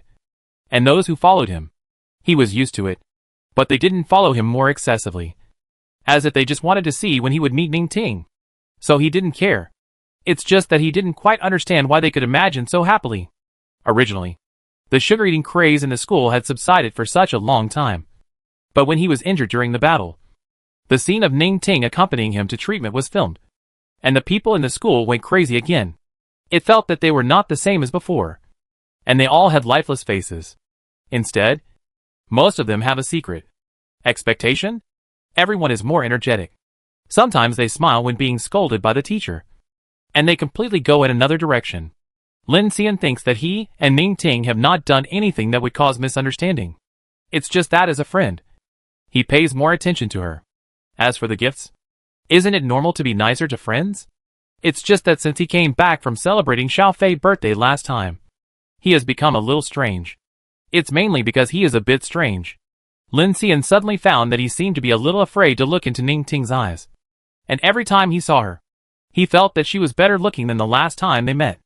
Then, his heart rate was scattered, as if it was about to fall out. So he also went to see a doctor to check if there was anything wrong with his heart. But there was nothing. The doctor said that his heart was extremely healthy and strong. He also went to the ophthalmologist to see if he had dry eye disease or something like that. But there was nothing. The doctor didn't understand what he was looking at with such good eyesight. These things brought a great shock to Lin Xian's mind. Because he was thinking, are the doctors of Guangyo Star all quacks? There is obviously a problem. Why do you say he is fine? Why would he go to the doctor if there is no problem? He is not a fool. Lin Xian walked into the cafeteria with such a confused thought. And then he saw Ning Ting among thousands of people at a glance. The next moment, his heart tightened, and then began to beat wrongly, as if there was a miniature version of Altian beating gongs and drums inside. Sure enough, he was sick again, and he had to go see a doctor now. Ning Ting felt a sight, turned his head, and met Lin Xian's eyes from a distance. But he looked at her, turned around and left without eating. Before she figured out the reason, she heard a sigh from the side. But she was also thinking, could it be because she hugged him accidentally at the last birthday party? So he was angry? But this has been too long. For more than half a month. She has always felt that he is avoiding her. Just like she avoided him before when she was afraid of being photographed. But the difference is that he doesn't even want to look at her. Ning Ting was a little sad and a little angry. And sighed unconsciously. A classmate in the elective class next to her asked early. What's wrong? Is the food not delicious? I help you eat. Zhao Zhao is a foodie. And doesn't think about anything all day. And only thinks about what to eat next. Because of this, she didn't think there was anything wrong with Ning Ting's ability at all. And became friends with her. Ning Ting thought that she could really offer any useful suggestions from a friend's perspective. But she still tried to say, I have a friend. Zhao Zhao nodded. Then what? She had a good relationship with a classmate, who helped her a lot, gave her many expensive gifts, and saved her. But since the two of them went to a banquet one time, she accidentally hugged that classmate, and he deliberately distanced himself from her. What was the reason? Is she hated? Zao moved her plate to the side, mobilized her supernatural power to condense a few copper coins, and threw them on the table. Ning Ting was a little nervous. She didn't expect Zao to do this. Her supernatural power is divination. A metaphysical supernatural power. She is the only one in the school. Classmates often come to her secretly to tell fortunes. She just asked her for her opinion. But she didn't expect her to tell fortunes directly. What if she found out that he really hates her? At this moment, she didn't think at all that the fortune teller must know the other party's information. Or at least know the two people before he can tell fortunes. And how Zao started to tell fortunes directly. Ning Ting picked up the water to drink, hiding her nervousness. Zao put her thumb and index finger on her chin in an H shape, nodded thoughtfully, and concluded, "He likes you." Ning Ting spat out a mouthful of water. Fortunately, there was no one sitting opposite her. She waved her hands repeatedly. "It's not me. And, can this kind of thing be calculated? Lin Xian likes her? Is it possible?" Zao narrowed her eyes and smiled at her with an expression that said, "You still want to hide it from me?" With a wave of her hand, all the coins on the table disappeared. She suggested to her, "If you don't believe it, you can actually try it." Ning Ting didn't want to admit it at first. But after hearing what she said, she asked, "How to try?" "Well, I asked for my friend. Don't you know how to read his mind? If you read his mind secretly, wouldn't you know what he's thinking? That's not good." Before, she read his mind only during the competition, and she wanted to help him at first. But now, reading someone's mind without consent is very rude and offensive. How about this? Zao hooked her finger, leaned over to her ear, and said a few words. Ning Ting was stunned. Does this really work? Believe me, there are so many men and women who ask me to calculate their feelings, and I can't calculate them all day long. I'm an old hand, very good. But Zao caught a blind spot. Do you like him? Me? Then I don't. Go and try it yourself. Ning Ting was silent, and she was actually thinking about the possibility of her suggestion in her mind. But at this time, Lin Xian was still seeing a psychologist. Yes, he changed doctors. Chapter 522. Lin Xian has his own logic.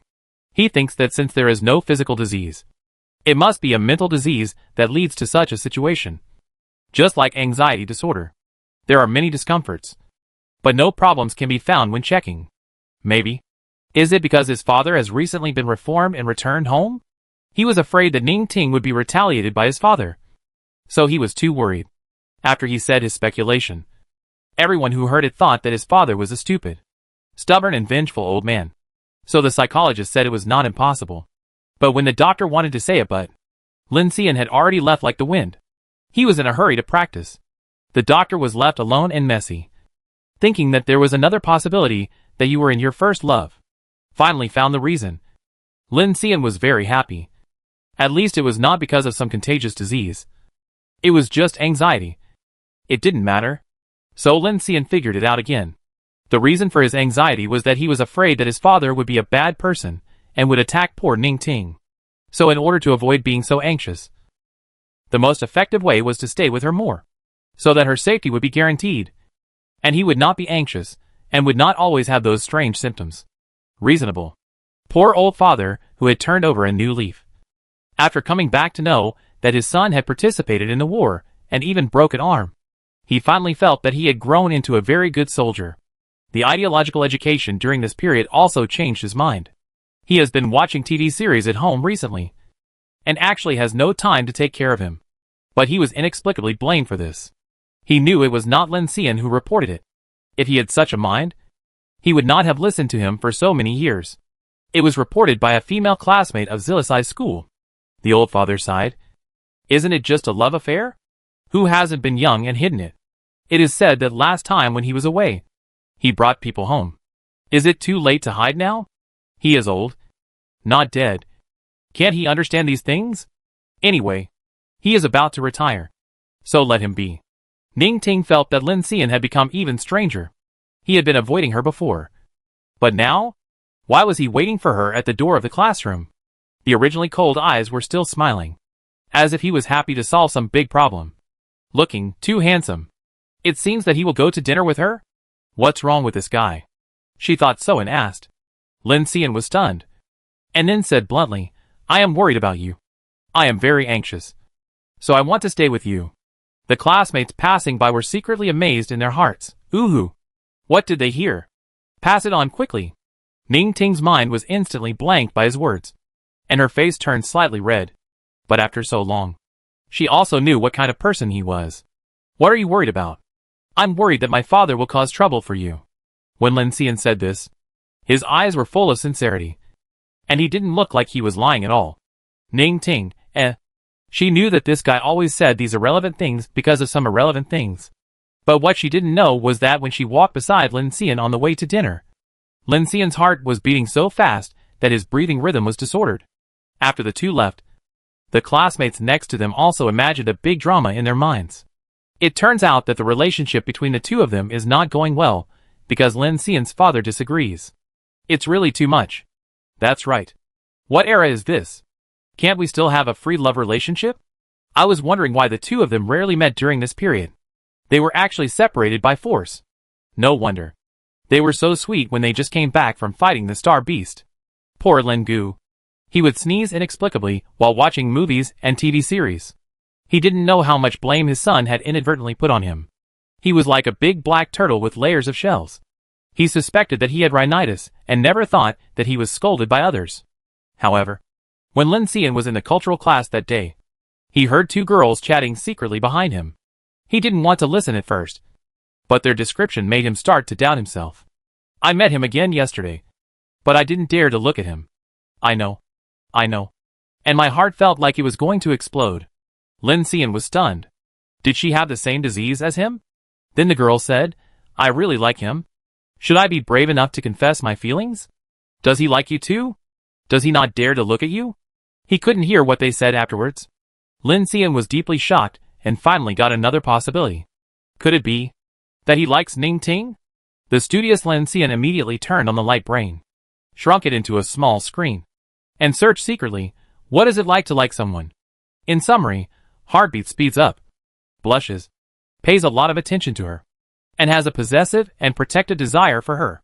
Although he felt that 4 of the 5 points were correct, Lin Xian thought he did not have the possessive desire. But after class, he glanced downstairs and instantly locked his eyes on Ning Ting again. She was with a girl, and he knew that it was Zhu Zhao, a classmate in her elective class. She had the ability to predict the future. There were 4 people in her family, and she had a younger brother. Her family was harmonious. On the day she became friends with Ning Ting, her message was sent to him.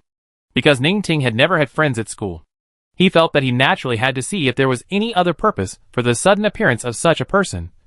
After all, Ning Ting had helped him. But it was not until he had just checked the signs of liking someone that he suspected that he had gone a little too far just because Ning Ting had helped him once. Suddenly, a boy walked carelessly and bumped into Ning Ting. Lin Xian frowned and felt extremely unhappy. But he reacted and was shocked. Could it be a kind of possessiveness? Could it be that the eyes of the masses are sharp? He thought he should try himself. And on this day, Ning Ting also listened to Zhao Zhao and decided to try him. The two people sent messages to each other at the same time and made an appointment to meet at the school lake at 6 o'clock. After seeing that the other party sent the same message, they were secretly happy again. It's just that the process of getting to the lake was a little weird. It was like going to the battlefield, and they walked out with the momentum of sweeping thousands of troops. Those who didn't know would think they had made an appointment with someone. The sun fell on the lake, and the golden light reflected on the faces of Lin Xian and Ning Ting, who hurried over. When they saw each other, they sighed in their hearts, it's so beautiful.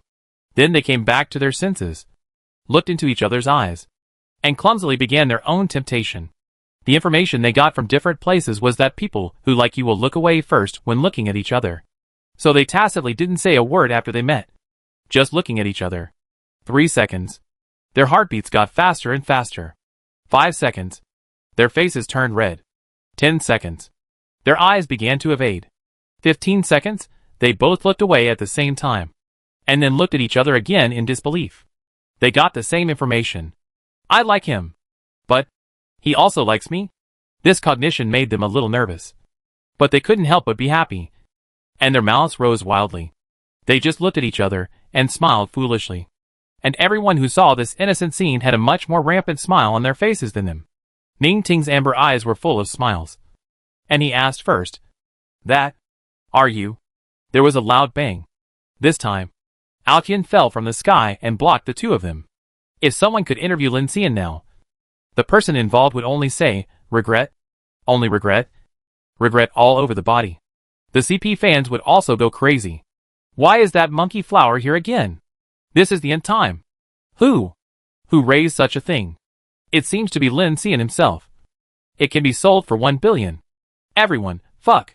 But when Ning Ting was pulled away by Altian, he heard Lin Xian behind him reply, yes. Witnesses, Chapter 523 Extra, Shin Family. In addition to the Fine Arts Department, the most popular department in Galaxy Military Academy recently is the Supernatural Department. It's not because of any activities or any major events, but because Shinchenfu brothers and sisters are all in the Supernatural Department. It's okay to say that Shinchenfu is elusive every day. But can't there be a brother or sister in the Supernatural Department with so many people? Although Xian and Shiyu looked difficult to approach before, everyone later found out that they were just arrogant teenagers. Speaking of Shinchenfu, they are so arrogant that their noses are almost upturned to the sky. And because her identity was exposed, they seemed to be in a good mood. Until someone asked if the relationship between the same father and the half-sister would be good. Xian's eyes were full of fire. And he said with a proud expression of, "What are you talking about? We are brothers and sisters with the same father and mother." Okay. Xian was so angry that he wanted to set fire. But he couldn't explain the way. But Xiufei was fine. When someone asks her a question, she answers it if she wants to, and just brushes it off if she doesn't want to. People who ask questions are always coaxed to lead happily. Jasmine is really busy, and she is almost invisible. Even if someone asks her, she is full of praise. If you want to find her again, she is busy somewhere else. After Shinchenfu came back, he took the two brothers back to the Shin family. In fact, before Shinchenfu came back, Grandpa and Grandma came to find them, because they said they didn't like the word foreign. And grandchildren called Grandpa and Grandma, so they called him the same way. It was just that they met in a hurry outside. If Shin Yoshing and Xiufei hadn't been there, they probably forgot how to talk. Originally, they all thought that the real grandparents were the two old people from their adoptive mother Irene's side. But in fact, they had never seen the relatives there. In fact, there were obvious problems with this approach. But when they were young, they just thought it was because their father didn't want them to go. And Irene never said these things. So they liked seeing their grandparents very much. I heard that other people's grandmothers like their grandchildren very much and will cook a lot of food for them. Although Shinchenfu brought back a lot of Qingtuan before, they have never eaten the food of the Shin family. The sun was very bright at noon that day. It was the first time to return to the Shin family. Sitting at the dining table, they ate the food made by Grandma, which was more delicious than they imagined. Grandma kept picking up food for them, but Shiyu ate much more than Xian, because Xian followed what he said and was a vegetarian. He had lost a lot of weight during this period of time. He looked thinner. He wanted to eat the pig's trotter that Grandma picked up so much that his saliva was flowing down. But in the end, he could only say, "Grandma, I don't want to eat it. I'm a vegetarian recently." What he actually said in his heart was, "I want to eat. I want to eat. I want to eat." His eyes were full of anticipation for meat. Shiyu happily picked up the pig's trotter from his plate, took a bite, and raised his eyebrows at him. With the tacit understanding between the twins for so many years, he could see at a glance that this guy was saying, "Haha. If you don't eat it, I will." Fortunately, I didn't say I wanted to be a vegetarian at that time. With your sister's strength, why do you need to be a vegetarian? You fool? Xian didn't know how he understood such a long sentence, but he just understood it. Compared with Grandma, Grandpa was much more serious. Perhaps he was too powerful and had a high status. They felt that he was scrutinizing them when he looked at them casually. He was much more scary than the original Feang, so they couldn't help but act serious and cautious. They were afraid of being looked at more when eating. But Xiufei was completely different from them. He called Grandpa and Grandma affectionately, and said, "I really like you. You are so good to me." That overly sweet voice made Xian's scalp numb, and goosebumps fall all over the floor. He really didn't know how Xiufei could make everyone like her. Could it be that she was just good at speaking? But then he thought about it, and realized that he really couldn't do this job. Asking him to say such words was tantamount to killing him. After dinner, he and Shiyu went to Xinyang's room. For some reason, although they didn't feel that they missed her very much at first. The moment they saw Shenyang's room, the lightness in their hearts disappeared and they were silent. A room is a person's most private place. Every item has the trace of its owner. Every item belongs to Shenyang. She placed all the items in the right places. And they also came from her. The two brothers didn't dare to look around like Shinshinfu before. And they didn't even dare to touch anything, for fear of knocking over anything in her room. So when Shinshinfu came in, walked to the manual operation table in the study, and squatted down to look through the drawer, both of them were shocked. She wanted to stop her. Sister, this is not good. She looked through it as naturally as if she were looking through her own drawers.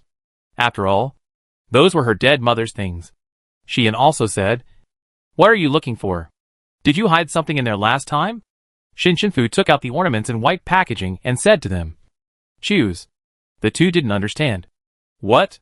Mom made them for Dad. And he doesn't need them anyway. So each of you can choose one to use. She shook her wrist. I have one too. When the two heard that they could take one of Shenyang's things, they rushed forward, fearing that the other would snatch away their favorite one. But twins are troublesome. After one person chooses, the other thinks the other's choice is very good and wants to have it. There are obviously 7, but they are fighting to grab it. The result is that Shinshinfu pulls the two apart and uses what she thinks is the most practical method: rock, paper, scissors. Xian naturally couldn't beat Shiyu. After Shiyu won, she laughed at him. What kind of fool would use scissors first every time? Xian, ? Does he have it? So this is why he has never won in all these years? Because he is such an obvious loophole? Sister. He wanted to ask Shinshinfu for help. But Shinshinfu shook his head. No. I will accept the defeat. Shiyu chooses first. Shiyu curled her lips, like a triumphant general, stretched out her fingers and swiped across each item, and finally landed on a bracelet, and said very pretentiously, "Oh? Then I will wear a bracelet like my sister." Xian was stunned. This guy was waiting here. But he lost, so he could only take off the necklace, which was quite convenient and would not affect the fight. The two were satisfied and came out of the room. Xiaofei stayed in Shenmo's room after dinner and didn't come out. At this time, in the training ground behind the Shin family, Shin Yoli was checking Shin Yoxing body movements. Shin Chinfu and Xiang Ziyu came out of the room and went to find them. Chapter 524. Shin Chinfu sat at the edge of the training ground, listening to the two brothers talking about Shin Yoxing. Shiyu, his body movements are okay. Xian, but not as good as mine. Shiyu, his ability is also amazing. So rare. Not like your fire-type ability at all. Xian, what's wrong with the fire-type ability? I can also use my ability to fight in close combat with the fire-type ability. But he can only wave his little cane and command others to fight. Shiyu, he is just amazing. He doesn't even have to do it himself. Shiyu said this obviously to tease his brother. Only Shin Chinfu was shocked, because she suddenly remembered that she forgot to tell Shin Yoxing something, and her mind was still a little unclear recently. Always confused. Xian's words really reminded her. Shin Chinfu walked between Shin Yoli and Shin Yoxing in the field, interrupted their training, and said to Shin Yoxing, "Try to unfold your superpowers." Both of them were very puzzled. Why? Shin Yoxing was a little flustered. You are not going to use your superpowers to train me. I can't stand your training. No. I just want to see your scepter. Oh. That's fine. Shin Yoxing was relieved, unfolded his superpowers, and condensed the undead scepter. The gem on the scepter was glowing. Shin Chinfu saw the scepter and knew it was exactly the same as Shin Yue's. Xian and Shiyu also followed. But Xian was a little bothered by his brother saying that he was not as good as Shin Yoxing. He asked his sister in a sour tone. Why? Do you also want to see if his scepter can kill me with one blow? Shin Chinfu said sincerely. That's not the case.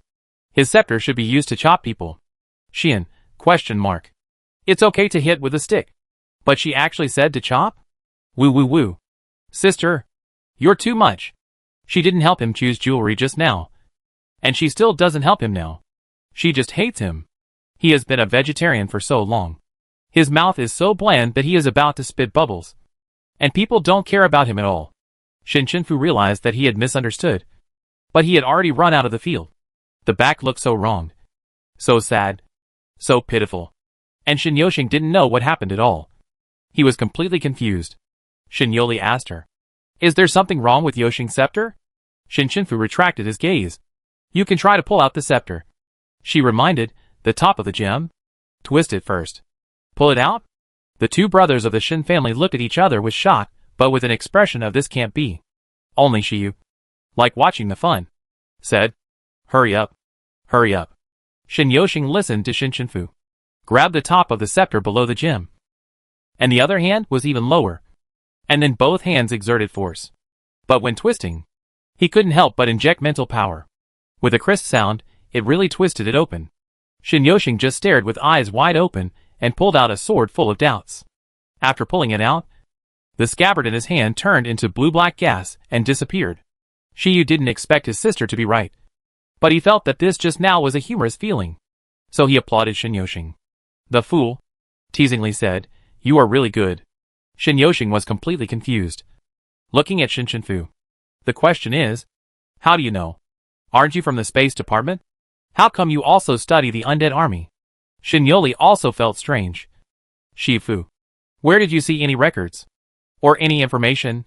Shin Shinfu was puzzled by this question. She hesitated for a long time. And finally said, that, actually, my ancestors gave me a dream. The three people present, there was silence. How did she come up with such an unreasonable yet very reasonable answer? Is it possible to verify whether the ancestors really gave her a dream? Shin Yoshing grabbed the sword, looked at the patterns on it, then looked at Shin Shinfu, then looked at the sword, and asked the soul, why? My superpowers. The ancestors gave you a dream. But not me. Well, maybe it's because you have insomnia recently and don't sleep. The moment Shin Shinfu said this, he praised himself in his heart.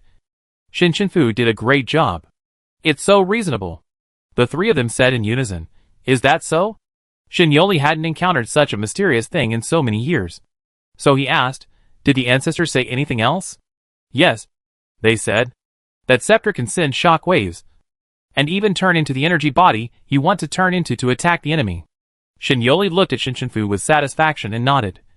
You are worthy of you. Even the ancestors are willing to tell you anything. After praising Shin Shinfu, he looked at Shin Yoshing and shook his head. This fool. He didn't know about his superpowers and a sword for so many years.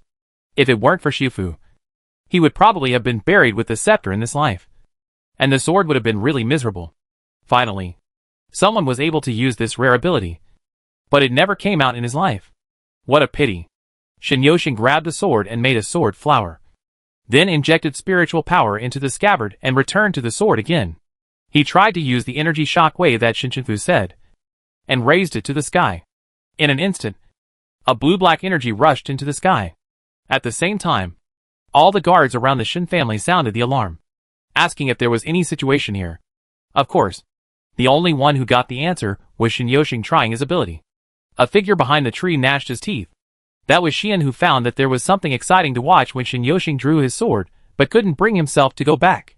I didn't expect that Shin Yoshing, this guy, actually drew a sword. He laughed at first, and then really began to envy. Why are everyone's abilities more rare than each other? He has such a common ability of fire. And he also wants to be a little rarer. As he said that, he sighed and left the training ground.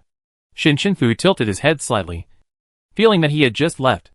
Xian sat alone on the floor of Shin Yang's study, because he didn't dare to sit in her chair. After the door opened, he glanced at the person who came in. Don't you like them? Why do you come to me? This made my teeth fall out. Shin Shinfu chuckled and was amused by his childish attitude. She sat down on the floor next to him and said, do you know that your special skill, Fire God, is actually the color of your mother's flame? Xian's eyes lit up. And Shin Shinfu continued, exactly the same color. Other people's flames are not blue. Only your fire god is the same color as the flame she uses. You inherited your mother's flame. Xian was a little happy, but he felt that Shin Shinfu was coaxing him. He said in a muffled voice, is it true? Of course it's true. As he said that, Shin Shinfu took out the video recording block that teacher Xian gave her before, which recorded the fight between Shin Yang and Shi Yan. Opened it and put it on the ground, and played it for him to see. The more he looked, the happier he became, because he saw the flame on Shin Yang's weapon. It was really blue. Really? It was the same color as the god of fire, although that was his strongest flame skill, and only by using this trick could his ability be the same color as her flame. But no matter what, it was Shenyang's flame. Xian suddenly felt that his fire ability was not common at all. This was the rarest ability in the world. Thank you, sister. Shin Chenfu stood up and rubbed his head like when he was a child. This record block is for you. After she left, Xian read it over and over again until Shiyu came in and sat down to watch it with him silently. The two sat very close, shoulder to shoulder, just like when they were children and only had each other to accompany each other. But the difference was that they had Shenyang in their eyes. This person who should have been the most important in their lives, but had never been known to them. Finally, he was deeply engraved in their eyes and hearts. I will never forget it. Chapter 525 Extra, Devouring Rose.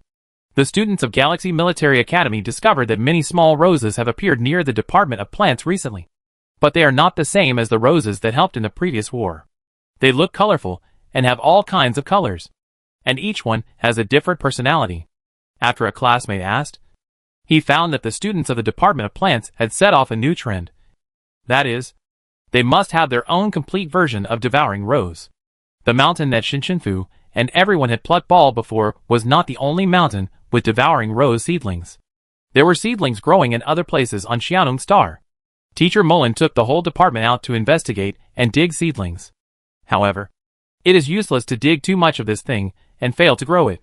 After all, the most expensive thing to feed a plant is the exotic beast, not the seedling. So everyone only digs back 2 plants and keeps 1 for backup. In this way, the students of the Department of Plants were all motivated and teamed up with the people in the school to fight the exotic beasts so that they could feed their flowers. After a while, it became the current situation. Almost everyone in the Department of Plants has a Devouring Rose. If not, then the seniors will help and take the juniors to fight the monsters, making sure that everyone can keep up with the trend of the times.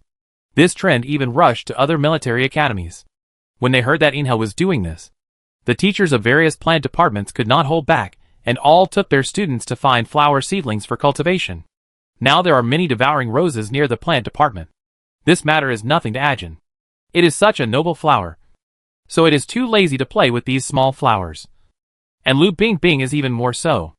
Let alone Ian. I don't know why she likes to study so much. She stays in the library all day and has become a new check-in attraction. Does it have to take the postgraduate entrance examination as a flower? Tuanchuan is a homebody and doesn't like to go out. He stays in the dormitory all day and doesn't want to go out. Only Xiaokai always drags it to hang out. Xiaokai likes to play with the little flowers, but other flowers are afraid of it. They are not as brave as the little flowers in the military area. The happiest Devouring Rose in the whole school is Huahua. It has made many friends. They are not like the military rose group, which are all soldiers among flowers. They don't bother to play with it, which has no pursuit of peanuts. The roses in the school are generally peaceful, with only occasional minor frictions. Shin Chenfu also found it interesting and often stared at the little flowers in a daze until that day when teacher Imolan asked her a question. Student Shin, why don't you cultivate a Devouring Rose for yourself? I see that you have cultivated so many for your friends. Shin Chenfu was stunned for a moment before she remembered that she had thought about raising one before. But she forgot about it because there were too many things to do later. And if she wanted to raise one, she would definitely use a lot of exotic beasts, because she had thought about feeding more exotic beasts to try. Since this matter was mentioned, she put it on the agenda. Shin Chenfu picked and chose on her exotic beast rack for a long time, and finally chose the exotic beasts she caught when she was very young, because those are old goods.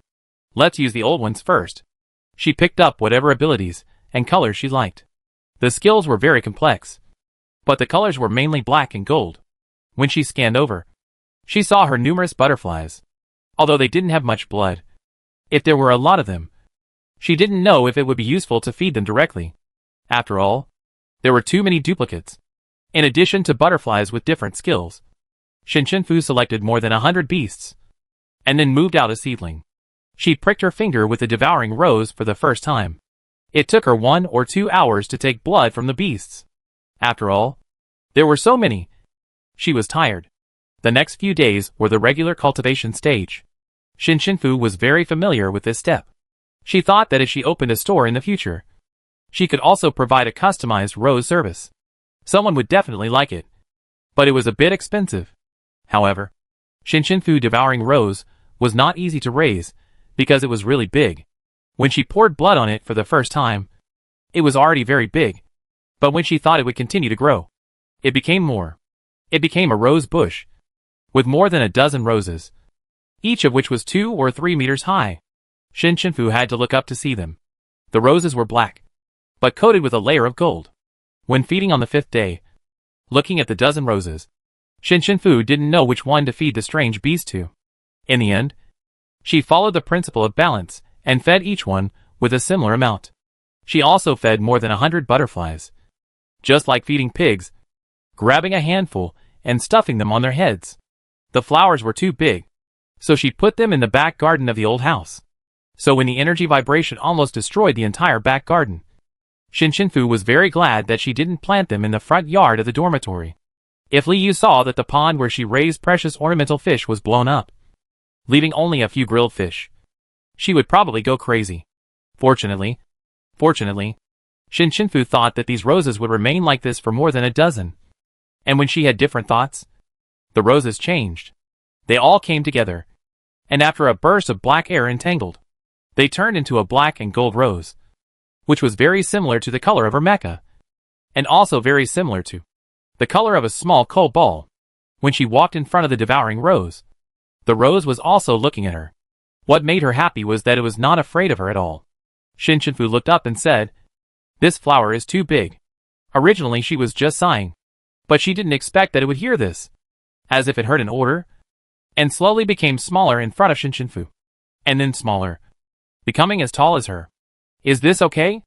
Shinshinfu was a little surprised, because other flowers did not appear to be able to grow bigger or smaller. She was a little curious about how far it could go. So she asked, "Then can you become smaller?" The devouring rose looked cold, but in fact, it was extremely obedient. It nodded, getting smaller and smaller, and finally became only as big as Huahua, looking very delicate and small. Shinshinfu stretched out her hand to it, and it jumped into her palm. She held it up and handed it to herself to admire slowly.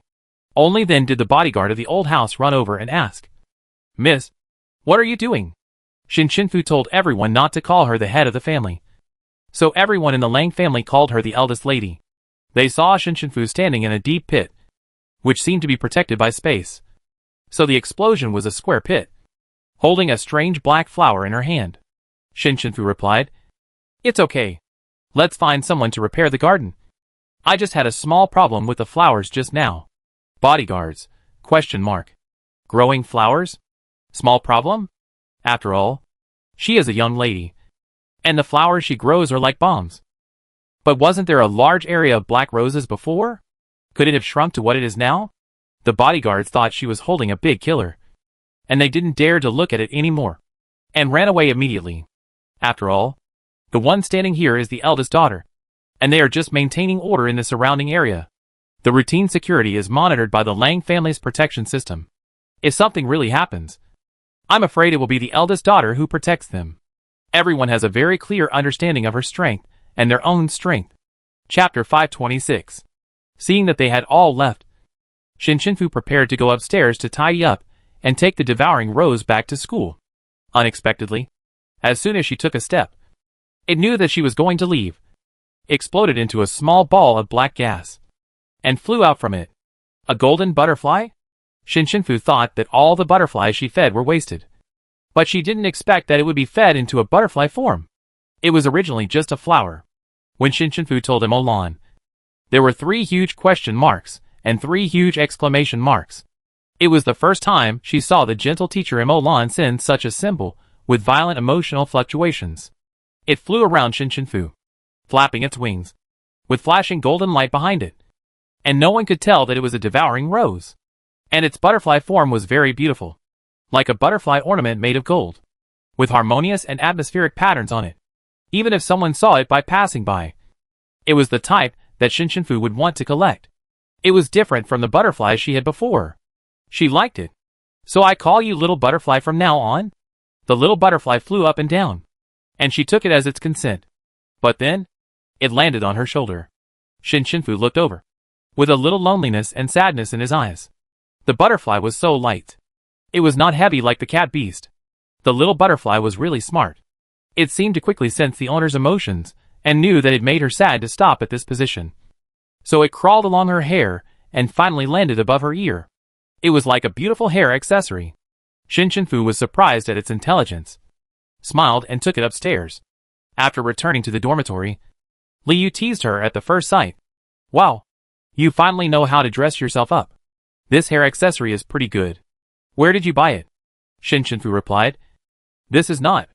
Before he finished speaking, a Jean, who was sitting on the side, immediately jumped up and took a defensive posture toward Fu. Xiao Kai, who was about to go downstairs, slipped and fell, and then she ran up again without any image. Liu, what's going on? Are they all crazy? A Jean defensive posture was seen by the little butterfly, which flew down from Fu's ear and instantly spread a black gas. When it dispersed, Liu saw more than a dozen black and gold roses appeared in front of Fu, with wild shapes and thorns, protecting her like a wall. Moreover, each rose was flashing with different energy fluctuations. Fu didn't expect it to protect her like this, and it could also turn into multiple roses. It seems that it was because it was fed too much. The devouring rose ate the alien beast with the clone skill, which allowed it to produce clones, and each of them had different abilities. But in fact, it was just one rose. Oh my god! Are you doing wholesale? Liu knew that she was feeding the devouring rose, but she didn't expect her to do so much at once. Fu explained, this is actually just one. A Jean arrogance faded a lot when he saw this scene. He slowly and calmly moved behind Liu, admitting his weakness for the first time. Little butterfly. This is a friend, not an enemy. Come back quickly. After hearing this, the little butterfly changed back to a butterfly and landed on her head obediently. Liu looked at this devouring rose that was obviously different from other roses, and asked after a moment of deliberation, how many did you use? Fu thought for a while. 118 strange beasts, and more than 100 butterflies of different species. Even Liu was frightened by her extravagant feeding. More than 200? Who else could feed like this except her? No wonder Xiao Kai was so scared that she crawled on the ground. This thing should be able to crush it to death. A Jean was still brave enough to stand, and no one could tell that this was a flower. The species had changed and turned into a little butterfly. Have you chosen a name? Yes. It's called Little Butterfly. Liu laughed. It was really expected. When Fu took Little Butterfly upstairs, he could still see Little Kai peeking at him. Fu felt that it was too pitiful. So he said, Little Kai, Little Butterfly won't hit you. But it didn't believe it at all and immediately retracted its head. A few days later, the semester ended. The friends from the Galaxy Military Academy made an appointment to play on the G07 star where the ring competition was held. Although Aoyan and Laning didn't come, Little Butterfly was there this time. Little Butterfly didn't seem to like turning into a flower. Most of the time, it stayed in the form of a butterfly to accompany Fu. It only turned back to its original form when it rested at night, because Fu prepared a long bed for it and placed it next to a small nest. But the nest now only had a few toys. Little Butterfly's personality is very low-key, which is different from the other flowers. After getting to know them, it just stayed quietly on Fu's head and didn't seem to want to make friends. In fact, besides being introverted, it was more afraid of scaring other flowers. Only Fu had been with it for a long time and knew that it was not scary. She had discovered before that it actually also liked watermelon juice. It was a dark and cool flower, but it liked sweet things just like her. And it was actually a shy and introverted big eater. It could drink 2 of the 2-meter-long watermelons that Fu bought in one breath. Fu was afraid that it would be drowned by the watermelon juice. But it didn't. It was just embarrassed after drinking it, afraid that Fu would dislike it for eating too much. But she didn't say anything else now. She still had money to buy watermelons. So she reached a cooperation with the students in the Department of Plants, who cultivated watermelons to provide her with watermelons. After the other flowers knew that it had no intention of killing the flowers, they returned to their previous relaxed appearance. But they were still a little afraid of the strength of the little butterfly in their hearts, so they didn't dare to play with it for the time being. Ain also mustered up the courage to greet it politely, while a Jean stood far away, a safe distance of 50 meters, and Liu had to shout to talk to it. Sirius has been training hard recently, so Ningting has no time to come. And Altian naturally didn't come either. However, it doesn't matter to Xiaokai whether Altian comes or not. It would be happier if Altian didn't come. Otherwise it would itch just looking at its leaves. It wanted to hit it.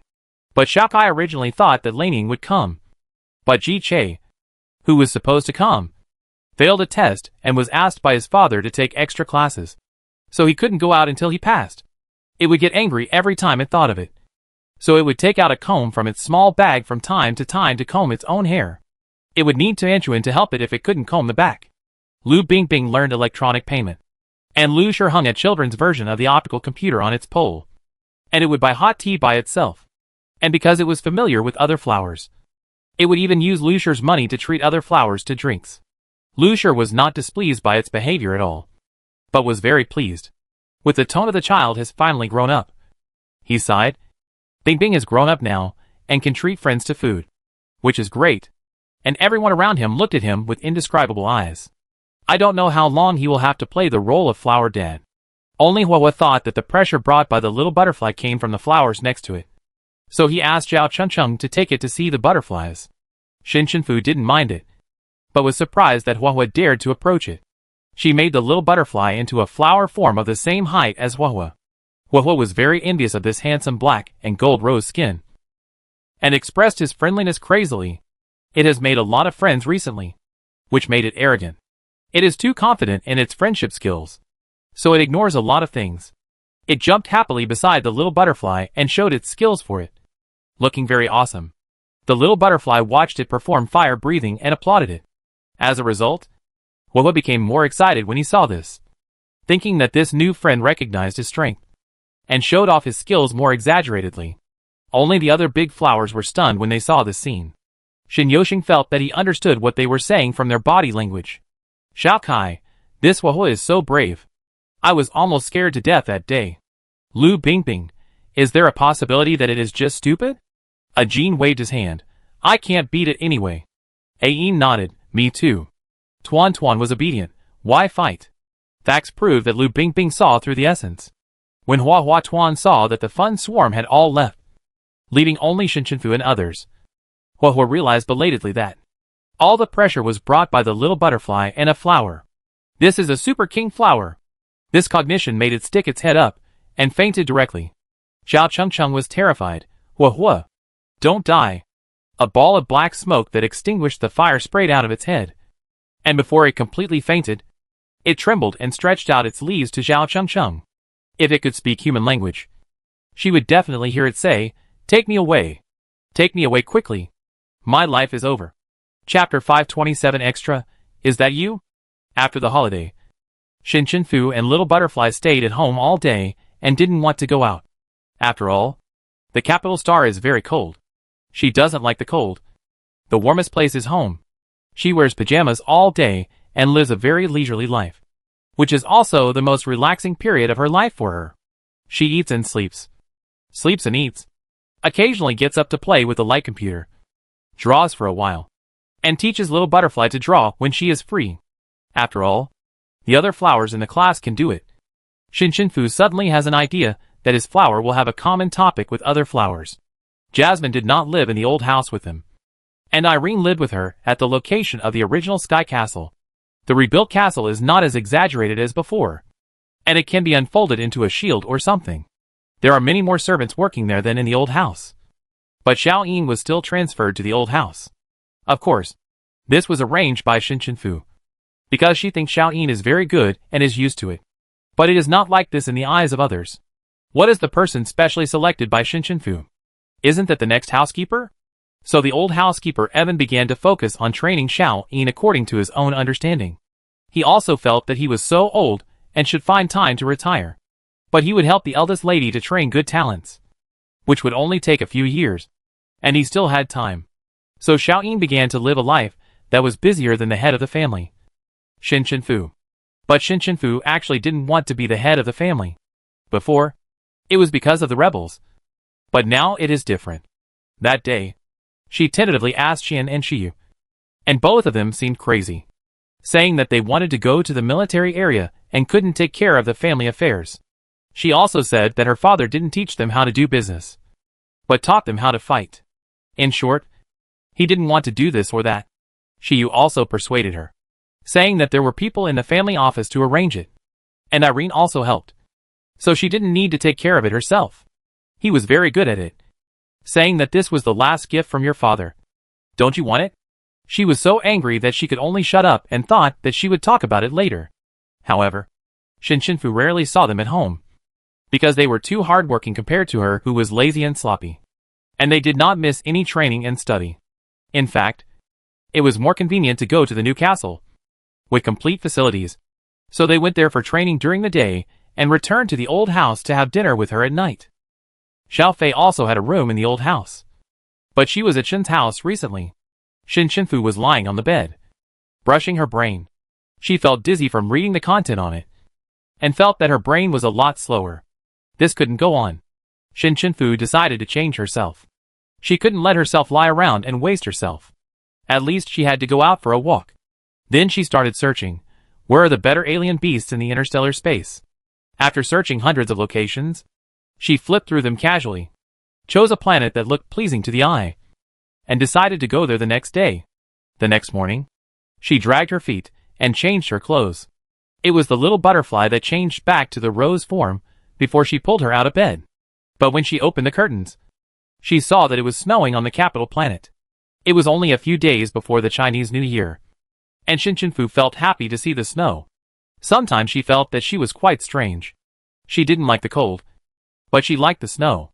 Or maybe it was because she liked the snow when Feiyong took her to build a snowman when it snowed when she was a child. She decided to build a super big snowman when she came back today, because of the snow. Shinshinfu, who could have set off directly from the old house, finally walked out of the house. And from the house to the front door, a long string of footprints creaked. The place they were going to this time was actually not far from Sanhua Star. She had set up an anchor point before, and teleported there quickly. The residential area and the exotic beast area of Hafu Star were divided into two halves. One side was used for trading and living, and all the exotic beasts were on the other side. A very high protective wall was built to specialize in the exotic beast business. Visitors can pay to go in and hunt by themselves. If they hunt one, they don't have to pay. If they hunt more than one, they only have to pay 30% of the regular price. Because the hunting process of planet hunters is omitted, they are given a discount. Of course, they can also buy materials directly in the trading area. There are actually many such planets in the interstellar space. Many people like to come to such places to play or look for materials. Compared with other beast forests, this area is controlled and there will be no beast god level beasts, which is relatively safer. The weather at the entrance chosen by Shinshinfu is even colder than that of the capital planet. When the wind blows, Shinshinfu has a desire to go home. But when this thought comes up, she finds it very funny. Maybe it's because she rarely goes home. So now she always wants to stay at home. Because this entrance is too cold. Shinshinfu doesn't need to queue up. She paid an entrance fee of 20,000 and entered. However, she also needs to sign a disclaimer that if she is killed by a beast, she cannot hold the planet trading area responsible. In addition to swiping her ID card to record her identity, she also registered the creature she brought in. The little butterfly was registered. But when the gatekeeper asked what kind it was, Shinshinfu said it swallowed a rose. He confirmed it several times. And finally the little butterfly turned into a rose before it was successfully registered. The gatekeeper thought it was dangerous for her to be alone, and recommended her to form a team with others. She just needed to wait a while. If she didn't want to, she could ask a bodyguard to accompany her. It was very perfect. But Shinshinfu refused.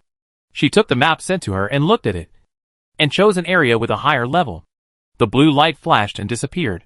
The gatekeeper felt her extraordinary energy fluctuations, and there was a little shock in his eyes. And then he understood.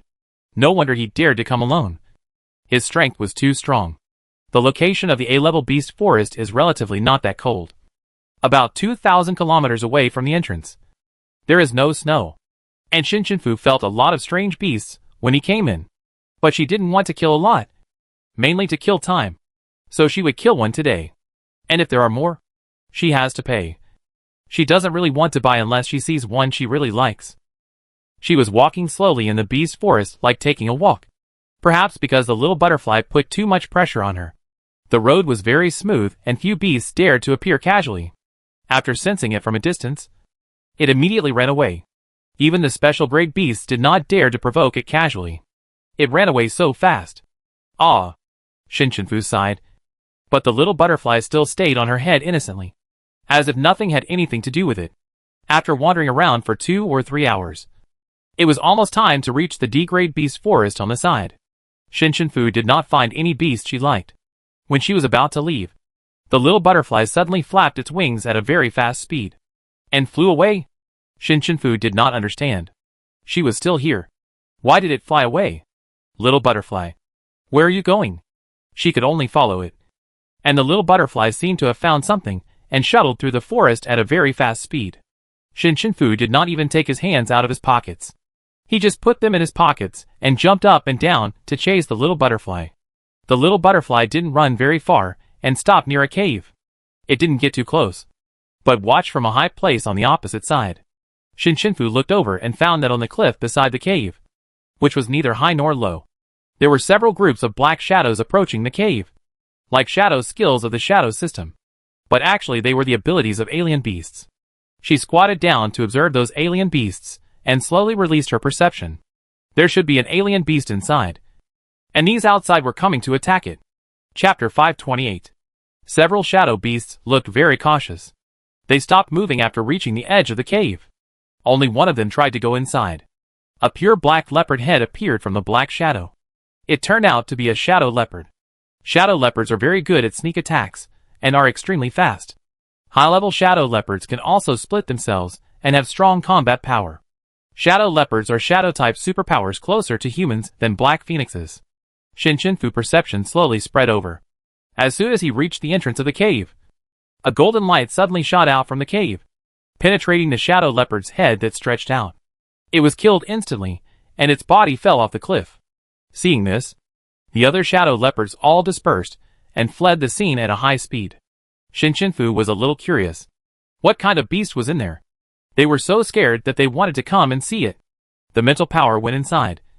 But the moment it touched the beast in the innermost part, the beast lying on the ground in the cave opened its eyes and stood up. At the same time, Shinshinfu outside was also a little surprised, because there was also a shadow leopard inside. It is not big among the shadow leopards. About 1.5 meters long, about 60 to 70 centimeters tall when standing up, and has a very long tail.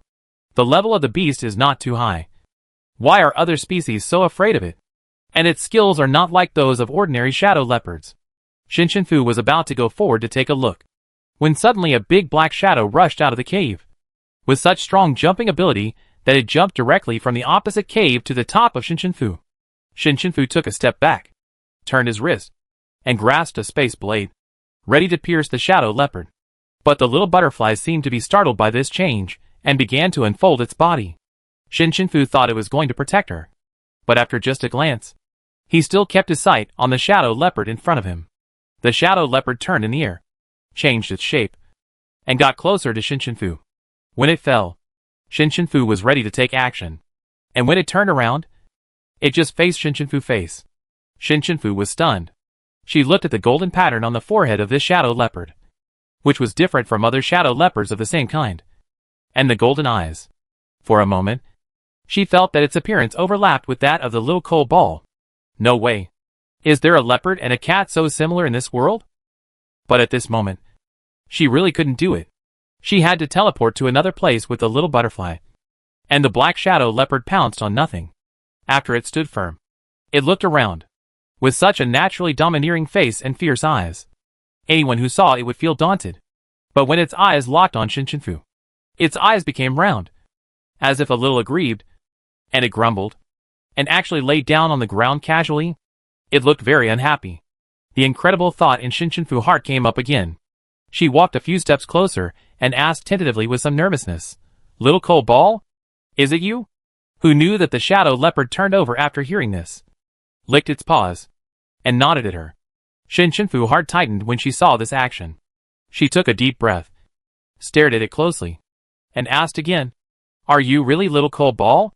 During this period, she always felt that little coal ball was still there from time to time, but she could only tell herself many times that little coal ball was gone. So she didn't dare to believe it too much now. What if it was a misunderstanding? Then she would be even more sad. As a result, it glanced at her and showed the same expression as little cold ball when he was impatient. Is it really alive?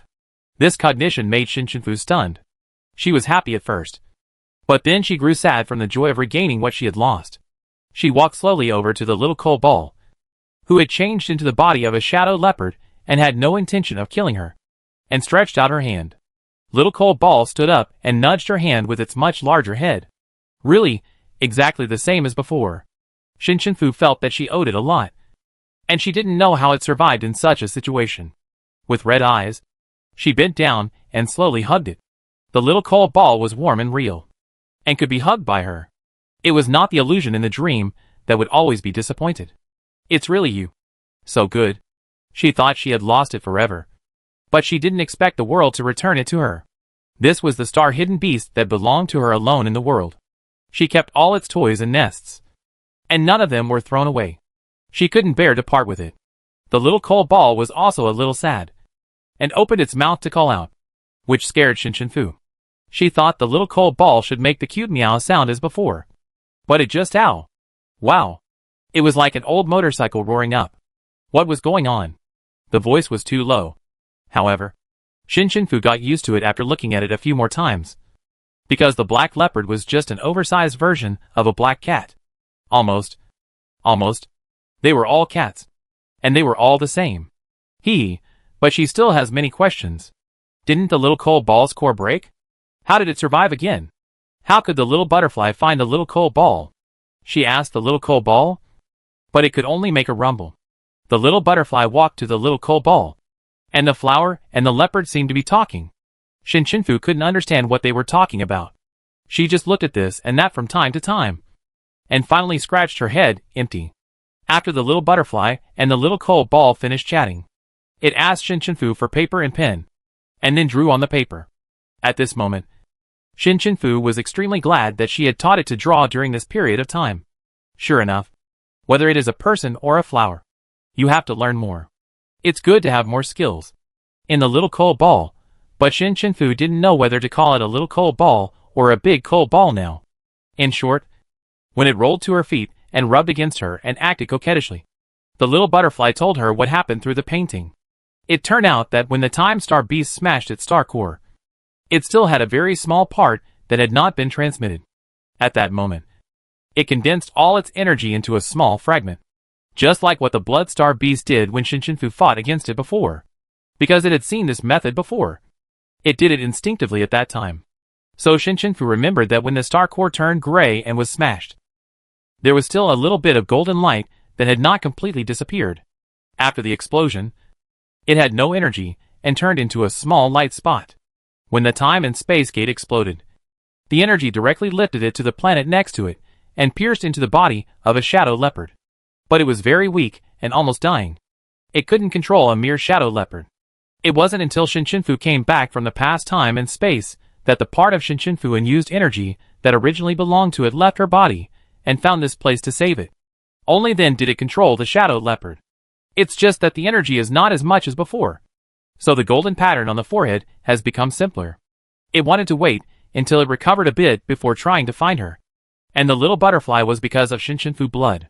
The energy contained in her body had been mixed with some of the energy of the little cold ball, so it had a sense when it approached here, and then it found the little cold ball. Shinshinfu wanted to go back and pay her respects now. Fortunately, although the Blood Star Beast's approach was dangerous when fighting against the Blood Star Beast, the little cold ball learned this trick. She felt that she was so lucky. Could it be because she had recently changed to a new lucky bracelet? The more she thought about it, the happier she became. She touched the little cold ball and the little butterfly, and said excitedly, "Let's go! Go home."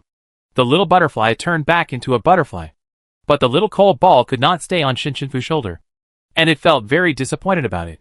But the little butterfly seemed to like the little cold ball very much. It was not afraid of it, and stayed on the little cold ball's head. The little cold ball was too lazy to care about it, so it just let it stay like this. A golden butterfly landed on the black leopard's head, which looked very wonderful. When Shinshinfu brought them out, the gatekeeper was scared to death. You? It. This. Why didn't you kill it? You can bring this out? This is the first time he has seen a strange beast being taken out for a walk in the forest. Shinshinfu smiled and said, Oh, it's okay. It's very well behaved. You register it. Then I go first.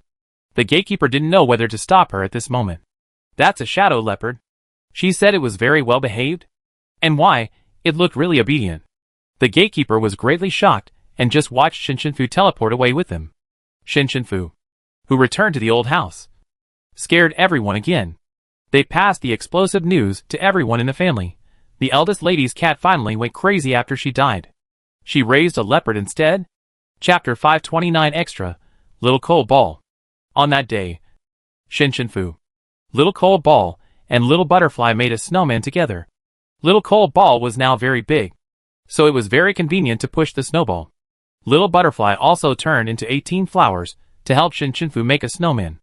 In the evening, Xian and Shiyu came back for dinner and saw this scene. One person, a dozen black flowers, and a black shadow leopard. To be honest, even the two brothers of 2S were scared. If they hadn't seen Shinshinfu, they would have been unable to resist and would have taken action directly. Or Shiyu pressed Xian. Sister? What are you doing? Shinshinfu had a lot of fun. And Little Coal Ball was even happier when she came back. She wanted to have a banquet to celebrate and waved to her two brothers. Oh, I'm making a snowman. Are you joining us? Both, They really wanted to join us. But could they explain what was going on?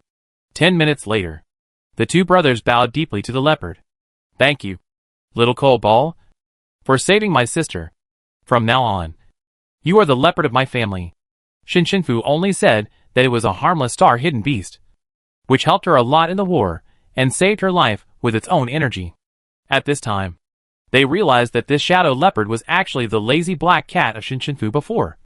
No wonder it looked a little familiar. It's just this flower. Shinshinfu stretched out her hand to the little butterfly, and it immediately turned into a golden butterfly and flew to her side. It turned out to be it. The two of them suddenly realized it. They went out early and came back late. And they didn't pay attention to what was in the back garden when Shinshinfu was cultivating it. Later, they didn't go to play in the group during the holidays. Even if they saw the golden butterfly at home, they just thought that Shinshinfu raised a butterfly, and didn't know that it was a devouring rose. How can there be a rose that looks like this? But since they are all non-dangerous creatures, it doesn't matter. The two of them happily followed their sister to continue making snowmen. However, the servants fell silent the next morning when they saw the 10-meter-tall snowman. So snowmen are supposed to be this big? Are they too ignorant? This huge snowman didn't melt completely until after the Chinese New Year and before the start of school. In the past, when Little Coal Ball was such a small cat beast, she could just take it to the dormitory and keep it, and no one would check it. But now it has become a shadow leopard. It's a bit difficult to deal with. After all, it's very difficult to prove that it is not dangerous. Generally, such creatures with strong attack power are not allowed to be kept in school, even if they are really harmless to humans. They need to obtain permission and undergo multiple tests. Although it is a very troublesome thing, Shinshinfu still chose to test it. So during the period of school opening, everyone in the school often saw Shinshinfu walking around the school with a shadow leopard. Shinshinfu repeatedly emphasized to Little Coal Ball that she must do as she said. Fortunately, Little Coal Ball did it. After being assessed by the teachers and professors of the Department of Biology 30 times, Little Coal Ball was finally given the Galaxy Badge. This sign means that the school has checked that there is no threat. But Shinshinfu, as the owner, still has to manage it. If something goes wrong, it will be fully responsible.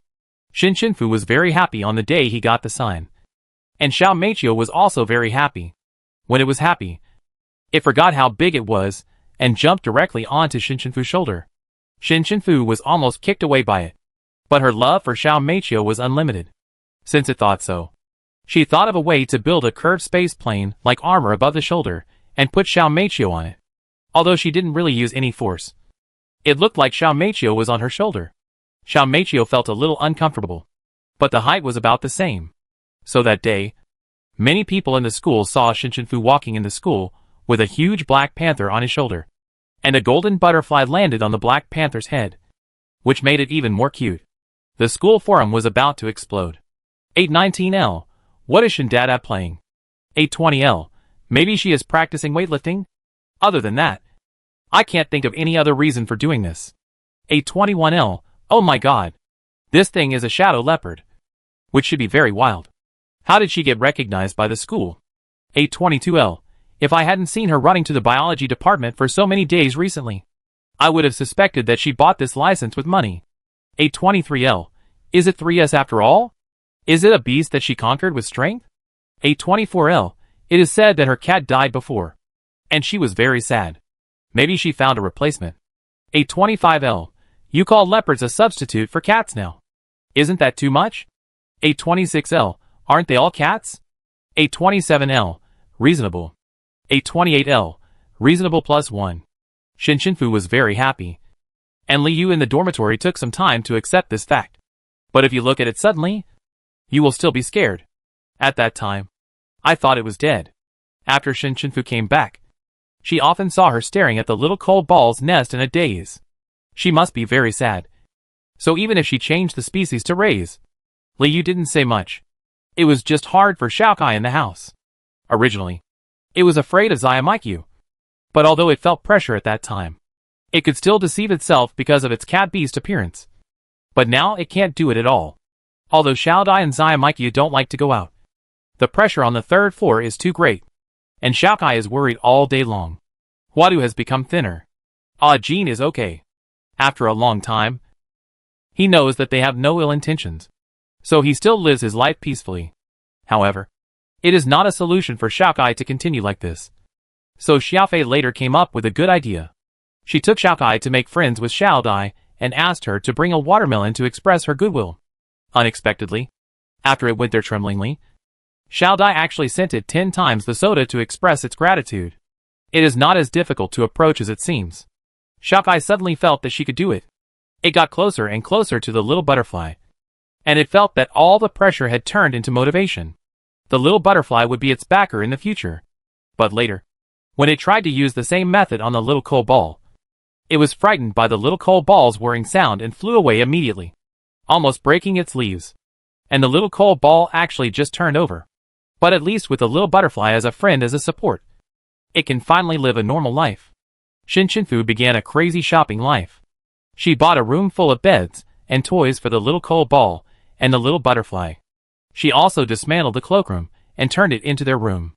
The little butterfly likes to draw very much, so Shinfu arranged a whole set of painting materials for it in the studio of the dormitory. Let it play, and taught it to write and read books. And it learned quickly. Even Ayin recommended a lot of books to it. And the two flowers gradually became book friends. Shinfu went to class, drew pictures, went out to do a task from time to time, went back to Shin's house every half a month, occasionally went out to play with friends, and usually raised flowers and petted leopards. In such days, she felt that she was becoming more and more alive, started to look forward to tomorrow, look forward to every day. She remembered what Shin Yue said to her, and she always regarded that sentence as a blessing. He said, "Do what you want to do. She will. Forever." Chapter 530 Extra, Nei's Ordinary Day. This is an ordinary Friday. Nei only has classes in the morning, since she has nothing to do in the afternoon. She plans to take a walk around the school after a nap. She wakes up at exactly 7:30 in the morning. She never needs to set an alarm. No matter what important thing she needs to get up early the next day, she will wake up at the most appropriate time. So she is a person who will never be late. She packed herself up slowly, said hello to Tuanchuan and went out. After taking a look at the weather, Nei sighed, "It's so gloomy." After sighing, she went to the cafeteria for breakfast. There is a new type of bread in the cafeteria that is very popular recently. Curry beef buns, which are said to be very delicious. But she has not eaten it yet. Now she thinks of it, and suddenly wants to eat it. But seeing that the window of curry beef buns is empty, she knows that it must have been sold out long ago. But she didn't give up, and walked to the window to take a look. And sure enough, it was gone. But just as she was about to leave, a large plate of freshly baked curry beef buns was brought to the window. And the part-time student who served food inside asked her, "Do you want some?" Recently, everyone likes beef buns so much, so the quantity has been increased. Today is the first day of the increase. She nodded happily. "I want 6. When she left the window, the other students realized that there were more buns, and they rushed over and filled the whole plate tightly. When she walked out of the cafeteria, she found that the sky was clear and the sun was warm. It was really good. After arriving in the classroom, she took the curry beef bun and ate it. Then everyone came one by one, just one for each person. Everyone was surprised that there was curry beef buns, which is the most difficult food to buy in the school now. Except for Fu. She didn't know that the school cafeteria had a new product. She seemed to be busy with Shadow Leopard's affairs all day recently. She finally passed it successfully. She smiled when eating bread, and her state was much better than when she just came back from the war. I don't know why, but after she came back, she said she must treat her to a meal, saying that she really helped her a lot, and took her there. She originally thought it was just a simple meal in the school cafeteria. Unexpectedly, she took her to the most famous restaurant in the galaxy for a meal. She had never seen the ingredients on it before, and the big table was like Chinese New Year. She had never eaten so well during Chinese New Year. Fu was still a little afraid that the hospitality was not good enough, so he asked her if she liked it. She said that she had been looking for this restaurant online for a long time and said that it was delicious. So she brought her here. Nei was moved at the time. How could she be so worthy? If Fuchi Mushroom knew about her treatment, he would probably be so envious that he would crawl on the spot and shed tears of desire from the corners of his eyes. What's more, Fu had given her Tuanchuan before, which was the most well-behaved flower among all the devouring roses. Nei often thought that if her Tuanchuan turned out to be like Outyan at that time, she might have died on the spot. Fortunately, she was lucky. The morning passed quickly, and in the afternoon, she set out to take Tuanchuan for a ride in the school. Tuanchuan could fly by himself, and she used the school's single-person aircraft, which was very convenient. As a result, she was stopped as soon as she went out, whether it was because of the league or because she was in the same class with Fu. She, who was originally an ordinary little transparent, received a lot of attention. After talking, it turned out that people were attracted by her ability to find things. She said that her cat beast had gone somewhere, and the school was so big that she couldn't find it after searching for a long time. Since it was a cat beast, Nei must find it. In just 3 minutes, she caught the cat beast hanging on a tree branch and couldn't get down. As a thank you, the classmate gave her 2 books, which happened to be the one she wanted to read recently but hadn't bought yet. She continued to take Tuanchuan for a walk and found that her classmates had also come out. Cece was meditating on a stone in the square. It seemed that she had completely lost her sentimental emotions as before and was very determined. I don't know why she has been obsessed with meditation recently, but she thought it was better than hanging herself. When she flew over a place with few people, she saw Xiao Lai reciting a book, and he was reciting it backwards, which was outrageous. Is this how he should use his eloquence? He even practiced cursing, but his cursing was far less powerful than Xiao Fei. It was as if he was saying, "Hello, can you let me curse you?" Cursing without emotion is too weak. Xiao Lai. When they left the forest, they saw Shen Yoxing taking Yin to the library. Yin was still reading a book while walking. It must be the old scholar in the flower world in the future. Liu came out to sketch. Jean was her model, and she sat in front of a small scene with headphones on to paint. The peaceful days were so peaceful that people couldn't bear to disturb them. But what she didn't know was that Liu's headphones were playing heavy metal rock. It was not peaceful at all. When she got to the edge of the supernatural department, she met Fu 2 younger brothers. They seemed to be snatching each other's accessories. It looked like the battle was quite intense. She turned a corner and ran into Zhao Chengcheng again. Huahua was standing on her head. Huahua felt her passing by, stood up and waved leaves at her and Tuan, then slipped and almost fell down. But she didn't see Xiao Fei. She seemed to be very busy all the time. I heard that she rarely went back to the dormitory to rest at noon. Of course, part of the reason was that the dormitory of the art department was a bit far from the supernatural department, and it was not very convenient for her to go there and there. In addition, Teacher Roland of the supernatural department had made a plan for her, which was said to be called Crazy Supernatural. I don't know what it was like. It just felt that Xiao Fei's voice was not very good recently, and her voice was hoarse. Teacher Roland seemed to be rushing to make a new training plan that was more suitable for her. When she came back after a round, she passed by the gate of the single soldier department. Xiaoshu grabbed Xiaohua's ears and said something. But Xiaohua threw him to the ground with an over-the-shoulder throw, and then ran away before he could get up. TSK. She really lives one day at a time. Not even looking at how dark Xiaoshu's face has become. But the most outrageous thing is that she saw Shinshinfu walking a leopard near the art department. She actually really carried the shadow leopard on her shoulders. Originally, she thought this was a school legend, and everyone was joking. But who would have thought that she would really encounter it? And why did the shadow leopard look cat-like? After all, it was her. Outrageous but reasonable. Nei came back after a round, communicated with her mother, and rested at night to look at the 2 books she received today. Suddenly, the light brain flashed, and she clicked it, and saw that she had won the lottery she participated in on the internet. When the time comes, she will receive a full set of character figures of her favorite anime. Before going to bed, Nei wrote this ordinary day in her diary, which contained many things she had experienced. Almost no bad things. But she herself knew how happy her ordinary day was. There were family, friends, teachers, classmates, and youth. But when they graduate next year, everyone will go their separate ways. Thinking of this, she suddenly felt a little sad and wrote down her wishes in the notebook. 1. I hope everyone will always be the best friend. 2. I hope everyone is healthy. 3. I hope everyone's future will be bright, brilliant and free. 4. I hope the world will be peaceful and there will be no war. After writing, Nei closed the notebook, lay on the bed, wrapped in the quilt, and said good night. Tomorrow is also a good day. Chapter 531 Extra, Blue Apple. News Star 3079. Xiao Fei, who is about to turn 19, graduated. After the graduation trip with her sister, she packed her bag and took Xiao Kai, the flower, with her. On an early autumn day, she started to travel and study.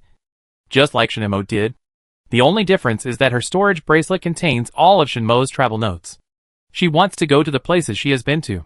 At the same time, see the world she has seen. Grandma Xijing is very supportive of her decision. And so is Grandpa. She even came to see her off when she went out, and said that she would send him everything she saw on the way. She doesn't have the ability to teleport directly like her sister, so she has to reach her destination little by little on the way. But she thinks this is better, because Shinmo should also be looking forward to reaching every location in this way. Wait until she reaches the level she thinks she can, then go to the military district. This is her own decision. No one forced her or hinted her to do this. It's just her own will. Brother Yoshing and sister graduated 3 years ago, but the brother went to the military district, and the sister didn't. She really opened a store in the capital Star, specializing in selling exotic beast materials and cultivating devouring roses. In fact, in her original idea, she also wanted to sell supernatural bombs, but it was too dangerous, so it was rejected. She was a little sad about this, thinking that such a practical thing could not be sold. At that time, Sister Yu complained about her speechlessly, saying that it was because you made it too practical. After throwing a space supernatural bomb, it was invisible and could not find the source. If the person who bought it was a bad person, wouldn't you be helping the evil? You should really be arrested as a terrorist. However, although she said disdain, Sister Yu opened a decorative painting shop next to her sister's material store. But she would also fight the exotic beasts herself, and then sell them in her sister's store. They were not the only acquaintances who opened a shop on that street. On the other side of her sister's shop was the restaurant of Ning Cheng's family. This was the first store, but this restaurant had opened more than 50 branches in just a few years. Ning Cheng himself was in the military district. The store was not under his name, and he did not participate in the management. However, the family chose the location at that time just for Shinshinfu and the others' taste. Although he was not there, he still helped to research the recipes and update the store from time to time. Although the taste was not as good as his own, it was still very good. Next to the restaurant was Lu Shi's ice cream shop. Like his sister, he did not enter the military district, but because of this decision, he seemed to have made some resistance. In short, only Tujiao entered the military district among the last 3s. It was just that it didn't make much difference whether he entered or not. He was still often ordered around and could not be seen. The frequency of missions was much higher than that of his sister. I don't know what he wanted, but he said that the meaning was different. Even if he was often not in the store, He always thought that his main business was the owner of the ice cream shop. Next to the ice cream shop was Nai's Wanchawu. The Wanchawu business was particularly good because the success rate was too high. As long as the customer was not maliciously deceiving, almost all of them could be solved. What if she couldn't beat an incident involving violence? That would be too simple. Nai only needs to walk a few steps to the side. If Lucia is not there, she can walk a few more steps and ask her sister to accompany her. Everything will be fine and everything can be solved. After all, who can beat her? Others. Except Cece, who returned to the Blue Sea Star to work for Chi Yin, and Ji Che, who joined his family group. All entered the military area. But I heard that Ji Che has changed a lot. But people will change. Even she herself has changed a lot. At least she is not as harsh as when she was a child. The crazy study in the past few years has made her have little time to play. Maybe it was because she was too weak before. And the feeling of powerlessness was the most unacceptable in the world. No matter where you are, strength is the most fundamental thing for people. It doesn't matter if you work harder or suffer more. She no longer wants to stand there and wait to be rescued by others, waiting for people who care about her to pay for her. In fact, the idea of entering the military area may also be partly because of Luo Heng. He always felt that his identity was born a sin. But he had no choice. So let her be the bright side in his heart. Originally, her life was the continuation of Luo Heng and Shinemo. So she wanted to make herself better. This study tour was also a chance for her to realize their dreams. Didn't they agree to travel together in the future? Her first destination was the place where blue apples grew. The planet was a bit like the small farmer planet. But the situation was better. It mainly sold fruits. There were many strange plants here. But it was difficult to pick fruits, because those fruit trees always ran away. When cultivating, the fruit trees cannot be tied up. Because if they are tied up, the mood of the fruit trees will be very bad. So the fruits they produce will be unpalatable and weird in shape. Don't even think about how much money you can sell it for. So fruit farmers are very careful to take care of the fruit trees with flowers of different colors. Some of the emotionally sensitive ones have to play music on time. But blue apples are not among the ones cultivated by fruit farmers. It is said that it is because the sad apple tree has a bad temper. Someone raised it a long time ago. But they would go crazy if they were not satisfied with anything. Sometimes they would even pull out all their leaves to vent their emotions. After raising it for 2 or 3 years, only the house torn down by the apple tree was left. Who would raise this? She was a little puzzled at first. How could an apple tree in this situation be called a sad apple tree? It sounds very melancholy and quiet. Later, after listening to the description of the local fruit farmers, she understood that it was not sad. But the fruit farmers were sad. The apple tree that makes everyone feel sad is called the sad apple tree. In this way, it makes sense. Moreover, its fruit is so sweet because it doesn't even keep its temper overnight. It's sweet when it's all released, giving pain to others and keeping happiness for oneself. What a strong mental state.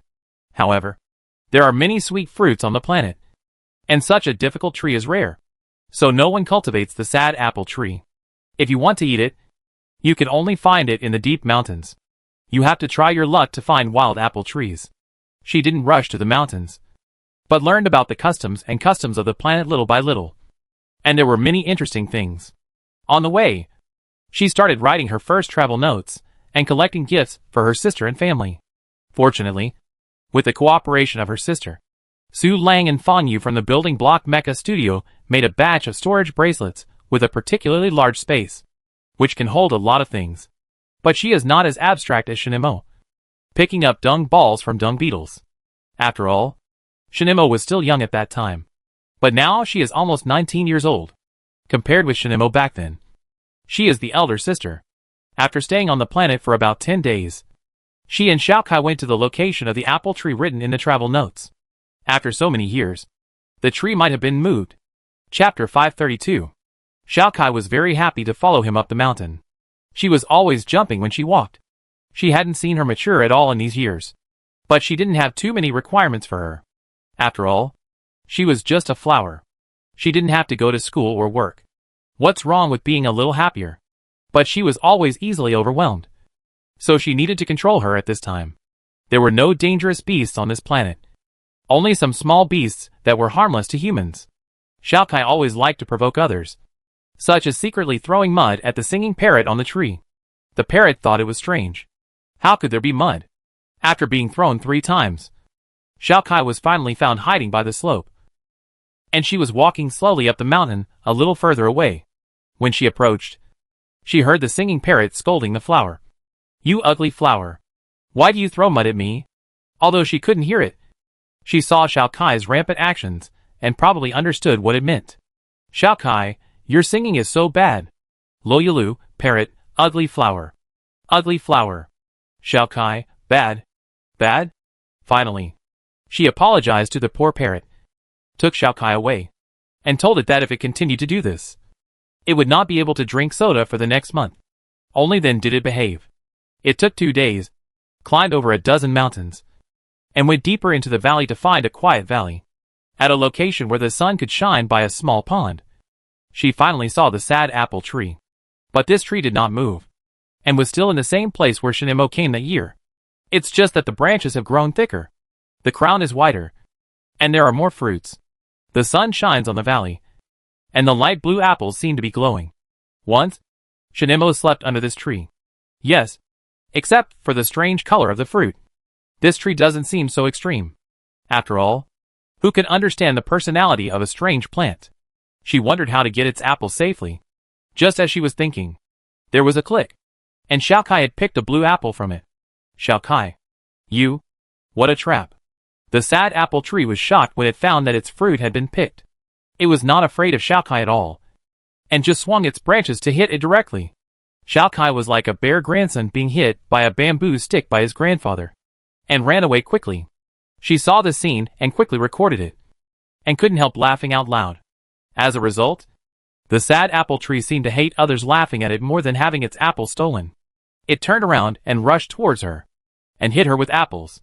She really didn't expect that the best way to get blue apples was to anger it, so that it would throw them to you. But she had made preparations before coming. She took out a big bamboo basket from her storage bracelet, and caught it whenever it threw it. Although her posture might not be so beautiful, she was originally here for its apples. What kind of image was needed in this deep mountain forest?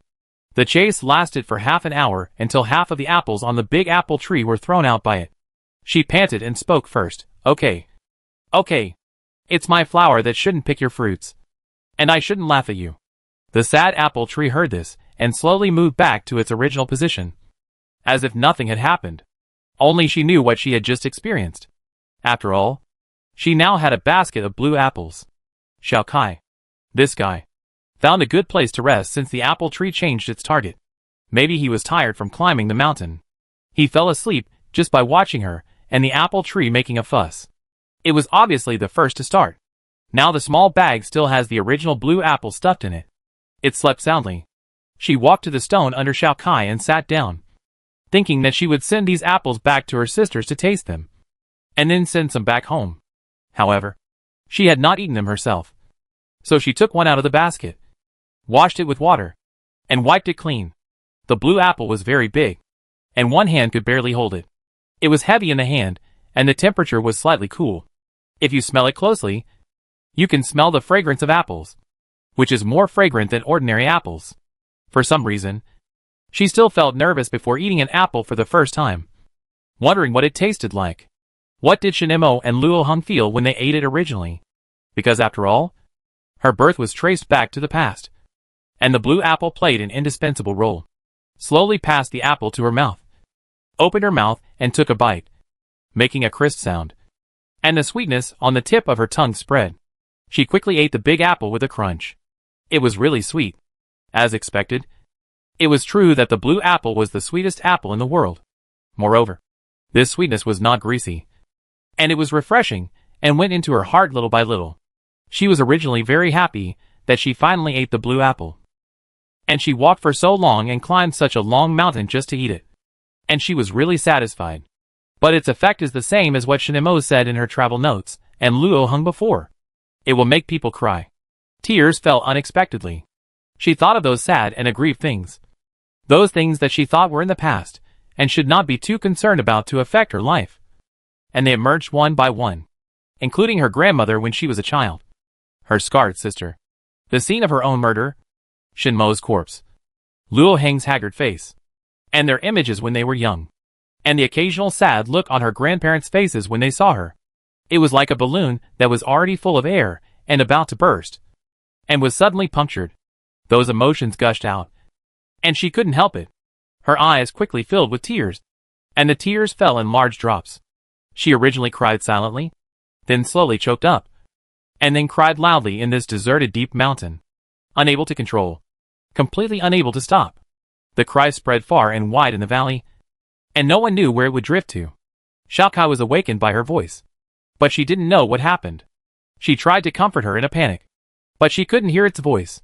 In the end, she could only rush over and wrap her with its big leaves. It's just that flowers can also feel human sadness. And it began to cry. Its big head splashed her tears like water. And at this time, the sad apple tree changed. It shook in her crying, and the leaves made a rustling sound. Xiaokai and she looked over and found that one of the blue apples turned pink. The sad apple tree picked the fruit and threw it far away to her. After catching it, she continued to cry for a few minutes before she stopped feeling sad and slowly calmed down. It was as if all those things had really been turned over. The whole person became light. Thinking about family and friends. Thinking about the future. Thinking about the next destination. I feel that everything is good. And I feel happier than ever. And she also got a pink apple, which is really rare. Even Shinemo didn't get it. After all, she didn't eat the fruit and cry in front of the apple tree. She thought this should be a triggering condition. So, she collected the apples and happily took Xiaokai out of the mountain. However, after returning to the farmhouse where she had stayed before to rest, when she was about to leave for the next place, she asked what the pink apples given by the sad apple tree were for. She was originally looking forward to it. But who would have thought that the fruit farmer said in a difficult way, "Oh, you must not eat it. If the sad apple tree thinks that the person who eats the blue apple cries too loudly, it will give the hidden pink apple. If you eat it, you will become mute for the next 6 months." Chapter 533 Extra, Mr. G. N01 Star. G Group. Recently, the Lang family is promoting cooperation with the G family, and a large number of energy stones are needed. So Mr. G has been staying up late every day to revise the cooperation plan. The new employees of the group admire Mr. G because he is very serious and reliable. It's just that I heard that he was naive and simple when he was a child. But this statement is simply icing on the cake for those who like him. There are traces of growth only when there is comparison. Now he is the backbone of the group. I heard from the old people in the group that Mr. G didn't know anything when he first came to work. But he worked very hard and quickly learned to be like this, and promoted many projects. And they are all great projects. For example, the Lang family, the Li family, and the Guangya Star Lin family. He even did business in the Blue Sea Star. Everyone knows that the Blue Sea Star is a fixed cooperation. When he brought the G family's business in, he didn't know how many mouths of the group's elders were shut up. Moreover, in the past few years, he has reformed the company, not only doing the energy stone business, but also mecha and alien weapons. The alien beast materials he purchased are of very high quality. Almost all of them are top grade. In short, in the past few years after his graduation, he has increased a lot of revenue for the group. And the whole group has praised him endlessly. Moreover, he is handsome, and very handsome. Several young employees were in the tea room, and suddenly heard a small exclamation outside. They all leaned out to see, just in time to see the tall and long-legged Mr. G, who walked with the wind and casually combed his bangs up into a big back hair. Coming over, there was a slight tiredness in his serious expression, as if he had been a little tired recently, but he still had a brilliant temperament, and everyone automatically made way for him. The newcomer was dazzled when he saw him like this. "Oh my God, this is Mr. G? I thought he was a model from somewhere." Yes, Mr. G was the school hunk when he was in school. The newcomer sighed. How can there be such a perfect person in the world? Good looking, good at business, smart, and a perfect family background. And Mr. G is also very kind. He used to spend a lot of money to help old ladies and homeless children. There is such a thing. What a good person. The newcomer saw a big blue-black gradient rose among the people following Ji Che. It's not strange to raise a foreign plant. But why is it holding a document? Is this reasonable? She was so curious, and her colleague told her, "You must remember the devouring rose. That is the top leader under President Ji. Secretary Lon. Secretary Lon. Isn't this a flower? Yes. But Secretary Lon is both civil and martial. Much more powerful than the old employees of our company. And many things of President G are promoted by it. It's a flower. Can it talk? How can it be promoted? It can't talk. But it can write. 666. President G's flowers are so powerful. Yes. Amid everyone's whispers and admiring eyes, Ji Che walked to his office with Lan Ning. Every move he made was very particular, without any relaxation. And it looked as perfect as a pictorial from any angle. Until Lan Ning closed and locked the door of the office at this moment. Ji Che, who was originally known as the perfect, kind, smart and pillar of the family, collapsed instantly. He slid down from the chair limply, wishing he could just lie on the ground and fall asleep. It was Lan Ning who quickly dragged him from the ground to the sofa. Just like dragging a sack of fertilizer. It has become accustomed to it over the years. Ji Che spread himself on the sofa, his eyes empty, and he began to complain sadly with a pout. Lan Ning. Woo-woo. I really don't want to go to work. Why do people have to go to work? Why? Can't my parents give me another brother or sister? I can't work this shift for a day. I also want to open a store on Shinshinfu Street. It would be great to be a small boss. The group is too big. How can I do it? Woo-woo. I want to rest. I want to play games. I want to go on vacation. These heartbreaking words were over after Lan Ning heard them. After all, he has been crying about these words for 3 years. Over the years. In order to assist him. Even this flower is almost withering. Recently, when I go back to rest, I have to pour myself 2 bottles of red wine to fall asleep. It's hard. Ji Che lay on the sofa for a while, thinking about the contract he was about to sign. And he hesitated for a long time before checking it. Although he has checked it 30 or 40 times. He is stupid, so he has to work harder than others to barely do it now. When he first started working, he was very sad every day. But he was the only child in the family. And this was a responsibility he could not avoid. He really envied her. Wasn't Shinshinfu family business so big? She almost completely let it go. She had so many children in her family. But not one of them worked in the company. Later, he contacted her late at night when he was in a state of collapse and asked her why. Shinshinfu said that it was her father who had trained a large number of people at a very early time to maintain the operation of the company. The number of people in the family office was comparable to that of a company. So she could do this. How could he dare to envy her after hearing that? Her parents were gone.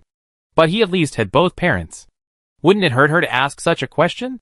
So he apologized again and again. And his current image to the outside world was also a solution given by Shinshinfu. It is said that the Lang family had a powerful ancestor in the past.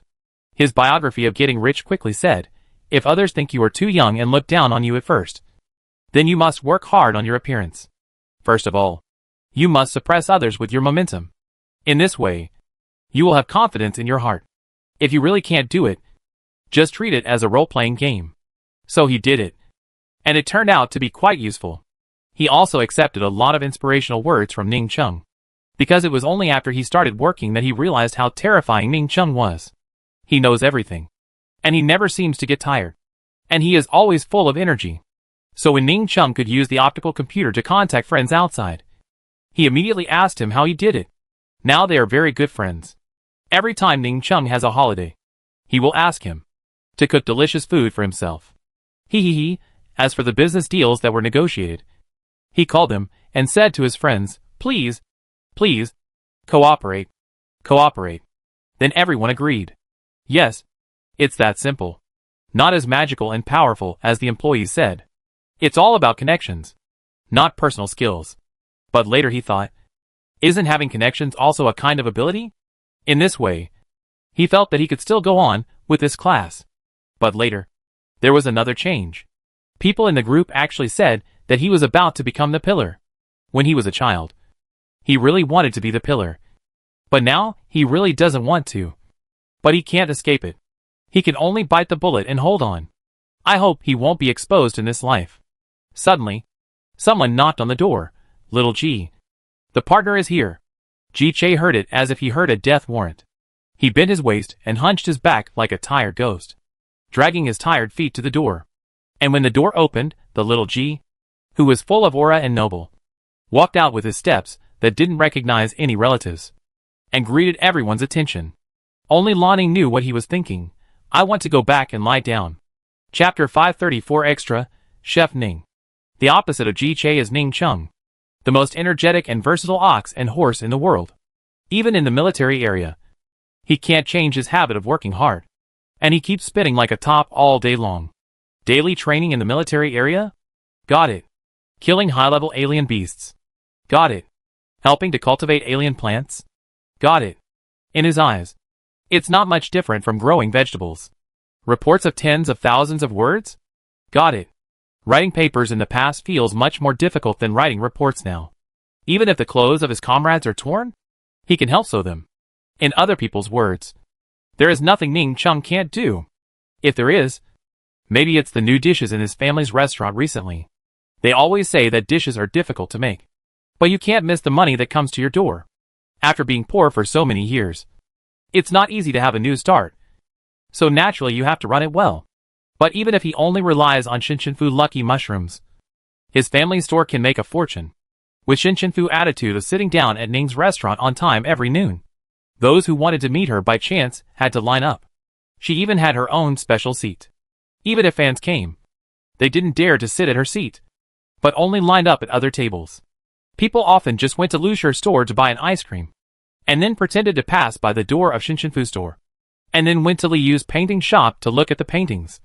And occasionally they could sell a few paintings. When it was noon, they went to Ning's restaurant to eat. In short, although many people came because of Shinshinfu, her store was the most deserted. After all, it was great to meet by chance when eating here. The things in her store were so expensive that ordinary people couldn't afford them. However, she had cooperation with many people, such as her long-term cooperation with the Mecha Studio, which was the building block studio that designed the free mecha, which was already the most famous in the capital star. Yu Jianya and he were from the same military district. In recent years, whenever he had time, he would go to kill alien beasts and sell them for money. He bought mechas for all 8 of his clones, and he found the designer who designed the mechas for Shinshinfu. He was also very hardworking and had no intention of giving up. He also said that at least 30 mechas would be enough. 30 mechas were not something that an ordinary civilian like him could imagine. After all, he was very frugal. He used mechas issued by the military district, and the ones customized by the military district were not bad either. I don't know why Yu Jianya was so persistent. However, Yu Jianya thought about mechas and food, and everyone had a bright future. In the first year, he was a new soldier. During the 5-minute call time every half a month, he had to tell his mother what new dishes he had tried recently. He didn't have time to think about it, and was just busy reading the menu. He was different from others. He could go to the cafeteria and try to cook. Because he cooked so deliciously, he got privileges. The food in the cafeteria improved a lot because of his suggestions, and everyone was happy for him to try. But now it is not as strict as before. After he became a second lieutenant, he has more freedom. He can contact other people with a light computer issued by the military district. The person who contacts him the most is Ji Che. When I first went to study with him, he seemed very unhappy. I didn't expect that he would always contact him now, mainly to ask him how he survived. It was hard for him. He sounded sobbing and tearful, as if he couldn't survive a day, but he was surprisingly strong and really made him survive. It happened to be a holiday that day, and he rarely went out to meet his friends. But he didn't go to his family's store, but found a quiet seaside homestay to have a barbecue. In fact, this location is not close to everyone, but it doesn't matter.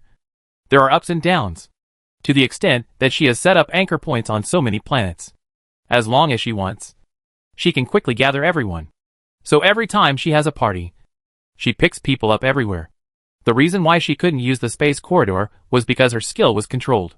She had to get permission to use it, except when it was absolutely necessary. She could only open it when the military district needed it. After all, it was not a big teleportation array for her to open it every time for a party. Moreover, she had already escaped the review of many planets by teleporting herself, which was actually a case of turning a blind eye. After he arrived at the planet near the military district, Shinshinfu came to pick him up. After a few years, she became more relaxed, with her hair tied loosely, and wearing comfortable and loose clothes. When she saw him, she waved her hand, Hey, Ning Chung. I'm here. Although she hadn't seen him for more than 3 months. She was not polite at all. After meeting him, she didn't wait for him to reply, and asked directly, "Are there any new dishes?" He knew. After arriving at the beach, everyone had the same question.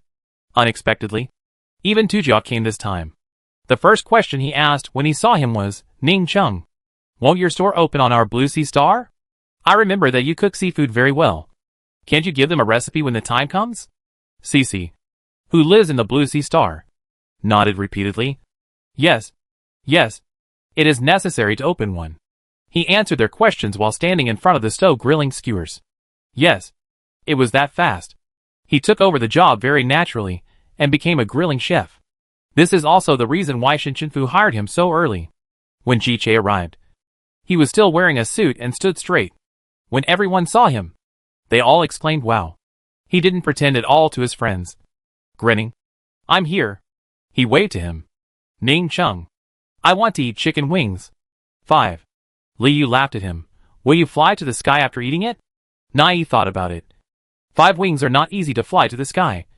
They are asymmetrical and will fly off. That makes sense. But there weren't many people here that day.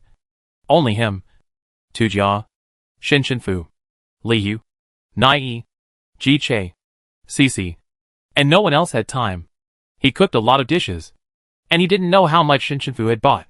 Now he had even stockpiled ingredients in the space world. Even fresh lettuce. After everyone ordered 3 rounds of their favorite dishes, and Shinshinfu had taken out the ingredients, and he had also made them. He realized it belatedly. This wave was just for him. But everyone didn't do nothing. They also made a dish very seriously, and served it to him. Under the beautiful starry sky, accompanied by the sound of waves, they all expressed their gratitude. "Ning Chung, thank you for your hard work. Remember to tell us next time you have a holiday. This is what we made for you. Yes, your food is the best. You will always be our chef Ning. Try it, and see if you like it." He was touched by these words. Friends can always see his efforts. Although he thinks these are nothing. Who wouldn't be happy because of the sincerity of friends? So he smiled. "Nothing. I like to cook for you." Seeing his friends smile happily after eating what he made, he would also feel happy. So he likes to cook. Pick up a piece of meat with chopsticks. He put it in his mouth for 3 seconds and was stunned. His eyes almost closed. After a while, feeling the sweetness and bitterness in his mouth, he said, "Thank you. But you can't take my life." Chapter 535 Extra. Lu Shi's daily life in opening a shop. Yinxing Road was originally an ordinary place in District 11. But it suddenly became popular 3 years ago. So that the economy of the entire District 11 has developed a lot. All because of those shops that were bought at about the same time.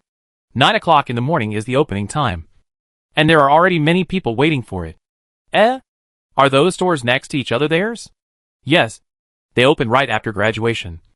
So many people come here to check in. The one with a black cat and butterfly light sign on the sign is Shindada's store. I can tell at a glance. The first store of Ning's restaurant is here. Their food is delicious.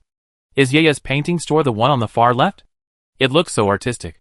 Then is the internet celebrity Hua who makes ice cream the second store on the right? It is said that the taste is particularly good. What does the Wanchuwa on the far right do? Of course, everything can be entrusted to her.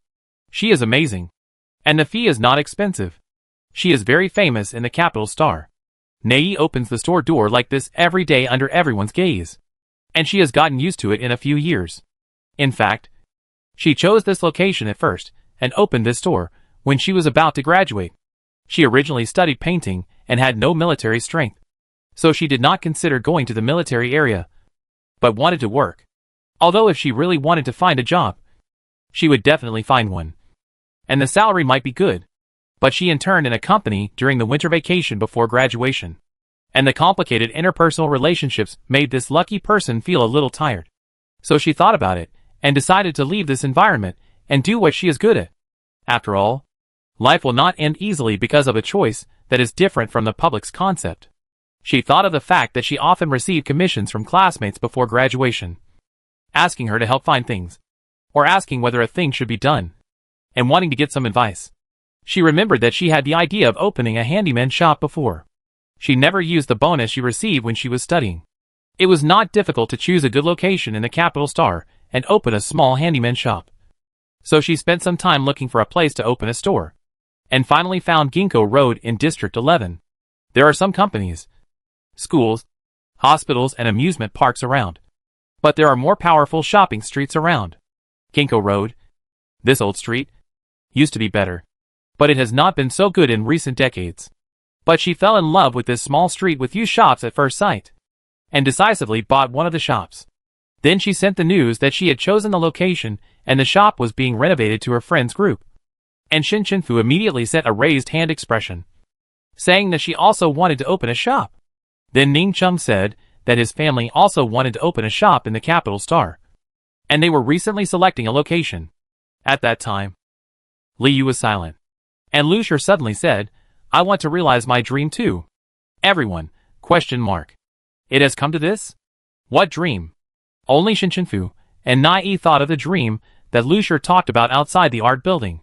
The one that was closest to reality was an ice cream shop. At that time, they thought he was joking, but they didn't expect that he was actually considering this matter until his store was built. Everyone still felt that this store was completely incompatible with him, but Lu Shur had fought to get this result. His parents were the ones who had the final say in the military. They took care of their son from childhood to adulthood. He had almost no rebellious period and was treated like a slave since childhood. He often stayed up late to participate in missions. He had not slept many full nights since he was 12 years old, so he often suffered from insomnia, because his body did not develop the habit of complete sleep. After all, as long as he went, the casualties would be less than if he did not go. So he always tried his best to do those things. And he also felt that this was his obligation. Although he often cursed in his heart, he followed their arrangements and did everything. He was supposed to enjoy his student life, but he always had to go on missions every now and then. Originally, military school students would do these things in the future, and he did not think much about it. He just put a small wish in the future and gave himself a goal. However, unknowingly, his whole life seemed to be bound, and he had no right to choose at all. Until that day at home, he listened to his parents very naturally arranging for him to work for someone at that time, without even asking him a question. At that time, he felt that if he didn't say it, he would never be able to be himself in this life. Even if it was just a trivial wish, it would be difficult to achieve. He didn't want to be like this. Suddenly, he didn't want to think about it anymore. Even if his life came from his parents, they shouldn't deprive him of the right to choose. He was willing to go on the mission, and he didn't even have a choice, and was directly assigned to do those tasks. Although the results were the same. After all, he would go. But there was a fundamental difference. At that moment, he seemed to suddenly separate himself from the suppressed emotions. So he spoke for the first time and said, "I won't go to the military area." This sentence was like a bolt of lightning hitting his parents' heads. Both of them showed an expression of disbelief and anger, and asked, "What are you talking about?" But that day he didn't back down at all, and emphasized it again. "I said, I won't go to the military area." They didn't understand. "You have been like this for so many years, and your level is so high. We all need your strength. Even if there is a mission for me to do, I will still go. But I won't go to the military area. I want to do what I want to do. You can't decide everything without asking me. I am also a person, not your tool." He knew that these words were hurtful, but he had endured them for many years. When others make friends, I am fighting alien beasts. When others are in class and training, I am fighting star beasts. Except for the league period, I have to go on missions for most of the year. But you never ask me if I need some space of my own. Am I born to be used endlessly like this? Rarely. Father Lu and Mother Lu were silent, because they really hadn't thought about it. But they also needed to think about it.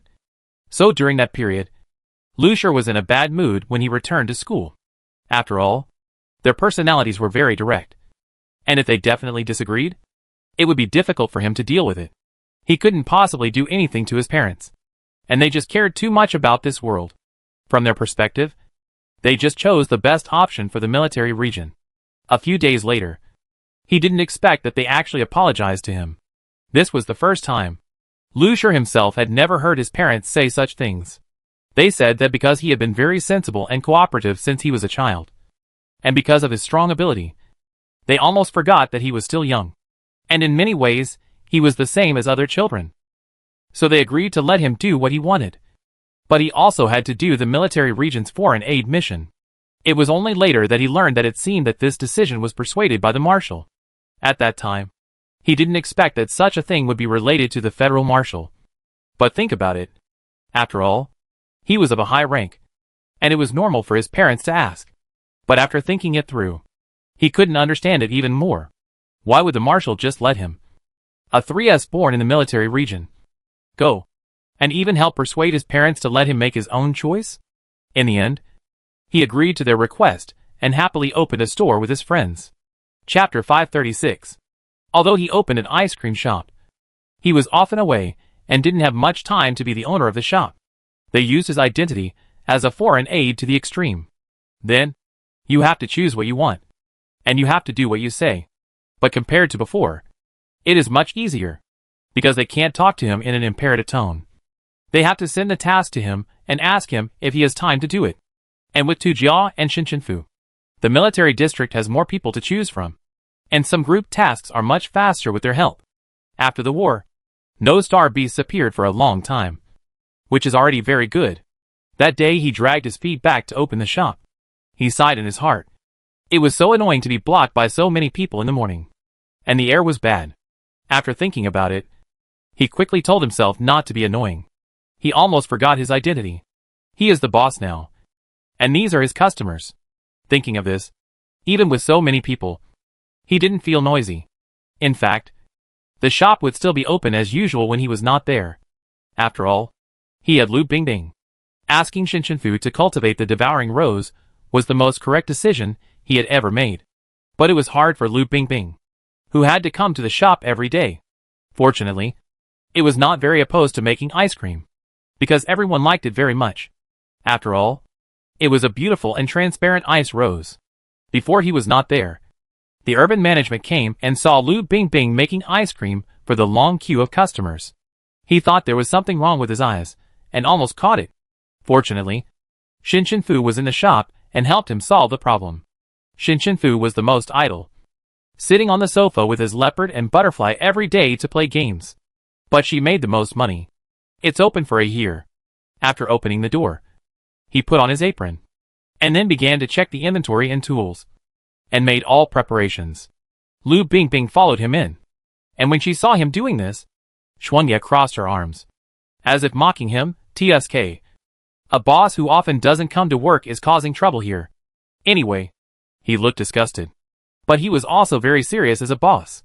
When customers came to buy ice cream cones, he would start filling the cone from the innermost tip, so that even if they took the last bite, it was still full of ice cream. If he wanted to eat ice cream balls, he would also scoop them very large. And they must be the most perfect balls without any gaps. But people often came to eat ice cream. After working for 2 or 3 hours and feeling tired, he laid down on a recliner under a tree to rest, and heard Shinchinfu's voice coming from the store behind him. Bing bing. Watermelon flavor.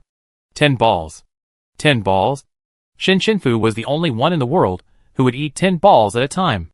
But after she finished speaking, there was no sound of money transfer. Then Nai said, Bing bing. 2 grape flavors. Another one came. And Liu said, Bing bing. 1 green tea flavor. These people really?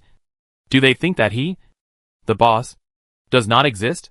He stood up and looked behind him, and found that it was Lu Bingbing, the traitor. When he saw that they were coming, he turned off the payment code. It doesn't matter how the store is doing, but he felt relieved again. Although doing business requires clear accounts, it is also very important to build good relationships with the bosses around. It seems that Lu Bingbing has already mastered the business. Not bad. Not bad. He thought this move was very reasonable and asked, Do you want a few more? The 3 were stunned. You are in the store today? Yes. After all, I have to go to work. And helping the military region is just a side job. Looking at the time, it was noon, and several people had decided to go to Ning's small restaurant for dinner together. But there were too many people watching, so they asked the employees to send them to Wanchuwu. After all, Nei's Wanchuwu is the largest, and there is no need to display any large products in it. Just some lucky bracelets. However, the price of bracelets has increased recently, and they are sold for 188 yuan each. After eating a large table of dishes, Fu suddenly asked them after the staff took away the food. Do you want to eat apples? Apples? Liu drank a sip of water. That's fine. It's fruit after the meal. But when she took out a few blue apples, the three were a little surprised. Liu said bluntly, Where did you buy the poisoned apples? Fu shook his head. This is not a poisoned apple. This is the apple that Xiaofei sent back to me from his study abroad. It's very sweet. I tried it. Is that so? Then I try it too. As he said that, Liu picked up one with complete confidence and ate it. Nei also picked up one and ate it. Finally, it was Lu Shi, because he took the apple and washed it again. But Fu didn't eat it himself, as if he was expecting something. Lu Shi thought she was expecting them to give some good feedback after eating the apple, until the three of them started crying one after another. Then he realized something was wrong. Is this a tear-jerking apple? Why did he feel that all the grievances of his life had surfaced? Those day and night tasks, the lonely days, and the dominance of his parents, all appeared in his heart, and he felt sad as if he was going to die unjustly. Liu and Nai were also busy wiping their tears, but they cried even more miserably, and everyone outside could hear them. What's wrong with them? Why are they crying? Did something sad happen? Why do I feel that Lu Shi is crying too? How is this possible? That's Lu Shi. But yes, Lu Shi himself, was really wiping his tears. Liu cried more and more angry. These tears were completely out of her control. So angry. Fu, what on earth did you give me to eat? As she said that, she picked up a pillow and hit her. And Fu dodged it easily with a flash. It's an apple that makes people happy. Happy? Do you think I'm happy when I cry like this? She kept chasing her and hitting her. But after a few minutes, she suddenly found it very interesting and laughed. She really became very happy. It was like seeing a ghost. This strange apple. Lu Shi and Nai also laughed after crying. They found it funny to watch the two people playing around and were in a very good mood. People outside heard their laughter again. What are you laughing at? I don't know. It's scary. How could this happen? Is it that we don't understand the world of the strong? Then I really don't understand. Lu Shi stopped crying after growing up. The last time he cried was when he met the light-shaped star beast. He was still too young. After returning, he cried for the dead people. And then, there was no more. This was the first time he cried and laughed again. Like crazy. But the apple was really delicious. And he was in a really good mood. He felt a sense of freedom. He suddenly had a flash of inspiration and asked Fu, Where did you find this blue apple? Xiaofei found it. She should know the address. Lu Shi had a good idea and immediately contacted Xiaofei to ask her the location of the blue apple, because he was going to cultivate apple trees and make ice cream with blue apples. He wanted to make a hit ice cream. A magical apple ice cream that would make you cry after eating it, and then laugh after crying. Even if he opened an ice cream shop, he would succeed. 2 months later, Super Magic Happy Apple Ice Cream. As soon as it was put on the shelves, it instantly became popular throughout the capital star. Although the effect was a little worse than the fresh ones, you would really feel magically happy after eating it. In this way, Lu Shi became the most famous ice cream shop owner in the entire capital star. He spent more time in the store. Lu Bingbing and he were too busy to handle it. And sometimes Fu and Liu had to come to help. Of course, at the cost of free ice cream. After adding Fu and the others, the business was even better. And he also set up a lottery. You can draw once if you collect 10 stickers. And you have a chance to draw Nai's lucky bracelet and a voucher for Ning's restaurant. One day, his parents took advantage of the meeting of the capital star and came to his store in disguise to buy this apple ice cream. He recognized it at a glance. So when they were checking out, Lu Shi asked them, these two guests, please pay 8,000 star coins for your ice cream. Both Lu's father and mother were shocked. Why? Aren't both 80? Because you entered my store with your left foot first. Hee. Chapter 537 Extra, found it. On the last day of the new star 3079. Everyone in the Federation was waiting for the arrival of 3080. Liu saw her younger brother Li Qi at home that day. After graduation, he went to the military district and rarely came back. The relationship between the two is much better now than when they were in school. After all, they are all older. And since she participated in that war, Li Qi never finds fault with her every time he sees her. Li Yu herself initially understood this change as being conquered by her personal charm. But later she found out that this guy was attracted by Shin Shinfu in the war, and was conquered by her personal charm. And she, Li Yu, as a good friend of Shin Shinfu, became an existence that could not be offended next to his idol. And then her relationship with him improved a lot. It was not that she took the initiative, but at that time Li Chi often tried to test Shin Shinfu's usual training tips. Shin Shinfu autograph. Or hope that Shin Shinfu could come to his house as a guest or something. This time was no exception. As soon as they met, she asked, "Second sister, how has Mr. Shin been training recently? He must be working very hard." Li Yu chuckled and fell silent, thinking about Shin Shinfu. The word hard work really has nothing to do with it. After all, the sofa in her material store is almost broken by her lying on it. As for business, there are usually not many customers coming to the store. She only goes out to fight monsters 3 or 4 times a year. In fact, she does more military tasks than she sells things on a daily basis. As for training, she will only arrange training for a period of time when she remembers or is tired of lying down. And the daily training time will not exceed 3 hours. Compared with her brothers and sisters, she is already the ultimate slacker. Not even as good as her who sells paintings. But she actually thinks Shin Shinfu is good like this. Living a leisurely life like this is a compensation for her past misfortunes. But every time she thinks of the past, she will think of the shameful words she said to Shin Shinfu when she was young and arrogant. And those rampant practices. Fortunately, she didn't notice when she secretly climbed up to her window to throw her things after the first meeting. Otherwise, she would be even more embarrassed. Fortunately, and her values at that time were a bit strange. No wonder those people used to treat her as a fool. After all, she was deceived into spending money with just a few words of coaxing. She was really stupid. And sometimes she even felt that she was stupider than Ji Che before. There was a reason for the incident. She was set up, which could be said to be a custom scam. But she didn't think about how hard it was to get the money that was nothing to her. She was just a flower protected in a greenhouse by her father and brother. Everything came from them. She didn't seem to have the ability to solve problems. If she was thrown out at that time, she didn't even understand some of the most basic common sense of life. She didn't understand the regular price of items. It wasn't until her brother cut off her living expenses and Shin Yoshing led her to study abroad that she really realized her previous problems and knew what she wanted. She also wanted to be independent and become a strong person who could rely on herself. She has now achieved this. Although she always had a part of the assets. Her brother gave her more money in his card after he succeeded as the head of the family. But she mostly lived on the money she earned. However, she did not deliberately cut off her relationship with her family. She used the money to help the poor. She realized that when she and her father went to the slums when she was a child, she could help the people she saw. Compared with the previous squandering, the money could be used for more meaningful things. Her foundation does not go through any other institutions, but directly distributes it to everyone in need. Seeing the joyful expressions of those who have regained their lives is more joyful than buying 100 sets of gorgeous jewelry. Life is getting better. And now she has so many friends.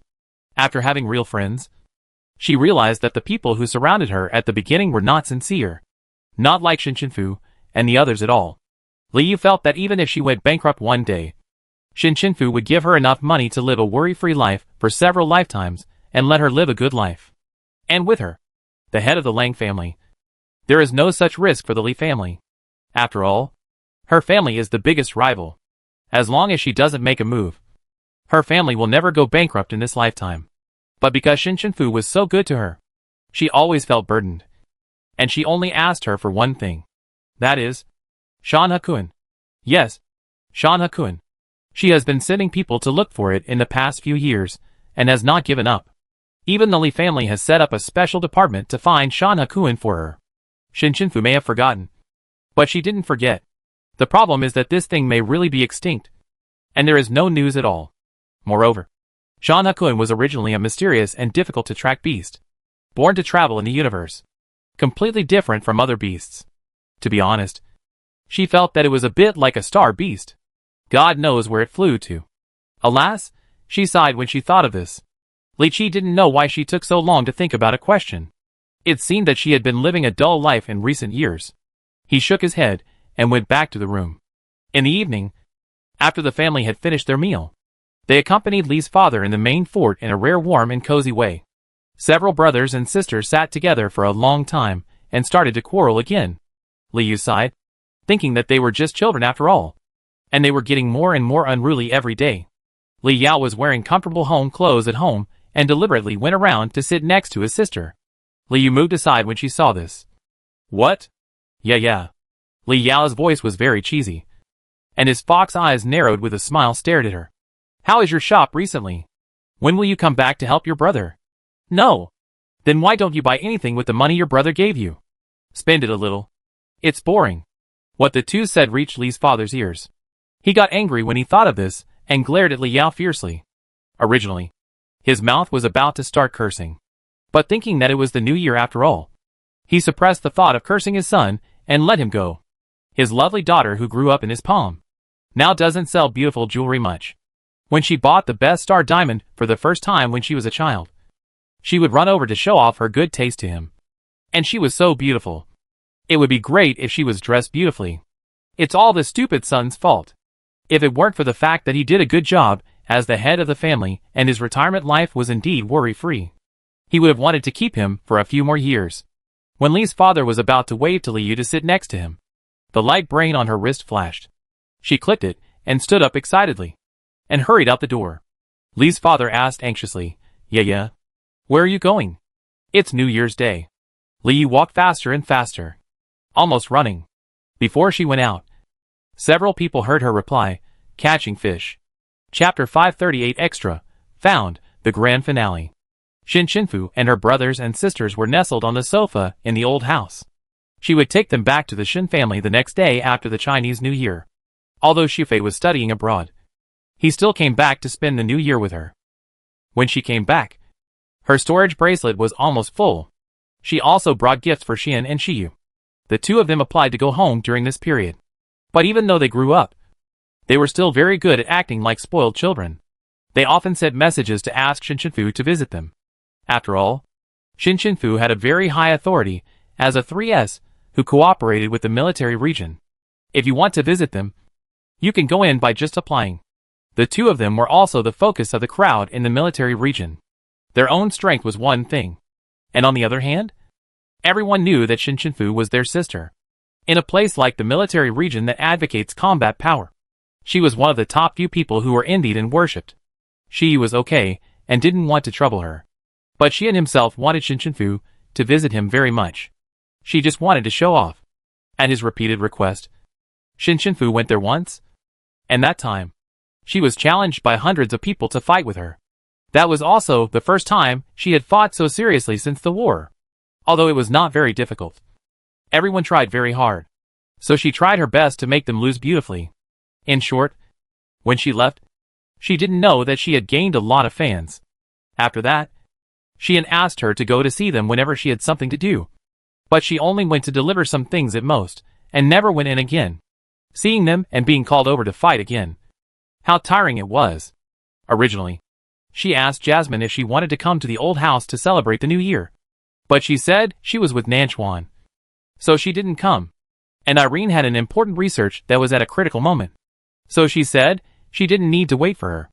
The housekeeper and servants were also on vacation. And only some robots were left running. So there were only 4 of them in the old house. Just when she was a little sleepy, she suddenly received a message from Liu, which startled her and made her sober instantly. Because Liu said, I found the trace of Shan Hakuin. She seemed to be too anxious and accidentally sent the message to the large group where everyone usually contacts. For a while, everyone was posting question marks in the group. And Liu realized later that she had sent it to the wrong place. Ning Cheng, could it be the elusive Shan Hakuin that has been flying around in the universe for many years, and has not appeared in the interstellar space, and is thought to be extinct? Tu Jia, your entry is too long. Ning Ting, I heard that Shan Hakuin is very beautiful. Lin Xian, where's the address? Ji Che, I want to see it. I want to see it. I want to see it. Xia Hua, me too.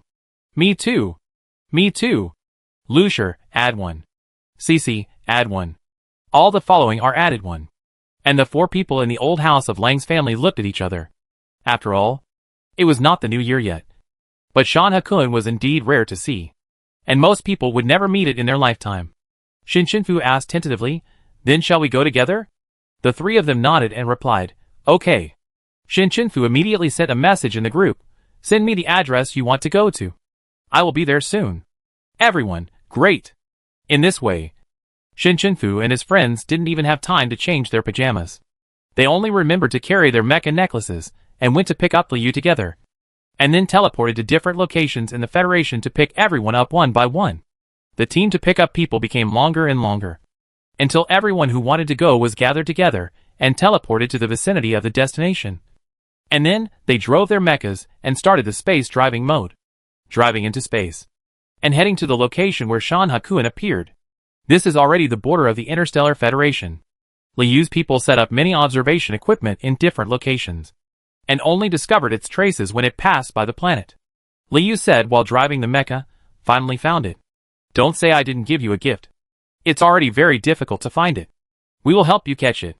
Shinshinku was a little touched. Liu. Thank you. I didn't expect you to remember it. That's right. After all, this is the first wish you made. I will make it happen for you. In fact, these people who are observing and tracking everywhere use her own money.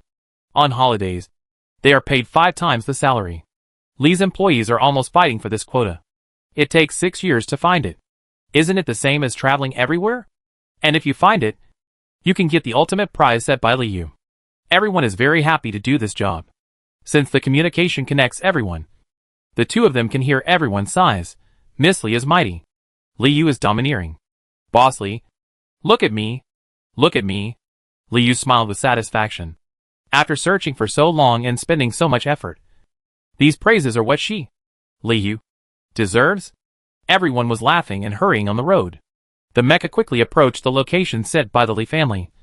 But before it reached the detected point, everyone stopped moving forward and were so shocked that they were almost speechless, staring at the scene in front of them with wide eyes. Because Shan Hakun has arrived in front of them. This is a fish-like creature that is thousands of miles long and larger than a star beast. It is brilliant and gorgeous, flashing like an energy body formed by the blue galaxy. And it shuttles freely in the universe. When it flies, a cloud-like illusion floats behind it. And you can see the mountains, the sea, the universe, and the long river of life. This is not just an ordinary Shan Hakun, but a Shan Hakun that has grown and evolved into a beast god-level beast. Shinshinku. Go quickly. Liu urged. After all, at least use the space block to restrict its actions, so that everyone can take action. But Shinshinku suddenly felt that it should not stay in her space world. It should stay in the universe. When Shan Hakun saw so many of them, he had no intention of attacking at all, and just left like this, which means it is not a dangerous beast. She suddenly thought that those Shan Hakun that were difficult to grow, could it be that they were destroyed by encountering star beasts while flying in space? After all, as long as they were not harmful to humans, even if they were beast gods, they would not be killed for no reason. But Liu had been looking for them for so long, and now she said no. Would Liu want to beat her to death? Shinshinku spoke carefully. But, Liu actually had the idea of not harming Shan Hakun. But Shinshinku wanted to, and she had been looking for them for so long. So he reminded her. Now hearing her tone, he knew that she thought the same way. After 2 dry coughs, everyone has seen it anyway, so consider it as my New Year's gift to you. Shinshinku breathed a sigh of relief. Thank you, Liu. I really like this gift. It's the most special gift I've ever received. Tujia, I think so too. Xiao Fei, sister you're amazing. Lu Shi, snap. Snap. Snap. Snap. Xin Yoxing, I never thought I could find Shan Hakun. This may be the only chance we have to see it in this life. Others also thanked Liu. So even though they didn't really defeat Shan Hakun, everyone was happier than having it. This was the incredible thing they encountered together. Shinshinku looked at the strange scenes following Shan Hakun, and listened to the exclamations from time to time, and felt satisfied. She began to thank this world. There are so many wonders waiting for her to discover, and so many gentle people walking side by side with her. She has her own choices, and expectations for the future. A home to return to, 3 meals to eat, and 4 seasons to enjoy. Knowing where we came from, we can see where we are going back. In the mecha, Shinshinku laughed. Shan Hakun flew very fast. Shin Chinfu looked at the long-tail light and suddenly accelerated to Mecca. At the moment of the new year, he said, "Let's go chase Shanghai Kun. Everyone, let's go!"